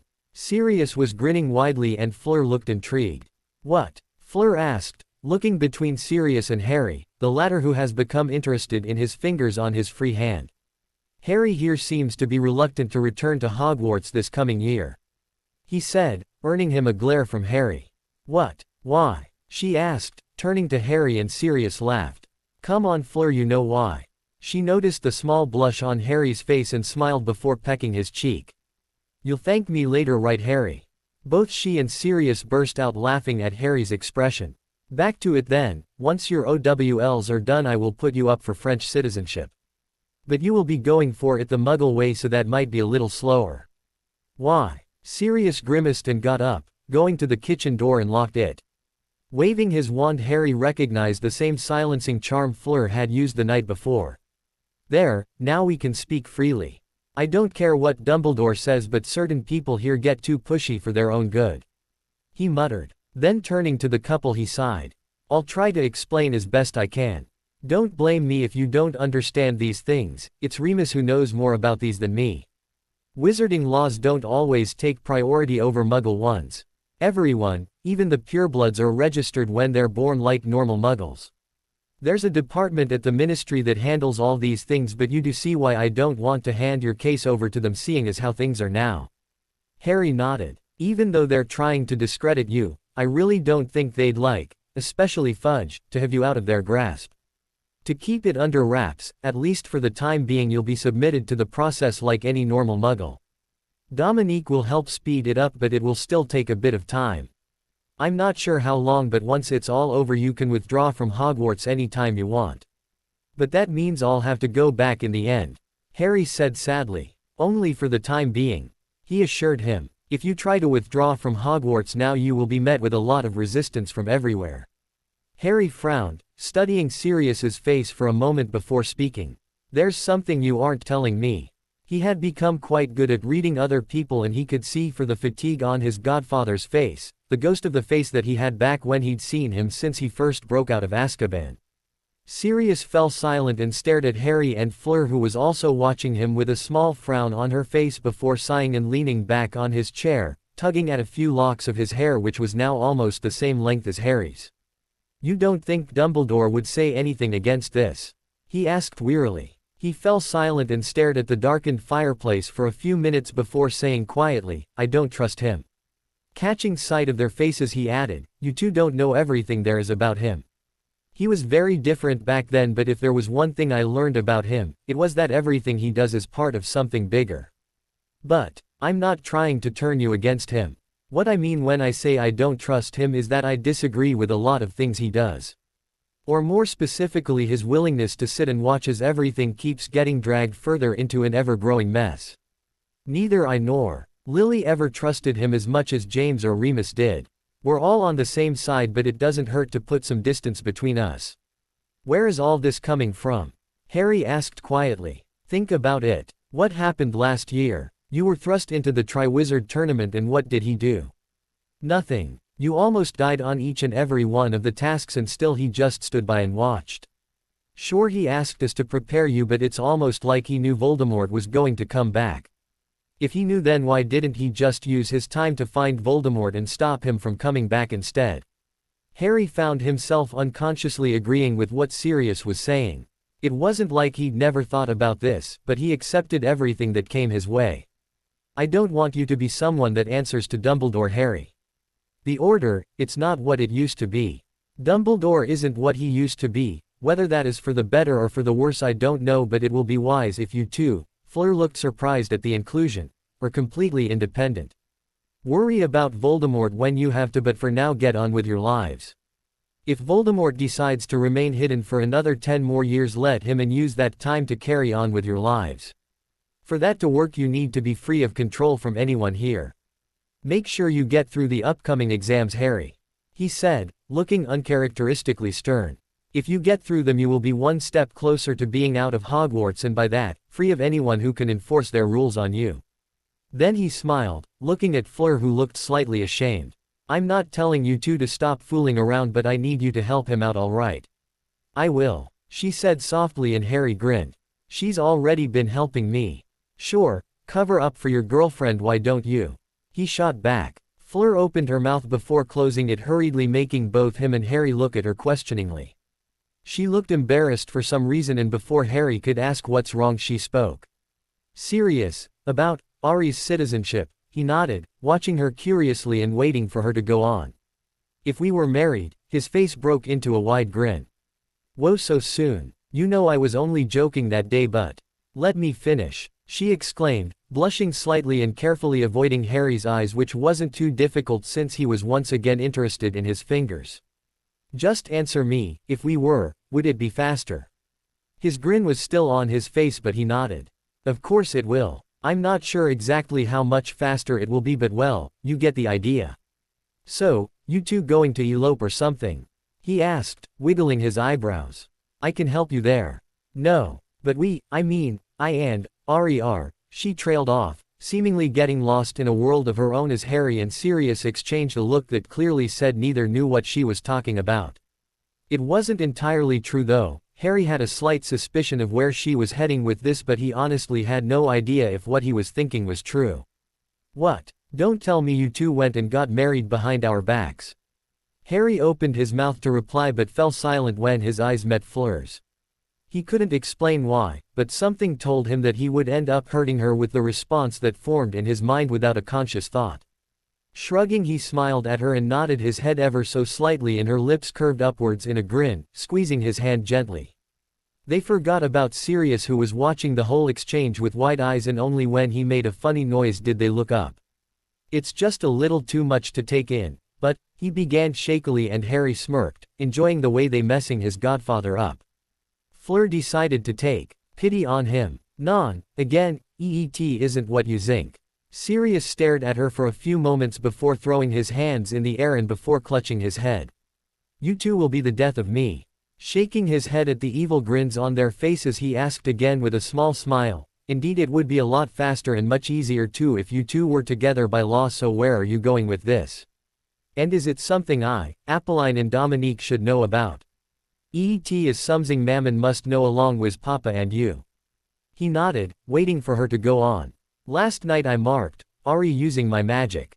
Marked? He asked with a grin, noting the way their cheeks colored. Could you clarify though? He added, losing the grin and looking at them expectantly. She gave a brief rundown of it, which was also news to Harry. He could see why she was worried that she might was taking away his freedom.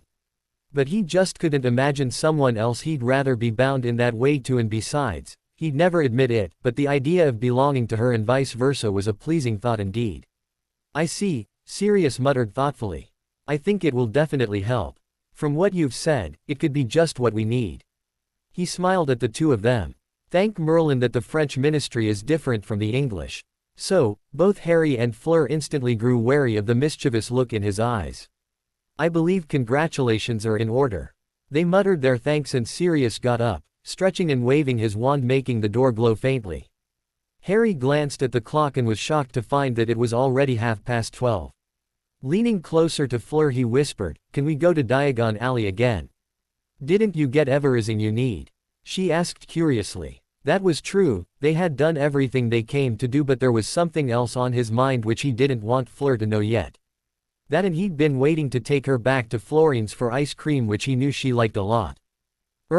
Not quite. She looked puzzled but nodded.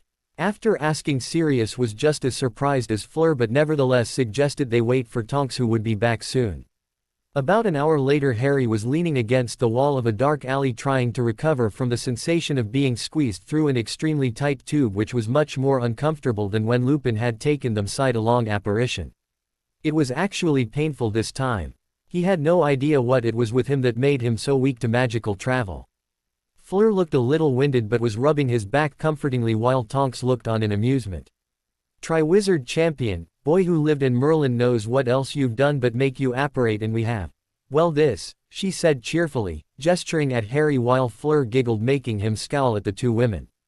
After navigating their way a short distance through the Muggle streets to the Leaky Cauldron, which was quite an uncomfortable journey since Tonks with her vibrant purple hair and Fleur as just herself commanded the attention of almost everyone.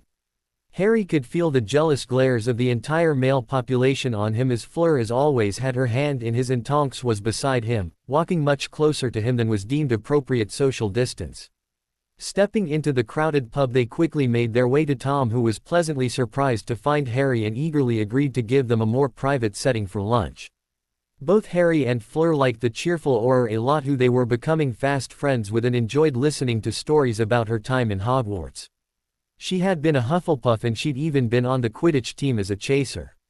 Now that Harry thought about it, back in the trophy room he could remember looking at a picture of one of the old Quidditch teams in school where there had been a girl with bright purple hair holding up the house cup with the rest of the yellow-robed team. When asked, she confirmed that it was taken back in her 6th year when they had finally won the house cup. Once they'd finished eating, Harry had a hard time trying to explain to Fleur that he wanted to go to this place alone. Tonks was trying to control her giggles as she watched him quail under Fleur's gaze. She knew Fleur was only teasing him, but he was taking it way too seriously. Once he was gone, she leaned close to Fleur and murmured with a grin, "Did you see his face when you glared at him? He looked like a wounded puppy." The villa grinned before turning back, watching him disappear into the crowd. "He's cute when, does that non.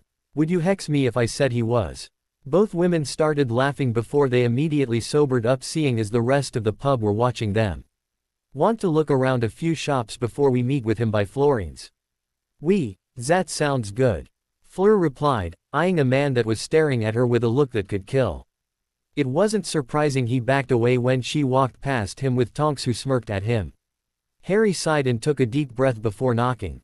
He was worried that he'd made Fleur angry by saying he wanted to go alone, but this was something he didn't want her to know about at any cost for now.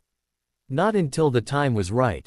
What led him to do this was something he remembered Sirius telling him back at Hogwarts a few days after he'd told him about what had happened on the night of the Yule Ball. That and a great deal of thinking he'd done last night, technically today, when he'd woken up in the early hours of the morning with Fleur's head resting on his shoulder.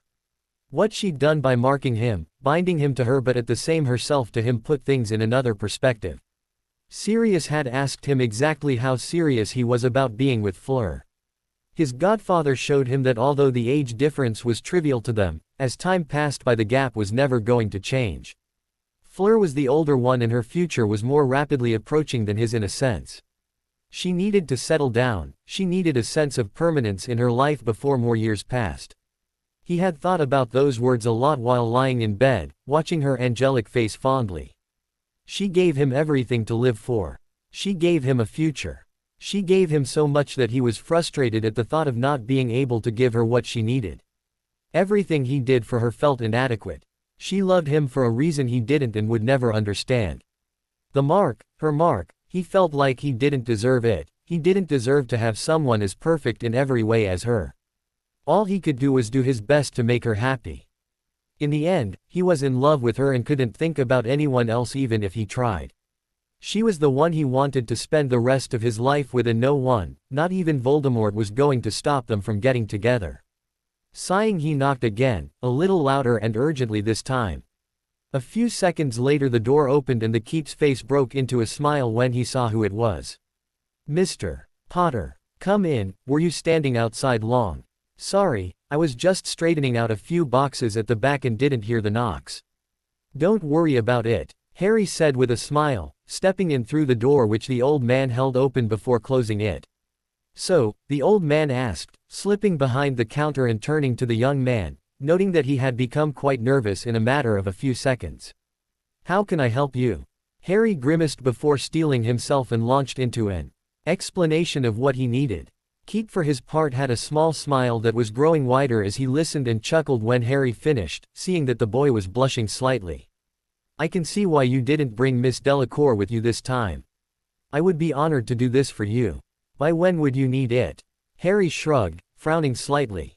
"How long does it normally take?" "From what you've told me, I'd estimate that it would take me a few months to get it done. And even then I'm being optimistic." "That long?" he asked in surprise. Keep nodded. "Oh yes, magic isn't used at all during the forging, Mr. Potter. We find that using magic reduces the value of the final outcome as it leaves chances to shoddy workmanship. All runes, inscriptions and everything else are added once it is done. That, and to gather the materials required for this, would take me quite some time." Harry grinned sheepishly. "Do you think you could get it done before Christmas Eve?" "Please." Keith thought about it for a few moments. With a sigh he nodded. How could he refuse the boy? He looked like his life depended on it, maybe in a way it did. "I think I can, but I warn you, the cost will be high." Harry nodded. Of course he expected that. "I understand." Keith grinned and shook his hand. "I will keep you updated. Give my best to Miss Delacour," he added with a twinkle in his eyes. Harry returned the smile. "I will, thank you." Fleur and Tonks had quite an interesting time together. Tonks kept dragging her to shops and forcing her to try different clothes on. Tonks always put on something and changed her appearance multiple times, trying to find which would fit the clothes the best. Fleur, for her part, didn't understand why Tonks was even trying. When she mentioned that she looked just fine with her normal purple hair and heart-shaped face, she earned herself a hug from the Auror, who then proceeded to buy each and every item they had. All the while she kept wondering where Harry had gone. She always got worried whenever he wasn't around her anymore, something she noticed ever since their time apart. She couldn't think of any reason why Harry would want to leave her behind if he could help it. Something told her that whatever he was doing concerned her, and if he didn't want her to know about it yet, he must have a good reason and she wasn't going to question him. But still he was late. "Where is E?" she muttered, gazing up and down the crowded street as they stood outside Florine's. "It's already been an hour." "Relax, Fleur, he should be coming back." As a matter of fact, Tonks trailed off, staring at the crowd. "I think that's him." Fleur gazed at where Tonks was pointing and sure enough she could see him trying to navigate through the crowd. He wasn't that hard to pick out from a crowd anymore. There was something about him that made him stand out, and it wasn't just about his looks anymore. The way he moved, his demeanor, everything had changed. He carried himself with a confidence that hadn't been there before. Although he himself didn't realize it, anyone who'd known him could see it. A relieved smile graced her lips as she watched him get closer, but spotting Tonks's smirk she quickly schooled her features into a stern one. He was just too much fun to tease. She almost broke out giggling when he came up to her, tugging at his locks nervously. He looked at her with wide green eyes and she had to struggle to keep her icy expression, which was threatening to melt off her face at the imploring look he was giving her. "You're late." "I know. It took a little longer than I thought it would, sorry." He added the last bit quietly. Sighing, she took hold of his hand and pulled him next to her. There was no way she could carry and act too long with him. "Some things that will never change was Yunnan," she said with a grin, feeling her heart skip a beat when his eyes brightened and returned the smile. Tonks cleared her throat and the two looked around. "So we going to go in or what?" she asked, and they nodded before opening the door to the parlor. "Wow," she muttered as soon as they stepped inside. It was crowded. Even Harry, who had spent much of his time here back in his third year after he'd left the Dursleys, couldn't remember Florine's having this many people given any time of the day. "Hello, table for 3. Came Mr. Fortescue's voice from the side. They turned to the source and Mr. Fortescue's face brightened when he recognized who they were. "Welcome back. Afraid you three are going to have to wait a little though, today's really busy for some reason." "What about that one right there?" Tonks asked, pointing at a corner. "It's only for 2. Tonks shrugged and looked at Fleur, whose face broke into an evil grin that made Harry instantly wary. "EET should be fine." Mr. Fortescue blinked before grinning and stepping back, welcoming them to go ahead. As soon as they reached the table with 2 chairs on either side of it, Fleur made Harry sit down before dropping into his lap while Tonks took the other chair, chuckling at the embarrassed yet pleased expression on his face. He wrapped his arms around her waist while she leaned back against him, and Tonks couldn't help but feel a little jealous of the two. The 3 were soon digging into their ice creams. No matter how much Fleur and Tonks tried, they couldn't get any clue of where Harry had gone. Tonks finished her ice cream faster than the other 2 and insisted that she get the tab. In her eagerness she got up and knocked her leg on the table, making it jerk violently, making Harry, who was just taking a bite of his ice cream, to jolt in the process and getting a bit on his nose. Tonks burst out laughing at the look on his face as he crossed his eyes trying to see his nose, making him grin in turn. He immediately froze when Fleur leaned closer, licking the bit off his nose as his face went an unbelievable red, which only got redder when she moved lower, keying him tenderly, making Tonks and the few people around them watching look away hurriedly. "Shouldn't let EET go to waste," she whispered, her lips hovering just centimeters from his, which were quirked up in a smile. "Can't have that," she giggled before closing the distance again, both of them completely oblivious to anything else. I'll go and pay." Tonks stammered before making herself scarce. Soon afterwards the thing Harry was dreading came to pass. Apparating with Tonks was torture for him. He was sure now that Tonks was not that experienced in apparition and resolved to never travel with her in this way again. A few journeys like that one after the other could surely kill him.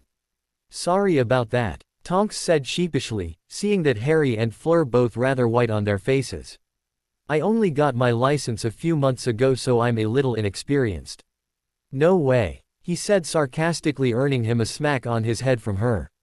"Ow." The trio made their way down the street and up the steps to the darkened house. It was like they were stepping into an invisible space between number 11 and 13. The street had people walking up and down it, and although they did attract stares while they walked, once they reached the stairs to number 12 no one seemed to notice them anymore, their eyes moving immediately to number 13. Once inside they made their way down the darkened corridor. Tonks almost tripped at the enormous troll leg, but both he and Fleur moved quickly to catch her and all three breathed a sigh of relief. Harry had caught a glimpse of Sirius's mother when Tonks had arrived earlier in the day, tripping over the same troll leg she had almost done just now and waking up all the portraits in the house along with Mrs. Black. Harry could not think of any woman that looked or sounded so unpleasant as her that he understood why Sirius talked about her the way he did. Indeed, Fleur had to stop him from blasting a hole in her portrait after hearing one particularly disgusting comment about Fleur from Mrs. Black. The kitchen door burst open even before they reached it and his eyes widened in surprise as he saw the potion's master stride out. Snape's eyes narrowed as green met black, but for the first time, Harry could not see the look of loathing behind those cold eyes. The expression Snape had was almost neutral, calculating. Harry for his part nodded at Snape as he passed him. The kitchen was rather crowded. There were quite a lot of people he hardly recognized, although there was one who he could distinctly remember that bowed to him once a long time ago at a shop in front of Petunia and Dudley. The said wizard hurried towards him looking extremely excited with his hand outstretched. "Mr. Potter. Daedalus Diggle at your service." Harry smiled, taking the offered hand. "Weren't you the one that bowed to me at a shop once?" His hate promptly fell off as he shook with excitement. "You remembered. What an honor." Harry was inwardly groaning but struggled to maintain his expression. He was distinctly aware that Sirius was grinning at him from the back. Diggle wasn't done yet as he turned to Fleur. "Miss Delacour, or should I say soon to be Mrs. Potter." Fleur went as she stammered her introductions while Diggle chuckled. "It's always a pleasure to meet someone as charming as you," Harry growled, fixing Sirius with a murderous glare, who was laughing alongside Lupin, who looked highly amused. If there was anyone that would put a complete stranger up to this, it was him. Once Diggle was done, a few others came to introduce themselves. Emmeline Vance and Hestia Jones, two middle-aged witches, Mundungus Fletcher, a grubby man with shifty eyes who he immediately disliked, as did Fleur, who stepped back behind him when the man got closer. The stench of tobacco around him was too much to take. Apart from him there was Kingsley Shacklebot and Mad-Eye Moody, the real one. There was no difference between the Moody he had come across last year from this one, except that this one seemed to be a little jumpy and a little bit more paranoid. Understandable with what happened to him after all. "Having a good summer so far, Mr. Potter?" A stern voice called, which made his eyes widen as he turned to face Professor McGonagall, a thin smile on her face. "Yes, Professor," he said nervously. She peered at Fleur through her spectacles before smiling a little wider. "I would believe so. Has he been preparing for the exams?" Harry gazed imploringly at Fleur, who smirked. "Illegal." She turned back to Harry with a look that he recognized only too well. "Now, Mr. Potter, none of that then. I want you to do well in these exams. You need to work harder." Harry nodded sheepishly. "Yes, Professor," he mumbled. She nodded. Aurora and Bathsheba have high expectations of you, especially Aurora. I've never seen her quite so excited about a student before." Her Sirius let out a wolf whistle which made Harry groan and Fleur scowl. She had seen the young professor and she hadn't been too happy about her tutoring him back at Hogwarts. Professor McGonagall was not pleased. "Sirius Black, even after all these years I see you have yet to grow up." "Be quiet." Remus looked like he was struggling to keep his face straight and Fleur was giggling behind him while Sirius immediately fixed his gaze on the ground. "Yes, ma'am," he muttered. "HMPH, she turned back to Harry. "I will see you back in Hogwarts on the 1st of September. Harry noticed that Fleur's face fell at this statement. Apparently McGonagall noticed it too, because she smiled gently at Fleur. "Miss Delacour, I trust you will make sure he's on the correct path till then." "Oui, madam," she said, perking up a bit. Nodding at the two, she walked out, following after the others who were leaving. Harry looked around the room, spotting Mrs. Weasley, who was unsurprisingly glaring at them. Choosing to ignore her, they made their way towards Sirius and Remus. "Are all those people in the order?" he asked curiously as soon as they were within earshot. "Yeah, Daedalus and Emmeline were in the order back when it was formed. The others were one of the minority that we managed to convince." "Is that it then, or are there more? Are all the teachers in Hogwarts in the order?" Remus nodded grimly. "That's basically it, and no, all of the Hogwarts teachers aren't in it. I think it's only Minerva, Phileas and Severus who are in it." Just then Tonks walked up to them looking extremely sheepish. Both Harry and Fleur noticed with smirks the way that Sirius and Remus flinched away from the purple-haired Auror. "Hey Sirius, I just found out I'm on duty tomorrow morning, would you mind if I spent some time here? Could use a few hours of sleep." Sirius nodded. "Sure, I'll let you." "No wait, actually you can use their room. I forgot, but Dumbledore came when you two were gone and set the portkey up for you to take back to France. It will activate in another," he glanced at the clock, "hour and 12 minutes precisely. And before I forget, it's that thing right there," he added, pointing at a small metal box sitting on the counter at the corner of the room. Soon afterwards Tonks left, surprising Harry and Fleur by pulling them both into a hug before tiredly bidding them goodbye. Not a few seconds passed before a loud crash was heard outside and all hell broke loose, announcing that she had tripped on her way to the stairs. Sirius left grimacing slightly as he opened the door, making everyone wince as his dear old mother's voice reverberated throughout the whole room. Harry hardly saw Ron, Hermione, Ginny or even Mrs. Weasley again, and he was quite thankful for that. Mrs. Weasley had slipped out sometime while he, Fleur, Remus and Sirius had been sitting at the table, and not once had she even tried to chastise him, something which he was sure Sirius had a hand in at the glare she kept directing at him. The twins dropped by again a few minutes before they were to take the portkey and presented Harry with a box which they said contained the prototypes of their inventions. According to them, seeing as he was their partner, no matter how much he tried he couldn't shake them off that idea, and in the end gave up when Fleur told him to just accept it. He was entitled to be the first to use them to wreak havoc with. Even though they generously supplied him with an instructions sheet, he was still wary about using them any time before they got back to Hogwarts, knowing them something could go wrong. After hugging Sirius and Remus, they took hold of the small box which was now bathed in a pulsating blue light. Harry grinned and waved at them before the all too familiar yet unwelcome sensation engulfed them and they pulled into the torrent of colors. A few seconds later his feet slammed to the ground and he immediately lost his balance, the floor rushing up to meet his face before a strong arm wrapped firmly around his waist, holding him steady.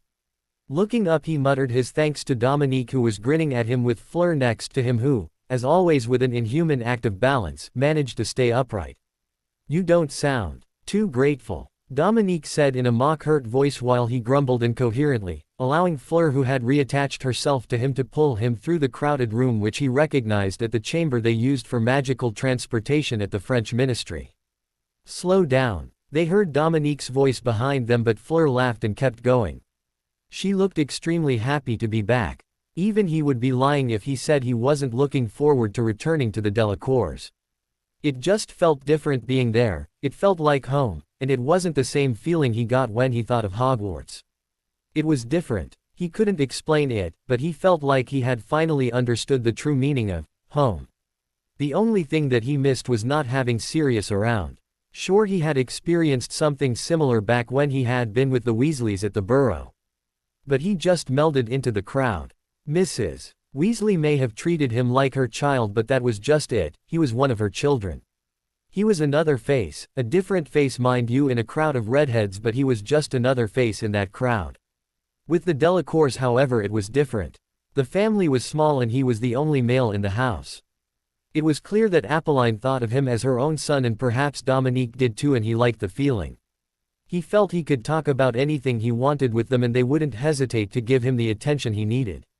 One of the ministry officials saluted Dominique and stood aside to let them through to the hall filled with fireplaces. Harry gazed curiously at the man who winked at him and could have sworn he'd seen him somewhere before. Before he could say anything, however, the man patted his shoulder and said, "Good to see you again, Mr.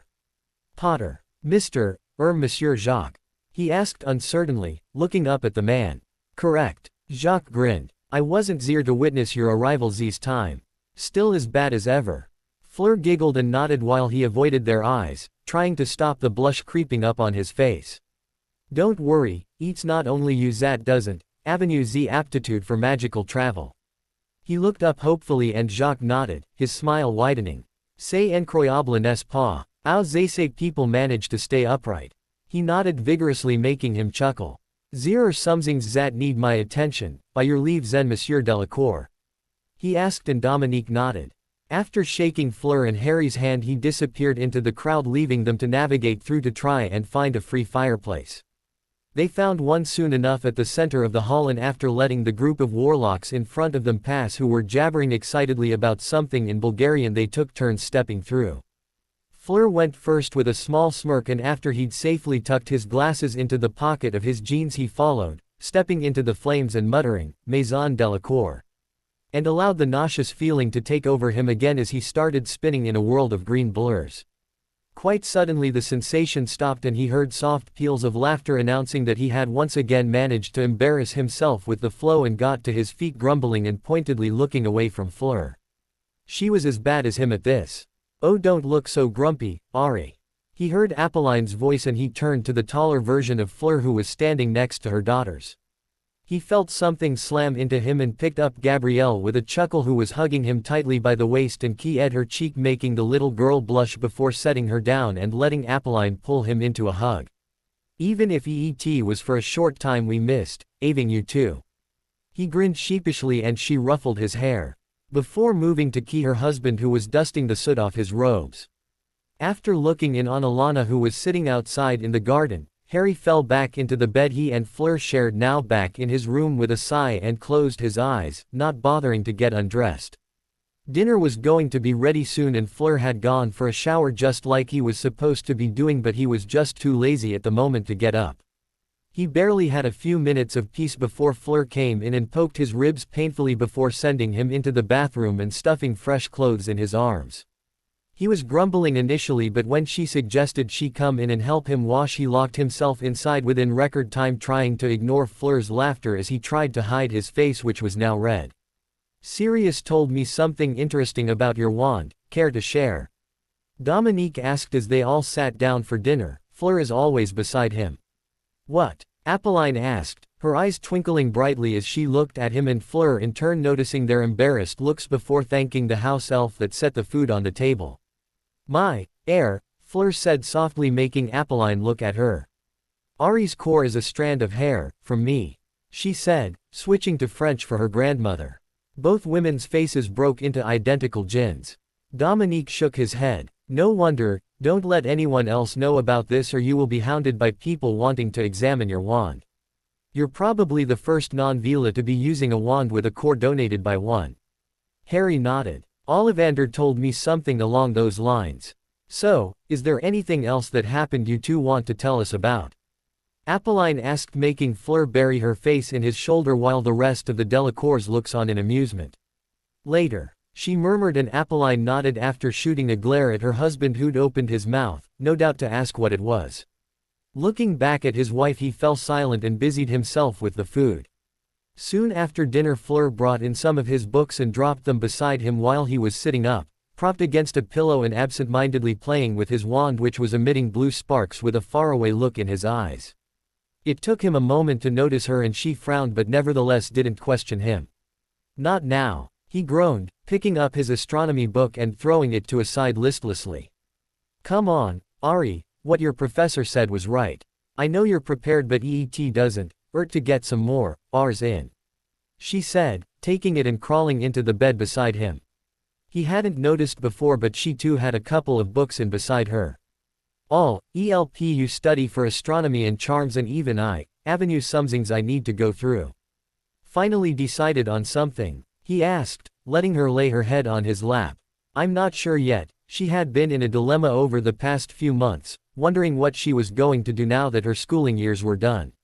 He knew that she liked teaching but was somewhat reluctant to do it because of her being her. He sometimes joked about how the students wouldn't learn anything because they'd be too mesmerized by her, and to counter that she always blasted him with her allure, making him slip up in turn. Teaching wasn't the only thing though. She liked accounting, something which he knew he'd never even think about doing.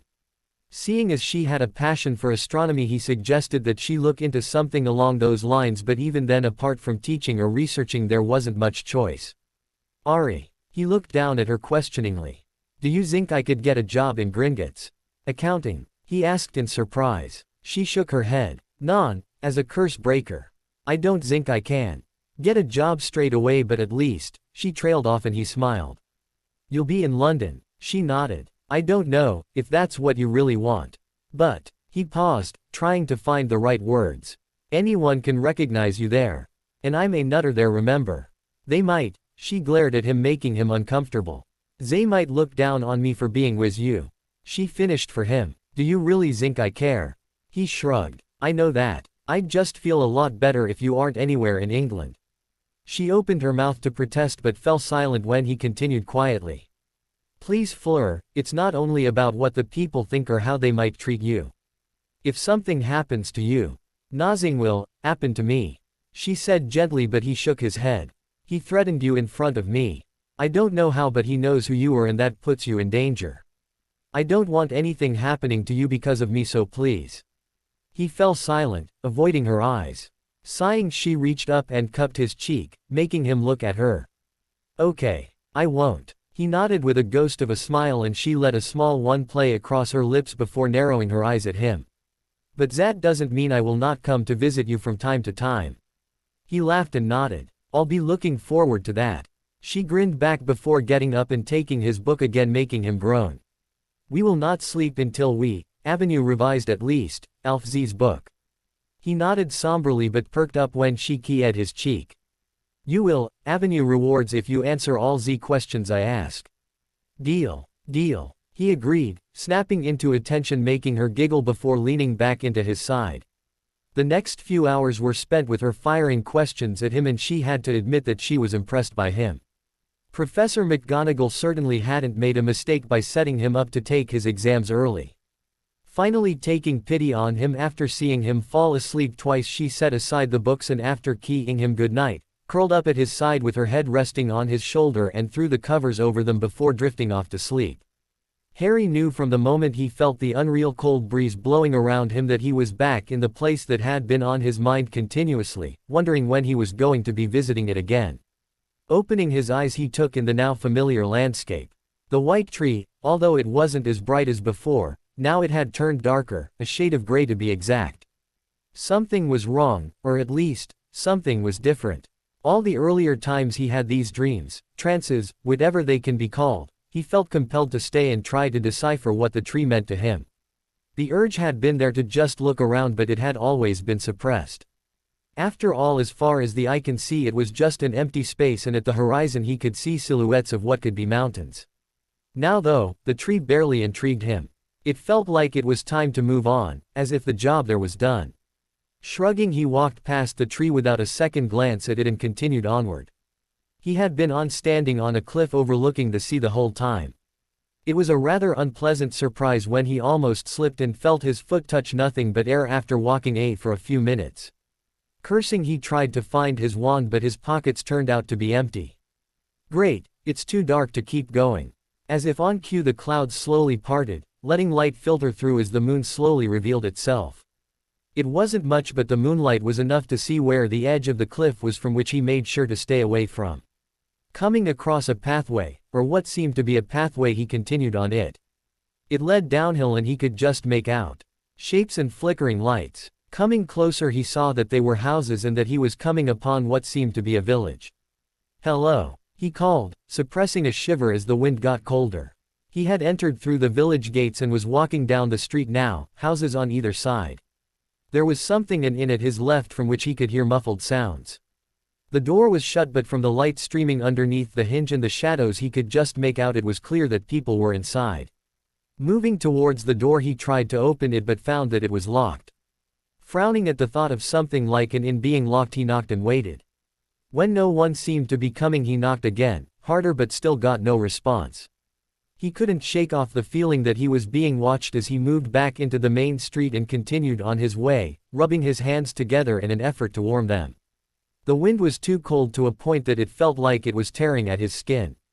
The silence, other than the wind howling, was something that sent chills down his spine, and he had a funny feeling that even if he shouted at the top of his voice, no one would be able to hear him. Doing the only thing he could at this point, he continued on, leaving the village behind as he entered a dark forest. Almost as soon as he entered it, a dense mist surrounded him, making him falter and look behind him in panic, which only grew when he found that all traces of the village had gone. If he had a choice he would have turned back and gone the way he came, but there was something pulling him, making his legs take step after step. It was as if his body wasn't listening to him anymore. His ears picked up the sound of running water and, unless he was mistaken, voices. As he drew closer he could just make out 3 cloaked figures walking just a few feet in front of him. Finding himself free to walk now, he cautiously approached the 3. The middle one seemed to be a tad shorter than the 2 beside him, and they were all laughing and talking in a language he couldn't understand. Hello. None of them gave any sign that they had heard him, and he wasn't surprised. This was eerily similar to the experience he had with Tom Riddle's diary back in his second year at Hogwarts. The difference was that everything wasn't in black and white as then, and he could literally feel everything. The wind biting at his skin, the frigid cold air, and he could also hear everything. The leaves rustling, footsteps, howling of the wind, and a faint sound of running water indicating a river was somewhere close by. Deciding there was nothing else for it, he quickened his pace and caught up with the trio, who were still completely oblivious to his presence. Walking past them he turned to look at them. They were all males. The one on the right was the tallest of the 3, and his face had a kind of roguish look to it, and he was smiling at something the one beside him said while stroking his goatee, reminding him forcefully of Karkaroff, even though this man looked nowhere as unpleasant as him.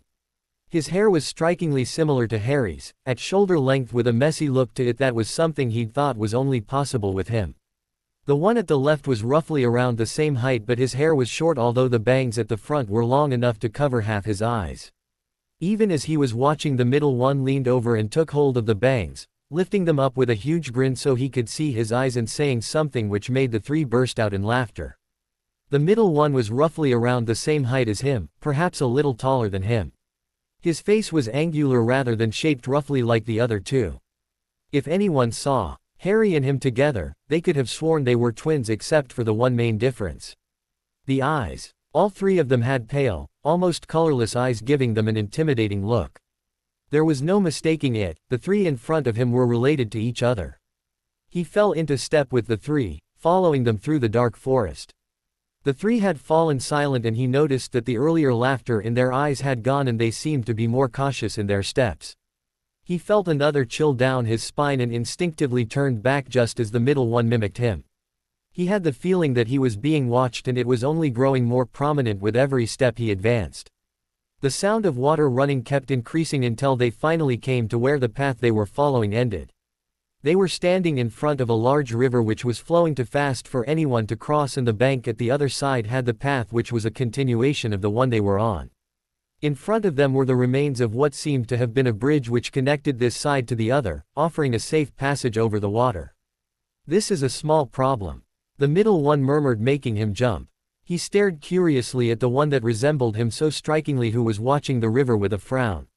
He had understood him, but he still had the feeling that it wasn't English he was speaking. The words that escaped the man's lips were foreign to his ears, however it was like his brain was translating them at the same time. It was a lot like when he had the occasional conversation with a snake. "What? I don't see how this could be one," the one at the right muttered, stepping up and reaching into his robes. "Brother, you think too much. Have you forgotten what we are?" The middle one smiled, although it didn't reach his eyes. "I know that, but do you not see him? I had the feeling we were being followed ever since we left the village," he said quietly, pointing at the other side. "What are you?" the one on the left asked, shaking his head so the bangs were moved from his eyes. His eyes narrowed as he stared at the opposite bank, and Harry turned too, and a quiet gasp escaped him. There, standing on the other side, was a black hooded figure that he recognized only too well, floating just inches above the ground and watching the 3. No, he felt death's eyes on him too.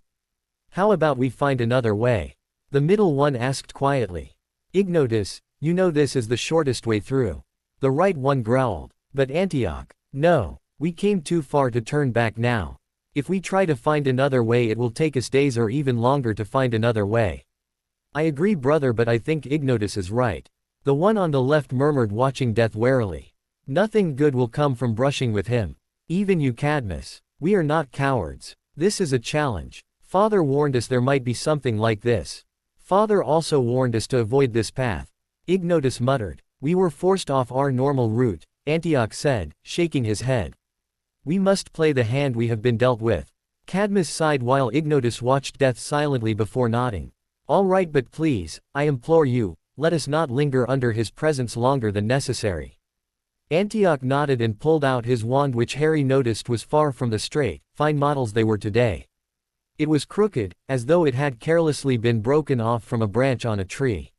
He waved his wand and slowly a bridge formed, connecting the bank they were on and the other side together. Death still stayed his ground, watching them. Taking a deep breath, Antioch started on the bridge with Ignotus and Cadmus right behind him with their own wands drawn. All three of them trudged forwards cautiously. Even Harry found himself shaking slightly as he followed the three brothers. Once they reached the other side, Death suddenly inclined his head. Almost automatically the four of them, even Harry, nodded back, and Antioch started forward to move past him when he spoke in his distant, cold voice. "You have done well to elude me here." Ignotus stepped forward. "Thank you, now if you can please let us pass, we would like to be on our way." Harry smirked slightly when he saw Cadmus, who was frantically trying to hold Ignotus back. Death watched them silently before nodding. "Yes, you may pass. But first, a reward must be given for besting me. Tell me, what is it you desire?" Antioch strode forward with an air of confidence, and before Ignotus could stop him, spoke. "I require a wand with unrivaled power." Death nodded, and Antioch gasped when the wand in his hand slipped out his fingers and floated to Death's waiting skeletal hand. He ran a finger, tracing the wand, and it was momentarily surrounded by a dark haze before it disappeared, and handed it back to Antioch. Antioch's eyes widened and he seemed to be satisfied with it as he took a few steps back, staring at his wand. Cadmus stepped forward next. The power to recall those from beyond the grave." Ignotus growled and shot his brother a murderous look, but Cadmus only had his eyes on Death. Harry knew it was crazy, but he was certain Death was smiling. Death held out his hand, palm upwards, and there, sitting on his open palm, was a small stone with no distinct markings. "As you requested, you will learn how to use it," Death said. Then he fixed his gaze on Ignotus expectantly. Ignotus turned, staring at his brothers, who were now too entranced by their gifts, before turning back.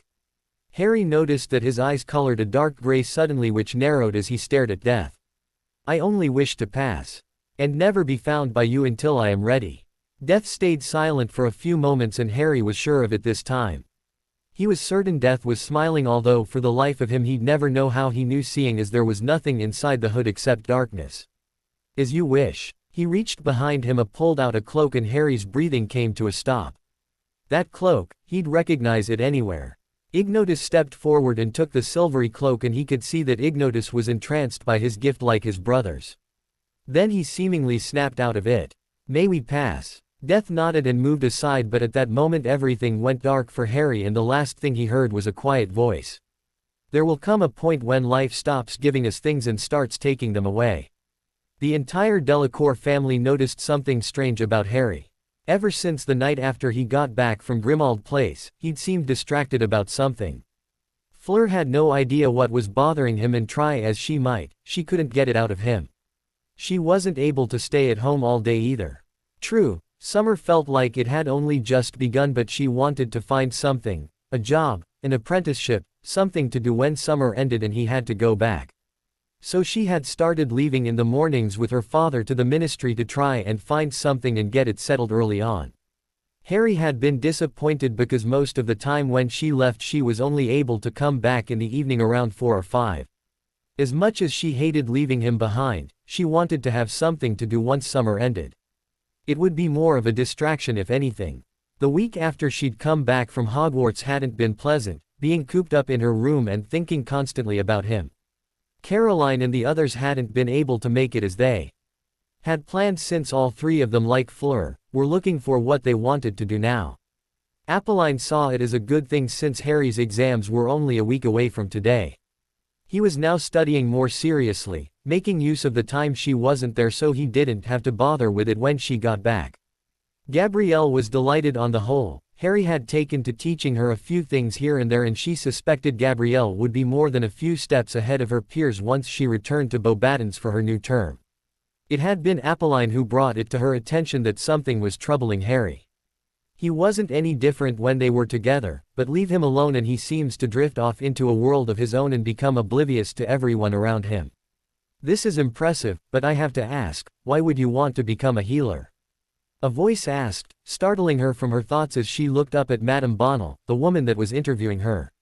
She was at the Clinique Saint-Martin, which was in Nantes. It was quite far away from home, but with apparition, albeit unpleasant, it wasn't much of an issue. Something on your mind? Bonnel asked with a small smile. I'm sorry, she muttered, blushing slightly. It's all right, but, Bonnel shifted her gaze back to the papers with her qualifications and rifled through them again. You are more than qualified to get an apprenticeship here. I see here that you were one of the champions of the Triwizard Tournament too, second place I believe. She asked, looking up at her. Fleur nodded. Her papers only said that she participated in it, it didn't give her position though. Catching the look on her face, Bonnel smiled. I recognize your name from the papers, Miss Delacour. She ginned back, she'd forgotten that the French papers had carried her name in the weeks after the tournament. Back to the question though, why do you want to be a healer? I see here that you have multiple career paths open to you, so. It's something I am interested in. I still am searching though, she said uncomfortably. This was the question she hated in interviews. It wasn't like they'd accept an answer like, because I like it. To her relief, Bonnel didn't pursue the answer. Unlike the majority, you do have a lot of choices available to you, so I understand your difficulty in answering it. She laughed before adding, I myself had a similar problem when I was around your age, couldn't decide what to do. She closed her file and gave it back to her. We will be happy to take you in, but I dare say you will need more time to make your final decision. If it's not too much trouble. No, although we do expect an answer back within 2 weeks. She nodded gratefully. Thank you, I should have an answer by next week. After a few more words with her, she was walking back outside the clinic, pausing to drop a few galleons into the donation box at the reception. She only had to choose what she wanted to do now. So far she'd gotten positions as a curse breaker or accountant with the Gringotts branch in Paris, a researcher for astronomy in a research institute also in Paris, and even some offers in different departments at the French ministry. Sighing, she ducked into an alley and waited until the coast was clear before closing her eyes and turning on the spot, concentrating hard on her destination, and felt the unpleasant sensation of apparition take over her. A few seconds later it was gone and she had to take a few deep breaths to steady herself. She understood Harry's hatred for magical travel, and if she hadn't been eager to return home as soon as possible, she would have apparated back to the ministry and chosen to take the flow, which was something she could deal with. Apparating over long distances was not something she enjoyed. Glancing at her watch, she grinned when she saw it was still only 2:30 p.m. Apolline, Gabrielle or Harry wouldn't be expecting her back yet. Pushing the front door open quietly, she crept inside. The wards in the home prevented anyone apart from her family and Harry from getting in without their help. The TV was on and she could just see Gabrielle's head turned towards it. Going straight upstairs, she entered Harry's room, which they now shared, but frowned when she found he wasn't inside. The table had an open charms book along with some of his notes though.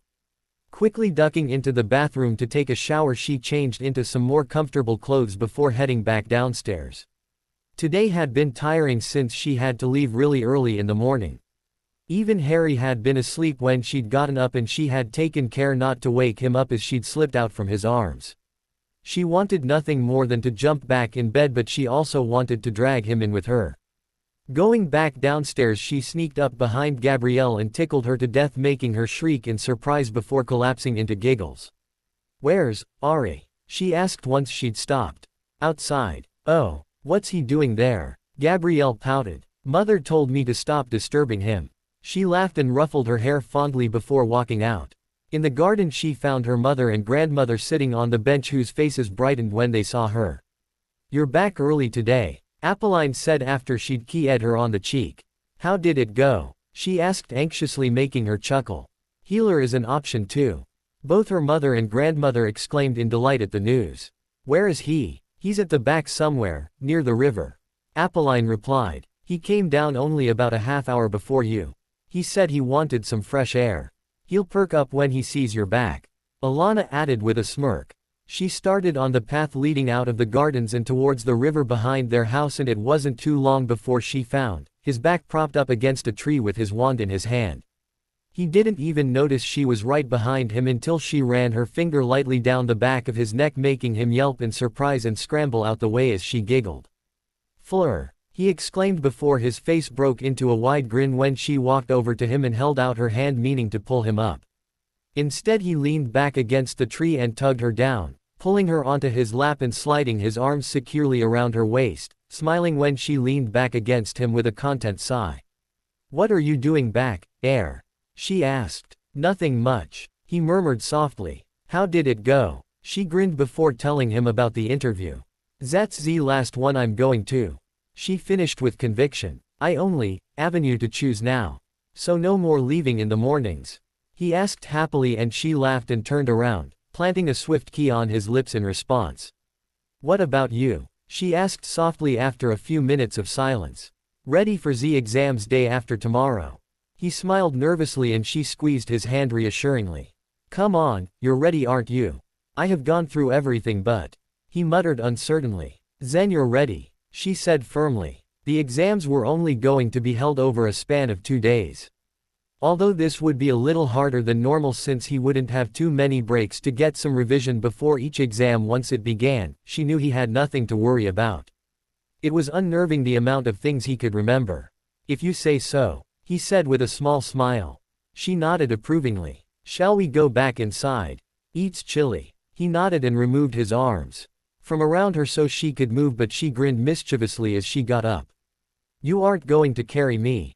she asked with a pout. An evil smirk spread across his face and nothing could have prepared her for when he leapt to his feet and swept her off her feet. Literally. She shrieked in surprise and her face colored bright red when she realized they looked like a newlywed couple as he started towards the house, moving effortlessly as if she was as light as a feather. "Ari, put me down," she yelled and she could see his smirk widen. Her eyes widened when she caught sight of her mother, Alana and Gabrielle at the bench. Her mother's mouth was open in surprise before she called, "Avenue fun," before joining in laughter with the others while she hid her face in his which was radiating heat in waves. She was extremely embarrassed yet pleased at the same time, but her pride wouldn't let him walk away unscathed after this. She stayed quiet and she could see with satisfaction that he was starting to look uncertain now. She could almost hear him thinking wildly about his bold move and she had to struggle to keep a straight face. Once in their room he stopped uncertainly and this time she really did laugh before reaching up and wrapping her arms around his neck. He gently set her down on the bed and tried to move away, but her hand closed around his and yanked him down with her. He barely had a moment to think before her lips found his and all conscious thought stopped. He pulled away making her moan at the loss, but her breath hitched when she saw his eyes. It was like she was staring into a smoldering pit of green flames and the desire reflected in his eyes made her shiver in anticipation before she caught sight of the door to their room which was wide open. "Ari, the door," her voice turned into a purr when he moved down again. Forgetting about the door she returned the favor before gasping when he started moving down, trailing keys down her neck and towards her mark. The moment his lips made contact with her skin pleasure coursed through her eliciting an involuntary moan. She was immediately silenced again when he moved back to her lips. Wrapping her arms around his neck she pulled him as close as she could as she gently coaxed his lips apart with her tongue and neither knew anything more as they succumbed to pleasure. The door slowly shut but it wasn't quiet enough as the faint click made their eyes snap open and he slowly drew away. He turned to look at the door but turned back when she started giggling as a small smile spread across his face. "What?" he asked. She playfully tugged at his hair, messing it up even more than it was now. It seemed like her hands had been at work. "You should look in a mirror," she murmured. He grinned before resting his head on hers with a content sigh. "And we need to remember to shut the door and put silencing charms on the next time. I don't want to be interrupted the next time," she added with a growl and he laughed. "I don't know what came over me." She was pleased when he didn't apologize and looked down noticing that her shirt was unbuttoned, exposing her pas innocent plus. She cooed with a grin. He looked puzzled before his eyes moved to her and widened. He was cut off abruptly when she silenced him with the most effective way she knew. It was intoxicating, like a drug she could never have enough of, and laughed softly when he looked dazed once she'd finished. "My only regret is we couldn't get any further," she said softly. "Ari," she cupped his cheek making him look at her. "If it's my consent you're looking for, I already gave it to you a long time ago." She giggled at the blush adorning his face before adopting a mock stern expression. "But it just won't do. For Avila to get dominated by, chosen non. She said before suddenly rolling him over so that she was straddling him and pinned his arms over his head. He shook his head with a grin as she moved down to key him again. After a few minutes she rolled over, snuggling up beside him and draping an arm over his. "You're tired, aren't you?" he asked softly after a few minutes as they watched the sunlight streaming into their room, casting a golden glow over them. "Illegal. I'll let you sleep then," she moaned in protest and tightened her hold on him, making him laugh. "Come on, I need to go through the books again. If you do, you will not touch the books again tomorrow." She shot back. "Sans doute," he said with a salute. She giggled before moving her arm amd. She felt him put the blanket over her and key her cheek before she heard the door open quietly as he slipped outside. Before long she was fast asleep. To be continued. I hope you enjoyed this story. Also remember to subscribe and like this video. See you in the next video.